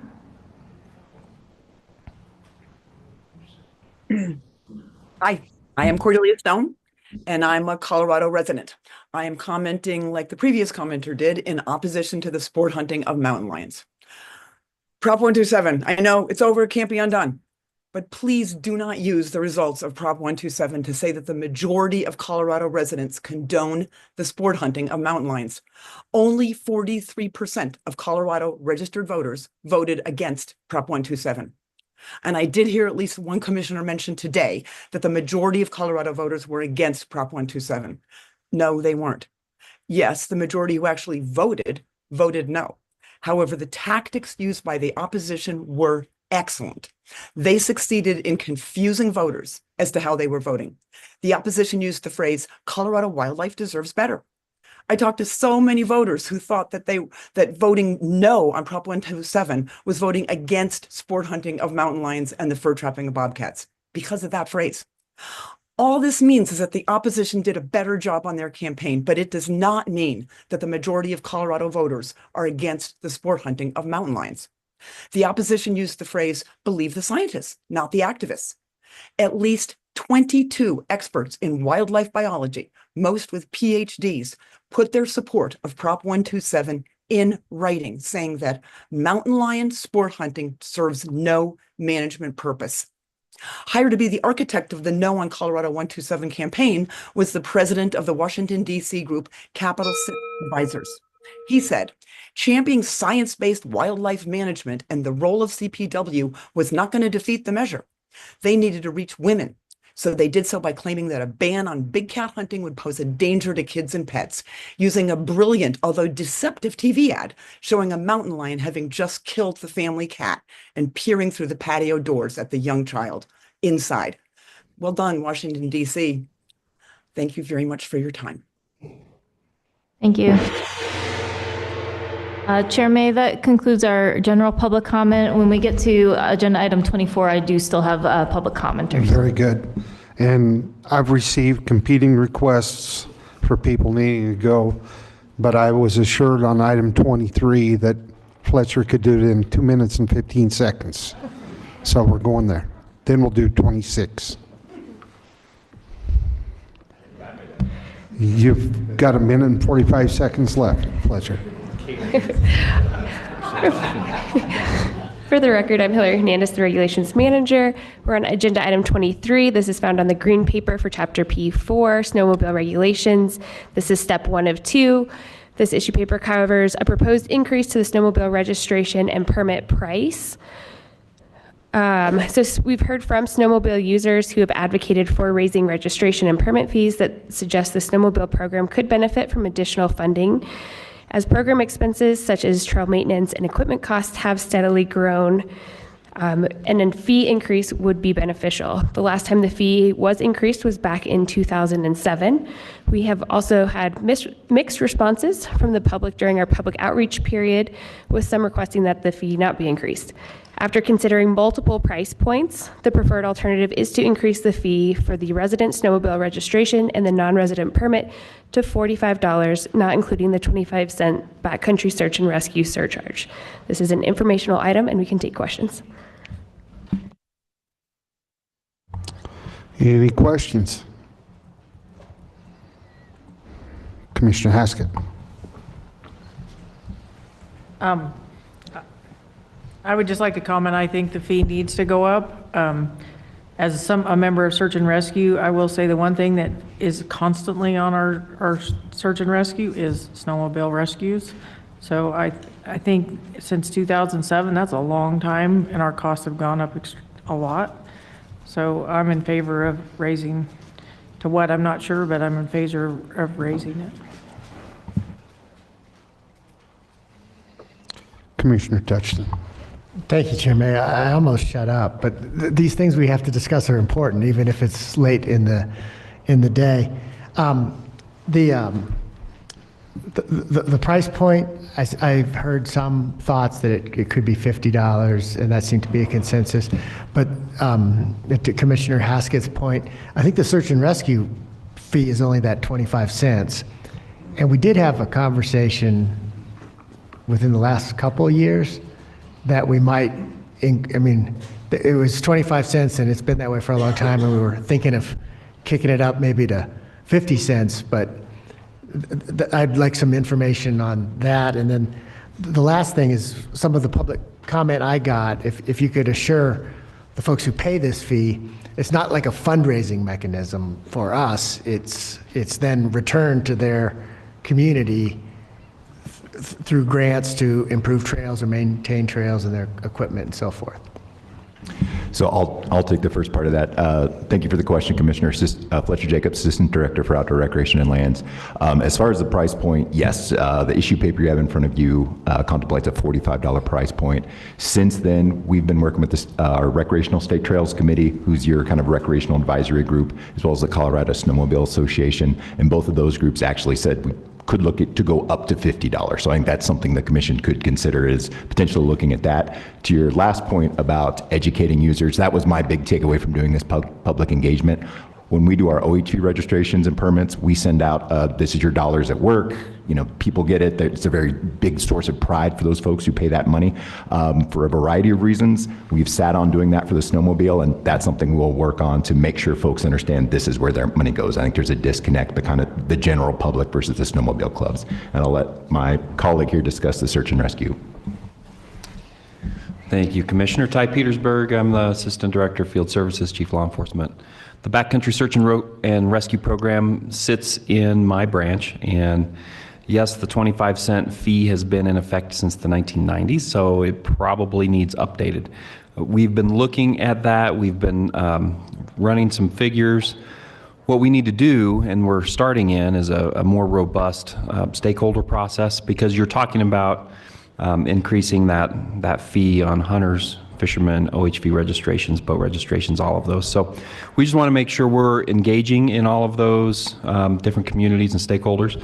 I can tell you that fee raises about $500,000 to $600,000 a year, and that money does go to the Backcountry Search and Rescue Council that puts that money back out into the field. So when Commissioner Haskett's team is requesting a new snowmobile or equipment through their sheriff's office, we can put that money back out on the ground. So it is going directly out, and now we also have the $2.5 million KCW funding that goes into that, and that helps quite a bit as well. Does that help answer your question?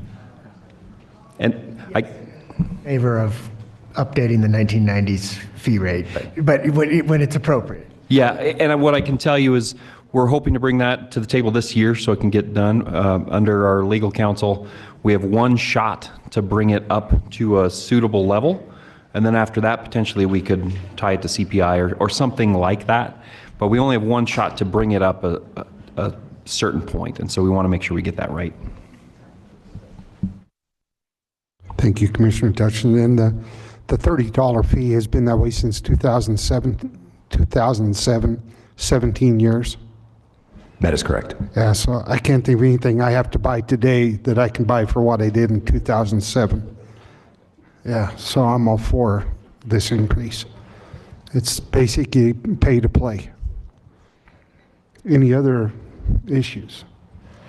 Can I just clarify really quick? I've heard the different fee points. Which fee, is it $50 that I'm supposed to bring back next time, or the $45 in the issue paper? I guess we asked for a poll on the commission where everybody's comfortable. Commissioner Haskett. I would say let's go with the preferred alternative that staff has. Which the staff alternative was 45. Yes. 45. Okay, I agree with that. What about Commissioner Jacober? You have a thought? Otero? It's less than inflation. Yeah. Okay, I think we have a consensus of $45 is what the commission would like to see. Okay. Commissioner Beaulieu. I think the only thing is, did you say that the State Trails Committee had supported the $50 increase, or? Yes, thank you for the question. So they did, and so it honestly was just kind of a timing situation where we had to put forward the issue paper. Their meeting was after that, and we continued the discussion. They had already told us they supported the increase. As we talked it through, they did say they would support something higher. So as staff, if the commission wanted to go to a higher price point of, say, $50, we would support that. We don't want to go higher than that. The support definitely dropped off after that. And the Colorado Snowmobile Association also agreed with $50? That is correct. I would almost entertain going with 50. I agree. If I'm a member of the Colorado Snowmobile Association, I would rather have a higher, I would rather know that the people out there were more cognizant of the fact of what it costs. I agree with that, Commissioner Beaulieu. I like the $50 number. And I'll just put one clarification there, as my colleague reminded me. So this is just for the snowmobile, the search and rescue. That's completely separate conversation. So that will happen in the future. I just want to make sure the commission fully understands these are two separate issues. Okay. Commissioner Murphy, are you online? Did you want to comment? Yes, I agreed with Commissioner Below about $50. I think that is very reasonable. In the past 4 years. I think that's our consensus. Commissioner Haskett. I just have one question of how much is a four-wheeler registration? OHEs are currently $25 with the 25 cents. Okay, I concur with the $50. Okay, thank you. Even though you went way over your time, pleasure. That was Ty. Okay, we're going to go to agenda item 26.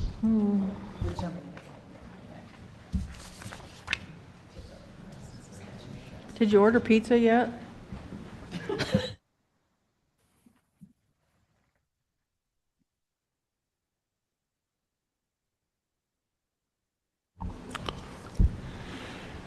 All yours, Steve. Thank you. Chairman May, commissioners, directors, good evening. For the record, my name is Steve Cooley, State Hearing Examiner for Colorado Parks and Wildlife.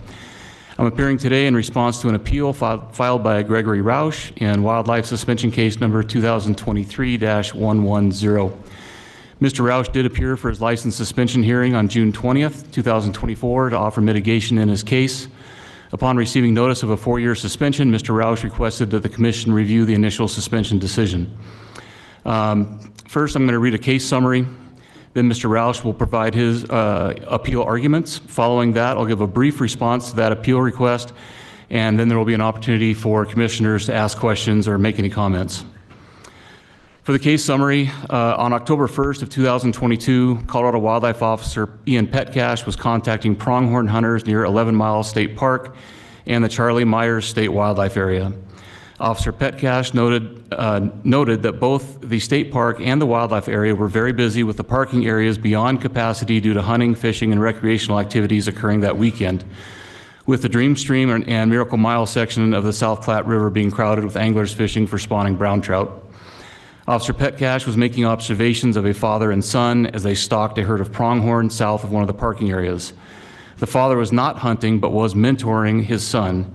They were on foot and in close proximity to the herd of pronghorn when a second hunter, later identified as Gregory Roush, stopped his vehicle along the public access road and began to stalk the same herd of pronghorn. The son took a shot at the pronghorn, and then Roush shot twice at the same herd. All parties missed their respective shots. These shots were taken to the south in a safe direction towards an upward sloping mountain away from any public roads or populated areas. The herd of pronghorn ran east and then north in the direction of the main parking area for the state wildlife area. The father and son did not pursue the pronghorn any further, but instead went to look for blood while Roush followed the herd of pronghorn. The officer continued to observe and take video through his spotting scope as Roush turned from the south to the north and shot twice more at the pronghorn, which were now in a direct line between him, the parking area, the county road, and the South Platte River. Roush did not go to investigate whether any of his shots killed or wounded any of the pronghorn during either of his shooting events. When confronted by Officer Petcash, Roush initially claimed to have gone and looked to see if he had killed or wounded any pronghorn, but did later admit that he hadn't because the other hunters were already there. The officer told Roush that he had watched him as he shot towards and across a public road towards the pronghorn.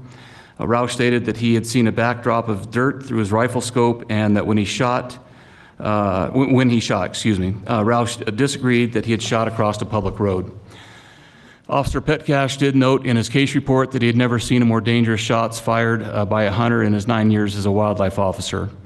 Mr. Roush was issued a court summons for 3 separate charges, including unlawful discharge of a firearm in a careless manner, endangering human life, unlawfully failing to go immediately to the location of which wildlife was shot at, and reckless endangerment. On March 21st of 2023, Mr. Roush did plead guilty in Park County Court to counts 1 and 2, with the reckless endangerment charge being dismissed. He did pay fines and court costs. The guilty plea assessed 35 suspension points against his wildlife license privileges, making him eligible for a license suspension of 0 to 5 years. That's the case summary, and I'll turn this over to Mr. Roush at this point. All right, thank you. Thank you very much. Thank you very much. Just a couple things on that. Did not go out to this first spot we're shooting because they were yelling something at me and I didn't know what they were yelling, and they had obviously rifles. And then every time I did shoot, I did see dirt kick up in front of the antelope. They must have been further away from me. A couple things in the report from Petcash. He did say that it looked like Roush had shot across the road, but I did not. So that's one of the biggest things I want to state. The other one is there is a fence that goes down and around to the end of the road. And so the antelope went around that, and then a couple did go across the road, but I did not shoot at the ones on the went across the road. There's 20 to 30 antelope. I shot at the closest one. And there was a dirt background. It was a hillside, so shooting down into the dirt.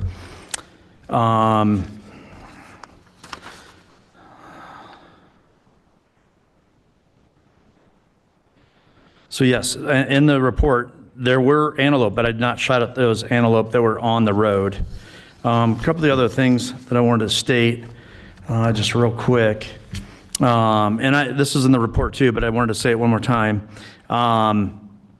Every time I shot, I did see dirt. I did see where I shot. There was no animals shot. I did not shoot across the road. It was in front of the road. There were no cars on the road.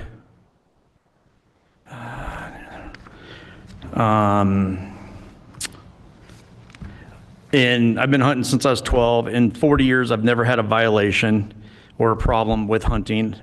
The other thing I wanted to state is my kids are 14 and 16, so we talk about this all the time. Plus, we enjoy hunting and fishing together, and definitely would not want to lose my license.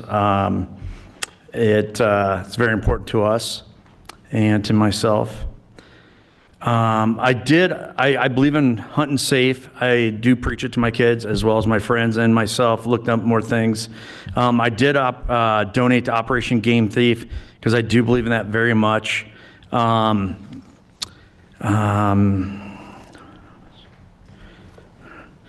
This has taken a long time. It's taken 1.25 years that I've had to deal with this, and I've had to talk about it and think about it and deal with it.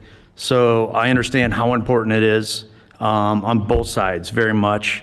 And the thing I asked today is, this is the first time I've ever had a problem like this, or even close, that I asked not to have a suspension, but a probation. And I do know with this many points, I would still be on probation for 5 years. So it's a very long time. And like I said, it's been 2.25 years. I've never had a problem since, nor do I plan to ever have one again. That's pretty much all I had to say. Thank you very much for hearing me today. Yeah, this one. Mr. Roush appears today with 2 different types of violations, one dealing with the ethics of shooting at wildlife and one dealing with the careless discharge of a firearm endangering human life. I view Mr. Roush's actions as negligent and demonstrating a negligent disregard for wildlife and public safety, with a public safety violation posing a significant risk to those around him. In regards to failing to go look for the wildlife to see if he had wounded anything, it is the legal and ethical obligation of a hunter to ensure they did not kill or wound anything after having shot at it. I question why Mr. Roush would have continued shooting at the pronghorn if he was able to see that his rifle was shooting, in his words, a couple of feet low, and I'm taking this from page 4, line 18 of the transcript. While the other hunter went to look for evidence of having wounded a pronghorn, Mr. Roush continued after the pronghorn, taking 2 more shots, and again did not go look to see if he'd wounded anything. Specific to the careless discharge of a firearm violation, in listening to Mr. Roush at his hearing, and again today, I did not at any time hear any true recognition of the seriousness of this violation. He has stated that in talking with other hunters, he can see what the officer was saying, but that he feels certain that no bullets went across the road. Bullets going over a public road completely overlooks the magnitude of this safety violation, as only one aspect of the careless discharge of a firearm conviction. In looking at the pictures taken by the officer and the stated seriousness of the violations, I decided to visit the site myself and get a better understanding of the landscape. After having stood at or near where Mr. Roush was shooting, it is incomprehensible how someone could discharge a high-power rifle in the direction that he did. As he swung his rifle on the pronghorn as they ran towards the road, Mr. Roush's rifle would have been pointed directly at roads, a parking area, and the South Platte River, all of which had people on them at the time. Not to mention his vehicle with his kids inside, as well as the officer who was making observations of Mr. Roush from approximately a half mile away. As you can see in the officer's pictures, the road that the pronghorn ran across was within close proximity of Mr. Roush's location, and there's absolutely no topography that could have acted as a backstop. In fact, there's a state wildlife area in the foreground of these pictures. Just because Mr. Roush states that he saw dirt in his rifle scope, this does not mean that the trajectory of his bullets would not have ricocheted or skipped across the flat landscape with people in the background. Mr. Roush has repeatedly stated that he believes in hunter education, but he violated the very basic firearm rules taught in hunter education. As a prior firearms instructor, I'm very familiar with the firearm safety rules, but I took this directly from huntered.com. Rule 2, always keep your muzzle pointed in a safe direction. This means don't point your gun at anything you don't intend to shoot. A safe direction is one in or remotely near the line of fire. Also, don't forget the possibility of a ricochet or bullets taking an unexpected path. Rule 3, be sure of your target and what is beyond. Point only at what you intend to shoot, and only when your zone of fire is clear of other accidental targets. Remember, a .22 can travel more than 1.25 miles. A .270 bullet can travel as far as 3.5 miles. So before every shot, know exactly where the bullet will strike and feel confident that you won't injure anyone or anything beyond your target. I do not believe that Mr. Roush knowingly or intentionally decided to place the public in danger. Rather, I feel that he was oblivious to his surroundings and the possible consequences of the shots he took. Wildlife license suspensions are meant to be remedial and not punitive. The fact that Mr. Roush continues to believe he was discharging a firearm in a safe manner is the primary basis for this suspension. This suspension is intended to protect Colorado's public from his carelessness with a firearm and allow Mr. Roush the opportunity to acquire the mindset of a safe hunter. I would respectfully request that the Commission uphold the initial suspension decision of 4 years. Thank you, Mr. Cooley. Commissioner Touchton. Thank you, Chair May. Are we allowed to ask questions or just make comments? I believe we are. Okay. Well, you know, Mr. Roush, the first thing that leaps out at me is you pled guilty in court to unlawfully discharging a firearm in a careless manner endangering human life and unlawfully fail to immediately go to the location of which wildlife was shot at. I assume under oath. And well, my thing, you can't plead guilty in court and then come here and tell us that you didn't really mean it. That, you know, that's not to mention the credibility problem, that's just not legally valid. I'll just ask all my questions. All right. I was listening to my lawyer, and I should have had a better lawyer. I've heard that one a lot, and it's true. I was going to say it's. So I understand how that happens, but it also has legal consequences. Mm-hmm. And so, you know, even if you were minimizing your exposure or your risk or listening to a lawyer who wasn't straight with you, whatever, the legal consequences end up being the same once you plead guilty, that it's unassailable in a collateral proceeding. Mm-hmm. So it's just, in my mind, as a former lawyer, you can't tell the judge, yeah, I did it, I accept responsibility, I plead guilty under oath, and tell us, I just got coerced into that. You have to do that to the other. But right. Even that aside, yeah. The charge isn't actually about the road. It's what's behind the road. Correct. Which was the human beings and then the failure to go to view the animals at where you shot at the animals. And So I don't think this road issue is that dispositive because the backdrop of your shot, even whether you are across the road or not across the road, you're supposed to be looking the next mile or as far as you can possibly look. Yes. And then when you shot low, my question ultimately is, why didn't you stop? Because if your sights are messed up and I think Rob's okay. This gun is not on. Well, Stop. it could have been the wind. It could have been me without, there's a lot of variables, obviously, when you're hunting. So yes. Okay. But I've never had a problem hunting and not shooting the animal. That's also part of it too, And the Wednesday after, I got an antelope with the first shot. Well, I guess we're limited to the facts we have. One thing that I also put a lot of faith in is that this officer who observed what you did said it was the worst or among the worst things he'd seen in 9 years. So that carries a lot of weight with me. And the gentleman sitting beside you is also a very lenient and forgiving man in my experience.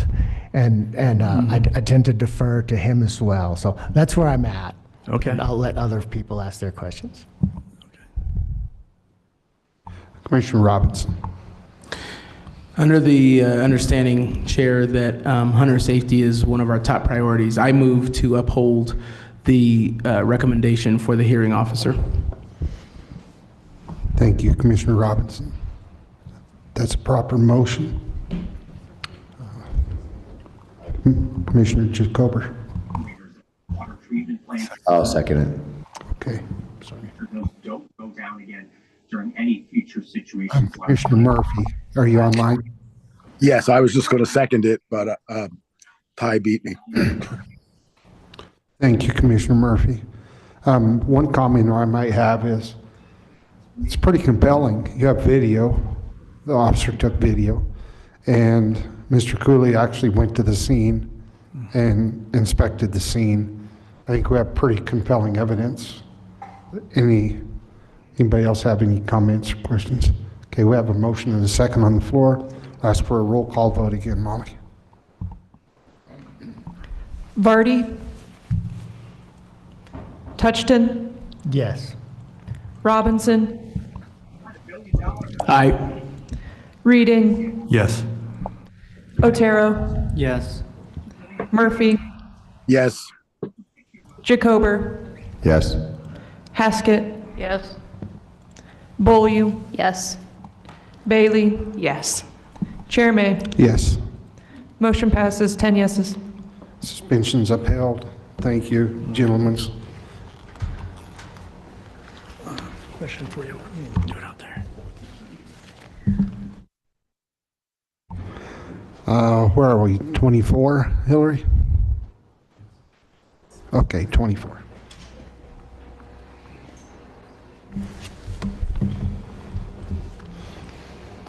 The arrows work. Yeah, good.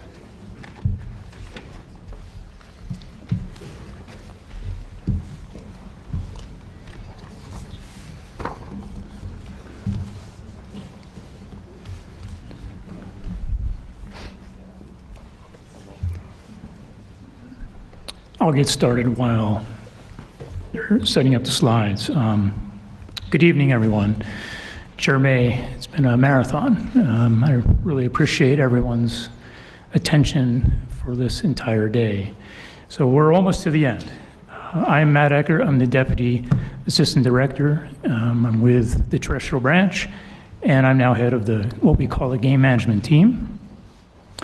And tonight, the Commission is reviewing 3 issue papers that include grouse species.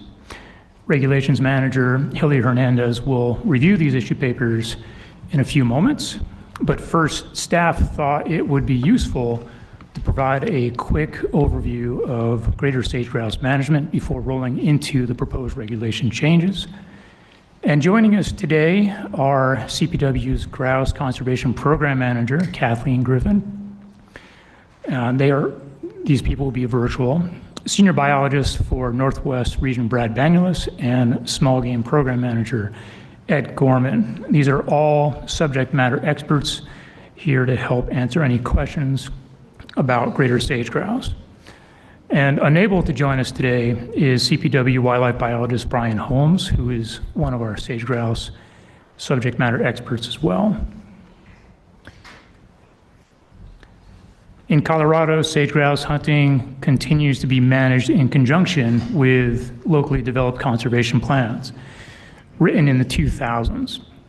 CPW cooperated with local communities to develop these guiding documents for sage grouse conservation.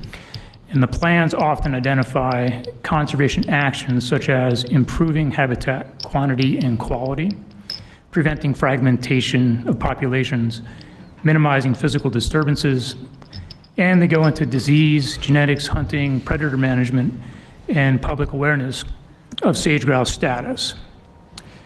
Sage grouse conservation plans have been created for the Northwest Colorado, Northern Eagle and Southern Route, Middle Park, North Park, and Parachute, Pisciance, Roan sage grouse populations. Today's sage grouse issue paper proposes reopening hunting in several GMUs that are all covered by the Northwest Colorado Greater Sage Grouse Conservation Plan. This plan was completed by the Northwest Colorado Greater Sage Grouse Working Group in 2008. A unique tenet of the Northwest Colorado Plan was the creation of 10 distinct sage grouse management zones. Each zone is surveyed via let counts annually, and assessments are made based on whether an individual zone's 3-year running average of males on leks is greater or less than 100. If the 3-year average in a management zone is above 100 males, the plan supports an active yet limited hunting season. But if it drops below 100, CPW will close the hunting season for that zone. The 3-year running average of 100 males on leks is still accepted as a stable management threshold and mitigates the impacts of population swings year to year. Large population swings are natural and common to sage grouse and many other small game species. Let counts are only part of the monitoring efforts CPW does each year to assess sage grouse populations. Another integral piece is generating precise harvest estimates. CPW has been working to improve the precision of our harvest estimates for greater sage grouse. And the first issue paper for grouse that you will hear today is a key step to achieve better estimates. We are proposing the creation of a license surcharge, which will function as an add-on permit to the small game license, specifically for greater sage grouse, Columbian or mountain sharp-tailed grouse, and white-tailed ptarmigan. If today's license surcharge issue paper sounds familiar, it's probably because the Commission approved this concept 2 years ago. But we lack the statutory authority to create species-specific permits that were required in addition to the small game license. In the 2024 legislative session, this was one of our legislative priorities, and authority was granted in Title 33 to create this license surcharge. Now with this authority, staff are back proposing the creation of this license surcharge for greater sage grouse, Columbian sharp-tailed grouse, and ptarmigan for the purpose of increasing the statistical precision of harvest estimates for these species. In addition to harvest surveys, CPW also completes wing barrel surveys annually, and the number of wings submitted generally tracks with let count data.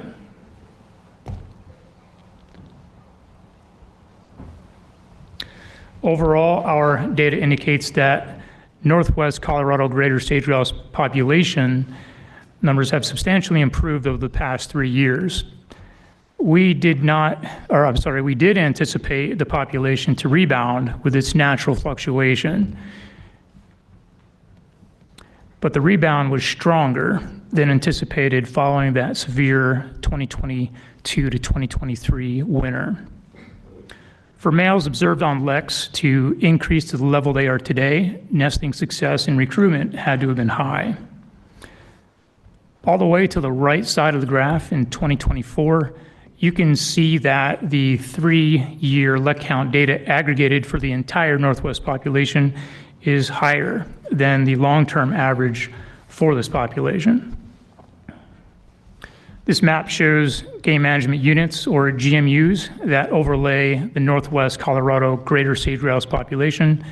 GMUs that are closed to hunting have a purple diagonal line going through them. As soon as the 3-year average number of males on leks dropped below the 100 male threshold, CPW and the Commission immediately closed hunting seasons in 2020 for GMUs 4 and 5, in 2021 for GMU 10, and in 2022 for GMU 2. GMUs currently open to hunting have a bold purple border with no diagonal lines, and the GMUs with a blue border are now closed to hunting, but are being proposed for reopening of hunting in today's Greater Sage-Grouse issue paper. And our last slide, CPW and this commission, we've been following the local sage-grouse conservation plans for many years, and we have enacted emergency season closures when the 3-year average dropped below the 100 mil on lek threshold. Opening zones to hunting, when supported by the same conservation plan, is also an important commitment that we've made to stakeholders. One of the hunting goals set in the plan is to maintain hunting where lek counts permit. This is the agreement we've had with stakeholders for almost 20 years, and today we're honoring that commitment to the plan.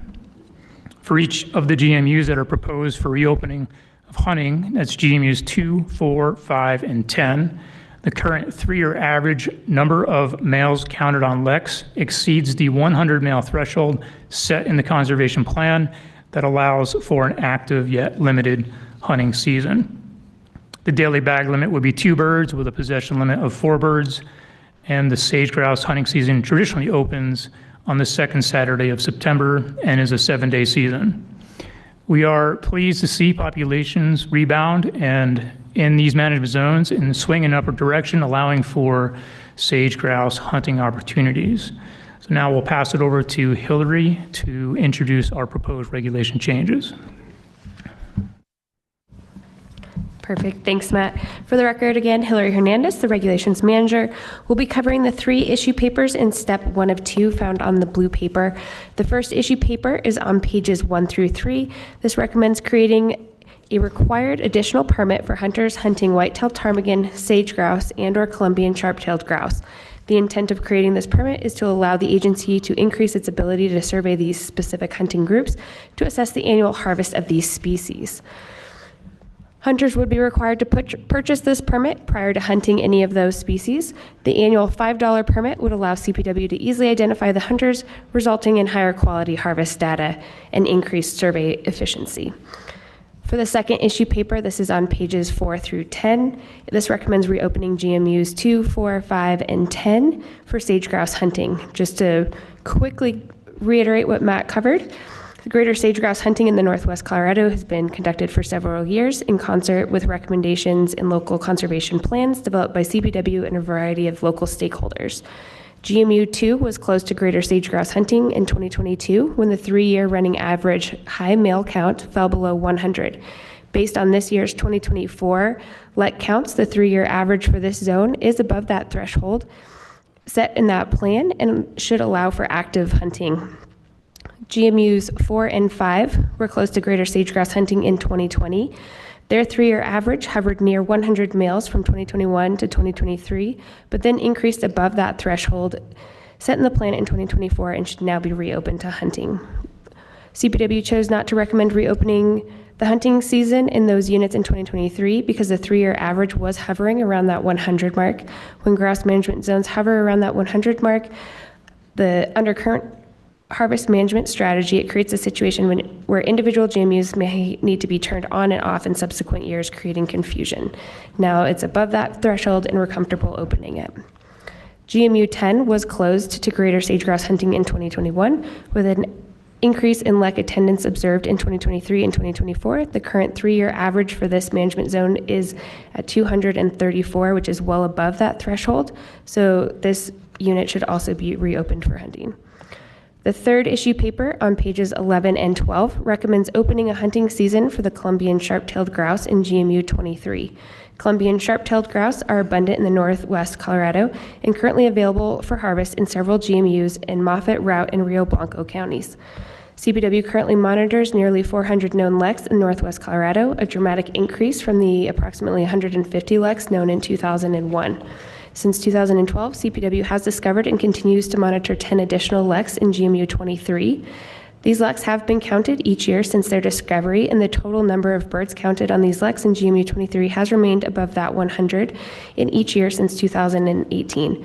While there are currently no specific thresholds or prescriptions for when the unit may be opened to hunting, CPW believes that the recent data indicates a population size sustainable for harvest. Therefore, we propose that the GMU 23 be added to the list of current GMUs open for Columbian sharp-tailed grouse hunting. At this time, we can take any questions on these issue papers. Thank you, Hillary. Commissioner Touchton. Thanks, Chair May, and thanks, Matt and Hillary. Well, let's go through them one at a time. The first one, the permit for greater sage grouse, Columbian sharptail, and ptarmigan. I voted for it 2 years ago. I still support it. I'm glad we were able to work out our legal barriers because I think that will improve our data. The second one, reopening the areas to sage grouse hunting, Matt is correct. These plans are supposed to be a two-way ratchet. And if we close it when it goes below the plan threshold, we should open it when it goes above the plan threshold. But I saw Kathy Griffin on the thing there. I do have some concerns about the plans themselves, which is probably a more long-term concern. But the one I just looked at said it was done in 2004. And a lot has happened in the sage grouse world since 2004. I'm not a scientist, but the number of 100 always just seemed a little close to the edge for me, because that's 100 in a pretty large area. And so you could lose leks, one at a time within that large area. So I would like to see us put those plans on the similar renewal and updating status as we do, say, big game, because, like about every 10 years, review the plan, and this has been about 20. So I'd like to see those come up for renewal, just because this is a flashpoint species, and there's some sort of a perception problem when like energy operations and others are asked to spend millions of dollars to mitigate their impacts on sage grouse, and we're also hunting them. I don't think hunting is actually what's happening, or what's not causing the decline of sage grouse. It's the habitat loss, but it's still a interesting look. But anyway, I'm for that one. If you guys will think about reviewing those plans. And then just to finish up, Columbia sharp-tailed grouse, do we have a plan for Columbia sharp-tailed grouse? And what is the bag limit? So that I didn't see that in the issue paper. Okay, so for Columbia sharp-tailed grouse, the bag is 2, possession is 4, and the season starts September 1st and closes the 3rd Sunday of September. That's about a 15 to a 21-day season, depending on the year and how the calendar falls. And I don't know if, Ed Gorman, you can speak to the sharp-tail grouse plan question.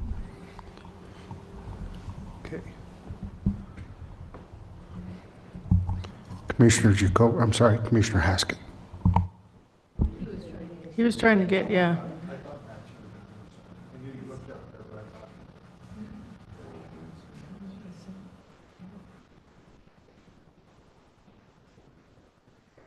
I can jump in real quick. This is Brad Banulis, Chair, Commissioners, Directors.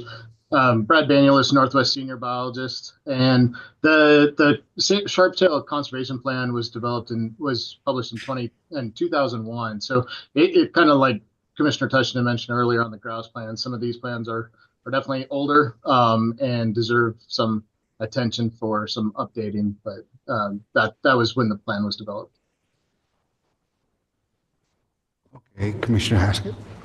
Thank you, Chairman May. I'm really happy to see all this. I actually had the privilege of going out with Brian Holmes on catching some sage grouse and putting backpacks like you did on the badgers.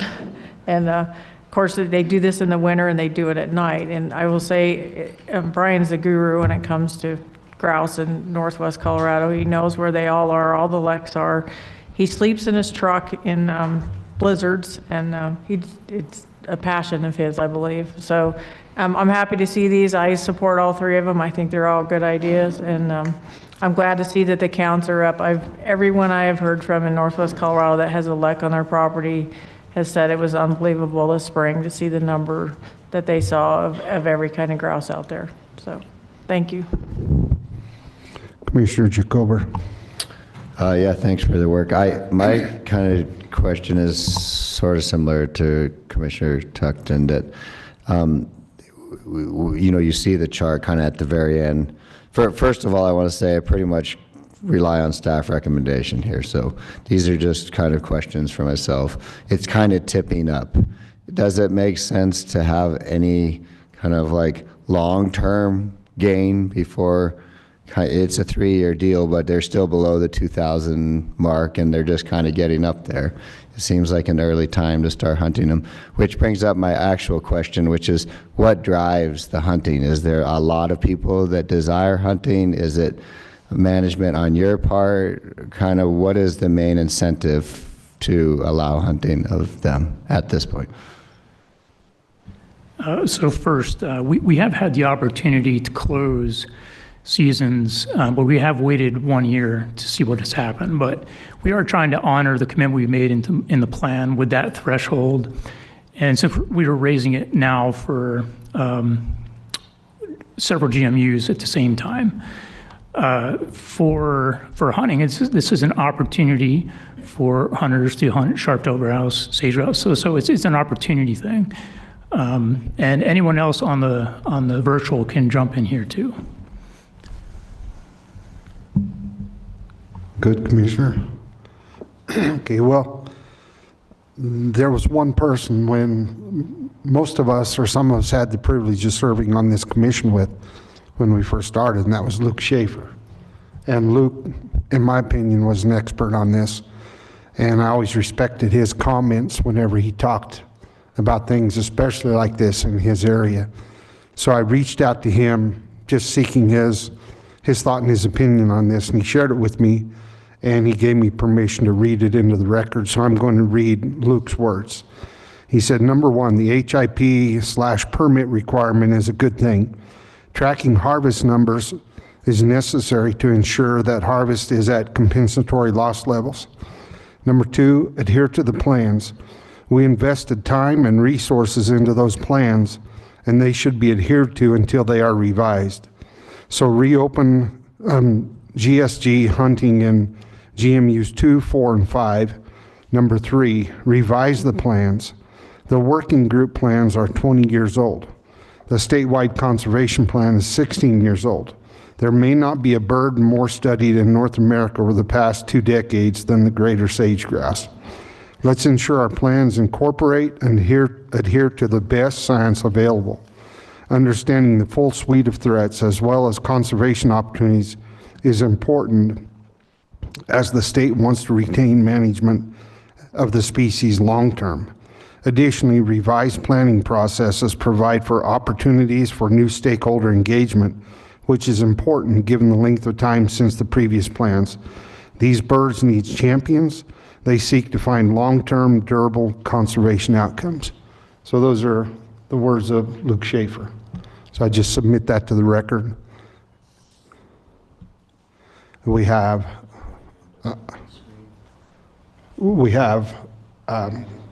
oh, I'm sorry, yes. We have somebody on virtual. Go ahead, Kathy. Sorry, I was trouble seeing it, but Kathy Griffin. Thank you, everyone. My name is Kathy Griffin. I'm the CPW's Grouse Conservation Program Manager, and I just would like to thank everybody for staying up for us. But I would like to address the issue of upcoming or revising our conservation plans, and we recognize the need to revise these plans, particularly in the harvest management portion of these plans. As the current plans are, they were developed by the local working groups, and so we have 6 or 5 local working group plans developed by 5 different groups of people, and thus there's differences in those harvest management plan thresholds. What we'd like to do as we move forward is to develop one range-wide habitat management plan for sage grouse, such that we can incorporate new science, we can incorporate new stakeholders, as Luke mentioned in his comment, and be able to come up with maybe more scientific thresholds for our opening and closing of the seasons. The issue might be that it's going to take some time. The original local working plans, individual plans, took anywhere from 7 to 10 years. Not saying that that's what's going to happen this time, but it does take a while, as you know, getting that stakeholder involvement. One of the things that is going to be very important in developing these new thresholds will be incorporating the data that comes from the revised, what Matt was just talking about, the permit. This will give us much better data on the current levels of harvest, which can go into any modeling that we would do for revised thresholds. So it is on our radar. We are starting to talk about it and trying to develop a process forward. Thank you, Kathy. And I might add that anybody that ever wants some comments on something like this, it made me feel pretty smart to be able to read Luke's comments. So I encourage you to contact him. Maybe he'll do the same for you. Does anybody else have any comments, questions? We have public comment, Katie. Yeah, I'm not 100% sure, but I do think we had 3 people sign up for here in the room. So if Mark Searles, Scott Carmen, or Kara Thorson are still here, maybe come on up to the table, please. Looks like you're probably Mark then. And then I think online we'll have one after this as well. I'm here. Good evening, Chairman May, Commissioners, Director Davis. I'm Mark Searles, State Coordinator for Project Coyote. We're not talking about sage grouse, we're going to talk about fur bearers. And if you're looking to keep your hunting skills sharp, try coyote hunting. It's a fun and inexpensive way to scratch that itch leading up to deer season, says deeranddeerhunting.com. I used to go to the mountains to call coyotes, but then I decided that I like to kill more coyotes and started going to the plains instead, said Song Dog on a forum. YouTube show The Last Stand has episodes titled 11 Coyote Day in Colorado and 10 Coyote Day in Colorado. Fox Pro exclaims in one video, "We almost had a double and smoked them." All you have to do is, quote, push the button referring to his predator calling device, and the coyotes come running when you lounge in a folding chair. From 2002 to 2017, over 500,000 coyotes were killed in Colorado by hunters, averaging over 41,000 a year. An outrageous but legal number, and while I applaud the commission for ending killing contests in 2020, the war on carnivores is far from over. Coyotes are the most blatant example of how a select number of people can exploit an unlimited quota of fur-bearer species in Colorado. Bobcats, beavers, foxes, and more all suffer unwarranted deaths for nothing more than a few thrills and a couple of dollars when they sell their pelts at the annual fur auction. Killing for fun and to sell their fur breaks 2 tenets of the North American model of wildlife conservation. Wildlife should not be killed for illegitimate purposes, and their parts should not be commercially sold. Setting reasonable quotas on fur bearers, including daily bag limits, is not only ethically sound, but ecologically necessary too. Thank you. I will add one comment here. to what you said. I've had experience with that. Just across the state line from me in Kansas, they allow calling contests, killing contests. And Colorado Parks and Wildlife officers conducted basically undercover watching that and very aggressively enforced some of those actions. So Colorado Parks and Wildlife is on top of it, and I appreciated the work they did just to let the public know that it's not condoned. Yeah, absolutely. Thank you. Thank you. And I think we have Samantha Miller online. Samantha, I can just make sure you're unmuted, please. Go ahead. I am unmuted and I am still here too. Great to see all of you. Thank you for your perseverance. Good evening, Chair May and Director Davis and commissioners. Thank you for the opportunity to speak today. I'm also talking about fur bearers. My name is Samantha Miller and I am a resident of Grand County and Vice Chair of the Headwaters chapter of the Sierra Club. Today, I'm here to express my concerns with Colorado's fur-bearer management, which allows for the unlimited trapping of species labeled as fur bearers and the commercial sale of these animals' pelts. While I appreciate the efforts of CPW to balance conservation with recreational and economic interests, I urge the Commission to consider revisions to fur-bearer management that better align with the best available science and changing wildlife values. Many states have updated trapping regulations to ensure sustainable populations of fur bearers. For example, Montana, Washington, and Oregon have all implemented specific harvest limits for fur bearer species. Nevada no longer allows out-of-state trappers to trap bobcats and gray fox. California has banned the sale of bobcat pelts. Colorado is well positioned to lead fur bearer conservation by transforming fur bearer regulations to recognize the ecological importance of these animals. Beavers, for example, are ecosystem architects. Their dams create wetlands that purify water, store carbon, and provide habitat for countless other species. There is fascinating research on how beaver-created wetlands mitigate fire. Beavers are our allies in a time of biodiversity loss and climate change. How can we maximize their impact?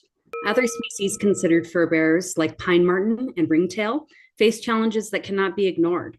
With their limited populations and specialized habitats, these animals deserve specific consideration whether they should be trapped at all, let alone in unlimited numbers. Colorado must join the many other Western states that have updated regulations to better balance human recreational interests with the ecological realities of the 21st century. It is the only way we can ensure future generations will know the quiet rustle of a pine marten in the backcountry, the sight of a beaver working its craft. Thank you. That's time. A bobcat in the wild. Thank you. Thank you. Chair May, that concludes our public comment on this item, and I think for this meeting. Very good. How many is that, Katie? Do you have a count? How many It was did we- 95 yesterday. I haven't tallied up today, but. Okay, that's you. Okay, we'll go back to,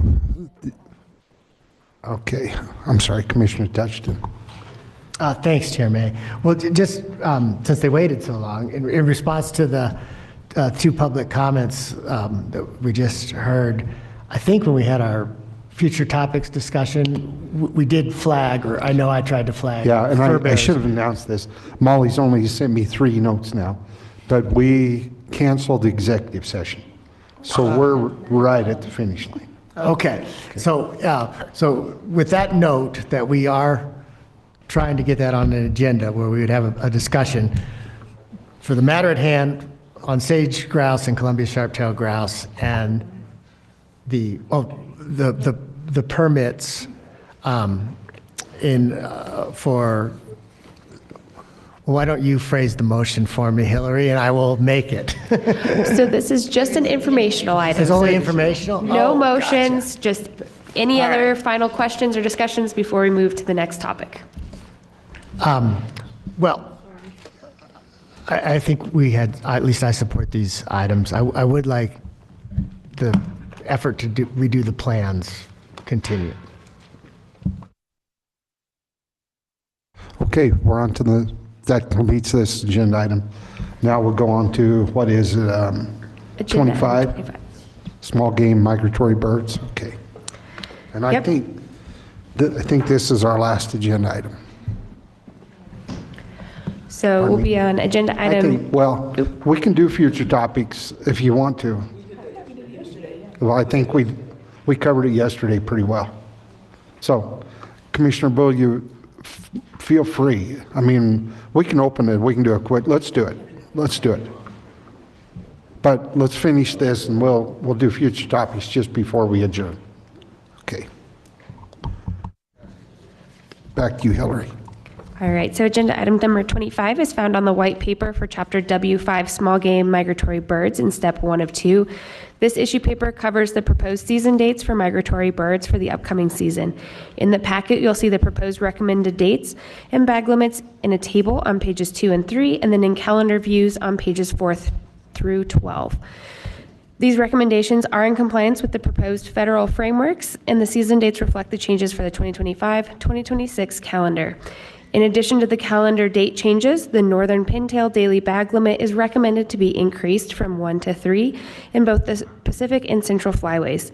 Although relatively few pintails are harvested in Colorado, having a daily bag limit greater than 1 does provide more harvest opportunity and helps hunters avoid any harvest mistake ducks that would exceed a species-specific daily bag limit. With that, we can take any questions. Okay, thank you, Hillary. Any comments, questions? Once again, this is an informational item. I've got a couple comments. I can't do without it because a couple years ago in Aurora, I did the same thing, and I raised the ire of every Virginia rail and Sora hunter in the state. So I'm going to do it again. I still believe that daily bag limit of 25 on Virginia rails and Soras is offensive. I live in Virginia rail and Sora country, and I don't know if I've seen 25 of either species in my life. So I understand the arguments back then. Brian Jim came and gave us a good talk about that, and I understand it all. I'm not looking to change it. I just want to go on the record as saying that 25 on those secretive marsh birds to me is not a proper amount. I know we did it then because that's what Iowa, Missouri, Arkansas, what those states, and it's the Migratory Bird Treaty. I understand that, but I mean, for us to do that in Colorado, we might wipe out the population of them in one season. I understand they're migrating, so I had to say it. Brian, it's all yours now. Thank you, Chair May. Good evening. Brian Dreher, Assistant Director for the Terrestrial Branch, and I believe Jim's on as well. He's been out counting waterfowl. You were ready for me, weren't you? Well, we usually try to be ready, Mr. Chair. Jim's on as well. I think you're aware that historically, the federal framework kind of sets up our maximum harvest limits that we can allow, and we've oftentimes gone with the federal framework. As I know you're aware, and I'll invite Jim to add more. And so that's really where that number comes from, which is the allowance that U.S. Fish and Wildlife Service gives us within our kind of bag and possession limit. But I'll kick it over to Dr. Gamenly to see if he has anything else to add.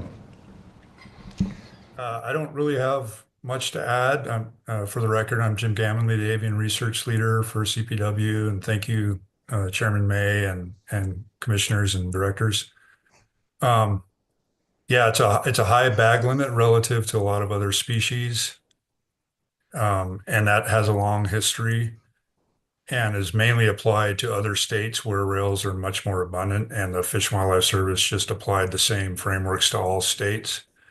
It would be an exceedingly rare event that anyone would ever actually achieve that bag limit in Colorado, an individual hunter. And our harvest estimates are very low in Colorado. In addition, I think we talked a while back about the status of these populations. We don't have great information on the exact status of these populations, but the Fish and Wildlife Service has done some modeling based on available information and the harvest capacity of both Sora and Virginia rails. And the both continental and statewide harvest estimates for these two species are well below what the model harvest capacity for them is. So there's not a lot of concern about hunting affecting these species. All that notwithstanding, I recognize and understand the concerns about having such a high bag limit, just kind of the message it sends, and maybe some ethical issues involved, but we haven't really addressed those at a staff level. Jim, I appreciate it. I knew what you were going to say before you said it, but I appreciate you staying this late to kind of confirm it. I just think it's important to go on the record with it. So thanks for allowing me to do that. Thanks very much. That's all I have. It's pretty quiet here. I think we're done.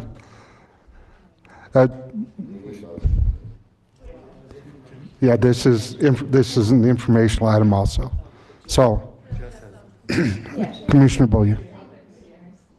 Commissioner Beaulieu. Thank you, Chair. Thank you, Chair. I'm not going to take up much time. I'm just kind of adding to what was briefly mentioned in the Chapter 3 discussion, and then it's also on the future topics.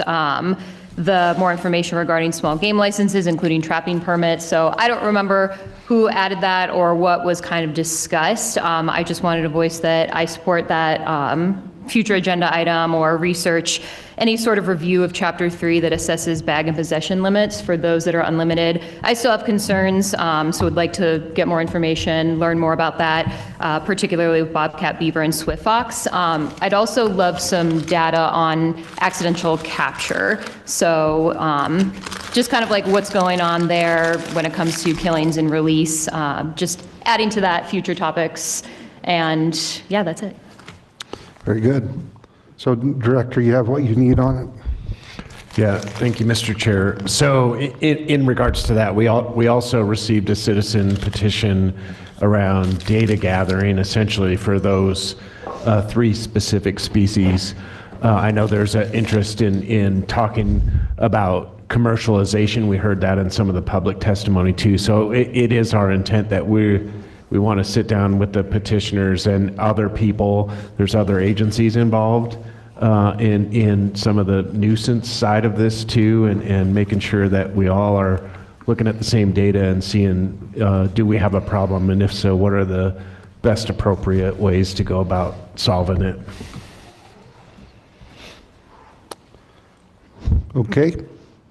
Very good. I think unless anybody else has anything to come before this meeting appropriately, we will consider ourselves adjourned.